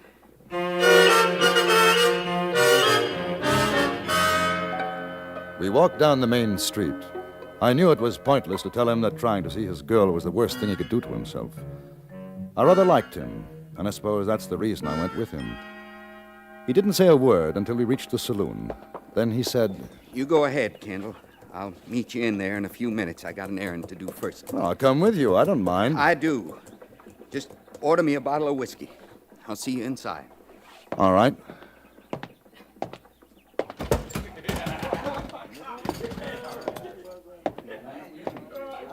Well, hello, stranger. You're a little early, but what's your pleasure? Cards? A dance? Drink? As a matter of fact, I'm looking for Carrie. Oh, for what? Are you Carrie? Yes. Can we sit at the table? I don't sit with customers, mister. That's for the girls. You want to talk business, you can talk to my husband. A friend of yours is in Cheyenne. Tom Hart. Tom? He's just heard about you. He'll be coming in here in a minute. I thought you ought to know. Thanks, mister. How did he take the news? He got it from Charlie. Well, he'll probably get very drunk. I imagine I'd do the same. He won't make trouble. I'll try to see that he doesn't. Has he said anything about me? Only that he was expecting to marry you. He didn't write. I thought... Doesn't matter. Anybody got the price of a drink in his pocket's welcome. That goes for Tom Hart as well as the next man. You want a table, mister? Yes, a table would be fine. This way. What are you drinking? Oh, beer, I think. Yes, and a bottle of whiskey. My husband, Jack, doesn't like him. I wouldn't want Tom to get hurt on account of me. Will you get him out of here if he's looking for someone to sharpen his horns on? I'll do my best. Thanks. Beer and a bottle of whiskey, Lister. Beer and a bottle of whiskey.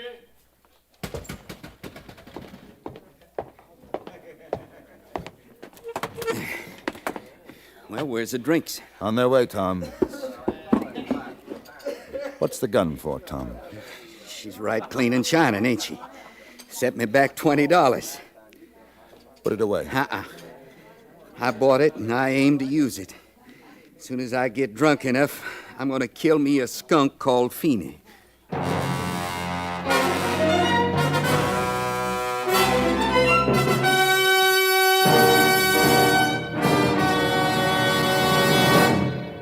In a moment, we return to Frontier Gentlemen.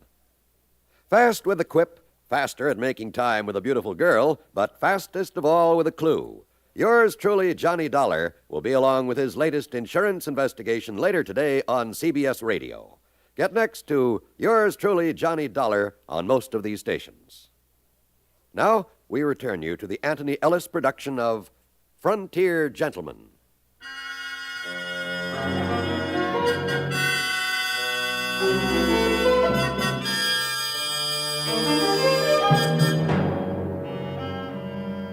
Tom Hart and I sat at a table in Holloman's saloon, and between us lay a brand new .44 revolver.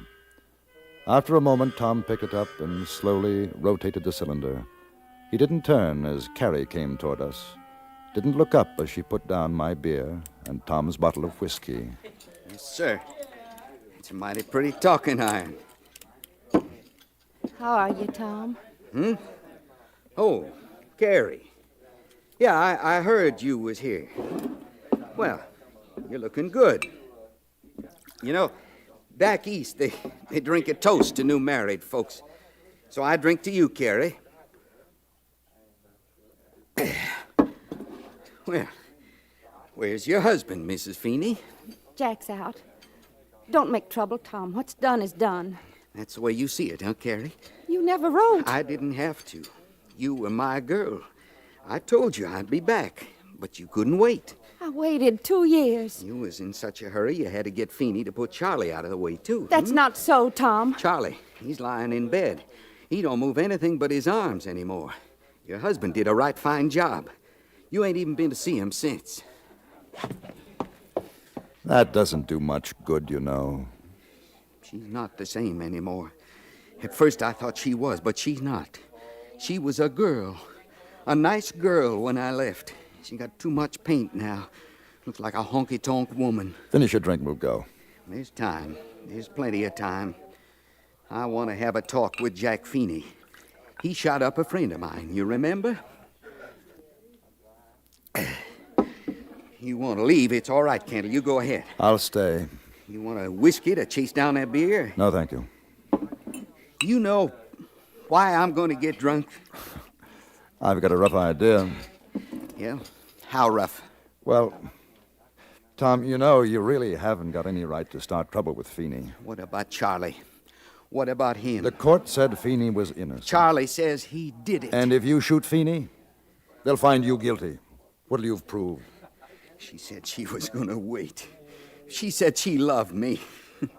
Now, ain't that a laugh? Love. That's why you're getting drunk. Then you'll be able to get angry without thinking. You talk too much. Well, you asked me. Where'd she go? Up the stairs. Hey, you figure she was lying. Maybe Jack Feeney's here. She's gone up to tell him. I don't know. Well, I'm going to find out. No, I wouldn't. No, sit down, Tom. Give me that gun, Kendall. Now, you sit down. You're not that drunk yet, and you're not going up there to start shooting. Give me the gun. No.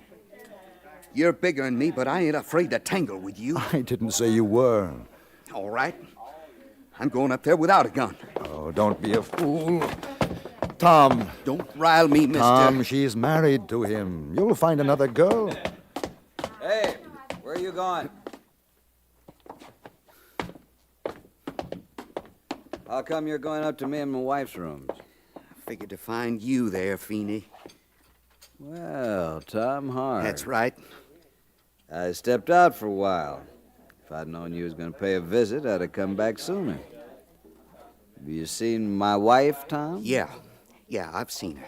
Well, we'll have to get her down and have a friendly drink together. I haven't had the pleasure of meeting your friend. J.B. Kendall. Put her there, Kendall. Carrie, come on down.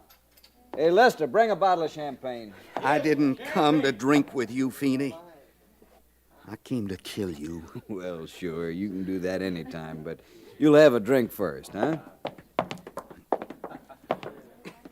Here, sit down, boys. When'd you get back in town, Tom? Today. And I seen Charlie. Yeah? I heard about Charlie. You know, it's too bad him getting shot like that. The way Charlie tells it, you did the shooting. Poor feller. They say it made him a mite loco. Here's your champagne, Mr. Feeney. And here comes the prettiest little woman in Cheyenne. Sit down, Carrie. I hear you've met Mr. Kendall here, and Tom. Yes. Well, it's like old times, except a thing or two has changed. I got me a new wife. What'd you get back east, Tom? I'm telling you something, Feeney. I had a gun, which a friend of mine didn't figure I was drunk enough, or maybe sober enough to use. Well, I'm going out and get another one. And the next time I see you, I'm going to be using it.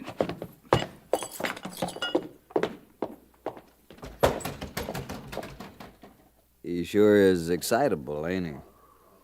You figure he's still galling over you, Carrie? What does it matter? What do you think, Kendall?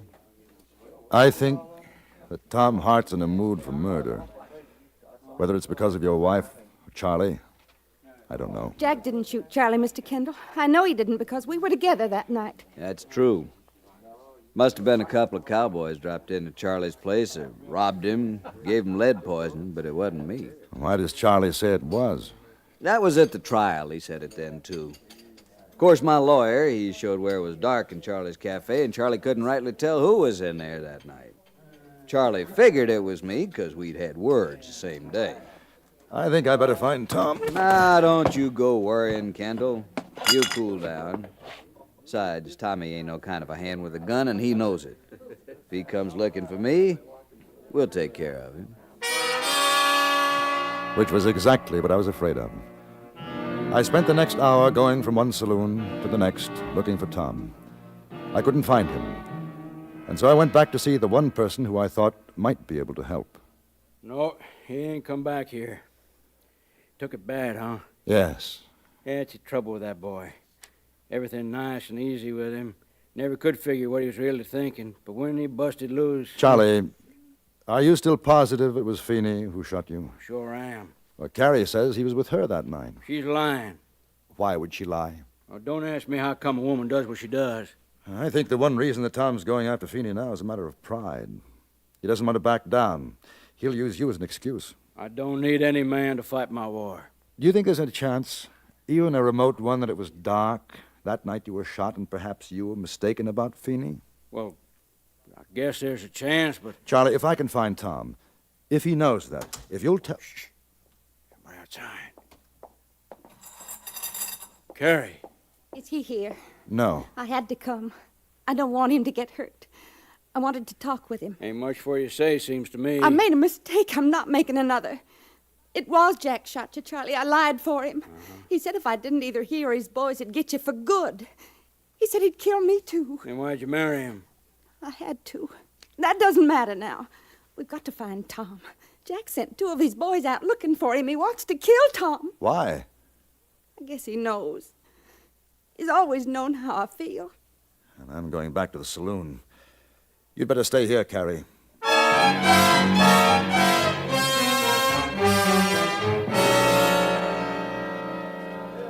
Couldn't find him, huh?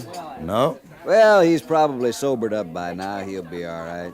Yeah, nice fella, Tom. Just a little too hot-headed for his own good, that's all. Well, I imagine when a man comes home and finds his girl married to another man, it can be a little upsetting. Sure. And then seeing a good friend of his lying paralyzed, shot by the man who married his girl, It's likely to make a chap unreasonable. Even though he's wrong, yeah, I see what you mean. Then if he finds out that the girl's husband forced her to lie, and if he finds out that the girl still loves him, he'd be in quite a state.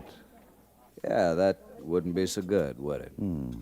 Now, if I were the husband, I'd want to get rid of that fellow. Say, a fellow like Tom, because my life wouldn't be safe for 1 minute. I'd send some men out looking for him with orders to shoot on sight. You got any more ideas along that line? Well, if a man like Tom had a friend, the friend wouldn't want to see Tom bushwhacked, I think is the word. That friend is talking himself into mighty trouble. You think so?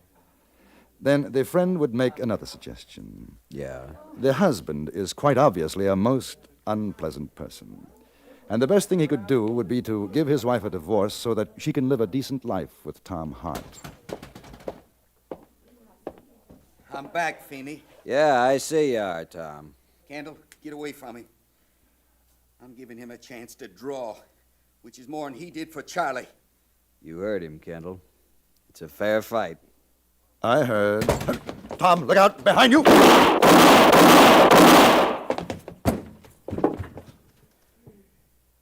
Thank you, Kendall. No, not at all. Those are two of Mr. Feeney's chums. They've been looking for you.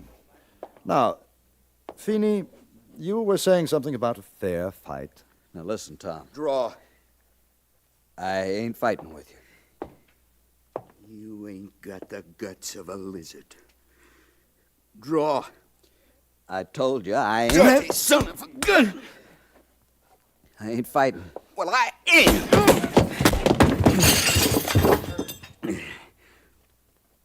Oh, my. Sounded as though you broke his jaw, Tom. Yeah. Yeah, didn't it? I think Mr. Feeney will be leaving town. I also think he'll want to give Carrie a divorce. Oh? I thought you might be interested. Incidentally, what would you have done if he had drawn on you? I don't know. Never thought about it. He probably would have killed me. Yes, I think he would. Well, I'll take care of the arrangements here. You better go over to Charlie's now. Carrie's waiting. Waiting? For me? Well, I don't imagine it's for me.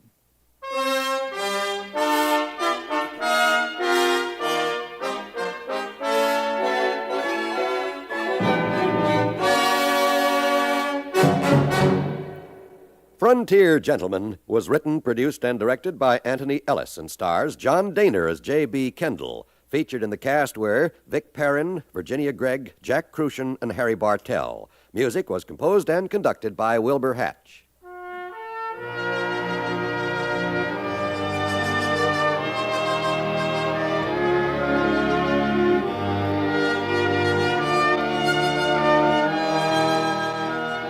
Join us again next week for another report from the Frontier Gentleman.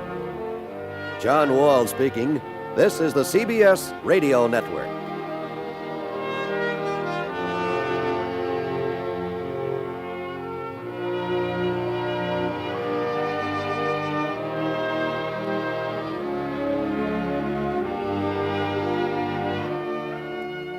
In Deadwood, I learned that a man will risk anything on what he considers to be a good gamble.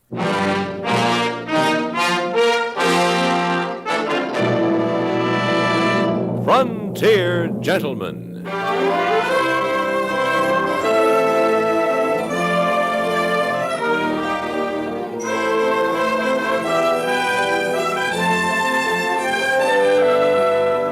Herewith an Englishman's account of life and death in the West.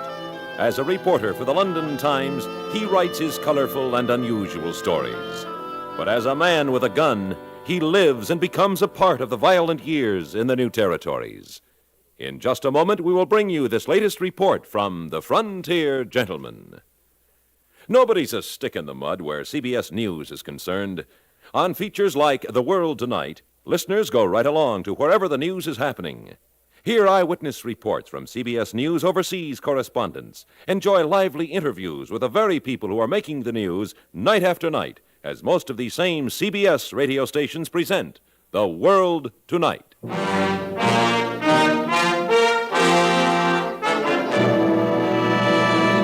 starring John Dehner, this is the story of J.B. Kendall, Frontier Gentleman.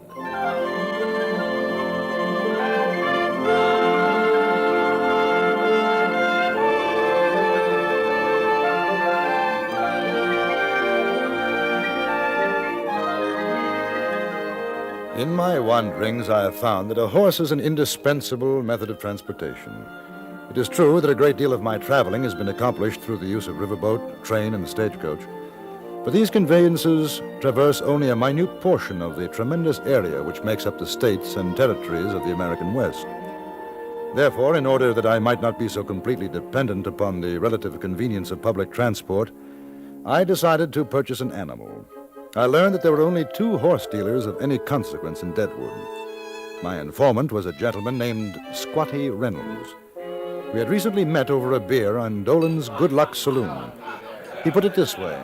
Now, I reckon you want a real Sunday horse, Kendall, not one of them cut-back, flea-bitten whistlers. Definitely a Sunday horse. Well, like I say, there's 2 horse traders in this here town. One's Fitch Tallman, the other Wohaw Simmons.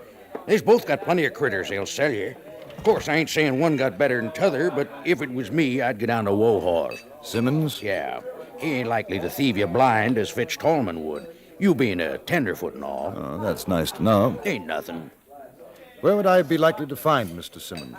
It ain't but a shorter straddle down the road. Yeah, I ain't got nothing better to do. I'll amble on over with you. Might be I can help you find yourself a toppy. Oh, I'd be most grateful to you. Want to buy yourself a horse, mister? That's right. Well, you come to the right place. That's what I told him, Wohaw. And ain't told but the truth, Squatty. In fact, what kind of animal you reckon will fit? Well, there's a decent-looking horse. What, the roan? Oh, no, not less than you plan to do some day herding. He's a churnhead. Kind of bull-windy, too. No, not him. Now, I got me a real sweet little dun over here. He ain't sizable, not much over 14-2 hands, but he's a long horse, if that's what you're wanting. Long? He'll go, mister, and he'll keep going till you say stop. And you got to say it good and loud. Yeah, that's a new one, ain't he, Wohaw? Don't recollect seeing him around. Yeah, come in yesterday. Fella sold him cheap to pay poker loss. That, mister, is a lot of horse. Rather broad in the beam, wouldn't you say? You mean the big bottom? Oh, sure, that's the nature of him. You take my word, mister, that's one long horse. I had him out this morning. He's got a fast walk and an easy lope. He'll get you where you're going. Won't give out like a lot of these fancy puddin'-foots Tallman try to sell you. How much, Wohaw? You talking for the man here or for yourself, Squatty? Maybe I got a hankering. $50. Well, I'm afraid that's a little high for me. What's your offer? I wouldn't give you 20, I'll tell you straight, Wohaw. I ain't asking you, Squatty. Listen, mister, maybe you'd better go on over and have a look-see at what Fitch Tallman's got. Now, you shut your mouth, Squatty, or I'll stomp your head in. Trouble is, you don't know a good piece of horse flesh from a hog. This here critter's worth better than 50. And how come if he's so good you want to sell him? I'm in the horse trade business. Not no hotel for broncs, that's how come. Now, mister, I tell you what. You give me $40 for this here horse, and if you ain't satisfied after a week, you bring him back and get your money back. Well... You come in looking for a horse, and I tell you he's the best I got. Oh, Wohaw, you sure do want to get rid of him. What's the matter, you got a case of worms? Mister, you don't want no cayuse dropping dead under you. I'm a warning you, Squatty. Gentlemen, if you'd give me a minute or two to make up my own mind, I'd appreciate it. Sure you would. You just do that. Easy, boy. Man's a fool to sell a fine animal alive for $40. Man's a bigger fool to buy it. All right, $40 on condition of the week's trial. You got a deal, mister. Put her there. I sure do hate to see a greener get cheated. You say I cheated him, Squatty? Well, you ain't gonna lose money on the deal, that's for sure, Wohaw. 35, 40, Mr. Simmons. You keep a hold on that money, mister. Ain't nobody going to say that Wohaw Simmons cheated a man in a horse deal. I'm not saying it. He is, which settles the question since I'm satisfied with our agreement. I apologize to you, mister. I surely do. No need to. Should have gone to Fitch Tallman. Fitch Tallman, that low-down, no good. I heard you talking about my pappy, Wohaw. You better bite down on that tongue of yours, and me and Pap will rip it out on you. I'm a middling old man, Bill Tallman, but I ain't so old that I can't take care of you and your paw, too. Now, you get out. If you'll excuse me, gentlemen, I'll take my horse and be going. You bought a horse for Miss Old Scissor Bill? You bought that horse? Yes, I bought it. Yes, and you ain't seen the day that a horse like this was in your stable, Tallman. Oh, you're darn right, Wohaw, unless we're going to use it for bear hunting bait. Oh, yeah? You want to make a little bet, you fellers? What kind of a bet? That there Dun's got more guts and go than anything in Deadwood. You loco, Wohaw. That ain't no bet. That's an old man with a saddle slipping. You're afraid to bet, sure. No, you Tallman's a lot of windy gab, sure. Yeah, now, sure. hold on, Wohaw. You saying this hunk of crowbait, what this here poor fella just bought off of you, is a better horse than any horse in Deadwood? Any horse? That's what I'm a-saying. And you want to put money on it? That's what a bet's for, ain't it? No, just you one want to moment. bet against Lobo? Oh, if he's going to do that, I'd like a piece of that bet myself. I said any horse in Deadwood. How much? Don't matter to me. Big or as little as you want. All right. You stay right there, Wohaw. I'm going to get Pap. I'll be right back. Now, just one Wohaw, moment. you banded one herd of sheep too many. Well, even that frog-walking bronc of mine can beat the tar out of this puny critter. I said any horse, Squatty. You are going to race my horse? That's what I'm aiming to do. Well, you got yourself another bet, Wohaw. I sure hope you got enough money, because you're going to be betting against everybody in Deadwood. I'm going out to raise me a stake. Ain't no backing out now, and you're a witness, Kendall. So long.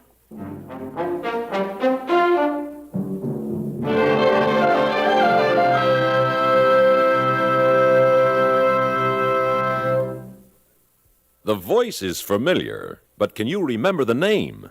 That's the problem confronting our star-studded panel of experts each Sunday as most of these same stations present Says Who. Says Who is CBS Radio's fast-moving guessing game with Henry Morgan as host. Add the rapid-fire repartee of Morgan and his panel to the excitement of guessing the identity of the mystery voice, and you've got at least 2 barrels of fun rolling tonight and every Sunday night on CBS Radio's Says Who.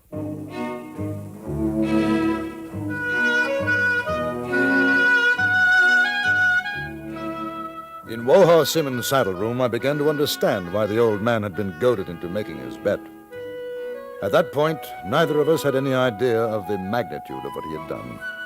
He went into great detail concerning the rivalry between his stable and that of Fitch Tallman. The fact that Tallman, without a doubt, possessed the fastest horse in the area. I was sympathetic, but I said, I don't exactly blame you, but I can't see the point in even holding the race. Well, there's one thing can make it easier for you, Kendall. Sell me back the animal. And you'll race him yourself? Yeah, I figure. But you know he can't win. I never said that.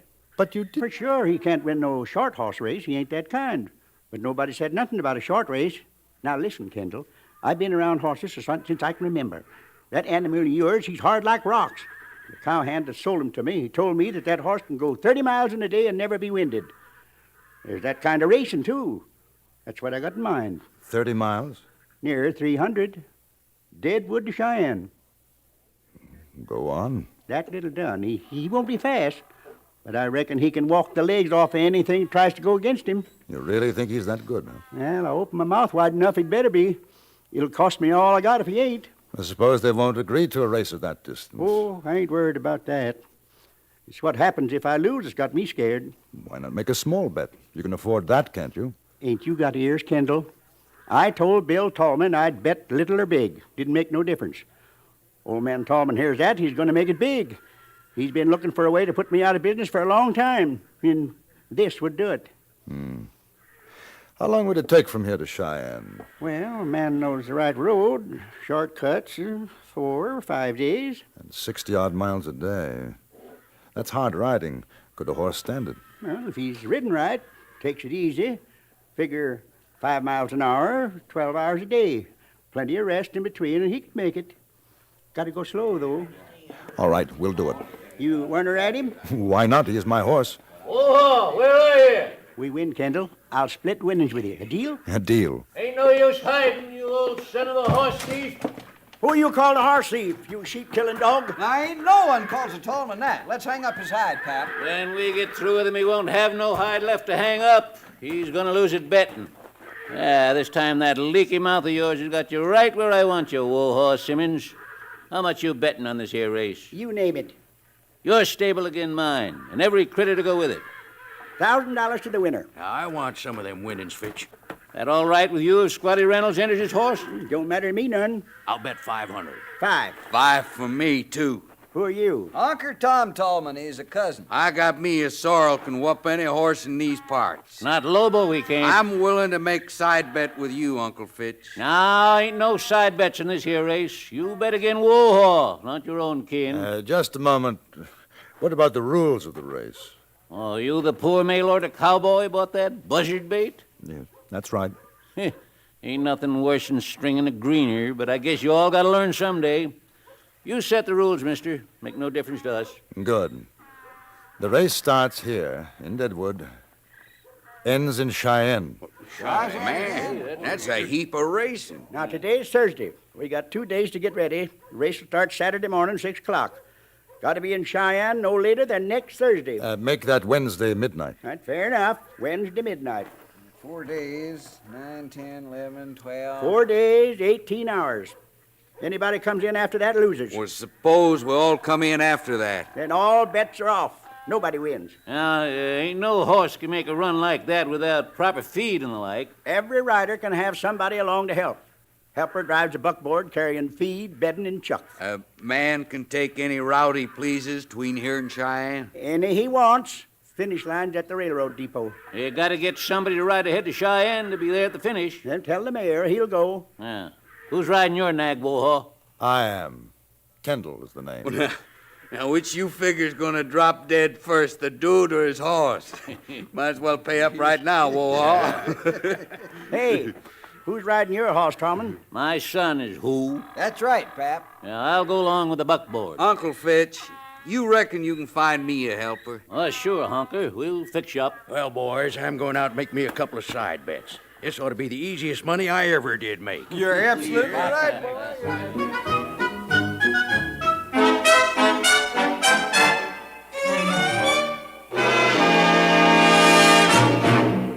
The fastest runner in town can't hope to keep up with the Mitch Miller Show because every Sunday night, when it comes your way on most of these same stations, the Mitch Miller Show covers that part of the entertainment world that stretches from the bright lights of Broadway to the Klieg lights of Hollywood. For another all-out, all-star variety edition of the Mitch Miller Show tonight, join us right here at the Star's Address when Mitch puts out the welcome mat again.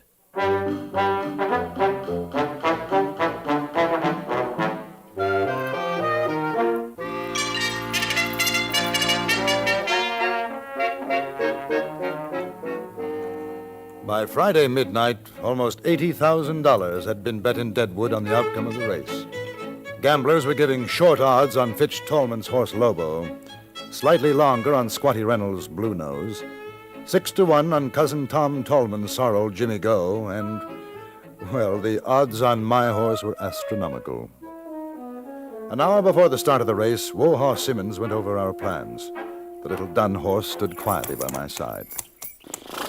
Now, remember, rain or shine, these mules of mine pulling the buckboard, they're going to do a steady 5 miles every hour. Don't you fret if it takes a little while to come up with me. I want time to scout ahead. There's been some rain south a ways, and maybe I can find better trails for you to ride. Good. Now, remember, don't matter what the others do. Keep him at a walk. Oh, once in a while let him lope, but easy. Say, ain't you got a name for the animal? As a matter of fact, no. What did his last owner call him? Dogged if I know. Well, I had a horse once in India. His name was Khyber. How would that do? Well, don't mean much, but it's your horse.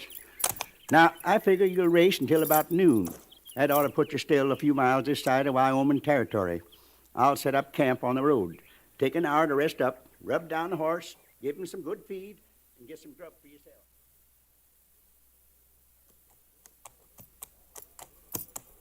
It seemed as though the entire town of Deadwood was at the starting line to see us off. Then came the starting gun, and the race was begun. The Tallman's Bill and Honker Tom were off in a great swirl of dust. Squatty Reynolds took off at an easier pace, but was soon out of my sight. According to our plan, I walked Khyber for the first 3 or 4 miles, then let him go into an easy lope.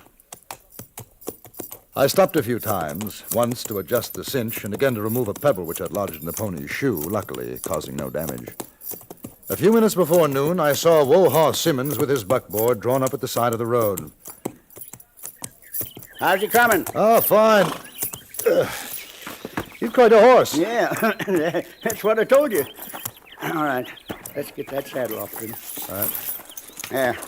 Hold still, boy, now. Hold still, darn you. Any sign of the others?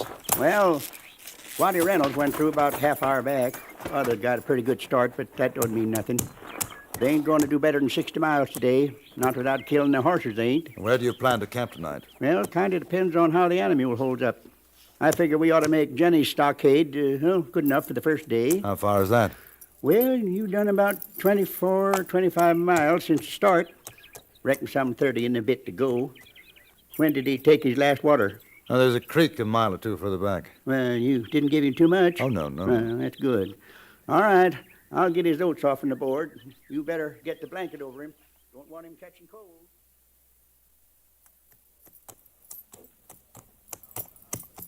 An hour and a half later, I was once more on my way.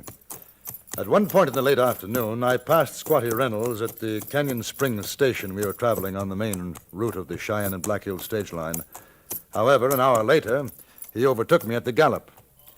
That night, Wohaw and I camped at Jenny's stockade. Our first day's journey done, nearly 60 miles from Deadwood. I tell you, Kendall, we got to keep our eyes skinned, and that's for a fact. Them other boys ain't more than 2 or 3 miles ahead from where I last seen them. Now, they start figuring you for a winner. They won't let it go easy. What do you mean? Well, I mean, there's a lot of money bet on this race, aside from what Fitz Tallman and me has a personal bet. Tallman's got a big piece coming if he wins. He aims to win. No telling what he'll try to keep us from winning. I see. And I'm just telling you, keep your eyes skinned. You better get some shut-eye now, and I'll watch. I want to get a start before dawn.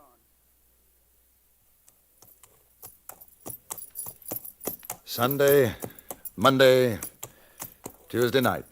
Although I had maintained Khyber's steady, slow pace, there was no more than 5 miles separating the 4 of us. We had ridden over 200 miles now, and to this point my horse had shown little effect. On the other hand, I had once again passed Squatty Reynolds on his big roan Blue Nose. He seemed to be limping quite badly. I had not yet caught up with Wohaw's buckboard and the evening camp which we had planned for Chugwater. I stopped to cross a stream, when from the gathering shadows I saw 2 horsemen approach. I made out the sorrel Jimmy Go and Billy Tolman's jet-black Lobo. How's it going, Kendall? Very well, thank you. And with you? All right. Uncle Tom and me, we figured you was close behind. We waited for you. Yeah, we surely did. We wanted to have talk with you before you made camp with old Wohaw. Oh, ride along with me. We can camp together. Well, what we got to say ain't for Wohaw's ear, see? No. Well, you don't need to bother about the old man. My pap, he'll make it worthwhile if you take it real easy and don't try no more to win this here race. Of course, you ain't going to know how, 'cause that Lobo of Bill's, he's got enough left to run that critter of yours clean under the ground. So there's no sense you trying, is it? We figured it'd be worth $500 if you quit about now. Very generous of you, gentlemen, but I must decline your offer. I stand to earn quite a bit more by winning. But you ain't got a chance. Yeah, well, we'll just have to try. That's all. You wouldn't want no accident to happen to that runty nag of yours, would you? I most certainly wouldn't. Well, I sure hope it doesn't. Come on, Honker. Sure hope that horse don't break its leg or nothing.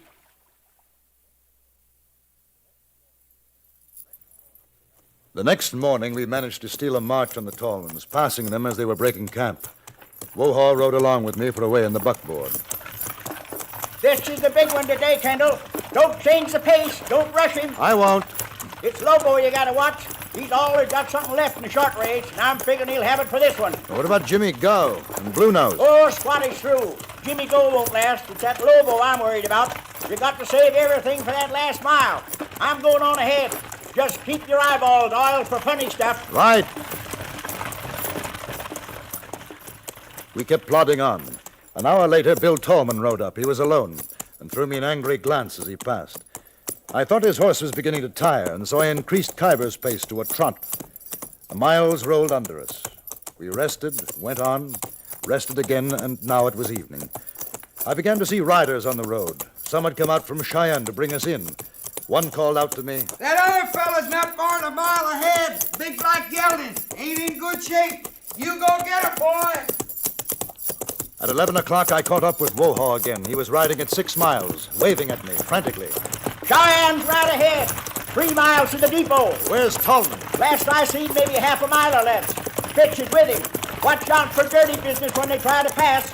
But wait until the last quarter before you do it. Just keep pushing him. Get him in the last quarter. Right.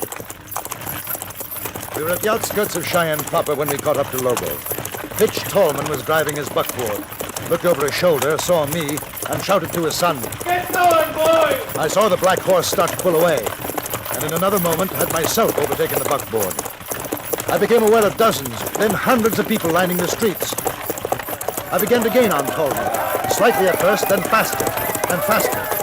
The depot came into sight, and for the first time I dug the spurs into Little Buckskin. Behind me I could hear the thunder of the 2 buckboards, the shouts of encouragement.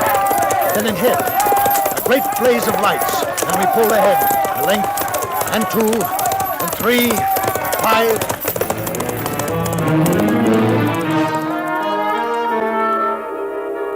I heard that almost $100,000 changed hands after that race. Wohaw Simmons collected his winnings from Fitch Tallman and is now the sole owner of Simmons Livery and Stables in Deadwood, Dakota Territory. I was content to accept my share in cash, which amounted to a very handsome $2,000, a sum which brought me both luck and some misfortune, of which I shall write more in my next report to the London Times.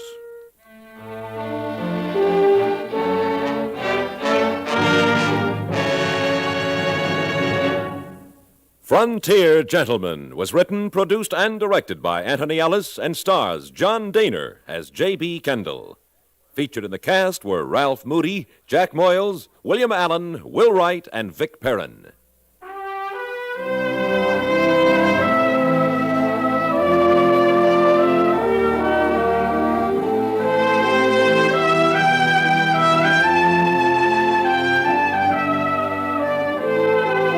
Join us again next week for another report from the Frontier Gentleman. Bud Sewell speaking.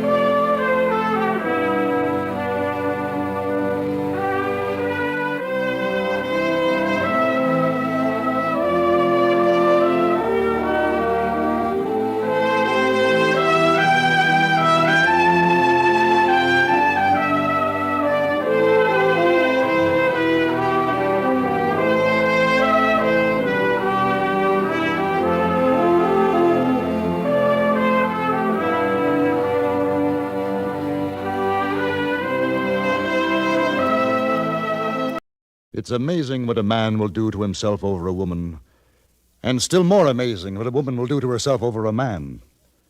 This story happened in Virginia City, Montana Territory.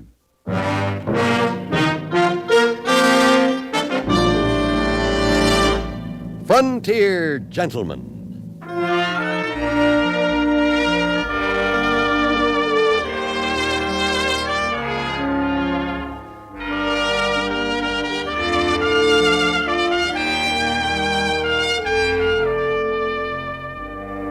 Herewith an Englishman's account of life and death in the West.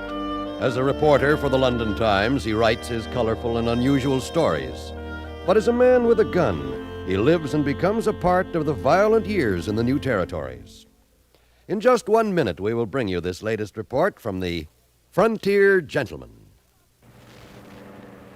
What are you stopping here for, Clark? The country club is still a half mile away. I know, Scarlet, But I don't want to drive up to the club in this low-priced car. But the snow is 6 inches deep, and I'm wearing my ballerina slippers. Well, you'll just have to hoof it, baby. I'm not driving any further. You're much too big for a piggyback. Oh, the snow is cold. Take bigger steps. Oh, that won't help. Why don't you get a big car like a swept-wing Dodge? A Dodge? I can't afford a big car like that. Oh, yes, you can. Even though Dodge is a big car, it's priced below 59 different models of the low-priced field. What? You mean I can own a big swept-wing Dodge for less than I paid for my car? That's right. And you get all that big car roominess and big car luxury. With a Dodge, you get all the car you're paying for. Okay, Scarlett. Let's forget the dads, dear, and go see our Dodge dealer. Oh, wonderful, darling. On these cold feet, who could dance anyway?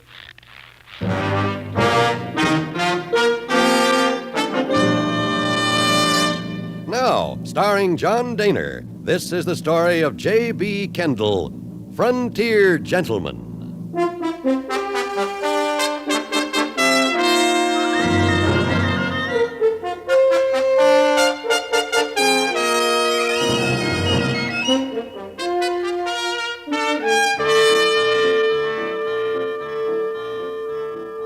Virginia City, Montana Territory, was particularly noted for three things: its gold, Henry Plummer and his band of outlaws, and the vigilantes. The vigilantes disposed of the Plumbers and were replaced by a more lawful authority, so that by the time I arrived, only the gold remained, and of course those who sought it, the miners. They filled the town day and night, spending their hard or easily won money in saloons, gambling houses, and hurdy-gurdy establishments. I was attracted to one of these on the night of my second day in Virginia City. It was a brilliantly lit saloon called Skinner's, and outside was a large sign proclaiming the appearance of Miss Eulalia Robinson. I went inside.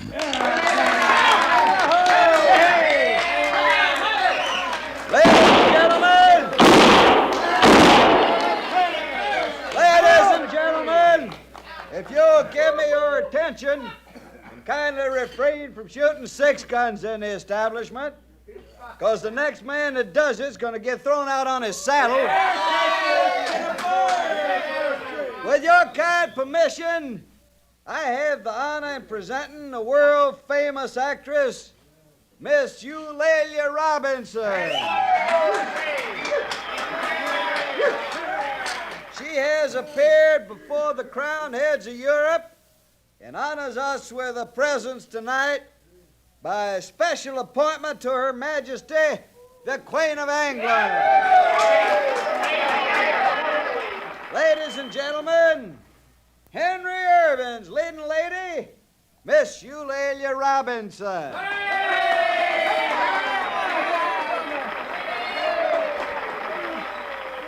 For her first recitation, Miss Robinson will give us a scene from William Shakespeare's play, Romeo and Juliet.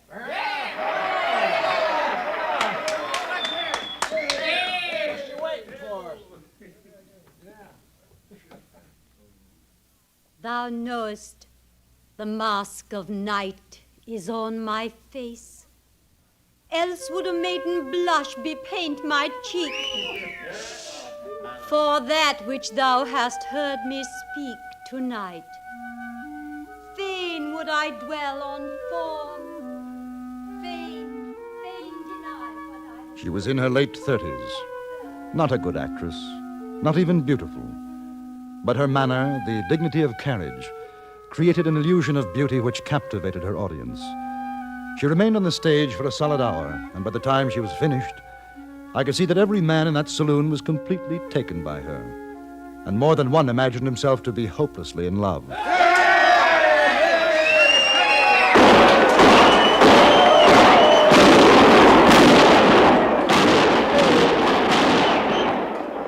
ain't she something. Now that's what I call a woman. Hey, where you going? I want to meet her. Who don't? Hey, partner, wait for me. Mr. Skinner? Yeah? My name is Kendall. What? Kendall. Kendall? Yes, that's right. I'd like to meet Miss Robinson. Yeah, you and 100 more, it'll tear the place down. Now, I'm a correspondent for the London Times, newspaper. Newspaper man? Yes. Sure, come on, duck under here. How'd you like it? That's real culture, huh? Well, she's quite a success. Yes, she sure is. What paper did you say you write for? London Times. Was that so? Well, Miss Robinson will get a kick out of that, you and her both coming from England. Yes? Come in. Oh, that was just fine, Miss Robinson, real fine. Say, this is Mr. Kendall. He writes on the London Times. Mr. Kendall. How do you do? May I present my business associate, Mr. Grimes? How are you? Mr. Grimes? I guess you folks have plenty to talk about. I'll go on back and get the boys quieted down. Virginia City never heard anything like you gave us tonight, Miss Robinson. Oh, thank you, Mr. Skinner. Not at all. I'll see you later. Well, won't you sit down, Mr. Kendall? Oh, wait a minute. Kendall, you got identification or something? Proving you're a correspondent? Not on me, no. I don't think it really matters, Well, James. it does to me. You know what I mean, Kendall. Miss Robinson is popular. A lot of fellas like to come busting in and make any excuse, you know what I mean. I gotta watch out for her interests. I understand. And she's kind of tired right now. Why don't you let her go till tomorrow? If you would rather, Miss Robinson? No, not at all. I'd rather enjoy being interviewed tonight. And I say it's not a good idea. You're being extremely rude, James. Perhaps you'd care to take supper with me, Mr. Kendall. Why, I'd be delighted. No. No? No, she's not going. I hope you'll forgive him, Mr. Kendall. He thinks that every man who looks at me is thinking dire and dreadful thoughts. My intentions are completely honorable, Mr. Grimes. Laley. I don't want to discuss it anymore, James. Now, both of you, please wait outside. I must change my clothes. I shan't be a moment, Mr. Kendall.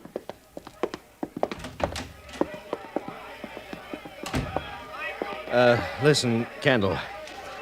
I'm sorry I acted the way I did, but if I don't keep an eye on her, nobody's going to. You know what I mean? I think so. I mean, nothing personal, but as her business manager, I've got to take care of things. Now, she gets awful tired traveling around this way. Best thing for her right now is to go back to the hotel and get some sleep. As a business manager, Mr. Grimes, I should think you'd be happy to have a newspaper interview. Oh, sure I am. But you know how these actresses are. They're like kids. They don't even know what's good for them. I hadn't been aware. Well, take my word for it. So you go on ahead. Now, I'll tell her you see her tomorrow. Under the circumstances, I'm afraid she'd think it was rather impolite, don't you? Why not wait until she comes out? Well, all right. We'll make it tonight. A nice quiet supper at the hotel, 3 of us. Mr. Grimes, I get the distinct impression that for some reason or other you don't want me to be alone with Miss Robinson. Am I right? I'm her business manager, Yes, so you said. and she doesn't talk to anyone unless I'm around. Strange, I got the impression that she didn't want you around. I don't care what you think. I'm coming along. If you don't like it, no interview. There! That didn't take long, did it? Are we ready, Mr. Kendall? Yes? Laley, you're going back to the hotel. Good night, and- James. I'll see you in the morning.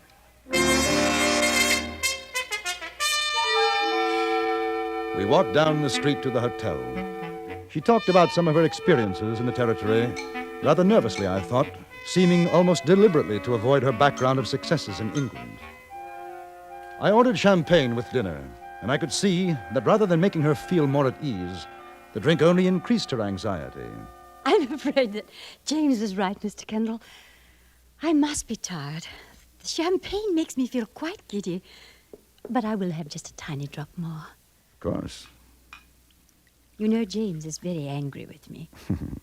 I gathered that. He's a jealous man. You wouldn't think so, would you? But he is. I don't think I blame him. He has no reason to be. We're only business associates. It's not as though we were married or anything. James doesn't believe in marriage. He says it deadens one. Do you think so? I don't know. I've never been married. My work hasn't allowed for it. Did you meet Grimes in England? Oh, no. No, that was in Boston. He saw me perform and asked to represent my interests. I see. Oh, he'll be very angry about this. Me being with you tonight. May I ask you something? Please. Why are you afraid of him? Afraid? Oh, afraid of James? How utterly ridiculous. Does it show so very clearly? Yes. May I have some more champagne?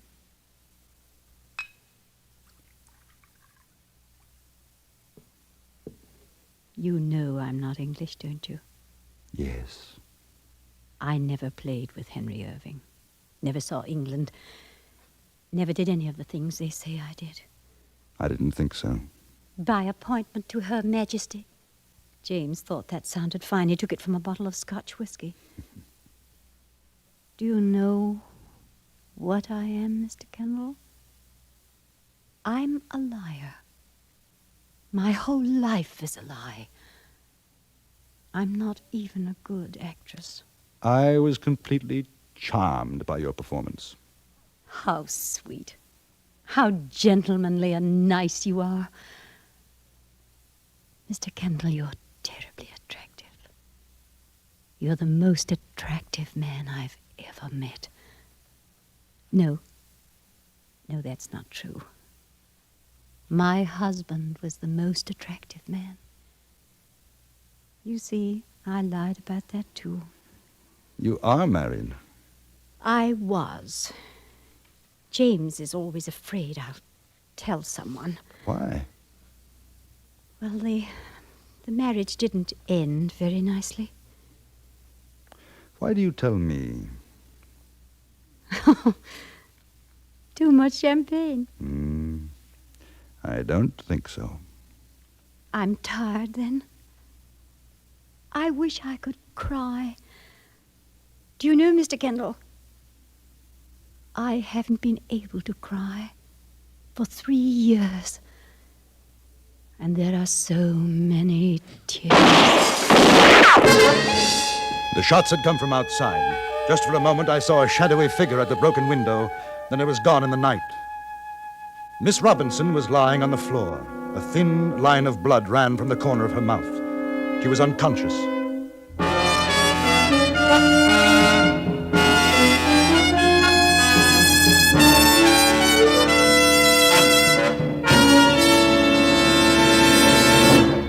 In a moment, we return to Frontier Gentlemen. Today on CBS Radio's Suspense, Vanessa Brown and Jim Amici will co-star in Affair at Loveland Pass, a Western thriller with a psychological twist. Exciting dramas waiting for you, too, on yours truly, Johnny Dollar. Join us on most of these same stations later today as action-packed stories come your way on CBS Radio's Suspense and yours truly, Johnny Dollar. And now we return you to the Anthony Ellis production of Frontier Gentlemen.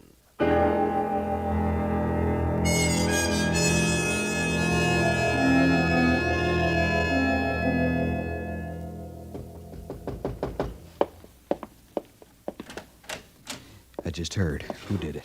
I'm not sure, Mr. Skinner. Doctor's on his way. Ought to be here in a few minutes. Oh, she doesn't look good. I think the bleeding stopped. Boys down in the saloon are mad. Word's got around here in a lynching mood. Sheriff's trying to ease them down. And Mr. Skinner, was Mr. Grimes there? I didn't see him. I just wondered. I guess he ought to be told. He's staying down the Nugget Hotel. Yes, it might be a good idea. Well, I'll go on down myself. Now, listen, Mr. Kendall. If there's anything she needs, you sing out. Anything at all. One of my boys will be outside. You just say the word. Right. I'll be back.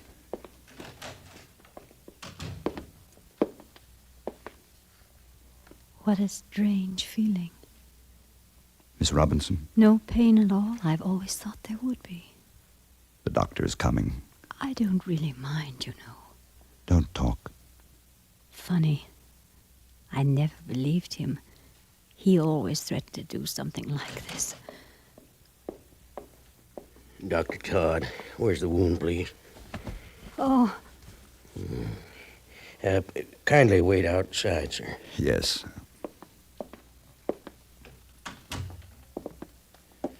I'm Dave. Skinner told me to wait. What's the doc say? Nothing yet. I'd sure like to get my hands on that feller that done it. Yeah, I imagine a lot of us would. She's a lady. A fine lady. Not like them hurdy-gurdies around here. It don't matter. One of them stops a piece of lead. She real bad hurt? Pretty bad. You figure it was some crazy liquored up son of a gun, don't he? I don't know if he was drunk or not.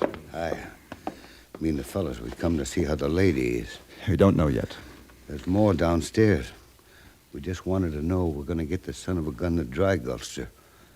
Doc Todd come yet? He's in there now. Well, you give him this. There's $300 or better gold dust than that. You tell Doc he pulls her through, he'll get another like it. The boys wanted to know they're with her. Sure do. I'll tell her. You do that. I got a couple of dollars. That goes for me, too. We give it to the doc. I will. I can't operate yet. She's lost too much blood. She gonna be all right, huh, Doc? Don't ask fool questions, boy. I'm not God. Right now, she's asleep. Well, you're Kendall, aren't you? Yes. Lucky for her you were around. If she lost any more blood, she'd be dead. Well, you might as well get some shut-eye. I'll stay with her.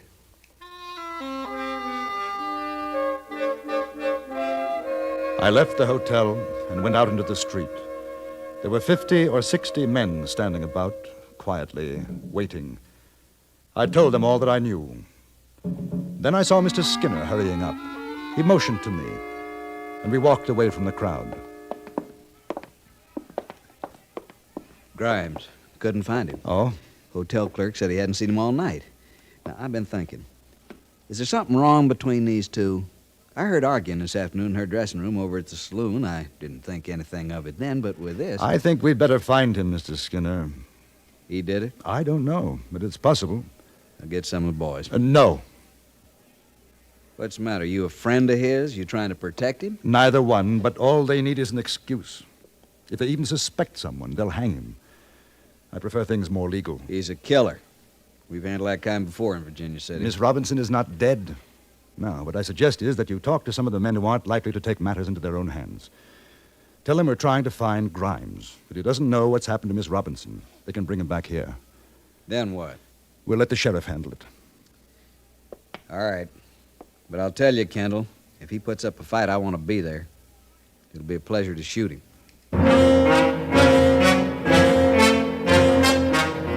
The search began.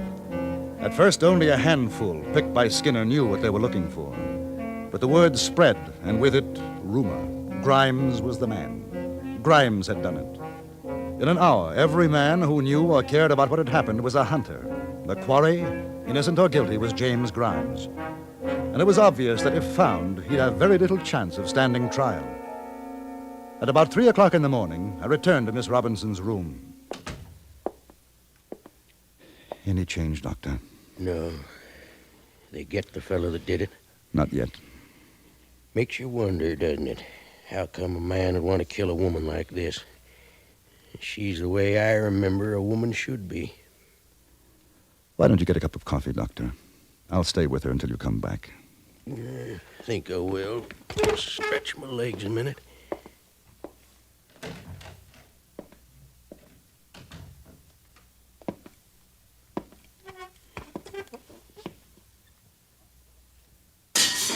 Turn around, Kendall. Don't move. You look a little worse for wear, Grimes. They're after me. They're trying to kill me. Any reason why they shouldn't? Is she dead? No. I warned her. I've been warning her what had happened. Put away the gun. And get myself killed? You'll be safer with me than the mob outside. You're the trouble, the reason for everything. It's been men like you everywhere we go. Every town she has to find someone. I warned her. I told her I wasn't going to stand it any longer. And I heard a different reason. A different reason? What did she tell you? About her husband. An unhappy marriage. She said that? Told you about her husband? Yes. You want to know what really happened? She had a husband, all right. In Boston. I didn't know it at the time. I met her. I fell in love. She went away with me. After we were married, she told me. She is your wife? Surprising? Look at her. It's another one of her little ways. She thinks it's better if people don't know. She thinks I don't know why she wants it that way.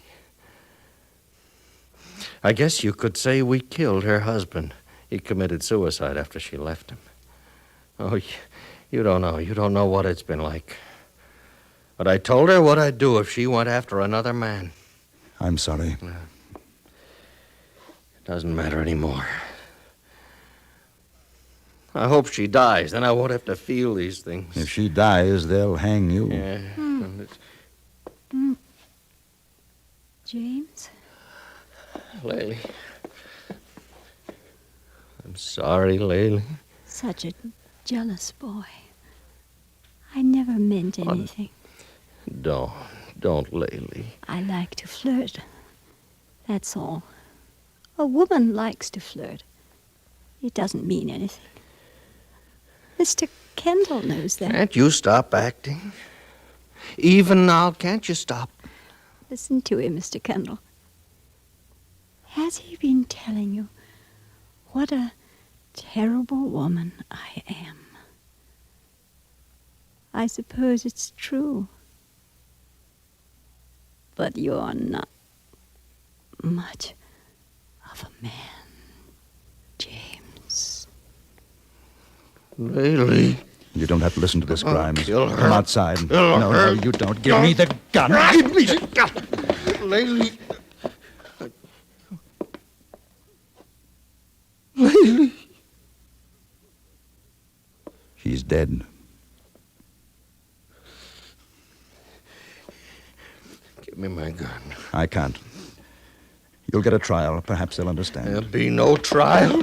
Now, Grimes, come back. Grimes! Grimes!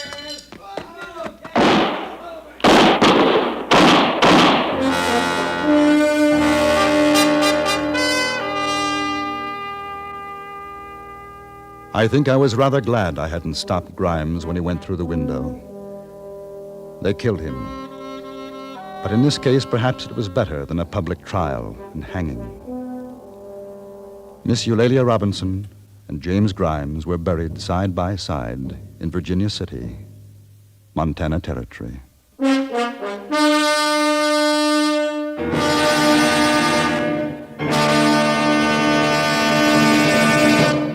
Frontier Gentleman was written, produced, and directed by Anthony Ellis and stars John Dehner as J.B. Kendall. Featured in the cast were Jeanette Nolan, Larry Dobkin, Harry Bartell, Jack Moyles, and Jim Nusser. Music was composed and conducted by Wilbur Hatch.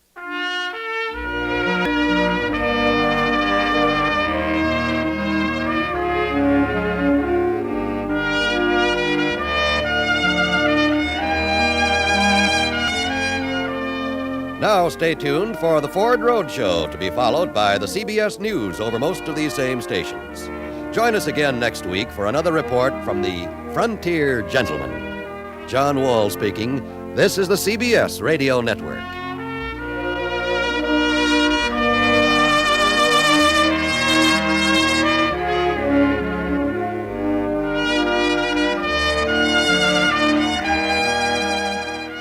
In Cheyenne, Wyoming Territory, I learned a little about trail herders and a lot more about the education of Kid Yancey.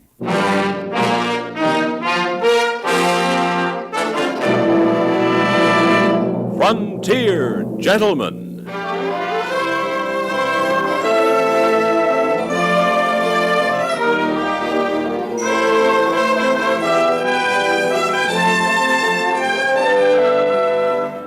Herewith an Englishman's account of life and death in the West.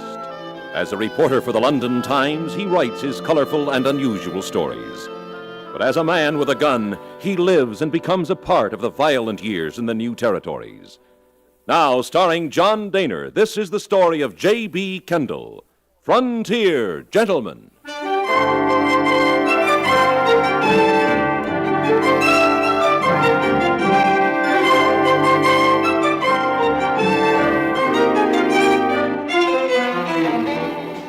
My friend Carrie Chase of the Cheyenne Daily Press had mentioned to me that a herd of Texas cattle was expected in town, and with it its dozen or so trail drivers.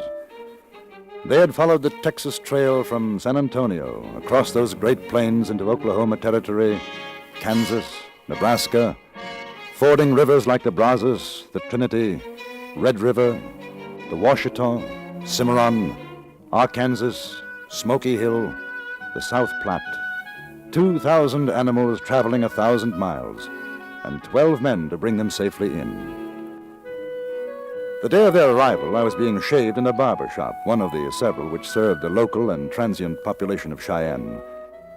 Suddenly, the mugs and bottles on the barber's shelf began to tremble. The air was shattered with the sound of voices bellowing, shrieking, howling. The hand of Mr. Winters, my barber, began to shake. What is it? Texans. What? Texians. Oh. Well, they ain't started shooting up the place yet. Maybe this time they'll let us alone. I guess not. Mister, I'm sorry. I surely am, but I tell you, when those fellas come to town for a blowout, a shooting and a hollering, it boogers the wax right out of me. Do they cause much trouble? Trouble? You see them holes in the ceiling? Yeah? A couple of months back, 3 of them come in here for to get cleaned up. Before they was gone, they drunk up 3 bottles of liniment, emptied out their shooting irons up there. One of them stripped clean naked, poured a dozen bottles of pompadour oil over himself, then got chased down the street by the other 2. I never did get paid for 1 nickel of it. I'd like to have seen that. I'll tell you, half of Cheyenne did. You tell 3 women fainted dead away. I'm just hoping there ain't none of them going to come in here this trip. Well, I should imagine that after a 1,000-mile cattle drive, they're rather inclined to let go. Mister, you ain't seen nothing till you seen a Texas cowpuncher letting go. Right now, they'll be up in the saloons heisting a glass or 2, just enough to get the dust out of their throats. Then they'll head for the nearest barber and get the wool cleaned up. After that, the real fun starts. Why, some of them boys has got $200-300 to spend, and it sure don't take 'em long to do it. Then what happens? Day, maybe 2, and they're busted. And they hit the trail for another 6 months' work till they ride back again. That's the way it goes. I tell you, Nick, first I gotta get me a shave. Now, kid, you cut off them straggling feathers of yourn, they ain't never gonna see the light of day again. Let 'em be. Morning, gents. Morning there, Mr. Bob, man. Cool your saddles. Won't be but a few minutes. Yeah, well, now we ain't got too much time, mister. We all gotta be getting up to the whiskey mill. Now, sit down, kid. You ain't going to no whiskey mill. Oh, now look out here, Nick. I told you And I was gonna... told you, boy. Promised your ma I was gonna watch out for you, and I ain't going back on it. Ain't gonna be no whiskey and no women. Yeah, but this here Cheyenne, Nick, why I heard that I don't matter none what you heard. You boys been in town long? Nope. We just rode in. Didn't you all hear us going by? We sure was bellowing fine and loud, man. You Texas boys? We sure are. Now, there ain't gonna be no trouble in here. Shoot, mister, we don't aim to make no trouble. Kidding me, we just figured to prettify ourselves. Why, sure. Are you the gentleman who brought in that herd from San Antonio? Us and the other boys, yes, sir. Well, I wonder if I can talk to you about that. Talk? Ain't nothing much to talk about, mister. We just grub 'em up same as we always do, that's all. I'm a newspaper man. I'd like to buy you a drink, get some material for a story on trail herding. Hey, now that's a mighty fine idea, ain't it, Nick? And not for you, it ain't, kid. Oh, man, I swear, one of these days I'm just gonna cut out your lights if you don't quit riding the line on me. There you are, mister. That's fine. Thanks very much. Oh, thank you. Next. Yeah, I want a real artistic scrape and a proper cut. Kid don't need no shave, just pluck the wool off him. Yes, sir. My name is J.B. Kendall. Howdy. Nick Carmody. That the yearlin's Kid Yancey. Howdy, Kendall. Ain't got a bottle on you, have you, pard? No, I'm afraid not. Listen, kid, while you're getting fixed up, I'll waltz on over to the store and get me some tobacco. Sure. All right, Nick. You don't go flagging your kite out of here the minute I'm gone, 'cause I got your dinero. You ain't gonna get far in this man's town without it. I ain't going nowhere, Nick. All right. Want to come with me, Kendall? Yes, I'd like to. I'll tell you what it's like when we hit a dry stretch. Get so's them cows ain't got no spit left, like to keel over. But if they smell water, they'll go 20, 30 miles at the trot after it, which is just what I'm going to do, except I'll take that drink you was offering. Where's the closest? Bill's place, a few doors down. Man, playing Mother Nellie to the kid can sure give a man the thirst. Are you related? No. His ma didn't want him to go. His pa said he should. His pa's the old man down San Antone. Old man? Owns the outfit. Told me to keep an eye out for the boy. No drinking, no women. Said it'd break his mother's heart. You ever try riding herd on a snuffy kid that's got a mind to be a man? I can't say that I have. And never again. I give my word I'd do it, but never again. I'd as soon twist a loco bronc. Just one good shot of scamper juice and I'll be a new man. Mr. Comedy's intentions were good, but one good shot led to another, and that was in turn followed by 2 more. 10 minutes later, the cowhand had discovered that walking was a lost art. Tearfully, he begged me to return to the barber shop and claim his charge. He handed me a pouched handkerchief for safekeeping. In it, he told me, was the savings, some $200, belonging to Kid Yancey. Kendall, I hear the owl hooting high. Somebody's gone and stole my rudder. Oh, I ain't in no condition. I think of the kid's ma, tearing and hollering for a boy who learned bad ways on account of there ain't no Nick Carmody to set him on the right trail. You go get him, Kendall. I'll be waiting right here. Barkeep, another bottle of that nose paint. Now, look here. I say, you won't even listen to me. You tell him Nick said listen, or buy a whiskey, I'll hang up his hide. You tell him that. Yes, but it's really none of my business. Oh, you wouldn't want to see a little calf go straying on this range, would you? We'd get eaten alive. All right. But you stay here, Comedy. I'll bring him back in 2 minutes. Yeah, you should have been a Texan, mister.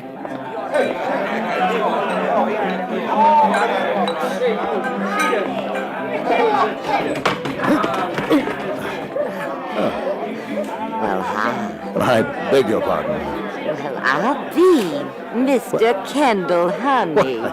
Of course, you're Millie. That's right, up in Helena. Big Sam's friend. His used-to-be friend. Oh?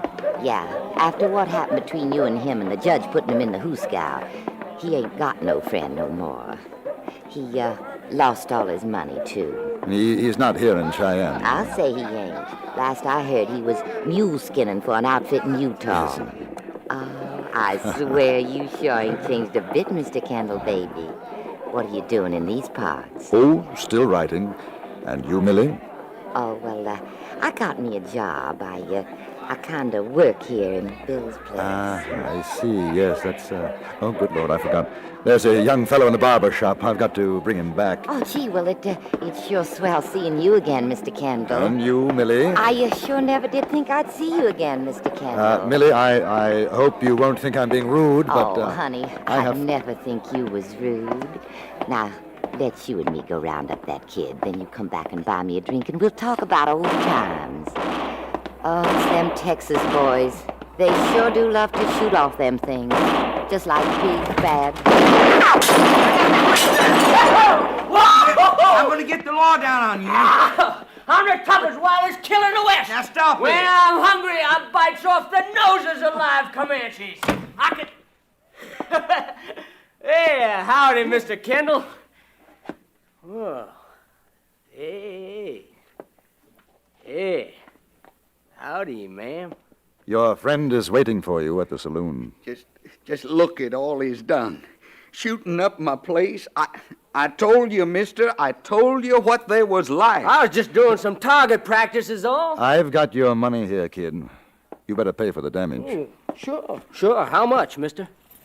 Well, I figure $5 ought to cover it. Here. How much obliged for the wool clipping, mister? Yeah. Say, ain't you going to introduce me to your friend there, Mr. Kendall? Oh, yes. Millie, this is the kid, Mr. Yancey. Howdy, Mill. What do you say, kid? Well, I heard tell they got some mighty pretty fellas in the north, but I never did reckon on finding anything like you. You ain't got a lot of years in you, kid, but you sure learned how to use them talking to a woman.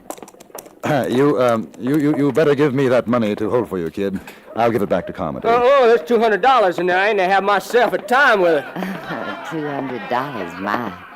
That's a heap of money. Yes, ma'am. A fellow ought to be able to have a heap of fun with it. Why don't you wait out here? Millie and I'll bring Carmody out. Heck no, we're all going in. I'll be obliged if y'all take my arm, Miss Millie. Ma'am. Why, kid, honey, I'd be honored.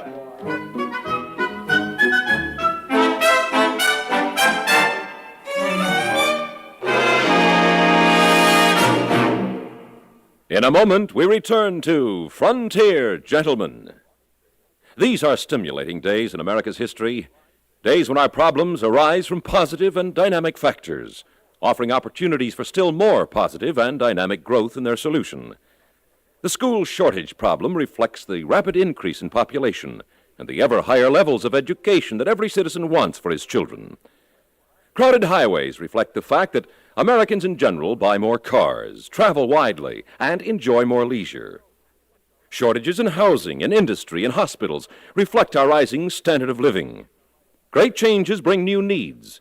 New needs create endless new opportunities for work, production, and investment. Opportunities that are open to practically every person in America today. To find out how they may apply to you, get a free booklet full of the facts about our expanding economy. Write to Box 1776, Grand Central Station, New York 17, New York, for the booklet called Your Great Future in a Growing America. That's Box 1776, Grand Central Station, New York 17, New York. And now, we return you to the Anthony Ellis production of Frontier Gentlemen.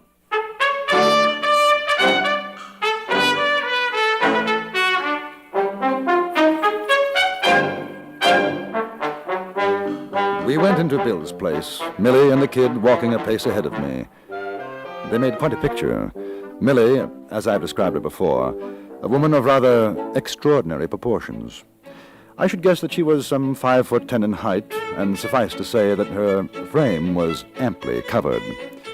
Her escort, Kid Yancey, stood 5'8.5" in his boots, and dripping wet could have weighed no more than 130 pounds. Millie's arm was linked through the boy's in what appeared to be a grip of iron. She had seen the $200 and wasn't about to let it slip away from her. The kid and Millie found a table, and I brought a thoroughly befuddled Nick Carmody over to join them. Here's to Texas. If your mother could see you now, kid. Here's to Texas. Dynamite, ain't it? You gotta drink it down fast, kid, honey, else you're likely to rot your teeth out. The kid's got a mother. Sweet gray-haired old lady. Oh, everybody's got a sweet gray-haired old mother, honey. Don't you fret none. I'll take care of him just like he was my own kin. Millie, you are a wicked woman. Well, you watch your language, mister. Ain't no one gonna talk to this here lady like that. Oh, that's all right, kid, honey. Mr. Kendall and me, we're old friends from up Montana territory. I wouldn't drink any more of that if I were you, kid. Oh, now, shoot, Mr. Kendall ain't had but a sup. I figure it's time I was growed up. Oh, heck, when we was up in Dodge, all the fellas was painting their noses good, all except me. I had to stay in camp. Same thing every place we went. Well, I reckon things is gonna be different now. Ain't that so, ma'am? Oh, it sure is. You're a big boy now, kid. I broke my sweat, his poor old ma. You drinking and you carrying on with women? Oh, now, ain't your fault, Nick. Hey, you know what? I'm hungry. You all hungry, ma'am? Well, now you mention it, I don't recollect having had nothing to eat yet this morning. Hey, they got any grub in this place? Why, sure, honey. You tell little Millie what she wants. She'll get it for you. Eggs! How about $20 worth of eggs? How about that, Nick? Sweet old mother crying her eyes out. You, Mr. Kendall? I don't think so, thank you. I'll tell the cook, honey boy. Well, now, ma'am, that's mighty kind of you. Oh, I'm coming with you. I sure admire to tell the cook how I like my eggs. Why, sure, kid. Don't go away, Mr. Kendall. We'll be right back. Oh, Miss Miller, you sure got the most beautiful eyes I ever did. Kid, you're gonna Comedy. Nick, wake up. Hey. Sweet little old gray mother hair. Wake up.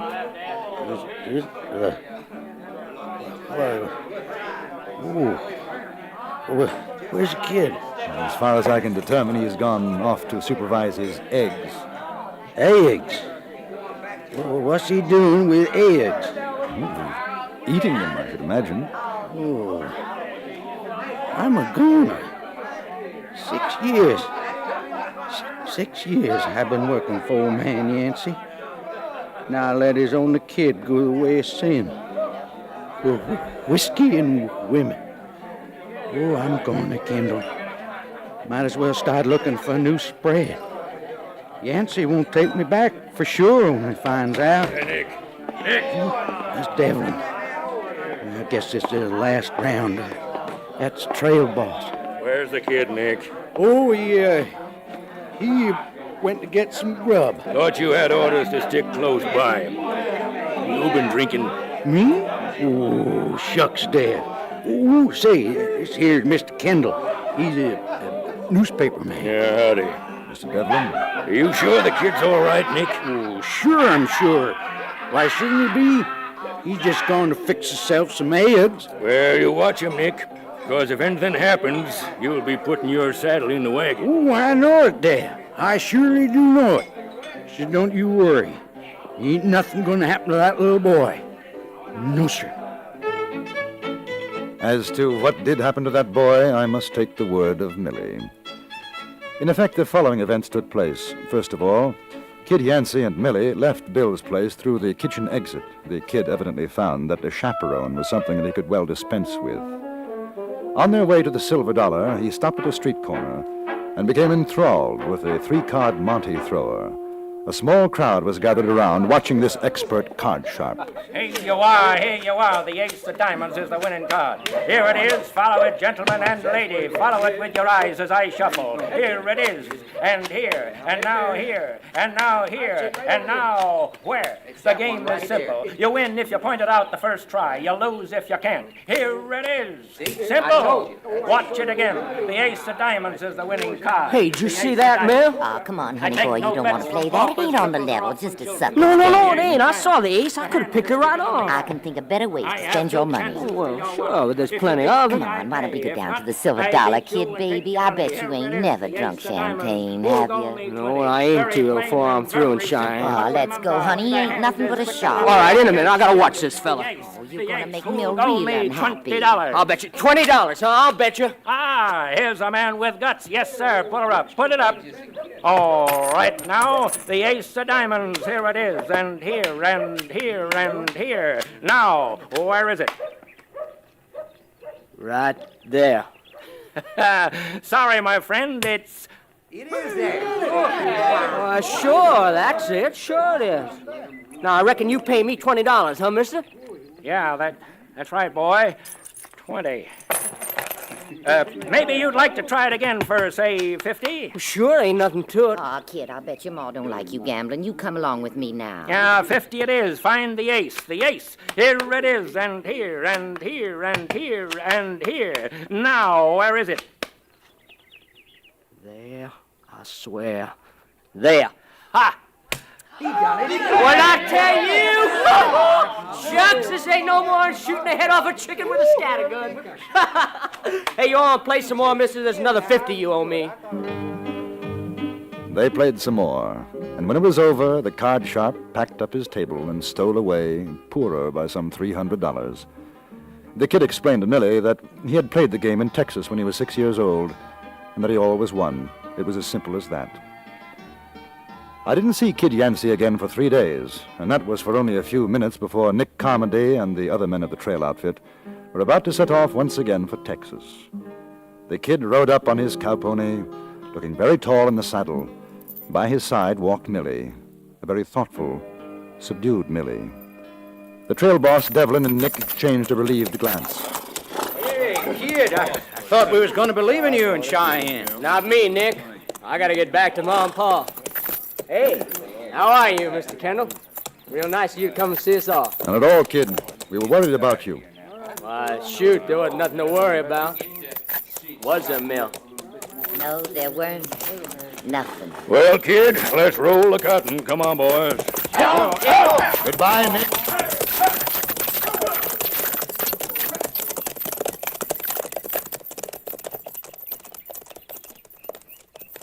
So long, Mill. Here. You buy yourself a pretty, huh? You take it easy there, Kendall. And you.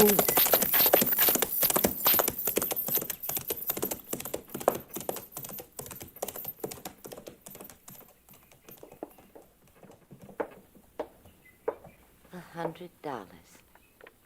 He give me $100. I'm amazed he had anything left. Oh, he had plenty left, Mr. Kendall. You come buy me a drink. I'll tell you all about it.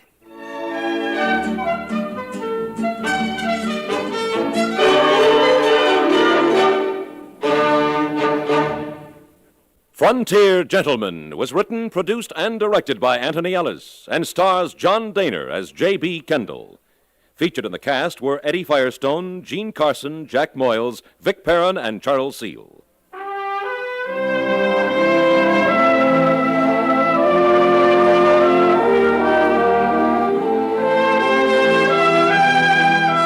Join us again next week for another report from the Frontier Gentleman. Bud Sewell speaking.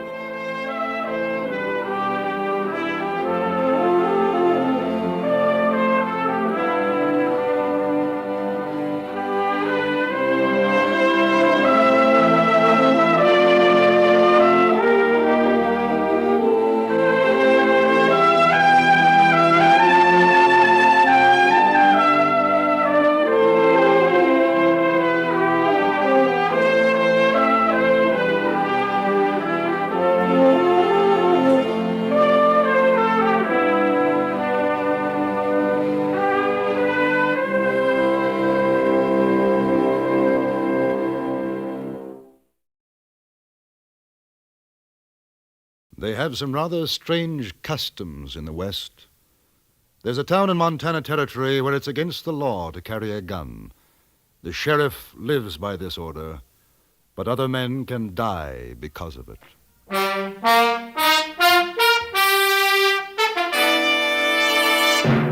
Frontier Gentleman.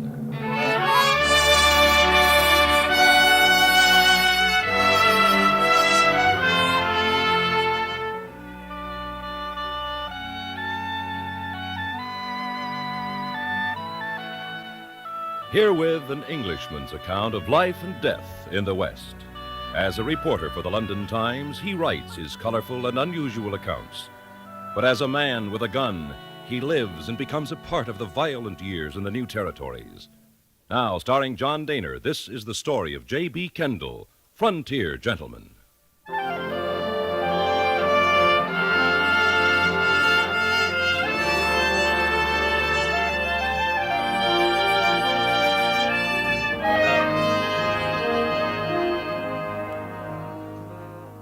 The journey had taken 98 days from St. Louis. I had come by riverboat, up the Missouri, the little stern wheeler climbing, churning, scuttling over 2,000 miles of sandbar and rapid, then into the lonely wastes of another, swifter stream, the Yellowstone, until we finally docked at South Sunday in Montana Territory. My ticket had cost $300, which left me about $50 in my pocket and the slim hope that there'd be a letter at the express office with my remittance from England.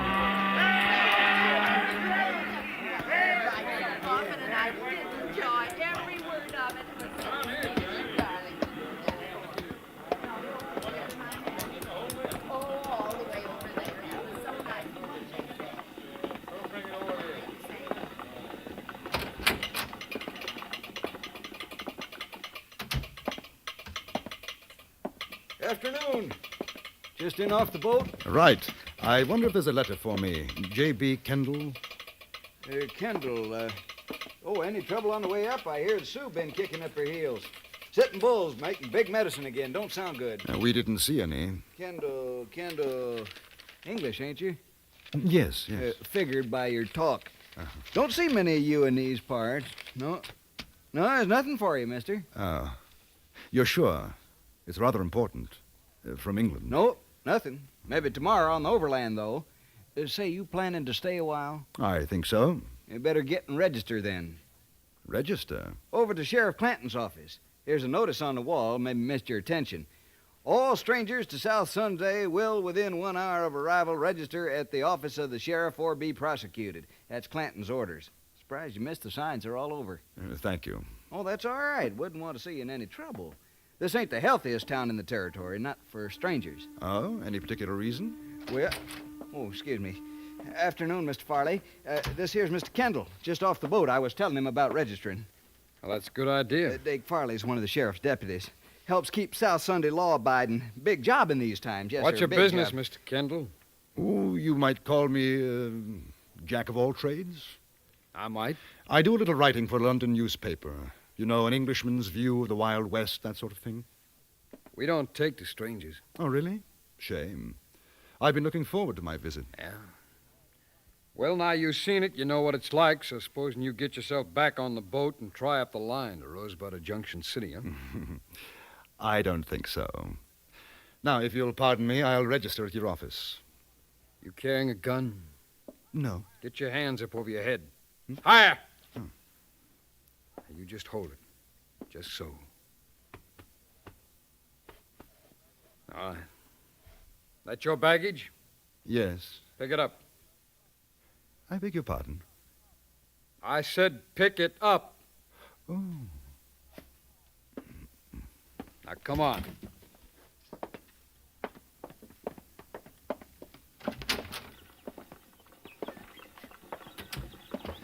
Tell me, Mr. Farley, how did your town get its name?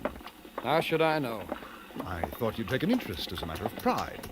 Civic pride, you know. Mister, I don't like the way you talk or what you say, so you just shut your mouth. All right, inside. Where you been, Dake? Checking on this fella, Frank. He just come in off the boat. Says he's a writer, newspaper in London or something. He ain't carrying nothing. I searched him. You're Sheriff Clanton? Yeah. J.B. Kendall. I understand I have to register? Yeah. A writer, huh? You want to write about South Sunday? I might. How come? Well, as a matter of fact, the name intrigued me. You kidding? No, not at all. I write about the West, and you're in the heart of it. From what I understand, there might be trouble brewing with the Sioux and the Cheyenne. I'd like to be here if it blows up. What's the name of your paper? London Times. You ever hear of it, Dake? No. Mister, all kinds come to these here parts. Now, I ain't exactly calling you a liar, but... Quite all right. One can't be too careful. Here. My papers. J.B. Kendall. Pretty subject. Yeah. London Times. That's what it says. Here, you see, Dake? Yeah.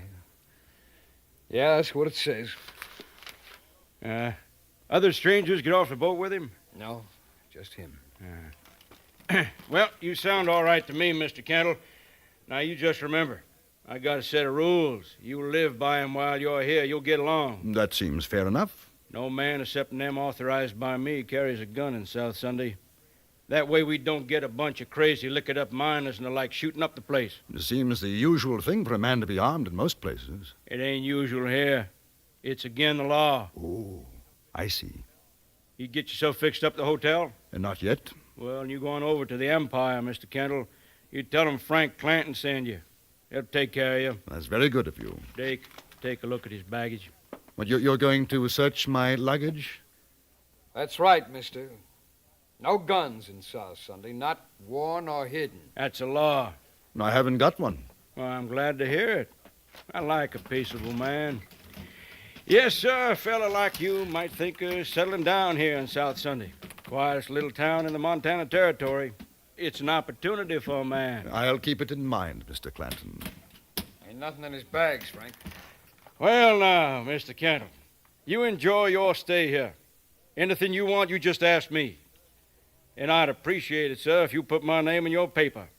Whatever you want to say is okay with me.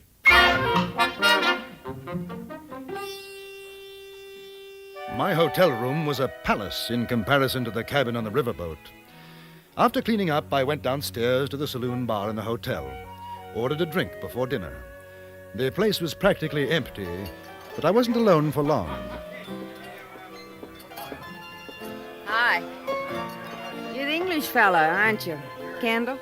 Yes, that's right. I'm Lila. I work here. Frank Clanton said to be nice to you. I'm being nice. Want to buy me a drink? It's on Frank. Delighted. Bartender. Champagne, Harry. Yeah. Frank says it's not ladylike to drink whiskey. Hey, what'd you do to that man? I never seen him like this. He thinks I'm going to write about him for my paper. Are you? More than likely. You gonna write about me, too? If you want me to. I'm Dake Farley's girl. Dake doesn't like you. He got mad when Frank said to be nice to you. Does everybody in South Sunday do what Clanton tells them to do? Sure. Why? Here's your drinks. Ah. Good luck. Look here, Lila, what about Clanton? You seem like a nice fella. Don't ask questions. What about you, then? Me? What do you care? Where are you from? I was born in Ohio. Got married, come out west. 5 years back, my husband got killed in a gunfight. I don't know. Kind of drifted around, ended up here, one place as good as the next. Is it? Yeah, I guess. What about you? Your home's in England, huh? It was. You one of them lords or dukes or something? No, not exactly. Married? No. It must be interesting traveling around, seeing new things. Oh, it has its advantages. But I suppose you'll be glad to get back home. Well, let's just say that one place is as good as the next. Oh, you can't go back, huh? Trouble? In a way. Ah, look. Your friend's just come in, Mr. Farley. Listen, you be careful with him. Dake can get awful mean. And doesn't he take orders from Clanton, too? Don't talk smart like that to him. It riles him. Ah, Mr. Farley, good evening. Would you join us? No. I just come to say, don't you get no ideas about Lila. Now, what ideas do you think I'd I'm have? telling you. You're telling me what?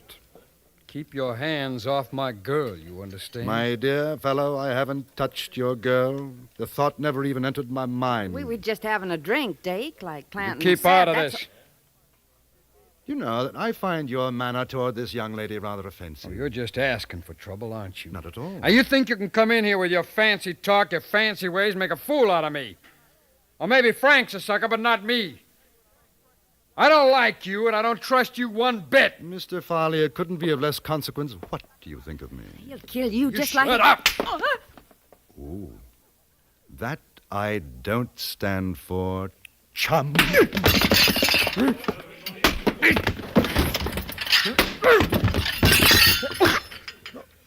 No. I imagine it's broken. Now, if you don't mind, I'll relieve you of these. Chap of your disposition has no right running around even with one gun, let alone two. Yes, give me something. You should have killed him. What on earth for? Listen, there's two more besides Dake and Clanton. They'll get you. You won't have a chance. I think you'd better clear out before Mr. Farley stops bleeding. He's not going to be in a very nice mood. Where are you going? Down to Mr. Clanton's office. I've got to have a little talk to him.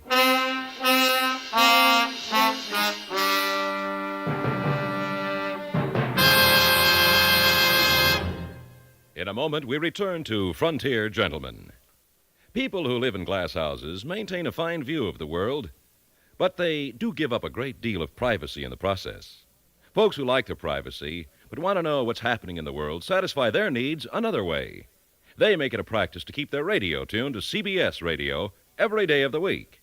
To keep an eye on the world, keep an ear on CBS radio 7 days a week. And now, Act Two of Anthony Ellis's production of Frontier Gentlemen.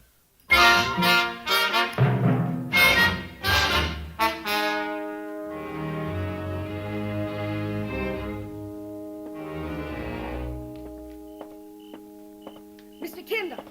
Mr. Kendall, wait! You can't go down there. Dake went out the back.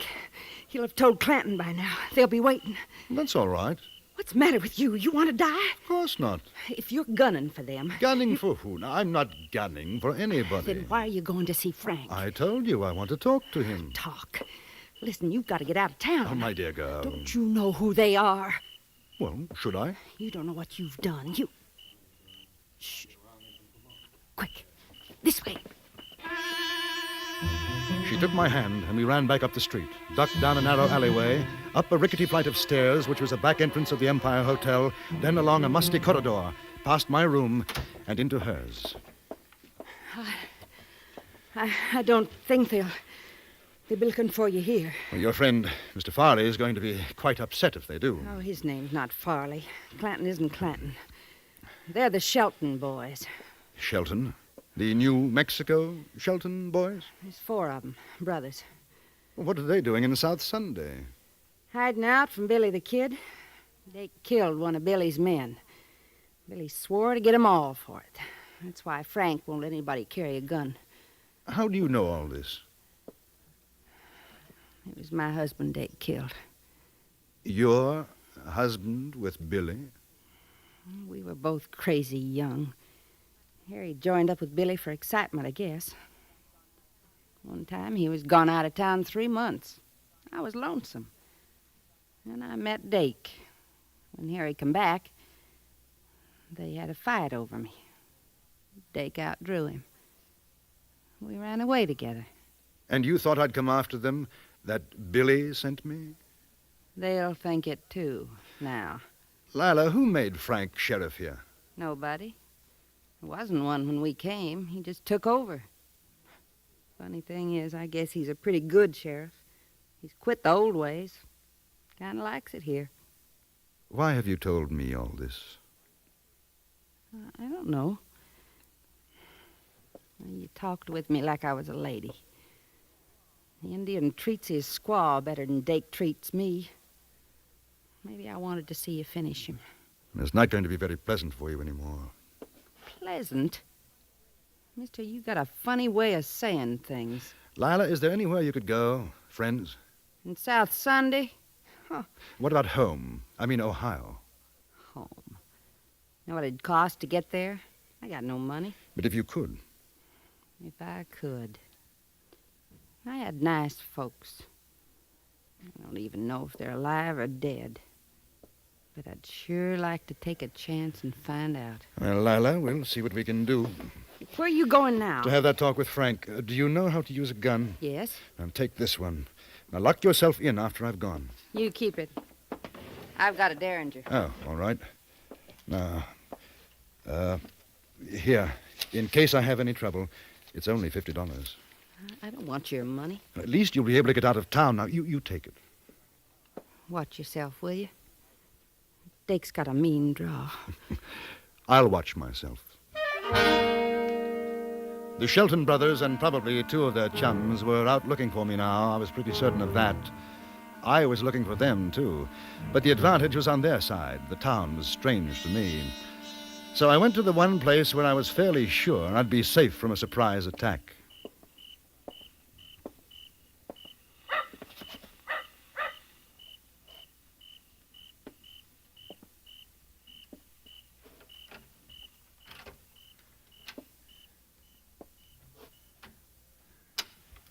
Jeff ain't here. What do you want?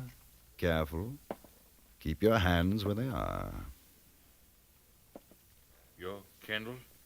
I'm Kendall.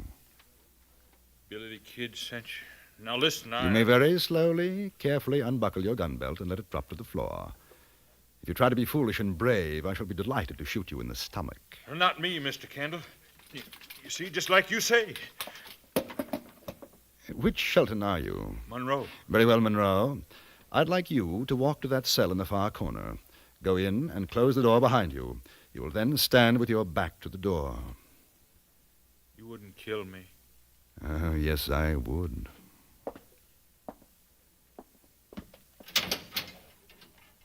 Close it, please. Good. Turn around, please. Now, I'm going to gag you. In order to do so, I must put my guns away and use 2 hands. If by any chance your friends come in and you make an outcry while I'm doing this, I shall teach you a trick I learned in India. It feels something like this. Effective, don't you think? Yeah. Right. Now head close to the bars, please. Good. By the way, how many are there looking for me? 2. 3. 3. There. Now we'll make ourselves comfortable and wait for your brothers.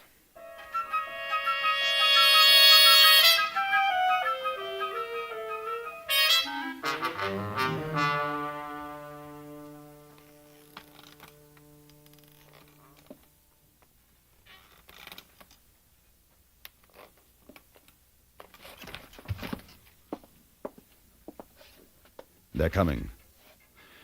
Remember what I told you, Monroe. Not a sound.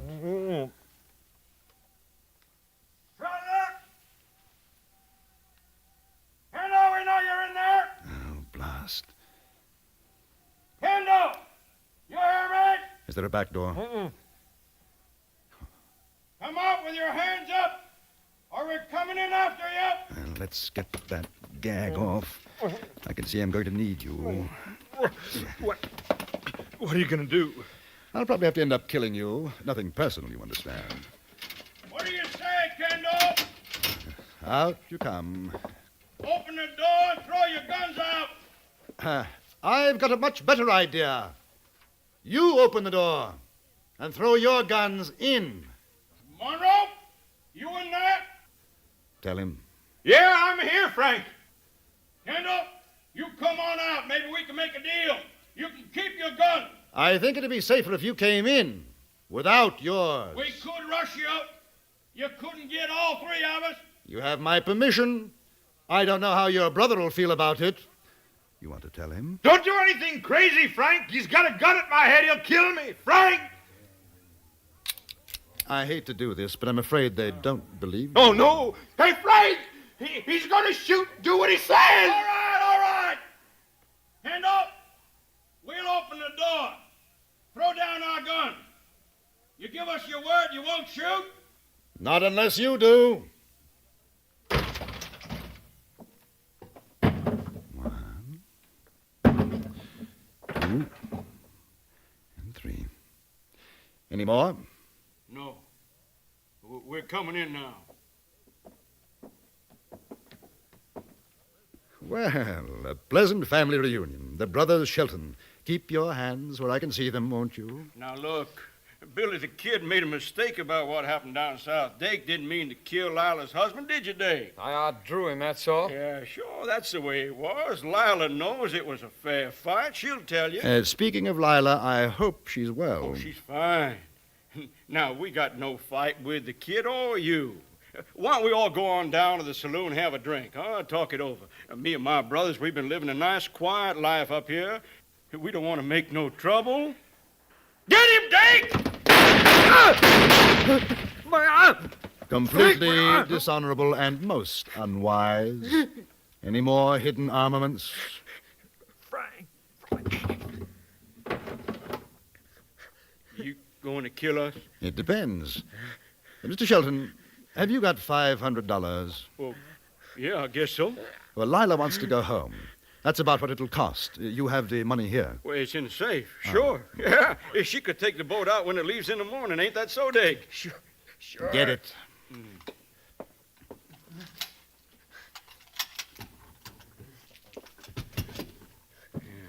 Yeah.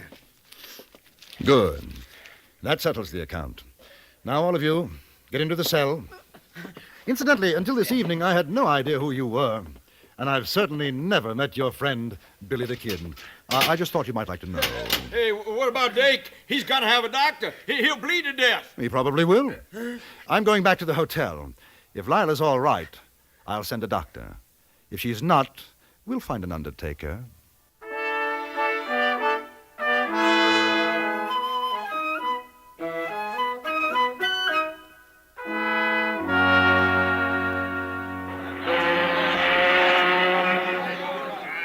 I want to thank you, Mr. Kendall. It's nothing, Lila. Good luck. You ever come Ohio way, you look me up. Here. I'll remember that. You're a gentleman. I'll never forget you. Goodbye.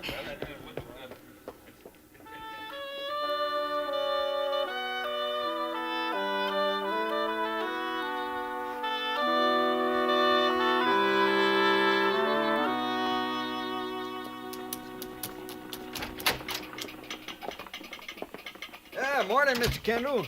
Hey, you hear about the trouble last night? Yes. Sure must have been something. According to the sheriff, a whole gang rode in trying to shoot him up. A gang? Yep. 6 of them. Dake Farley got hit in the arm. Really? Sheriff ran him off, though. Marvelous. I'll have to mention that in my article to the Times. Now, I wonder, has that letter from England arrived yet? Nope, I'm afraid not. Mail's already come in. Won't be any more till the next week. Well, when it does come, perhaps you'll be kind enough to forward it to me. Oh, sure. What address? In care of the Express Office, Rosebud, Montana Territory.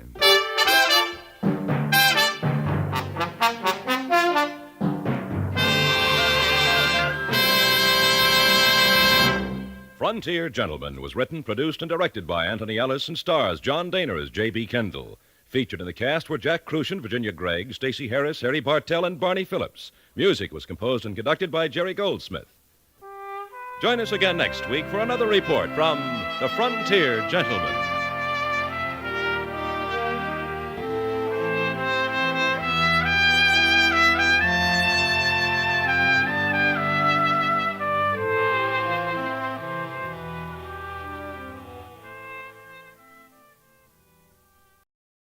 In Kansas, I found shelter for the night, which led to a number of rather awkward incidents.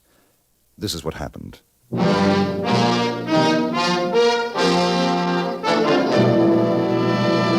Frontier Gentleman.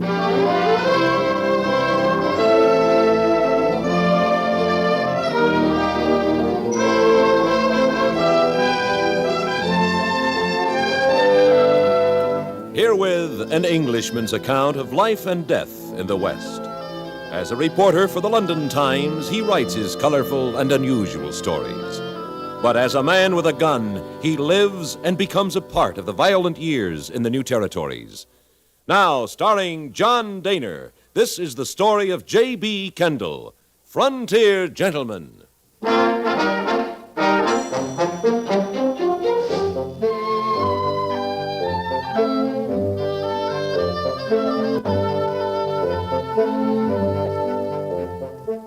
My rainmaking friend Darby Bullman had offered to take me into partnership in a new venture, namely water divining, the discovery of hidden springs and wells by methods known only to Mr. Bullman.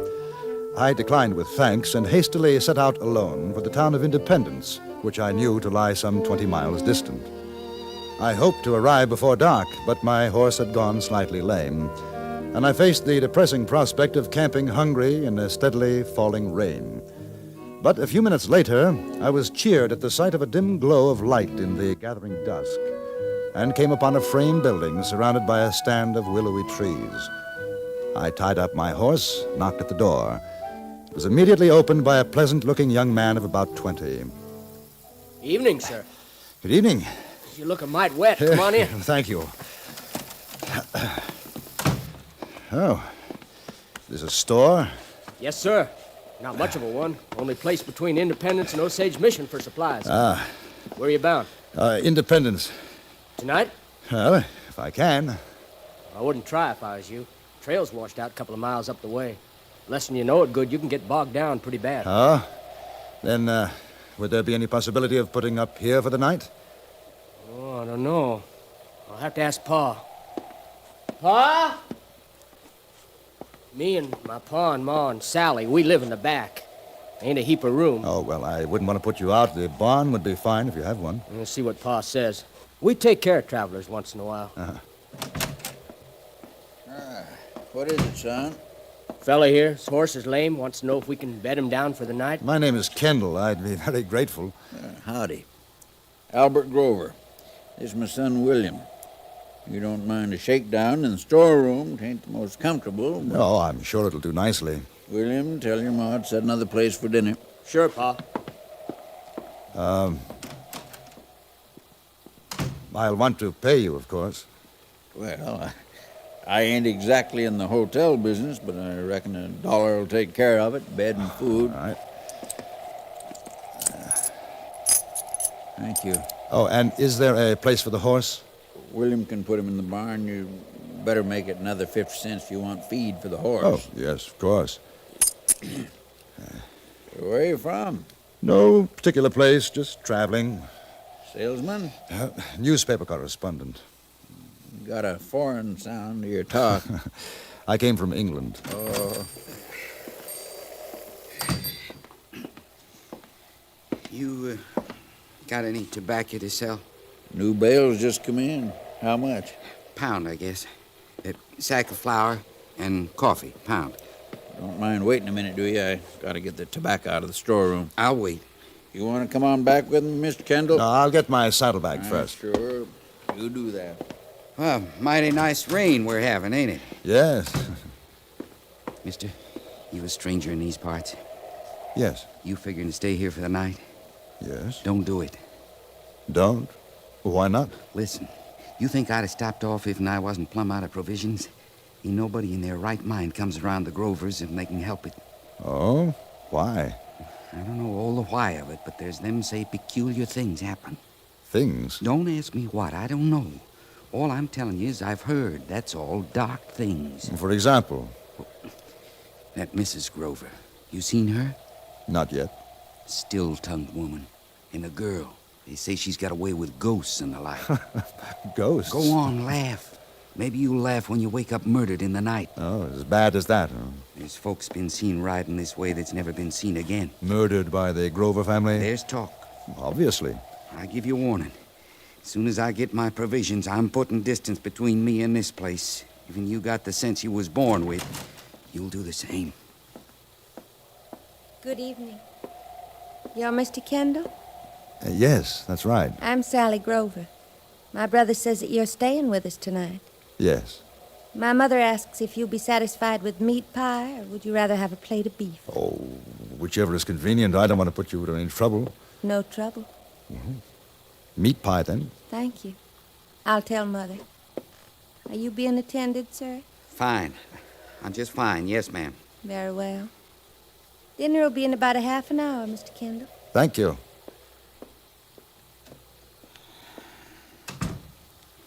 You get a good look at them eyes. Mm-hmm. Rather nice eyes, I thought. Mister, you're plumb loco. They burn through you like a branding iron. Got a gun on you? Yes. Best keep it under your head tonight. No telling. Yes, yeah, I'll remember. Man, I'd have to be drunker than $700 to stay in this place tonight. I'll accept your word for it. Now, if you'll excuse me, I want to take care of my horse. I sure wish you luck, mister. I surely do. Yes, the same to you.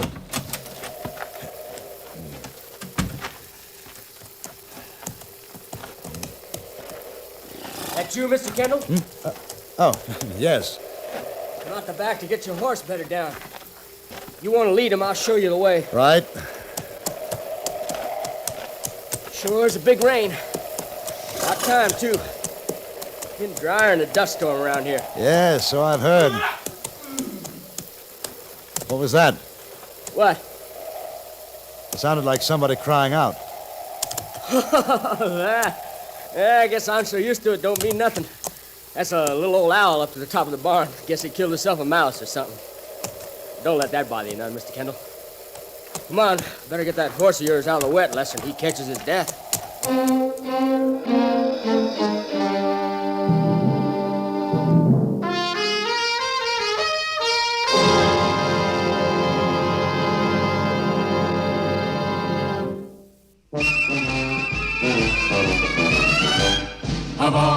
leading filter cigarettes. Kent filters best. Kent filters best. It makes good sense when you smoke Kent. Kent filters best. Of all of the brands of cigarettes, Kent tastes the best. Kent tastes the best. A richer taste than all the rest. Kent filters best.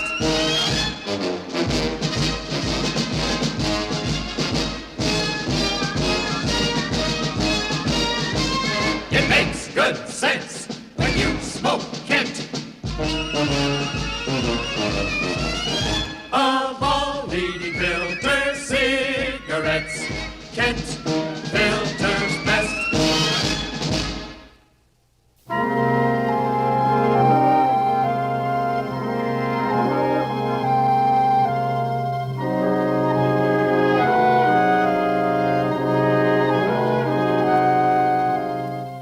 I left young William Grover to rub down the horse and feed him. By the time I returned to the house, the stranger had gone. I met Mrs. Grover, a tall, dark-haired woman, severe, unsmiling, and a few minutes later we were seated at the table eating an excellent meat pie. The father applied himself diligently to the task of eating. William chatted constantly, and Sally, olive-skinned, tall as her mother, quite beautiful, watched me across the table, an odd smile on her lips. The minute I set eyes on him, I said, now that fella, he ain't from around here. He's maybe town folks. And he don't know the screech of an owl, and I'm sure of it. Ain't that so, Mr. Kendall? It was rather an odd sound. What sound? Owl in the barn. Be quiet, William. Oh, no, we were taking my horse to the barn, Mrs. Grover. I thought I heard a cry. Your son told me about the owl in the barn, that was all. More pie. You eat too fast, Albert. Which paper do you write, Mr. Kendall? The London Times. I've never read the London Times. Sal, she's real educated, Mr. Kendall. Had schooling. She does a sight of reading. You believe in spirits, Mr. Kendall? Why, Do you believe that the dead can return? I've never given it much thought, Miss Grover. Don't let her get started, Mr. Kendall. William, you'll be needing more wood for the stove. Yes, Ma. And put on your hat. Keep the chill off your head, boy. Yes, Ma. Yeah. Mighty fine meat pie, Mother. Very good. If you're finished, Mr. Kendall, I'll take your plate. Thank you. Sally, the coffee. How come you're traveling this way, Kendall? You got friends in Independence? No, it happens to be the closest town. I'm not quite sure what I'll do when I get there. What do you write? Mostly about things I've seen, the country, people. Have you ever written about things that you can't see? You know about such, Mr. Kendall? Now, no lecturing tonight, girl. Leave the man in peace. Not at all, Mr. Grover. I'd like to discuss it. I don't have to listen. I got chores. What about your coffee? Later. I know you're not a believer. I can see it in your eyes, Mr. Kendall. Perhaps you can convince me, Miss Grover. You're laughing at me. Indeed, no. I'm most interested. You should be, Mr. Kendall. You only write of the living. There's more. I've written of the dead. There's still more. Tell me about it.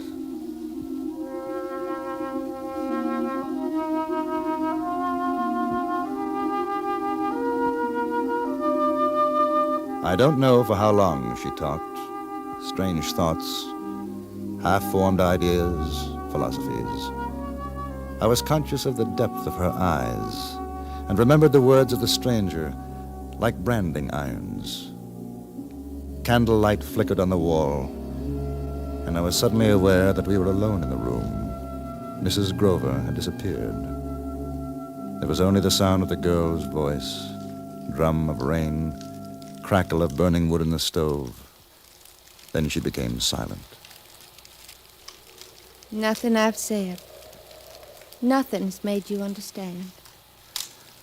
The experiences, things that have happened to you, they're quite possibly true. I think I'd have to see and hear for myself, though. People here believe in me. I've lectured for miles around. They're afraid of me, too. Is that good? If you knew, you'd be afraid. Is that what you want? People to fear you? I would have thought that a girl like you, pretty, intelligent... Pretty. That's really all you see in me, isn't it?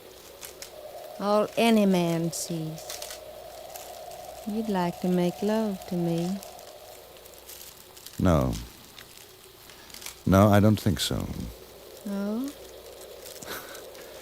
You're a little too direct for me, Miss Grover. Why shouldn't I be direct? I'm different. I'm not like other women, am I? No, you're not. Perhaps in a way, that's a pity. If I were like the others, you'd want to make love to me.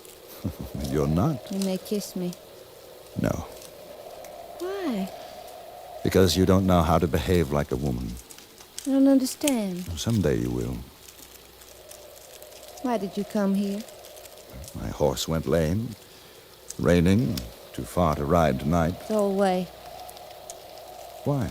I don't know. You're not like the others. Go away. What others? It's past time for your bed, Sally.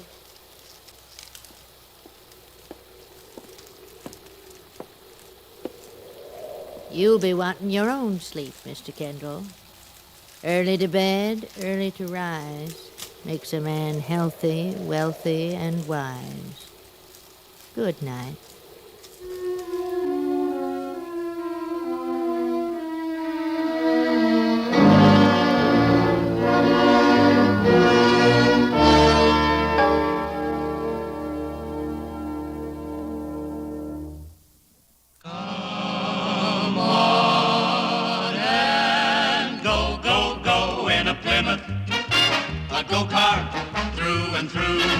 You really go, go, go for a Plymouth, and Plymouth will really go for you. 15 minutes behind the wheel. That's all it takes to convince you that the 59 Plymouth's really got it. Got the newest of new design, new sport car handling ease, new Fury performance, new get up and go. Just tell your Plymouth dealer you want to sample the go. Then you turn the key and Plymouth's new Golden Commando V8 leaps into life. Now you just push a button and go on your way to the most fun-filled 15 minutes of your driving life. See your Plymouth dealer. Take your fun drive in the 59 Plymouth real soon. You really go, go, go for a Plymouth, and Plymouth will really go for you.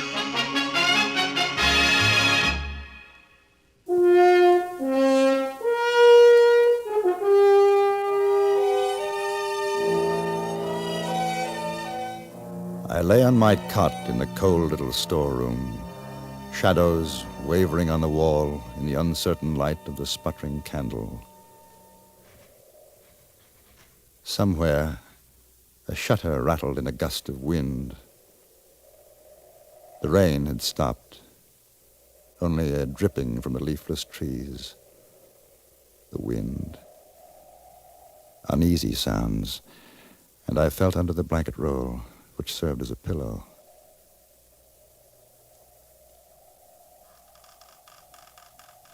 Then I heard it. Somebody outside my door. I drew out my gun. The latch, slowly, slowly raising.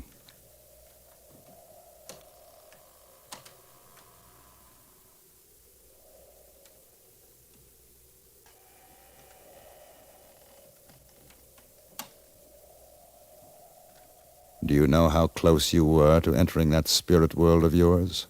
Thought that you'd be asleep. No. I want you to go now. You said that before. Why? I can't tell you. Has it anything to do with what the stranger said to me before he left? Stranger? The man came in to buy provisions. He told me to leave, too. Warned me. About us? Yes. What did he say? Something about people disappearing. I gather that you and your family are not overly popular.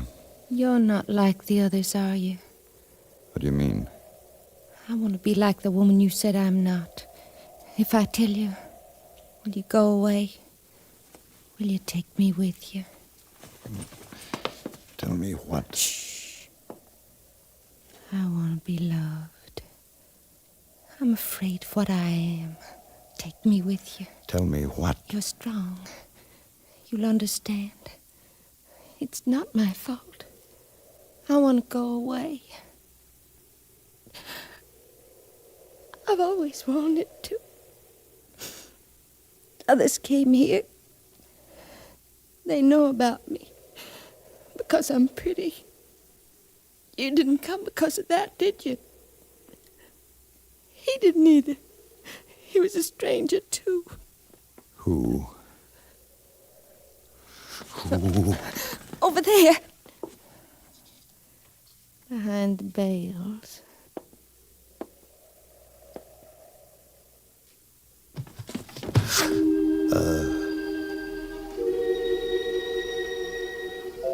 The stranger I had seen a few hours earlier was lying huddled against the wall, surrounded by bales of tobacco, sacks of flour and sugar. His head had been smashed in, and his throat was cut. I sensed the girl at my shoulder.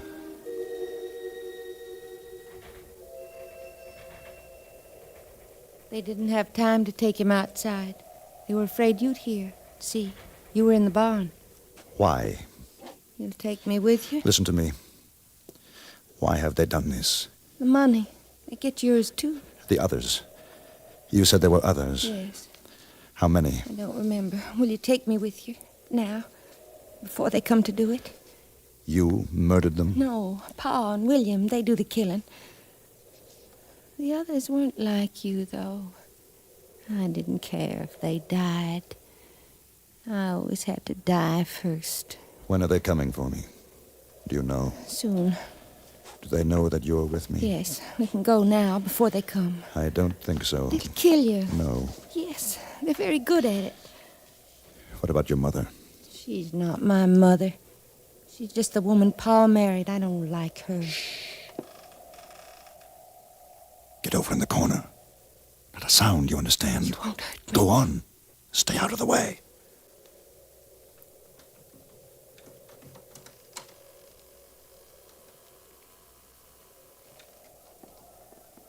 Pa, Over here. Pa's got a gun!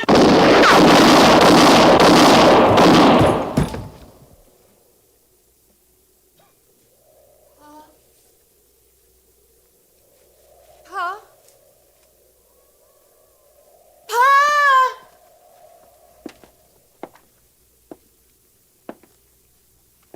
You killed them. They're dead. But not really, are you? Pa, William, you'll come back. You come back. Get up. Come on, Sally. Get up. We go away now. You'll take me with you. If you're with me, they won't come back. They'll be afraid. Drop down your gun, Mr. Kendall. Come over to me, Sally. Ma, he's gonna take me away. I want to go. Don't shoot him. You obey me, Sally. Get out of the way. No. No. I hate you.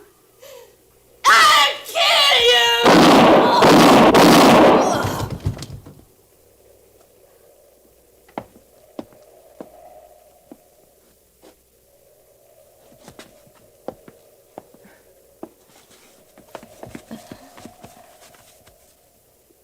Is she dead?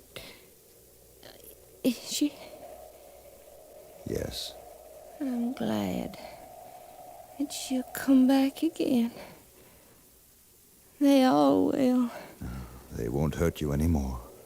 You'll take me away now. Yes. I'll behave like a woman. I won't tell you kiss me. I'd like to. I want to. Yes.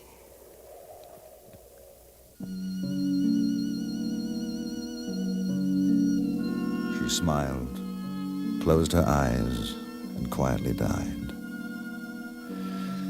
When I went outside, the moon was out, the air smelled fresh and clean. And very faintly, I thought I heard the voice of a girl calling to me.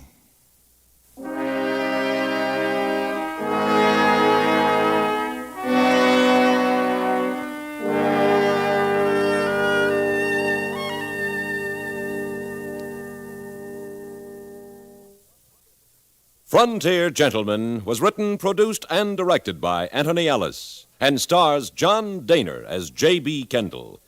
Featured in the cast were Virginia Gregg, Eddie Firestone, Parley Bear, Paula Winslow, and Vic Perrin.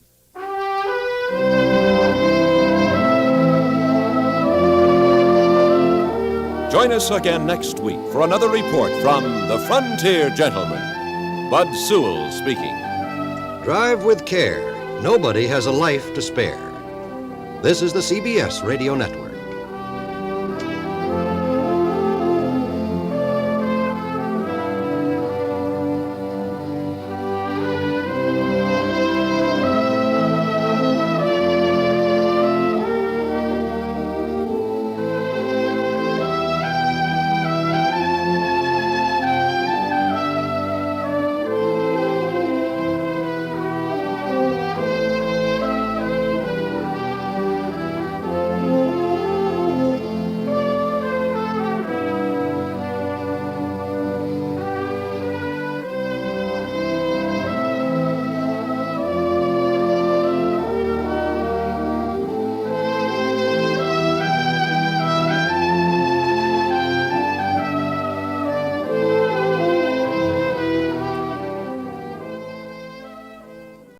In a card game, aces and eights are known throughout the West as a dead man's hand. There's a good reason for it. And this is the story of how the hand got its name.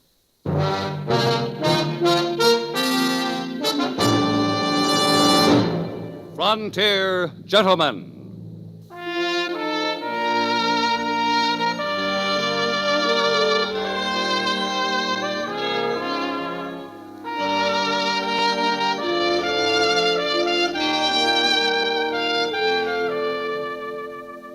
Herewith an Englishman's account of life and death in the West.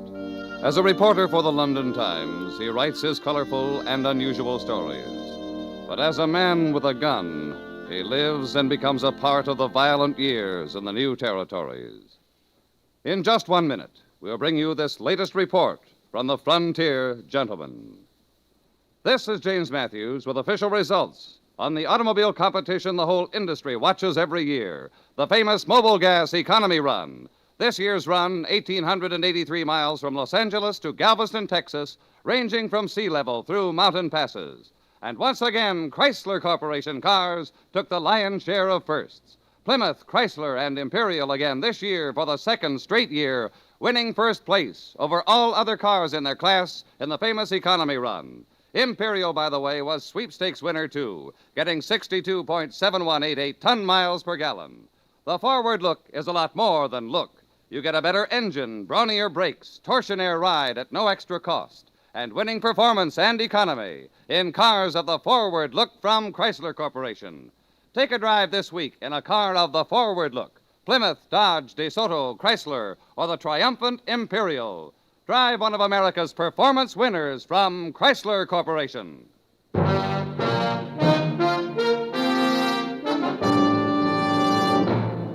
Now starring John Dehner, this is the story of J.B. Kendall, Frontier Gentleman.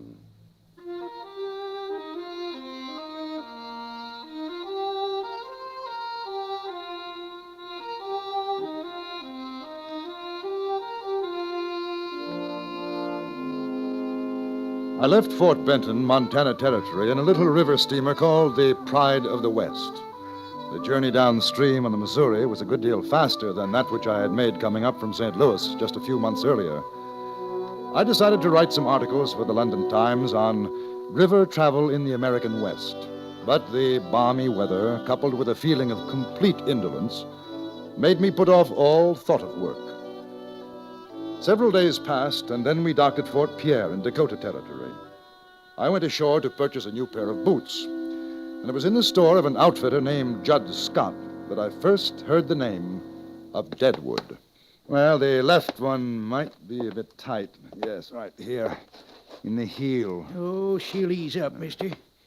Of course, I don't do much trade in ready-mades. If you had more time, I'd make you a real fine pair. Finest in Dakota Territory. Here, let me take it off. I'll try to work it out. So you're a newspaper correspondent, huh? Well, we've had 'em come through, but none from England. Must be pretty interesting, your line of work. Yes, it is. Quite. Yeah, too bad you ain't staying around these parts. Your folks back home would get a pleasure out of reading about things we got around here. You mean in Fort Pierre? Well, there ain't too much going on here. I guess you could write about Jack McCall, though. Try it on now. It should be better. Now, Jack McCall, huh?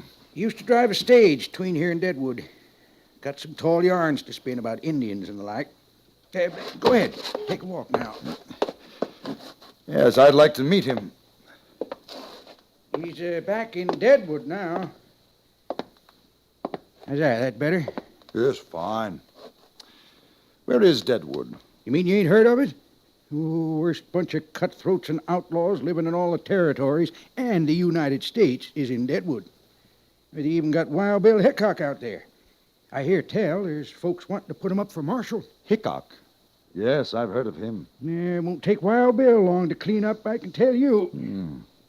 Deadwood, huh? Oh, you taking the boots? I'm taking them.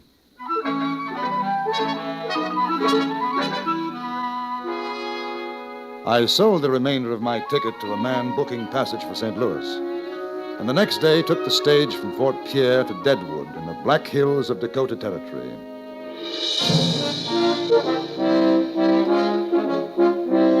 At the stagecoach station in Deadwood, I inquired after Jack McCall and was directed to Carl Mann's saloon. Even though it was Sunday, I was surprised to see that the place was practically empty. A hatchet-faced woman dressed in black was drinking alone at the bar, and I found McCall, a broken-nosed, sullen-looking man, sitting at a table playing a game of solitaire. Yeah, that's me. Who's asking to know? J.B. Kendall. What's your business, J.B. Kendall? Well, a gentleman in Fort Pierre mentioned your name. He runs the general store. Judd Scott? Yes, that's right. How come you want to talk with me? Well, as a matter of fact, I'm a newspaper correspondent, and I thought there might be a story to write about Deadwood, and your friend suggested that I get in touch with you. What kind of story are you thinking about? I understand that Wild Bill Hickok is in town. Do you know him? Why don't you ask her? Or at the bar. Calamity Jane. Figures she knows him better than most. Oh, well, thank you, I will. Perhaps I can buy you a drink after? Suit yourself. I ain't going nowhere.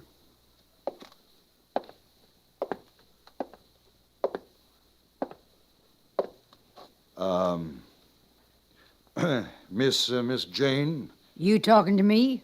The name's Calamity. Ain't no miss in it. Calamity Jane. I'm sorry.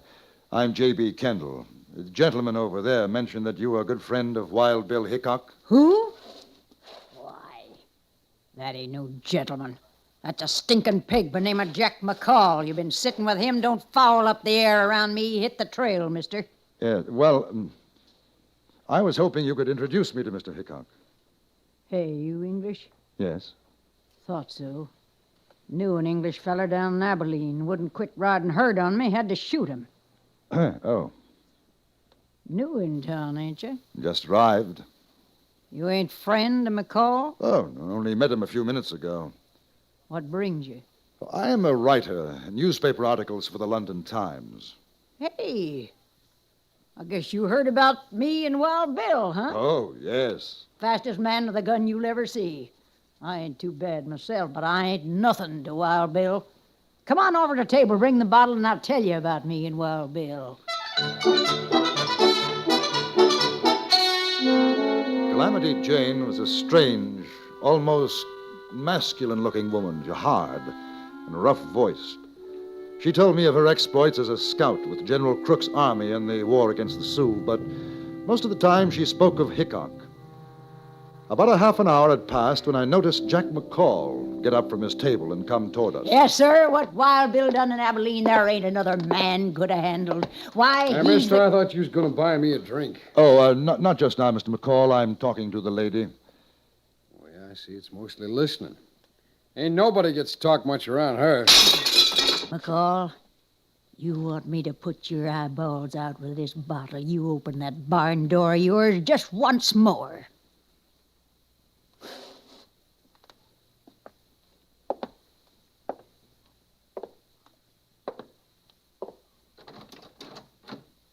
Kendall, you come on down to Boot Hill Saloon when you're through. I'll tell you the truth about that female polecat there in a windy sand. One of these days, me or Wild Bill's gonna pump that coyote full of lead. Except he ain't worth wasting a ball on. And all I know about him is that he used to drive the stage between here and Fort Pierre. Yeah, lost that job because he couldn't hold his liquor. Used to be a buffalo hunter till the feller he worked for caught him stealing hides. He ain't no good, that one, and his pals is worse. You ever run into Tim Brady or Johnny Varnes, you watch your step, mister. Them's two of the boys, along with McCall, that Wild Bill's gonna run out of this town when he gets to be marshal. Where is Wild Bill now? He's up in the hills working on his claim. Him and his partner, Colorado Charlie. They ought to be back by tomorrow. He'd like to meet you, mister. Wild Bill always had a liking for you newspaper fellers. Well, what's your hurry? Sit down. We'll split another bottle. Thank you, but now I think I'd better get settled. Wash some of this Dakota dust off me. What a dude. All right, go on up the hotel. Tell him Calamity Jane sent you, and if they don't give you the best room, I'll shoot up the place. The recommendation was most effective. I got the best room in the hotel. 2 hours later, in spite of Calamity Jane's warning, I wandered down to the Boot Hill Saloon. I was curious about McCall and what he might have to say about Calamity and Wild Bill Hickok. I found him there, very drunk. He was talking to a heavy-set man who was chewing on an unlit cigar. McCall greeted me as an old friend. Hey, what do you say, Kendall? You had enough of that female windbag, huh? Hey, Tim, this is the fellow I was telling you about. Kendall's his name. Yeah. It's Kendall. Hi. How are you? Tim Brady. I owe Mr. McCall a drink. I came down to settle my Well, debt. that's real fine of you, Kendall. Oh, Jim Kendall's coming to Deadwood to write a story about Wild Bill Hickok, the new marshal of Deadwood. You go get yourself a drink, McCall. Sure, Tim. Sure. Take a chair, Kendall. Marshal of Deadwood. I wouldn't pay no heed to what McCall says. Not when he gets too much whiskey in him. Did he say something? About Hickok being marshal. Oh, well, it's not particularly news. I heard that in Fort Pierre 5 days ago. Well, don't you believe it? Oh? Fellers around here, they don't want his kind. You go writing in your paper a thing like that, you're going to have to turn right around and write that it ain't true. He's not going to get the job? No. I tell you, he does a lot of ear greasing, like that crow-bayed mare, Calamity Jane. But all them things you hear is just a lot of brag. Hickok never plugged a man less than the feller's back was turned. I was down to Abilene when he dry gulched Phil Cole. It's the worst thing you ever seen. Shot him in the back. Then by mistake, he goes and kills his own pal, Mike Williams. No, sir. Deadwood ain't gonna put up a man like that for marshal. You think so? Oh, I don't know. I suppose it depends on how many want him. Oh, well, there's a lot of them miners up to the hill. They're the ones. Figure he's a real big man. Heard all them crazy stories about it. You want to know what I think? I'd be very interested. I don't think he'd last 2 minutes as marshal before somebody shot the daylights out of him. Yes, your best thing for Hickok to do is get out of Deadwood and stay out. You see him, you tell him that.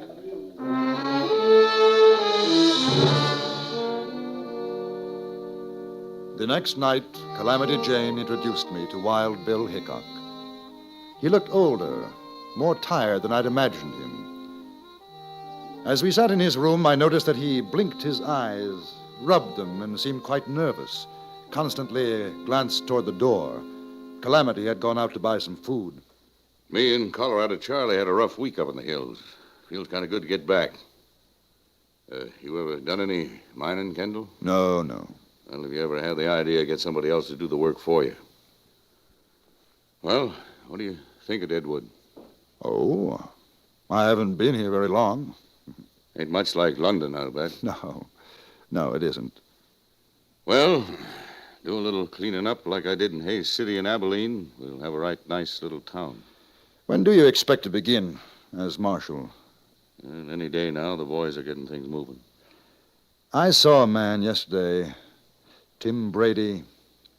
Brady? And he asked me to give you a message. Huh? The best thing for Hickok to do is to get out of Deadwood and stay out. Well, that's what he said, huh? Yes. You know why? They're afraid of me. They know what's going to happen after I get sworn in. I run them out, and if they don't run, we have a showdown. Brady and his pal Varnes ain't got stomach for that. I gather they're the somewhat unsavory element in Deadwood, is that so? Mister, you ain't just milking pigeons. Why, them miners up in the hills would be dead ducks for Brady and his gang if it weren't for me. This is the worst mining camp in the territory. Ain't been no law here since it started, and Brady don't want none. That's how come the miners want me for marshal. Protection. Well, I'm surprised he hasn't tried to get rid of you before this. That jayhawker knows what had happened to him in a shoot-up. He ain't likely to try nothing. A fellow like that gets somebody else to do his dirty work. Oh, it's only me, Belle. Put away the gun. I told you, Charlie, you ought to knock. Keep forgetting. This is J.B. Kendall. He's going to write a story about me for an English paper. Yeah, I run into Calamity down to Carl's place, and she told me. Nice to meet you, Kendall. And you, sir. My old pal, Charlie Utter. Colorado Charlie's good enough. Kendall's been talking to Brady. Oh, that's so. Rest your saddle, Bill. You make me tired standing. Brady said I ought to get out of town. Oh, he'd like that fine. Yeah, he'd like that. Well, I guess I'll go and wash up before Calamity gets back. You staying around, Charlie? Yeah, I thought maybe we'd go down to Carl's later and play some cards. All right. I'll be right back. Sure.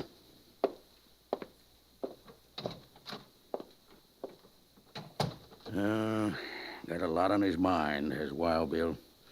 He ain't usually like this. He seems to have trouble with his eyes. Oh, you noticed, huh?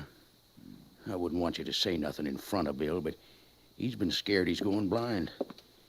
Yeah, things sure don't seem like the old days. Oh, I gotta get these boots off. My feet's killing me.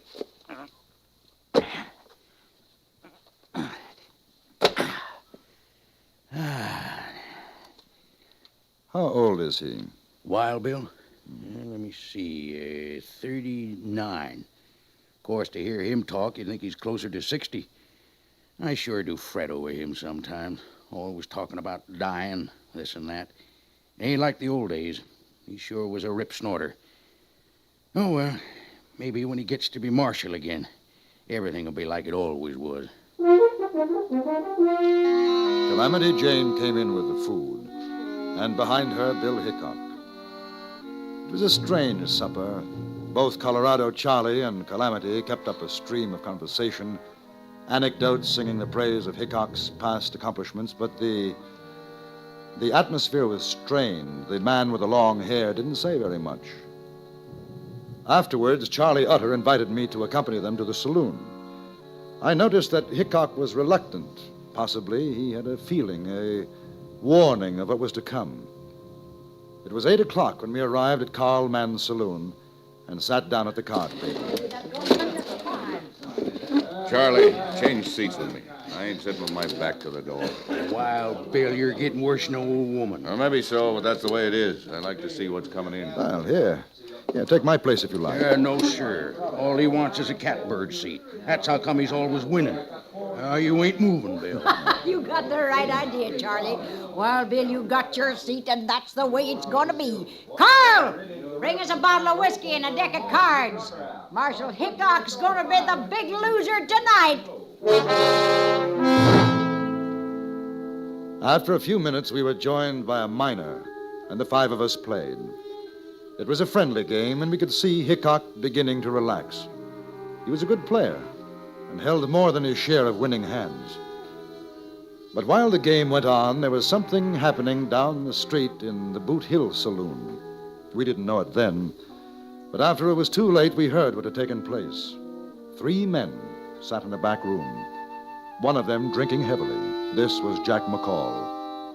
The other 2 were Tim Brady and Johnny Varnes, the leaders of the Toughs in Deadwood. Well, I'm telling you, Jack, you'll be a big man. Why, they'll look at you when you walk down the street.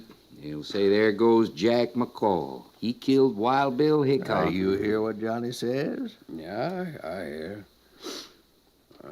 Give me another drink, Jack. Well, sure. He's in Carl's place right now. You could get him easy. Oh, might not be so easy. Well, you ain't afraid, are you, Jack? Oh, I ain't afraid. No. No, I ain't afraid, but it just won't be so easy. Of course, we could get somebody else to do it. We just figured, Tim and me, we figured you was the man for the look, job. I ain't saying I won't you know do what it. we could do, Johnny? What? We could maybe get that newspaper feller, Kendall, to write something about Jack in his paper. Hmm? How'd you like to see that, boy, in an English paper? Jack McCall shoots down Wild Bill Hickok. Yeah, you could go on the stage all over with that. Sure. Yeah. He's right down the street, Jack. Yeah, I seen him myself. You know what? He's sitting with his back to the door. Now, you listen. Just listen. How come if you was there, you didn't plug him yourself? Yeah, it ain't no use, Johnny. He don't understand. All right. No, Forget wait it, a Jack. minute. Go on, I'm get out of just it. asking, that's all. Now, just tell me how come. Because Calamity Jane and Colorado Charlie is with him. If they saw me, they'd know something was wrong. But not you, Jack. They wouldn't figure you drawing on Hickok. Yeah. That makes sense. That's all I wanted to know was why. All right. What do you say, Jack? Sure, why not? Give Sure. him a gun, Johnny. And don't you miss, boy, you hear?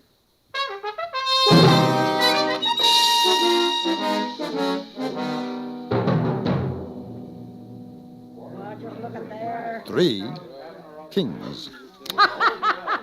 He's beat you, Wild Bill. I mean, son of a gun if he hasn't. I had you pegged for no more than 2 pair. Kendall ain't the best player I've seen, but he's sure a lucky one. Deal him out, Calamity. All right. Knew a feller once in Hayes City drew 2 cards to a royal. Luckiest thing I ever seen. That's a loco thing for a man to do. Sure was. He took one look at his hand and keeled over plumb dead. You know, I had a hand something like that. I won a Chinese girl with it a few weeks ago in Deer Lodge. Chinese? I did. No kidding. Sure. What did you do with her? Well, I gave her to a man I knew. He married her. Open for $1. Wait. Yes, I'm staying. Stay? Me too. I ain't proud. There. Cards? 3. Kendall? 2, please. Give me 1. There's a man's gonna drop dead if he pulls it right. How's about you, Charlie? 2. Dealer takes 3. Honest woman. That's one thing I ain't nor never hope to be. Your bet, Wild Bill. Well, I'll tell you, friends, I'm going to make this rough on you. $2. All right. I call. Not me. And I ain't dropping dead, neither. Yeah, I'll see you. I'm a sucker. All right. What do you got, Wild Bill? Prettiest 2 pair you ever seen. Aces and 8s.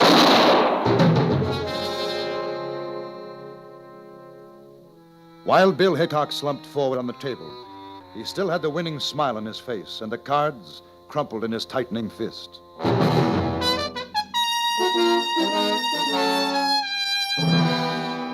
It was Calamity Jane who found Jack McCall. He was hiding in a butcher shop nearby. Colorado Charlie and I dragged him away before she had a chance to use the meat cleaver she was holding. We found 6 cartridges in McCall's gun. The only one to fire was the first, the one that killed Hickok. The other 5 were defective. Before I left Deadwood, McCall was tried for murder, but Brady and Varnes must have chosen the jury themselves, because the final verdict was not guilty.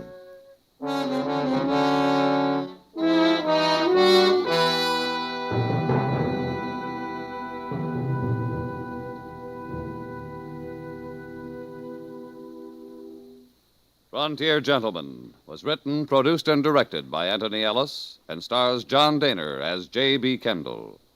Featured in the cast were John McIntyre, Jeanette Nolan, Jack Moyles, Larry Dobkin, Stacey Harris, and Vic Perrin. Music was composed and conducted by Amerigo Marino.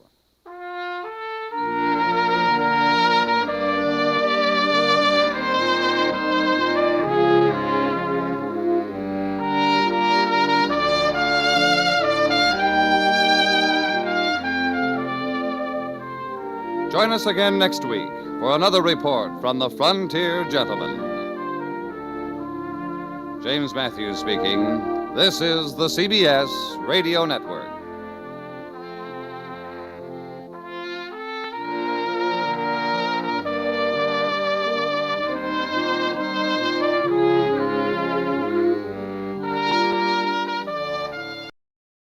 It occurs to me that in my reports to the London Times, there are many incidents which I have omitted, things seen and heard during my past 3 months in the American West.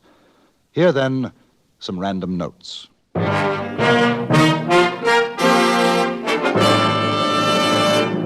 Frontier Gentleman.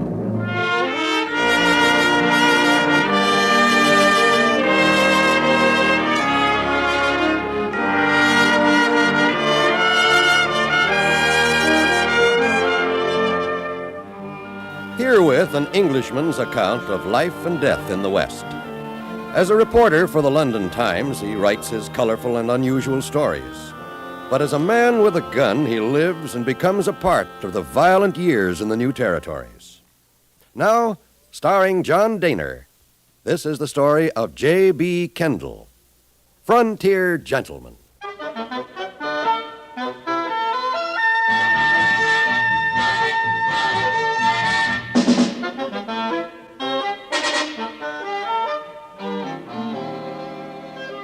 These random notes are being written as I journey from Deadwood to Cheyenne on the Cheyenne and Black Hills stage line. I recall an incident in the Montana Territory town of Helena. A tall gentleman in high hat, black broadcloth frock coat, a dirty shirt with a torn paper collar, and the most singularly unpressed pair of nankeen trousers. He stood outside a saloon with a small case of bottles set before him. Yes, sir.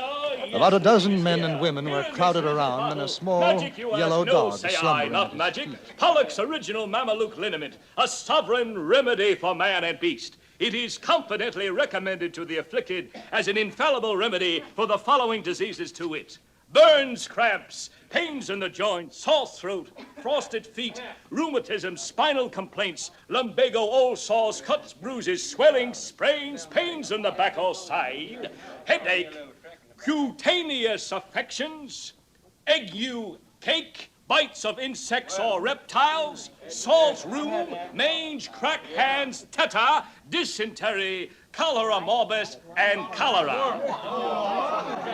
What about the heaves, mister? The heaves, you ask? Ah, and in this bottle, the answer to your question, sir. Pollock's syrup of sassafras, a cure, nature's noblest remedy for heaves, consumption, bronchitis, croup or hives, colds, coughs, asthma, hoarseness, difficulty of breathing, purifying the blood, whooping cough, and a dozen ailments too horrible to mention in a public street. To any of you afflicted with any of the diseases I have mentioned, or some that I have not, Don't delay. Get your bottle of Pollux compound of syrup of sassafras, for it is certain to give more relief in a short time than all the sarsaparillas and other compounds the stomach could bear. Ladies and gentlemen, it costs only 25 cents for one bottle, or as an added inducement for your health, Pollux Original Mameluke Liniment and a bottle of Pollux syrup of sassafras, both for the small sum of 40 cents. Think of the dollars and suffering you will save by this miraculous movement.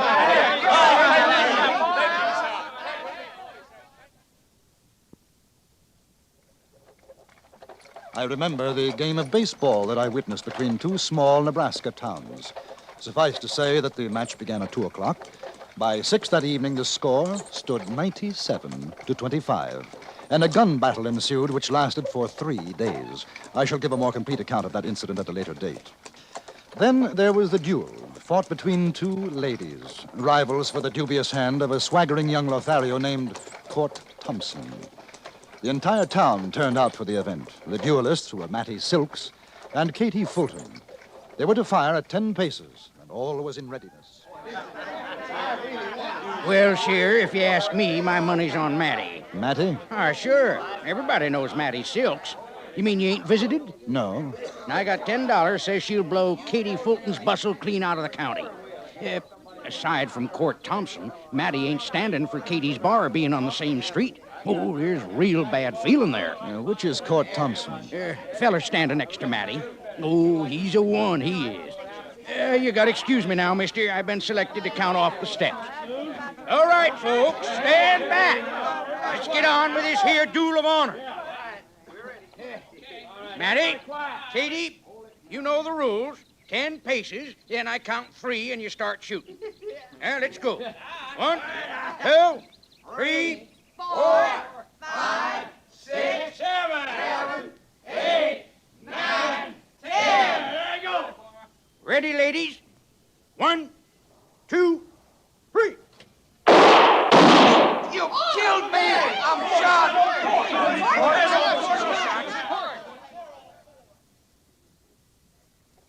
It was Katie Fulton's shot that missed Mattie Silks and hit Court Thompson. Some said she'd done it purposely, others argued that it was an accident. At any rate, Mattie took the wounded Don Juan home. And as far as I know, their love burgeoned from that moment on. I must find time to send a more detailed report on Mattie Silks. She's quite an extraordinary woman. Then I think of an old man, a miner I met in Fort Benton. His name was Shorthorn Tom. On our journey to locate his lost mine, he gave me an insight into Western speech, which I have found to be most valuable. He was leading a balky mule along a winding trail, and the air was rather blue with invective. That ain't really cussing, just sort of airing your lungs. Now you take that mule. I call him a son of a gun. Now, that ain't rightly so, 'cause anybody can see he ain't nothing but a son of a mule. But he's a no good son of a gun, 'cause that's the way it goes, see? Yes, I follow you. Oh, speaking of that, what exactly is son of a gun stew? Son of a gun stew? Shucks, I'll tell you. That's just about the best thing a man ever put in his inside. It's got brains and sweetbreads. Oh, gotta be a fresh-killed calf. Oh, gotta be. And tongue, liver, lights, heart, kidney. I tell you, mister, that is a something. Better than pooch any day. Yes, sir, when I find this claim, I'm going to get me a new set of teeth, and I'll show you how to make son of a gun stew. Throw everything in it except the hair, horns, and holler. Oh, that's a real grub. Sounds it. Tell me, what is hardtail? Oh, just a mule, like this ornery stump-sucking son of a gun. Hardtail, mule. Correct. Stump sucker. Ain't you never seen a horse getting his teeth against something and sucking wind? That's what a stump sucker is. Oh, you don't want nothing to do with a critter like that. No, sir. I've heard the expression riding herd on a woman. Oh, that's courting, riding herds, courting. Boy, you stick around old Shorthorn Tom, he'll have you talking as smart as a bunkhouse rat. Hey, you know what a woman is out in these parts? No, what? Calico, painted cat, sage hen, cow bunny, long-haired partner, quail, squaw. You know what we'd call a fella like you, green from the east? Tenderfoot, button, dude, prune picker, pilgrim, softhorn, a greener. Yes, well, what about you? Me? A rawhide, coffee cooler, pocket hunter, river sniper. Of course, fellas call me a lot of other things, too. It don't really matter what they call you, though. It's what you are that counts. Now, I take you for a good partner, mister. A real good... Shorthorn Tom never did find his lost mine. He died up in the Highwood Mountains. I was with him. Then there was the performance of Othello that I witnessed in Kansas, the Frontier Theatrical Players. Othello was a fine, powerful fellow with a broad Texas accent, a cowhand recruited by the wife of a ranch owner. Needless to say, the wife played Desdemona. Unfortunately, Othello had a scant 3 days in which to memorize his part. The resultant scene, I report verbatim. That handkerchief which I loved and give to you, thou give it to Cassio. No, by my life and soul, send for the man and ask him. I don't want no sweet talk, honey. Y'all take heed of perjury, 'cause you art on thy deathbed. Aye, but not yet to die. Yeah. So you confess freely about all that sinning. For to deny each article. For to deny each article with oath, cannot remove or choke. Something. And that I do grunt. Honey, you all gonna die. Mercy. Amen. And have you mercy, too? I never did offend you in my life. Never loved Cassio, but with such general warranty of heaven as I might love. I never gave him token. Look, I saw you. You know the handkerchief. Everything. He found it then. I never gave it him. Send for him hither. Let He him... confessed. What, my lord? Well, you know, he been dealing off of the You bottle. will not say so. Well, he won't for a fact. Honest Iaga stopped his mouth. Oh, my fear interprets. What is, he dead?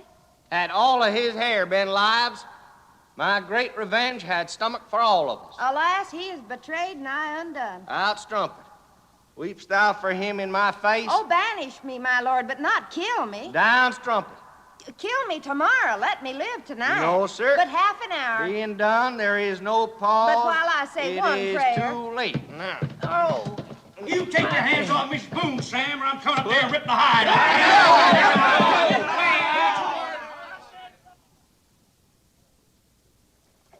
The player's conclusion had deviated somewhat from Shakespeare's intent, but I found it nonetheless dramatic. I've often wondered whether the Texas Othello continued his thespian career. He could have made a fortune in London. Speaking of fortunes reminds me of an extraordinary thing that happened in Montana Territory. As soon as we reach the next stage station, I'll jot it down.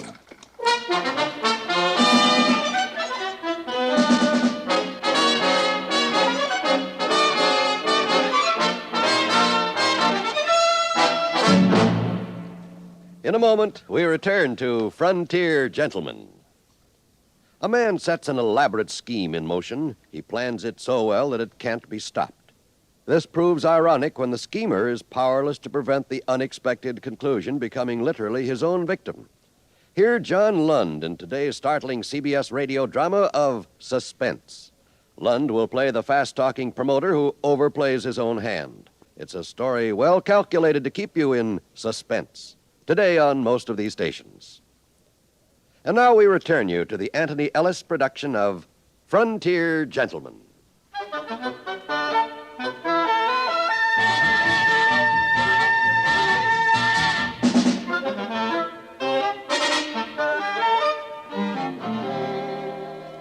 The rocketing coach of the Cheyenne and Black Hills stage line had crossed into Wyoming territory.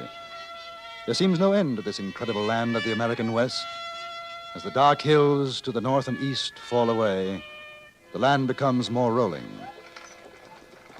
I mention an event in Montana Territory that happened to a Chinese gentleman named Lee Chow. He was a well-educated man, scrupulously honest, and ran a general supply store in Helena. During the few days of my visit, I enjoyed several cups of tea and 1 or 2 chess games with him. I remember that one afternoon he seemed quite excited. His hand shook as he poured the tea. This is a momentous day for me, my friend, Kendall. Oh? You are the first to know. I am now an owner of a mine. No. Yes, here, let me show you.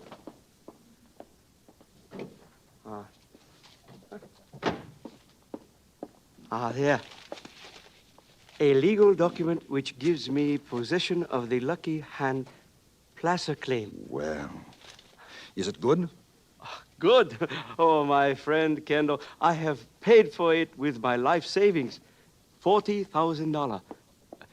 You know that some men have been bringing me their gold dust to keep for them, as in a bank. Yes, I remember you telling me.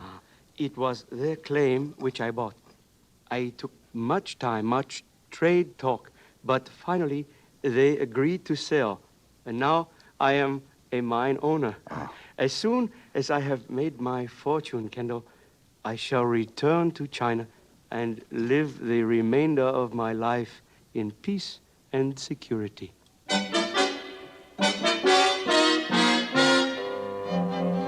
Li Chao was evidently the last, or next to last man in Helena to find out what had happened. I heard it 3 days later from the barber who was shaving me. Why, man, it's the biggest joke in Helena since old man Hornsby strung up that mule for kicking his wife. You mean you ain't heard? No, I really haven't. well, there's a Chinese gent along the street, Li Chao. I know him. You know he bought himself a mine? Yes, I know. You know it's salted? Salted? He paid $40,000 for a salted mine. What the boys done was to take him a bag of gold dust every day to hold for them. Lee figures they got a whopper claim. He wants to buy in partners. No, sir, says they. Then when Lee's prime real good, the boys figures how they've done enough work and they're ready to sell out. Li Chao buys for $40,000. The fellas take that dust and vamoose, leaving Li Chao with a deed to a vegetable farm. That's all it's good for. Hey, hold your head still, mister. I don't want to slice you. Does he know yet? If he don't, he's the only man in Helena ain't. What about the men who sold the claim to him? Well, last I heard, they was headed for California.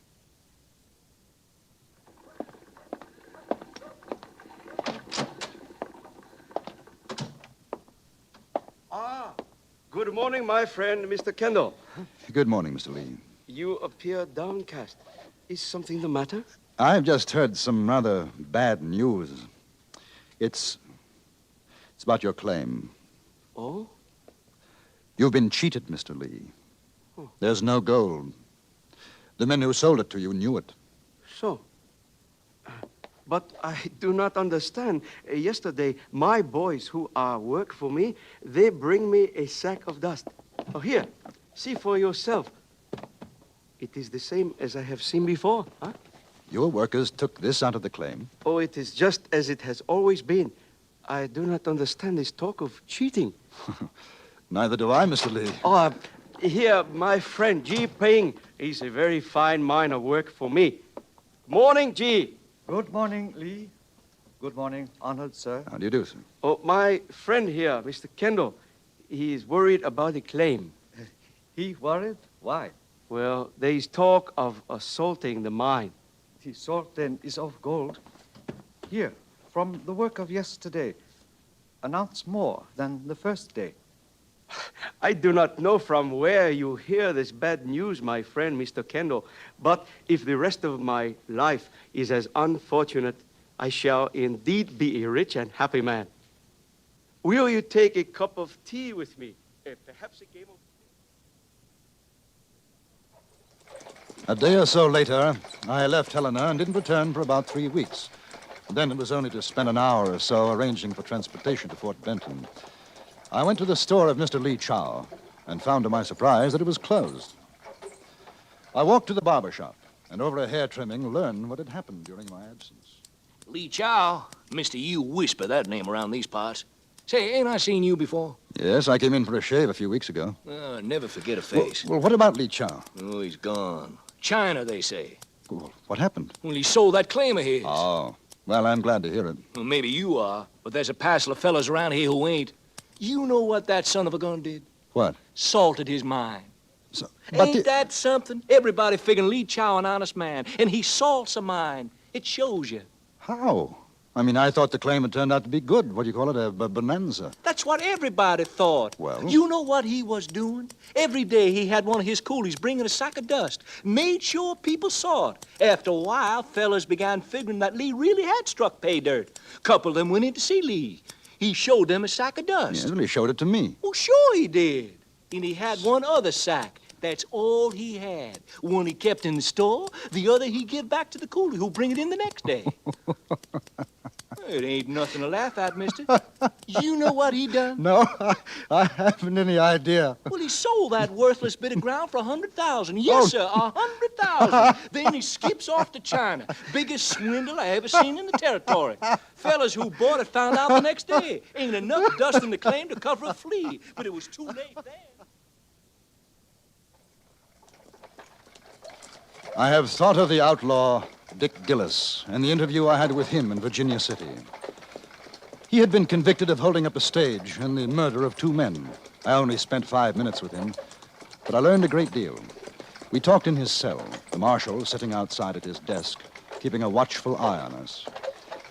Gillis was quite proud to be the subject of an English newspaperman's report. Perhaps he colored his life for that reason.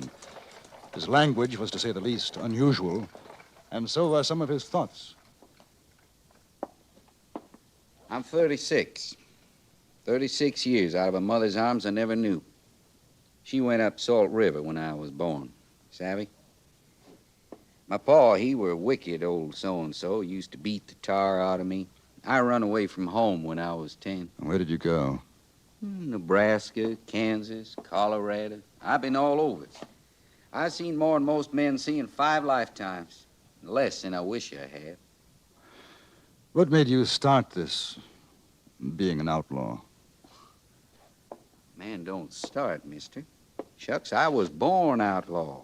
Did my first killing when I was 10. Shot me my pa's horse. That's how come I run away. Why did you shoot his horse? I don't know. 'Cause I guess the old varmint cared more for horse flesh than he did for his son. I sure hated that critter. If I hadn't killed the horse, I'd have killed the old man, that's for sure. How many men have you killed? A fair fight, 2. It don't matter telling it now, 'cause I'm gonna hang anyways. 7. 7 I killed in hate for killing's sake. Do you have a girl?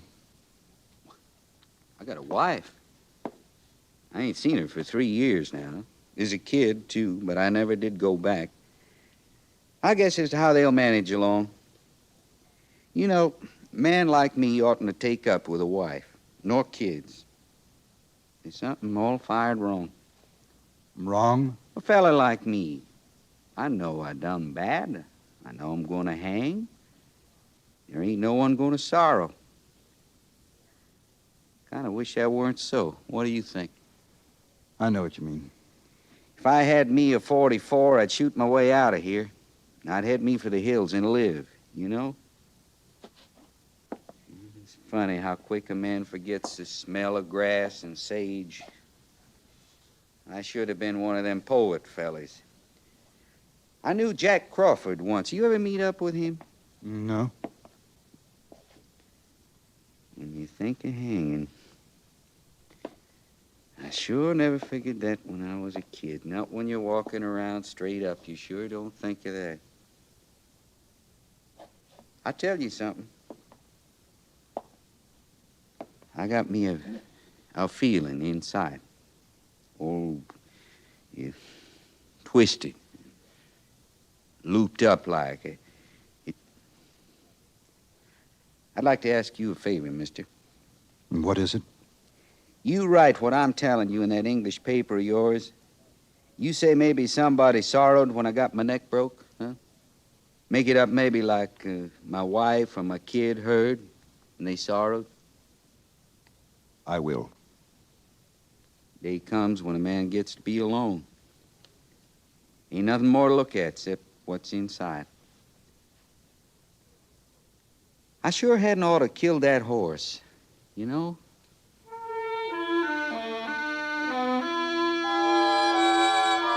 These are some of the things that I have seen, heard, during these past 3 months in the American West. In a few days, I will arrive in Cheyenne, Wyoming territory, where I shall send another report to the London Times.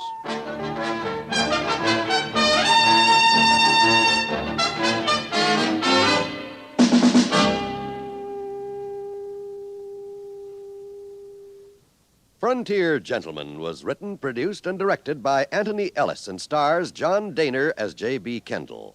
Featured in the cast were Virginia Gregg, Jack Moyles, Peter Leeds, Vic Perrin, Joseph Kearns, Jack Crucian, and Winston Ross. Music was composed and conducted by Wilbur Hatch.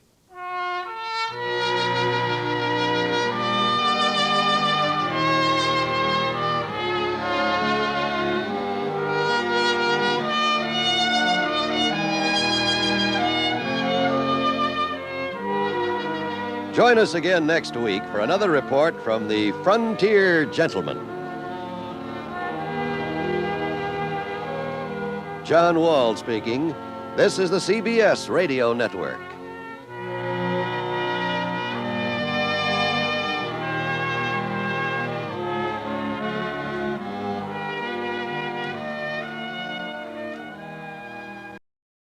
At Deer Lodge in Montana Territory, I met a very unusual young lady.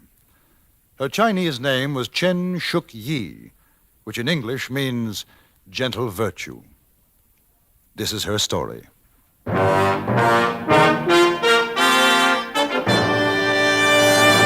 Frontier Gentleman.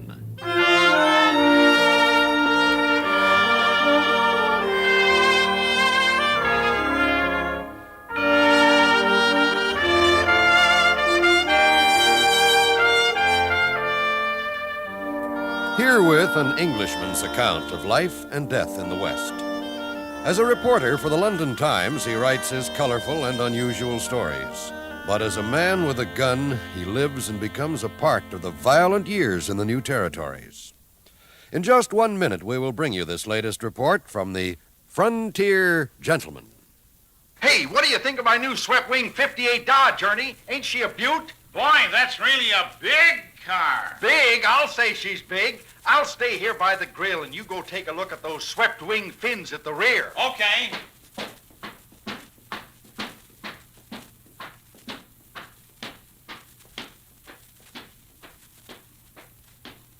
This is the longest, lowest car I ever saw. Come on back by the door. I'll show you the inside. Okay.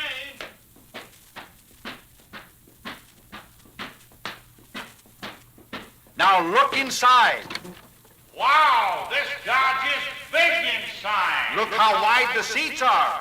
Who are those people in here? The neighbors. I'm charging them $1 an hour to sit there. Come on.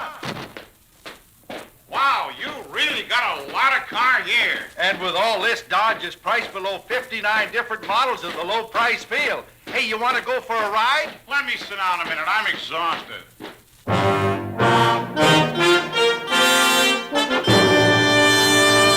Now, starring John Dehner, this is the story of J.B. Kendall, Frontier Gentleman.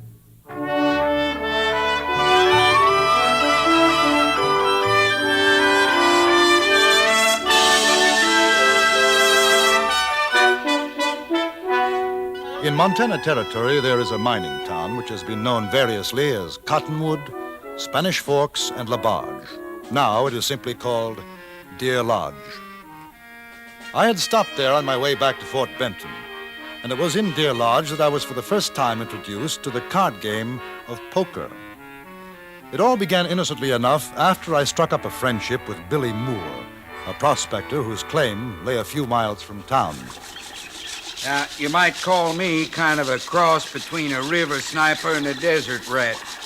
River sniper's what I am here, gold panning like this. Of course, my diggings is back there on the hill, but I ain't hit nothing much yet. Stream's not bad, though. Keeps me going. It's a lonely job, I imagine.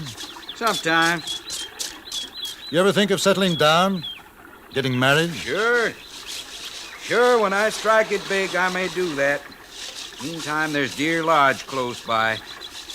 Don't get time to be lonesome there. I haven't noticed you're much of a drinking man. Oh, I ain't. But there's always a card game.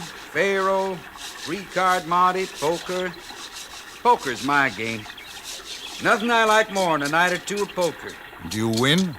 Not much. Stay about even mostly. How about you? Never played the game in my life. You never played poker? No. Well, boy, we sure got to do something about that. You think it's absolutely necessary? Well, Mr. Kendall, how are you going to write about how people live in these parts if you ain't never played poker? Oh, well, I never quite thought of it in that way. Well, it's a fact. I'll tell you what. This afternoon, I'll show you how to play. There's nothing to it.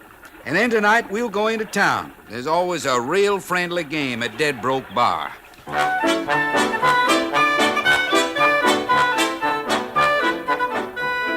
That evening, we rode back into Deer Lodge. Billy had pronounced me an able student, and that with caution, I might even add $1 or $2 to my diminishing funds. I had promised to limit myself to play with $50 and no more.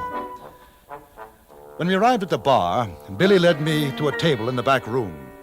2 men were there. One, a meek-looking fellow whose expression was one of constant, hurt surprise.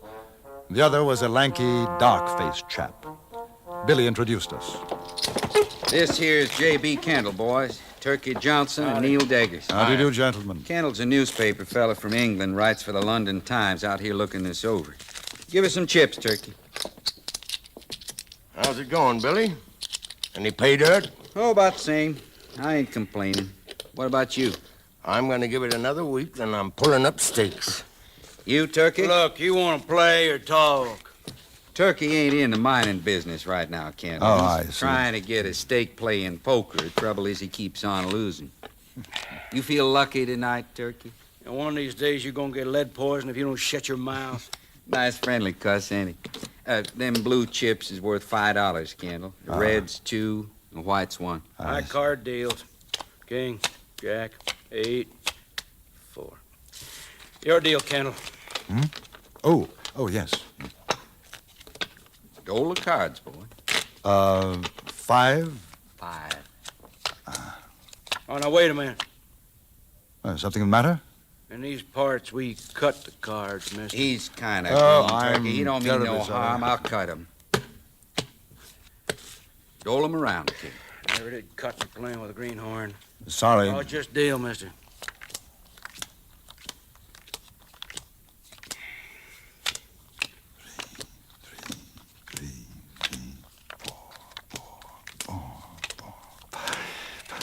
Five. Open. $1. Call. Raise $1. No, thank you. Not for me, neither. I got a feeling you're telling a windy, Turkey. I'll see you. Give me 3 cards, Kendall. I'll take 2. Billy won the first hand and the second. I played very carefully, and at the end of an hour was about $5 to the good. I could see that Turkey Johnson resented both me and my playing, even more so because he was losing. His temper slowly deteriorated with the quality of his cards. Then the door opened, and a small, pigtailed Chinese gentleman walked in. He had an ageless face, impassive. Hey, you! Oh, it'll change. I didn't think you'd be coming tonight. Light and rest your saddle. This is J.B. Kendall. He's from England. Mr. Kendall, I am honored. Is it Mr. Yu? Yes. How do you do, sir? Good evening, Mr. Deggers, Mr. evening. Johnson. All right, come on. Come on, Moore, it's your deal. I know it. Well, deal. Chips, please, Mr. Johnson. $50. You keeps a string of burros, sells 'em or rents 'em. Orneriest critters you ever see. Oh, very intelligent. Very noble animals. How's that pretty girl of yours, you? Ain't seen her around. He keeps her hid from the likes of us, huh? You ought to see her, Kendall. Real nice little filly. Is your daughter, Mr. Yu? Oh, no, daughter, no. She's girl from Hong Kong. She helps me with business. Talk. It's your play, Kendall. I'll open for $1. Mr. Yu proved to be an astute but unlucky player, and Johnson began to win. For the next 2 hours, the game seesawed back and forth, and after that, it became obvious that unless there was a startling change, the big winner would be Johnson. The loser, Mr. Yu. Billy, Neil Deggers, and myself were about even. Then an extraordinary thing happened. I found myself at the end of a draw, sitting with 3 aces and 2 queens. The betting was up to Neil Deggers. At that time, there was $50 on the table. 2. No, I'm folding. 2, and I raise 3. Yeah. Hey, this is a big one, huh? All right, boys. I'm calling and raising 5 of my own. You take it easy, Kendall. Shut your mouth, Moore. Ain't no side playing this game. Now, don't get riled, I ain't Turkey. riled. Just keep your mouth shut. I'm sorry, gentlemen. Just give me a moment. Very well. I'll call. $10. Kendall, you know it's going to be a pleasure to make you holler calf rope. Ain't going to be no beginner's luck in this game. Your play, Mr. Yu. And 25. Sure am glad I'm out of this one. You're 25 and up 25. Kendall, you better get out. Son of a gun, I'm saying for the last time, Moore, you shut your mouth. Now, listen, Turkey, he's a friend of mine. Mr. Johnson's, he's quite right, Billy. I'd like to buy some more chips, please. 100. Well, what's your play, mister? It'll cost you 50. You better not... 50. Man, you ain't gonna have enough left to dust your fiddle. 50 and raise 50. What? There's near 300 in there. Yeah, so there is. I got the deadwood on you boys, but you keep her getting fat. I ain't grumbling. You're 50, you, and my 50. That's another 100, Kendall. Yes. I see. All right. I call. Mr. Turkey, there is $500. I am now without money. Still, I wish to call you back. Oh, that's too bad. Maybe you can get a loan, huh? I no take a loan. Well, what do you say, you? You in or out? Oh, how about them burrs? You want to stake them, huh? No, not burros. But maybe chain shoki? Hey, now ain't that southern? You kidding? The girl should be worth another 100. I seen her, Turkey. She's a looker. If you lose, can you guarantee I'll get her? I guarantee. Well, how can you do that, Mr. Yu? She belongs me. I paid her half a cent from China. You wait, please. I put cards down. Nobody touch.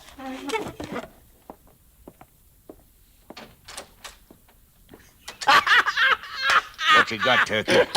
Had's gonna make old you happy as a duck in Arizona. What's the matter, Kendall? Is game too rich for you, huh?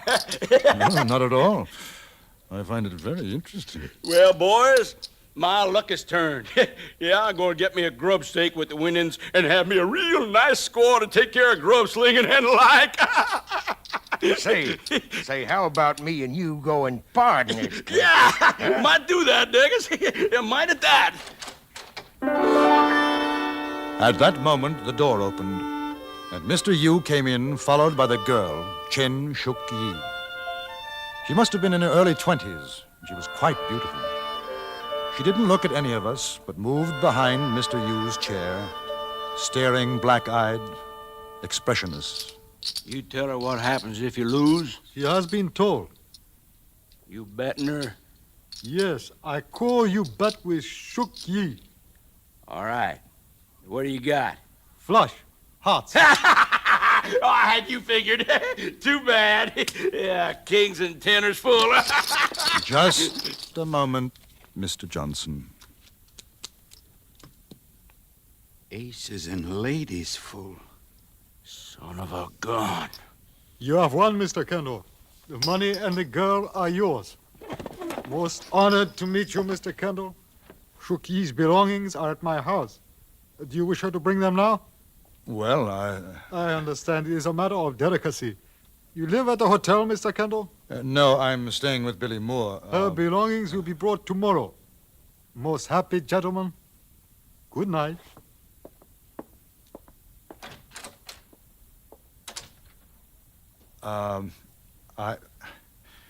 I'll cash these in if you don't mind, Mr. Johnson. $565. Now, it's pretty smart, Moore. Pulling in a grifter to clean us out. Oh, now, just a minute, Turkey. Are you suggesting by any chance that I'm a cheat, Mr. Johnson? Well, I'm saying there was more than luck in your deal. You're saying I cheated? Here's your money. Come on, Deggers. Never thought I'd see it. Turkey Johnson backing down. You sure got his number, Kendall. Say, what about her? I've been wondering. Shook ye? Yes, master? No, not master. I'm Kendall. Kendall. I think you'd better go back to Mr. Yu's house now. Oh, no. Me belong Kendall now. Mr. Yu, not take Shuki back. I not go back. It ain't gonna do no good, Kendall. He wouldn't have her back. Old Yu's got a lot of pride. He lost her fair and square. She's yours. But I can't. What the devil am I going to do with her? Well, now. A good cook. Men clothes. Very good. You're good enough for me, girl. Billy, we'll have to put her up in your shack until I can think of what to do with her. Well, that's fine with me, Kendall. That's just fine. You and I will sleep outside. Well, now, hold on, boy. I don't mind giving up my bunk. I can sleep on the floor, but there ain't no sense in freezing to death, maybe getting the rheumatics or the heaves. Well, perhaps she could stay at the hotel. I'd get her a room. There ain't room for a skinny tick in there this time of night. All right, then it's got to be your place. Come on.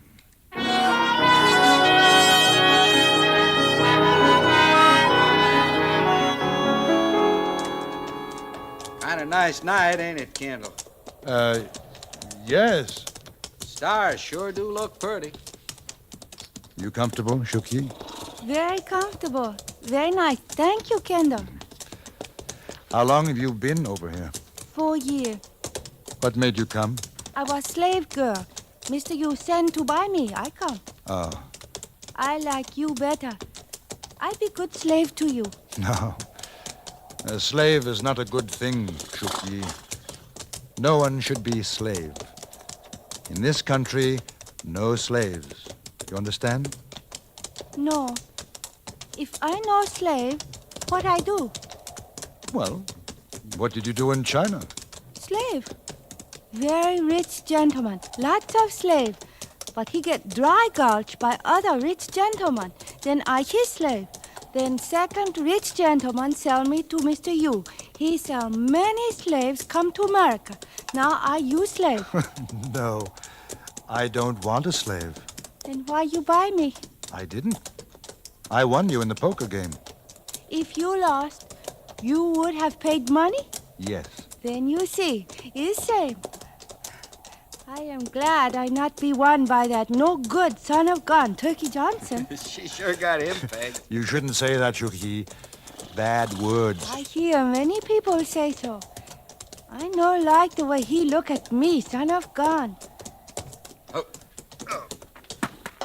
Here, Shuki, I'll help you. I'll get the horses fed and watered. You want to show her where to sleep? All right.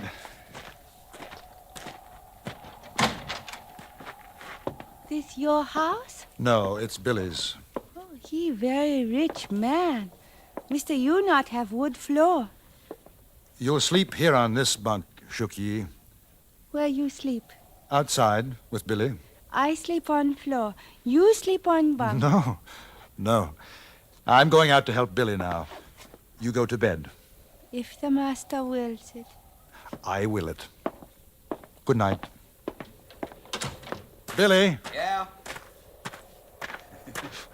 She bedded down? On the way. Look, this is nothing to laugh at, Billy. What am I going to do with her? She's your slave. You figure it out. I mean it. I can't go traveling about with her. I wouldn't mind it. Billy, it's serious. You think if I have a talk with Mr. Yu... I told you, it's no good. You boys stand right there and don't turn around or I'll blow your innards out. Turkey Johnson. Take the guns off of them. Sure, Turkey, sure. All right. Now you got my money, Kendall. You throw it behind you real easy like. All right, pick it up, Daggers. Now you go and fetch your gal out. Sure, Terry. I'd advise you to keep your hands off her, Johnson. Oh, get going, Daggers. You ain't advising nothing, Kendall. I'm going to get you, Turkey. You'll stretch him for this. Why, you got me scared plumb to death. Hey, Turkey! She ain't here. What do you mean she ain't there? You must have heard us from going out through the window. Well, find her. Well, it's dark. All right. Forget the gal. Let's tail out of here. So long, boys. Thanks for the grub steak. I'm going to get the Wait horse. a minute. No, there's no sense without a gun. Should have known. And low down, Shook ye? no good. Shook ye! It's Kendall. They've gone. Where are you? I come, Master. You got another gun, Billy? Yeah, in the shack. A rifle and a Colt. I heard voice of son of gun Turkey Johnson. I go out window. Yeah, very sensible. You stay here with Shook Ye, Billy. I'm going after them. Well, I'll come too. No, you better stay in case they double back. Lock yourselves in. Sure I will, Kendall, sure. Don't you worry about a thing. I left Billy the rifle, took the Colt, and rode after Johnson and Deggers. I hoped they'd make for Deer Lodge, which is exactly what they did do. I found them in the least likely, but I suppose most likely place for a man like Johnson, the Dead Broke Bar. They were celebrating, standing drinks to everybody in the place. Yeah, set him up again. Woo! I'm a curly wolf, and it's my night to hide. Hey, Turkey! Oh, don't bother me, boy. Yeah, Turn around, Mr. Johnson. Well, if it ain't Lord Kendall. What do you say, Your Honor? All right, come on, have a drink. Not with my own money, thanks. Hand it over like a good fellow. Are you loco, mister? Your money? I cleaned you out. Ain't that right, Deggers? Sure. Dead right, Turkey. An unfortunate choice of words. I say you're dead wrong. But either way, unless you give it back, you'll most certainly be dead. I'm getting out of here. Here, me too. Let's go. Out of my way!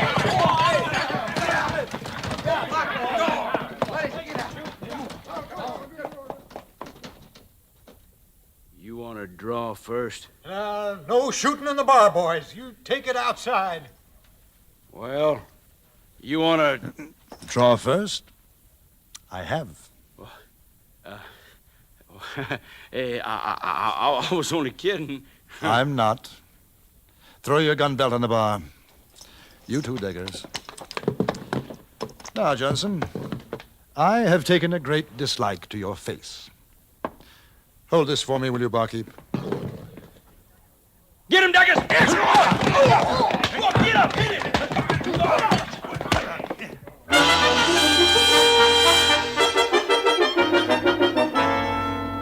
Billy, it's me, Kendall. Here's your guns. Oh. Hello, Shooky. Hello. Well, what's the matter? Kendall, I hope you don't take this wrong, but I'd kind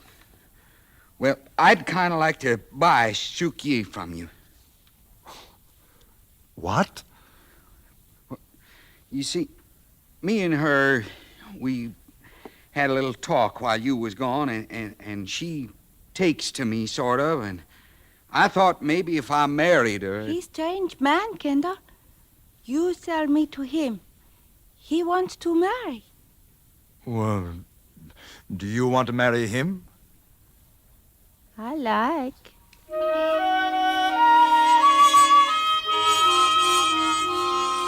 The next morning, I was best man at their wedding, and Mr. Yu gave Shook Ye away.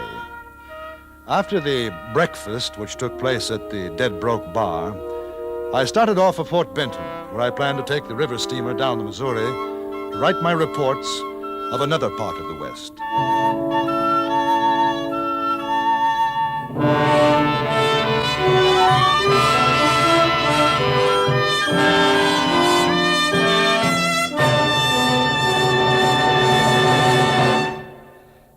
Frontier Gentleman was written, produced, and directed by Anthony Ellis and stars John Dehner as J.B. Kendall.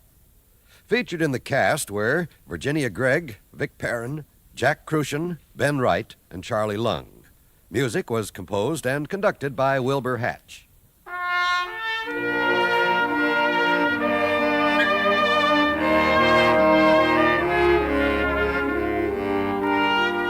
Join us again next week for another report from the Frontier Gentleman. John Wall speaking. This is the CBS Radio Network.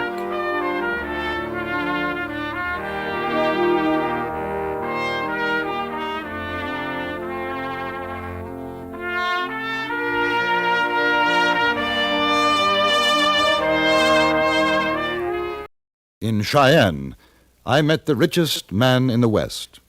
I also met Willie Ringo and was given a railroad train. This is how it happened.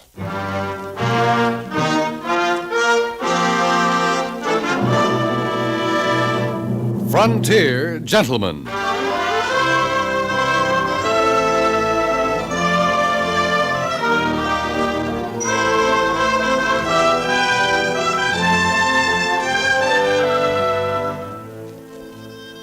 Herewith, an Englishman's account of life and death in the West. As a reporter for the London Times, he writes his colorful and unusual stories. But as a man with a gun, he lives and becomes a part of the violent years in the new territories. In just 1 minute, we will bring you this latest report from the Frontier Gentleman. I'm Irma Dutro, color stylist for O'Brien Paints.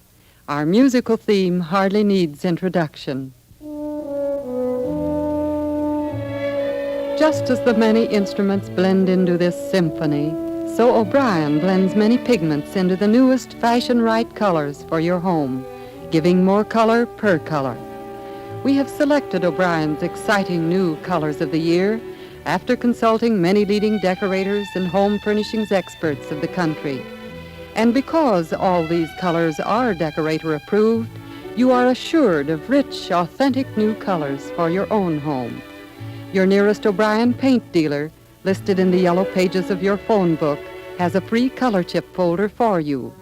He'll help you select O'Brien paints in these exclusive new colors of the year for both inside and outside your home. Stop in and see him soon.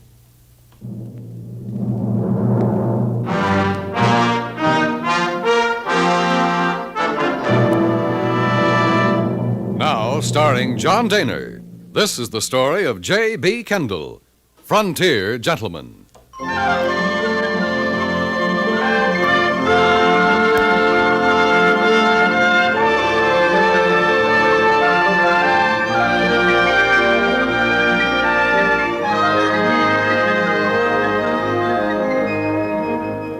Cheyenne, Wyoming Territory.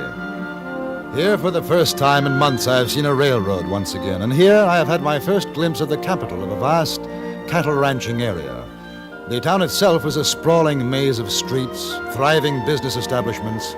One feels a vitality which springs in no small part from the presence of that slender but tough link between East and West, the railroad. 2 days after my arrival, I met a gentleman by the name of Carey Chase. He was editor and owner of the Daily Press, and insisted that I join him for lunch at the Cheyenne Club.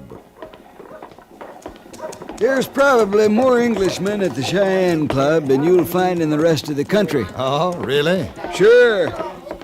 I tell you, Kendall, this cattle business is the biggest thing that's hit the West. Bigger than all your mining. Lots of English money in it, too. And your countrymen are over here to protect their investments. Well, to tell you the truth, Mr. Chase, I didn't come to Cheyenne to write about my countrymen. I'm here to write about yours. Well, you'll meet all kinds at the club. If you're lucky, you might get to see Buck Wharton. Guess you heard of him.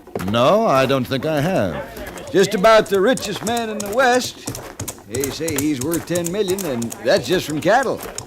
Yeah, he'd make a fine story for you. Of course, it depends on whether he likes you or not. Got to get him in the right mood. Real important man in these parts, I tell you. Young man? Buck Wharton, 75 if he's a day. Claims to be 60, but don't you believe it. Wicked old devil. Married to the prettiest little thing you ever saw. Little Minnie. Say, found her in Denver. She was a dancer in a traveling theatrical show. Buck took one look at her and the dance she was doing and married her the next day. That's how the story goes. Do they both live in Cheyenne? On and off. She's here with him now.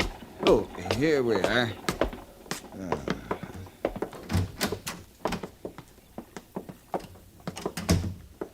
Afternoon, Mr. Chase. Afternoon, Jasper. Buck Wharton here? Yes, sir. He's in the bar.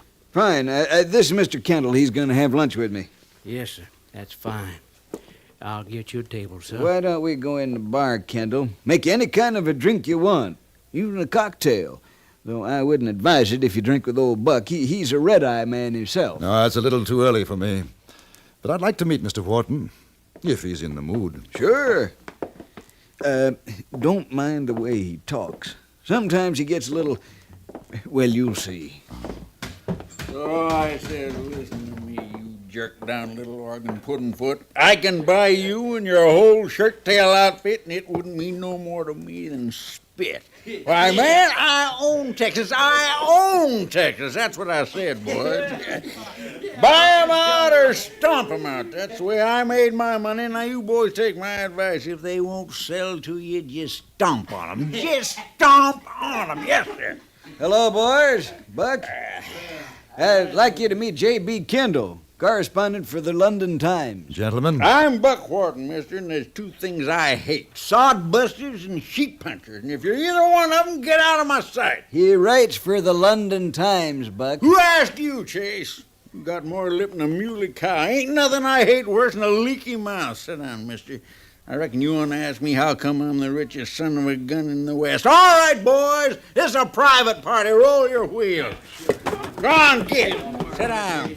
Sit down. You too, Chase. Sit down. What you boys drinking? Whiskey. Nothing for me, thank you. Listen to me, boy. I ain't never yet trusted a man who don't drink. There's something all fired wrong. Man who don't drink drags a long loop. Jasper! Yes, 3 whiskeys! Yes, sir. Kendall, your name, huh? Right. Well, I don't mind doing business with you English fellas. Takes you a long time to talk turkey, though. Now, you take them range pirates was just sitting here. They ain't cattlemen. I can buy and sell them 100 times. Cattlemen. Have you been in the cattle business all your life, Mr. Wharton? Have I been in the... Listen to me, boy. I was one of the first ever to drive a herd up in the border into Dodge. Gosh, I wasn't nothing but a saddle stiff in them days, but after a while I got tired of working for somebody else. Started out on my own, all by myself. Bought me a herd of kettle-bellied critters and run 'em up Tabeline. Made enough from them to buy me a bigger herd. I was a made man, yes, sir. Here are your whiskeys, Mr. Buxton. Leave the bottle. You got your varmint? Yes, sir. Anything else, Jim? Vamoose, boy, vamoose. Yes, sir. You listen to what I tell you, Kendall. I got me 100,000 head down Texas way. Anybody wants to buy from me, they want to buy from me, they come down and drive 'em up to Cheyenne theirself. That way I sell 'em before the fat comes off 'em, you see there? Before the fat comes off. It makes sense. What? Sure it makes it. Sure, you ain't drinking. No, thank you very much. Never before lunch. Look here. It ain't every man who gets to drink with Buck Wharton. I can't tell you how honored I am.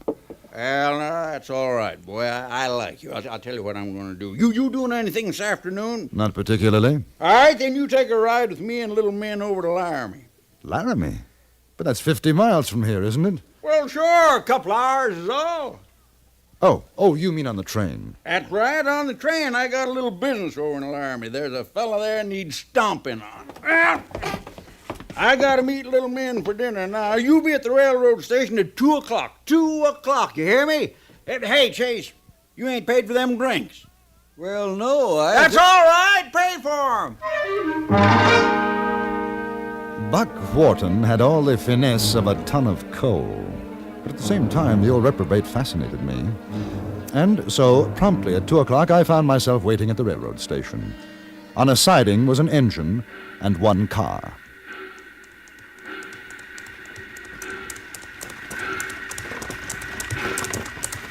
You be waiting here at 7. 7, you hear me, boy? Hey, Kendall! Kendall, this here's a little men.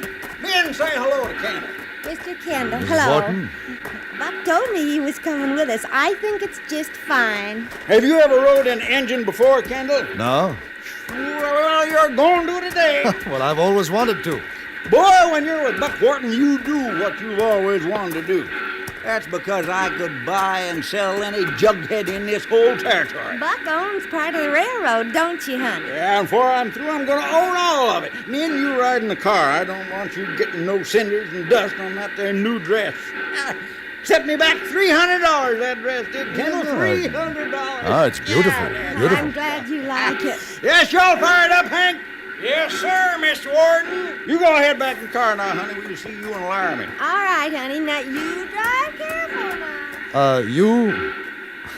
You own this train, Mr. Wharton? Well, of course I own it, but I'm a rich man. A rich man. Kendall, you call me Buck. You got a handle? Yes, J.B. Well, then let's get on this iron horse, J.B.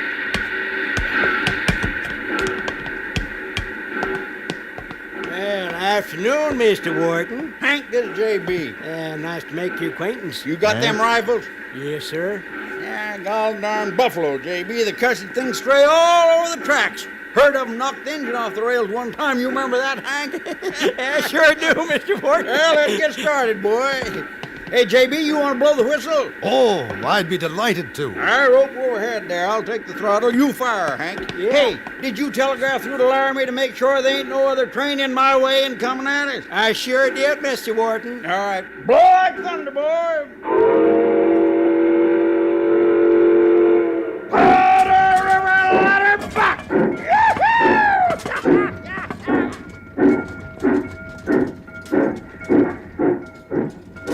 Engine's running mighty smooth. Have you ever drove an engine, J.B.? No, never. Yeah, we get out a little ways. I'll let you take it. Oh, fine, fine.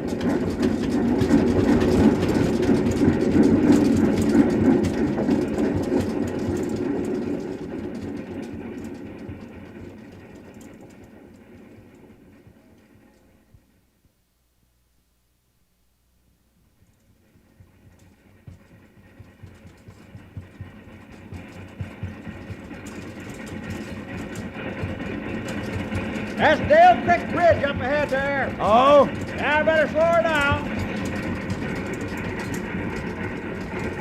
Why the bridge? Well, it's the highest in the world. Hey, Mr. Warden, the brakes! The brakes! What? It's the brakes. Something on the track! Something on the track. There's a boulder.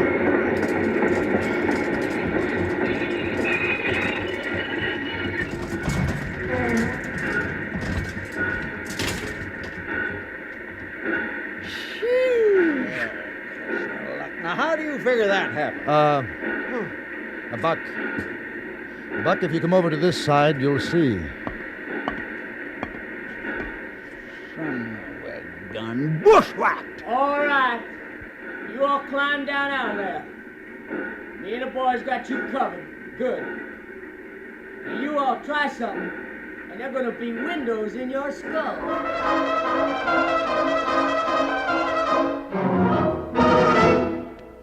In a moment, we return to Frontier Gentlemen.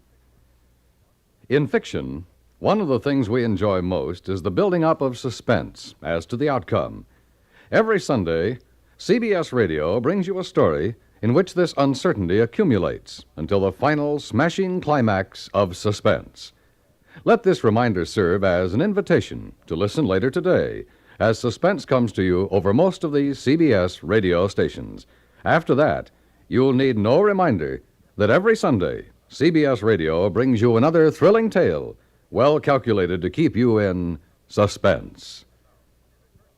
And now, we return you to Anthony Ellis' production of Frontier Gentlemen.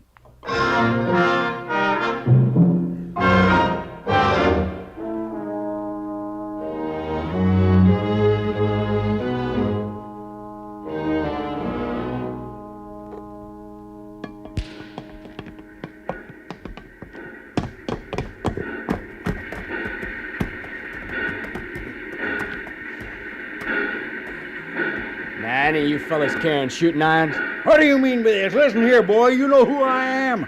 No, I don't know who you are, old-timer. Who are you? I'm Buck Wharton. That's who I am. Well, I declare. They say you got more money than the yellow dog got fleas. I'm proud to meet up with you, Mr. Wharton. Now, you know who I am? You're a churn-dash calf who ain't got no better sense than I'm Willie Ringo. If you don't shut that flannel mouth of yours, I'm gonna cut out your tongue. Well, who are you? Hank Marble. And you? J.B. Kendall. I see. What y'all carrying in a railroad car? Nothing. We're on our way to Laramie. Pharaoh? Yeah, Willie. You take two of the boys. See what's in that railroad car. Sure, Willie. Now, Mr. Wharton, just how much money is you carrying? Listen to me, boy. If you think I'm going to give you any of my money, you're a thinker's puner, and I figure. Don't you get me on the prod now, you old duffer. Old duffer? Old duffer? Why, you gozzling chin-young squirt. You ought to be playing with a string of spools. Just a sawed-off bucket, doggy, that's all you are. Or leave him lay, mister. Get your hands off of me! Buck! Honey! Mrs. Wharton, he's all right. Oh, no, he ain't. What did you do to him? I put a knot in his head.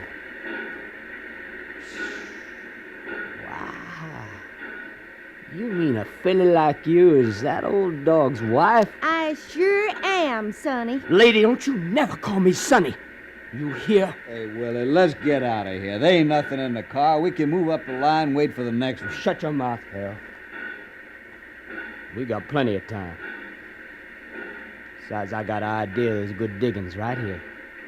Al, Frank, you pick up that old man and put him in the car. Then you get that bowler off that track, too. All right, Willie. What are you gonna do with him? Why, ma'am, he's so rich that I figure I could convince him to part with some of his money. You, mister. What'd you say your name was? I said my name was Kendall. I see. All right, you and this engine driver, you get back on that thing. Pharaoh, stay with him. You see they keep a good head of steam up. Soon as Mr. Wharton's agreeable, we'll start for Laramie. You come with me, little lady. No, I won't. You get... Oh! Let's go.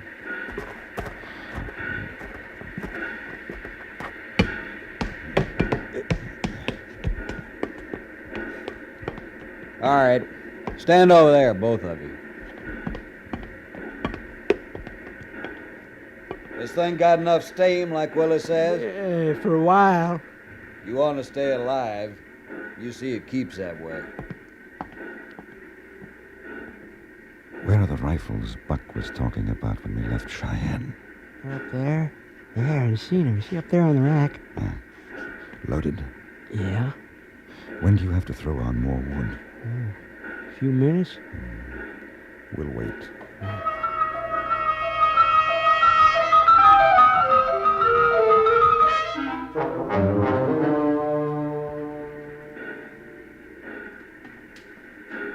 Mr. Kendall, I'm going after Stoke. All right. Tell him. Mister, I better get some wood on. That fire's going down. Go ahead. I'll help. No. It's better with two. Fire goes down pretty quick. All right. Watch yourself.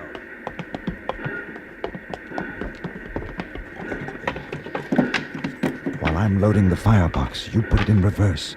Then open up the throttle. We'll get them off balance. Back up all the way to Cheyenne? Yes.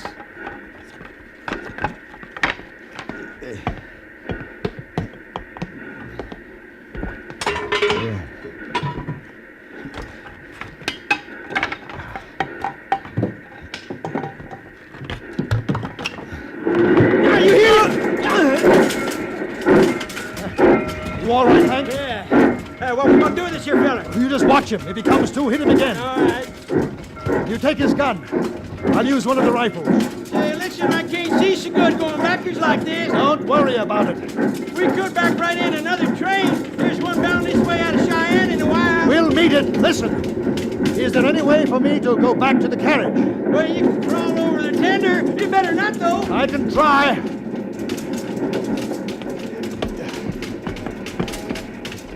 I started to crawl over the wood-loaded tender toward the carriage. Little train jumping, rocking over the uneven rails. Hey, it was a sudden lurch that saved me. The bullet struck a log beside my arm. I felt a splinter tear my cheek, and I fired back. I hit one of them, saw him fall off the carriage platform. Then Willie Ringo darted back inside. I made a jump for the platform. And there were two of them inside now. I stood to the side of the open door and waited. There. Hey, Kendall! Kendall! What is it? You stop this train, I'll make a deal with you! You throw out your guns! How do I know you won't come in and shoot? You don't! I'll kill the old man and the girl! It won't do you any good. You'll die for it. Kendall! Kendall, this here's Buck. Listen to me, boy. You gotta stop. There's another train coming toward us. I can see it. Ringo, give your guns to Mr. Wharton and I'll stop the train. All right, all right. All right, you better get out of here, Buck. Yeah, she's coming up fast. No, it's all right. Hank has seen it. Jump, Mr. We're all gonna get killed. You stay right where you are, sonny, or I'll blow out your lamp.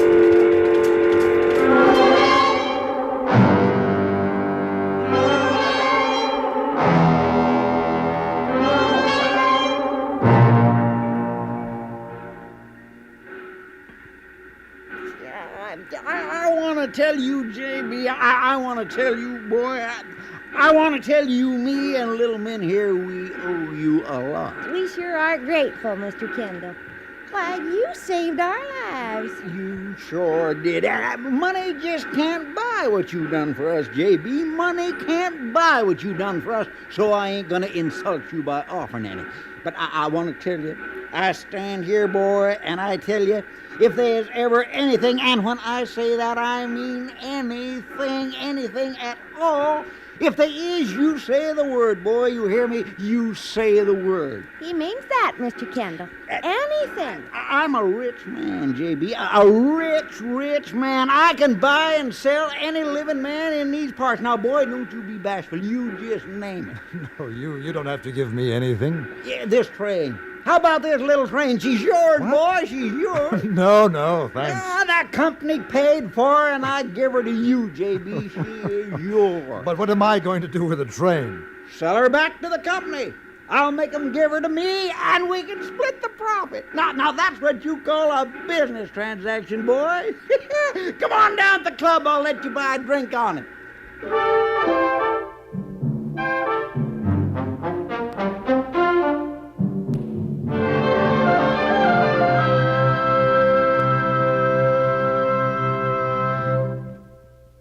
Frontier Gentlemen was written, produced, and directed by Anthony Ellis and stars John Dehner as J.B. Kendall. Featured in the cast were Parley Bear as Buck Wharton, Jack Crucian as Hank, Eddie Firestone as Willie Ringo, Harry Bartell as Carrie Chase, and Virginia Gregg as Min Wharton.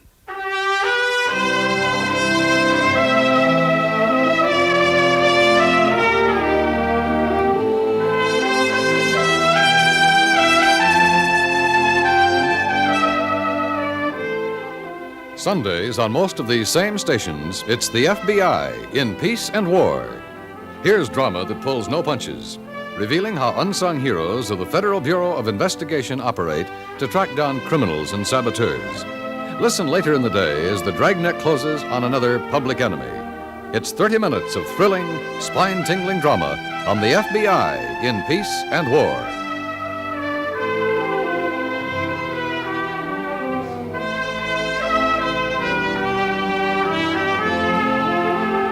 Join us again next week for another report from the Frontier Gentlemen.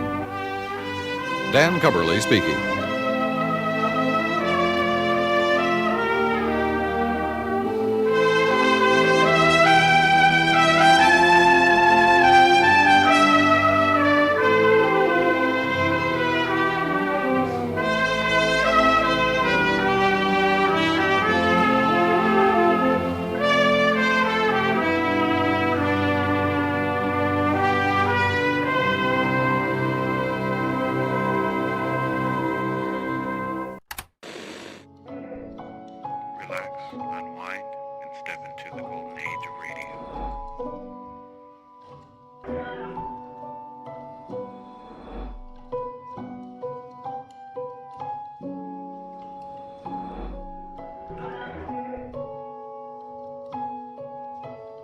You're now listening to Golden Radio.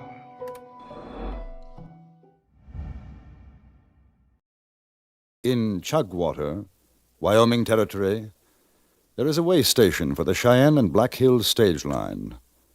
Because of a rainstorm, I witnessed a tragedy there.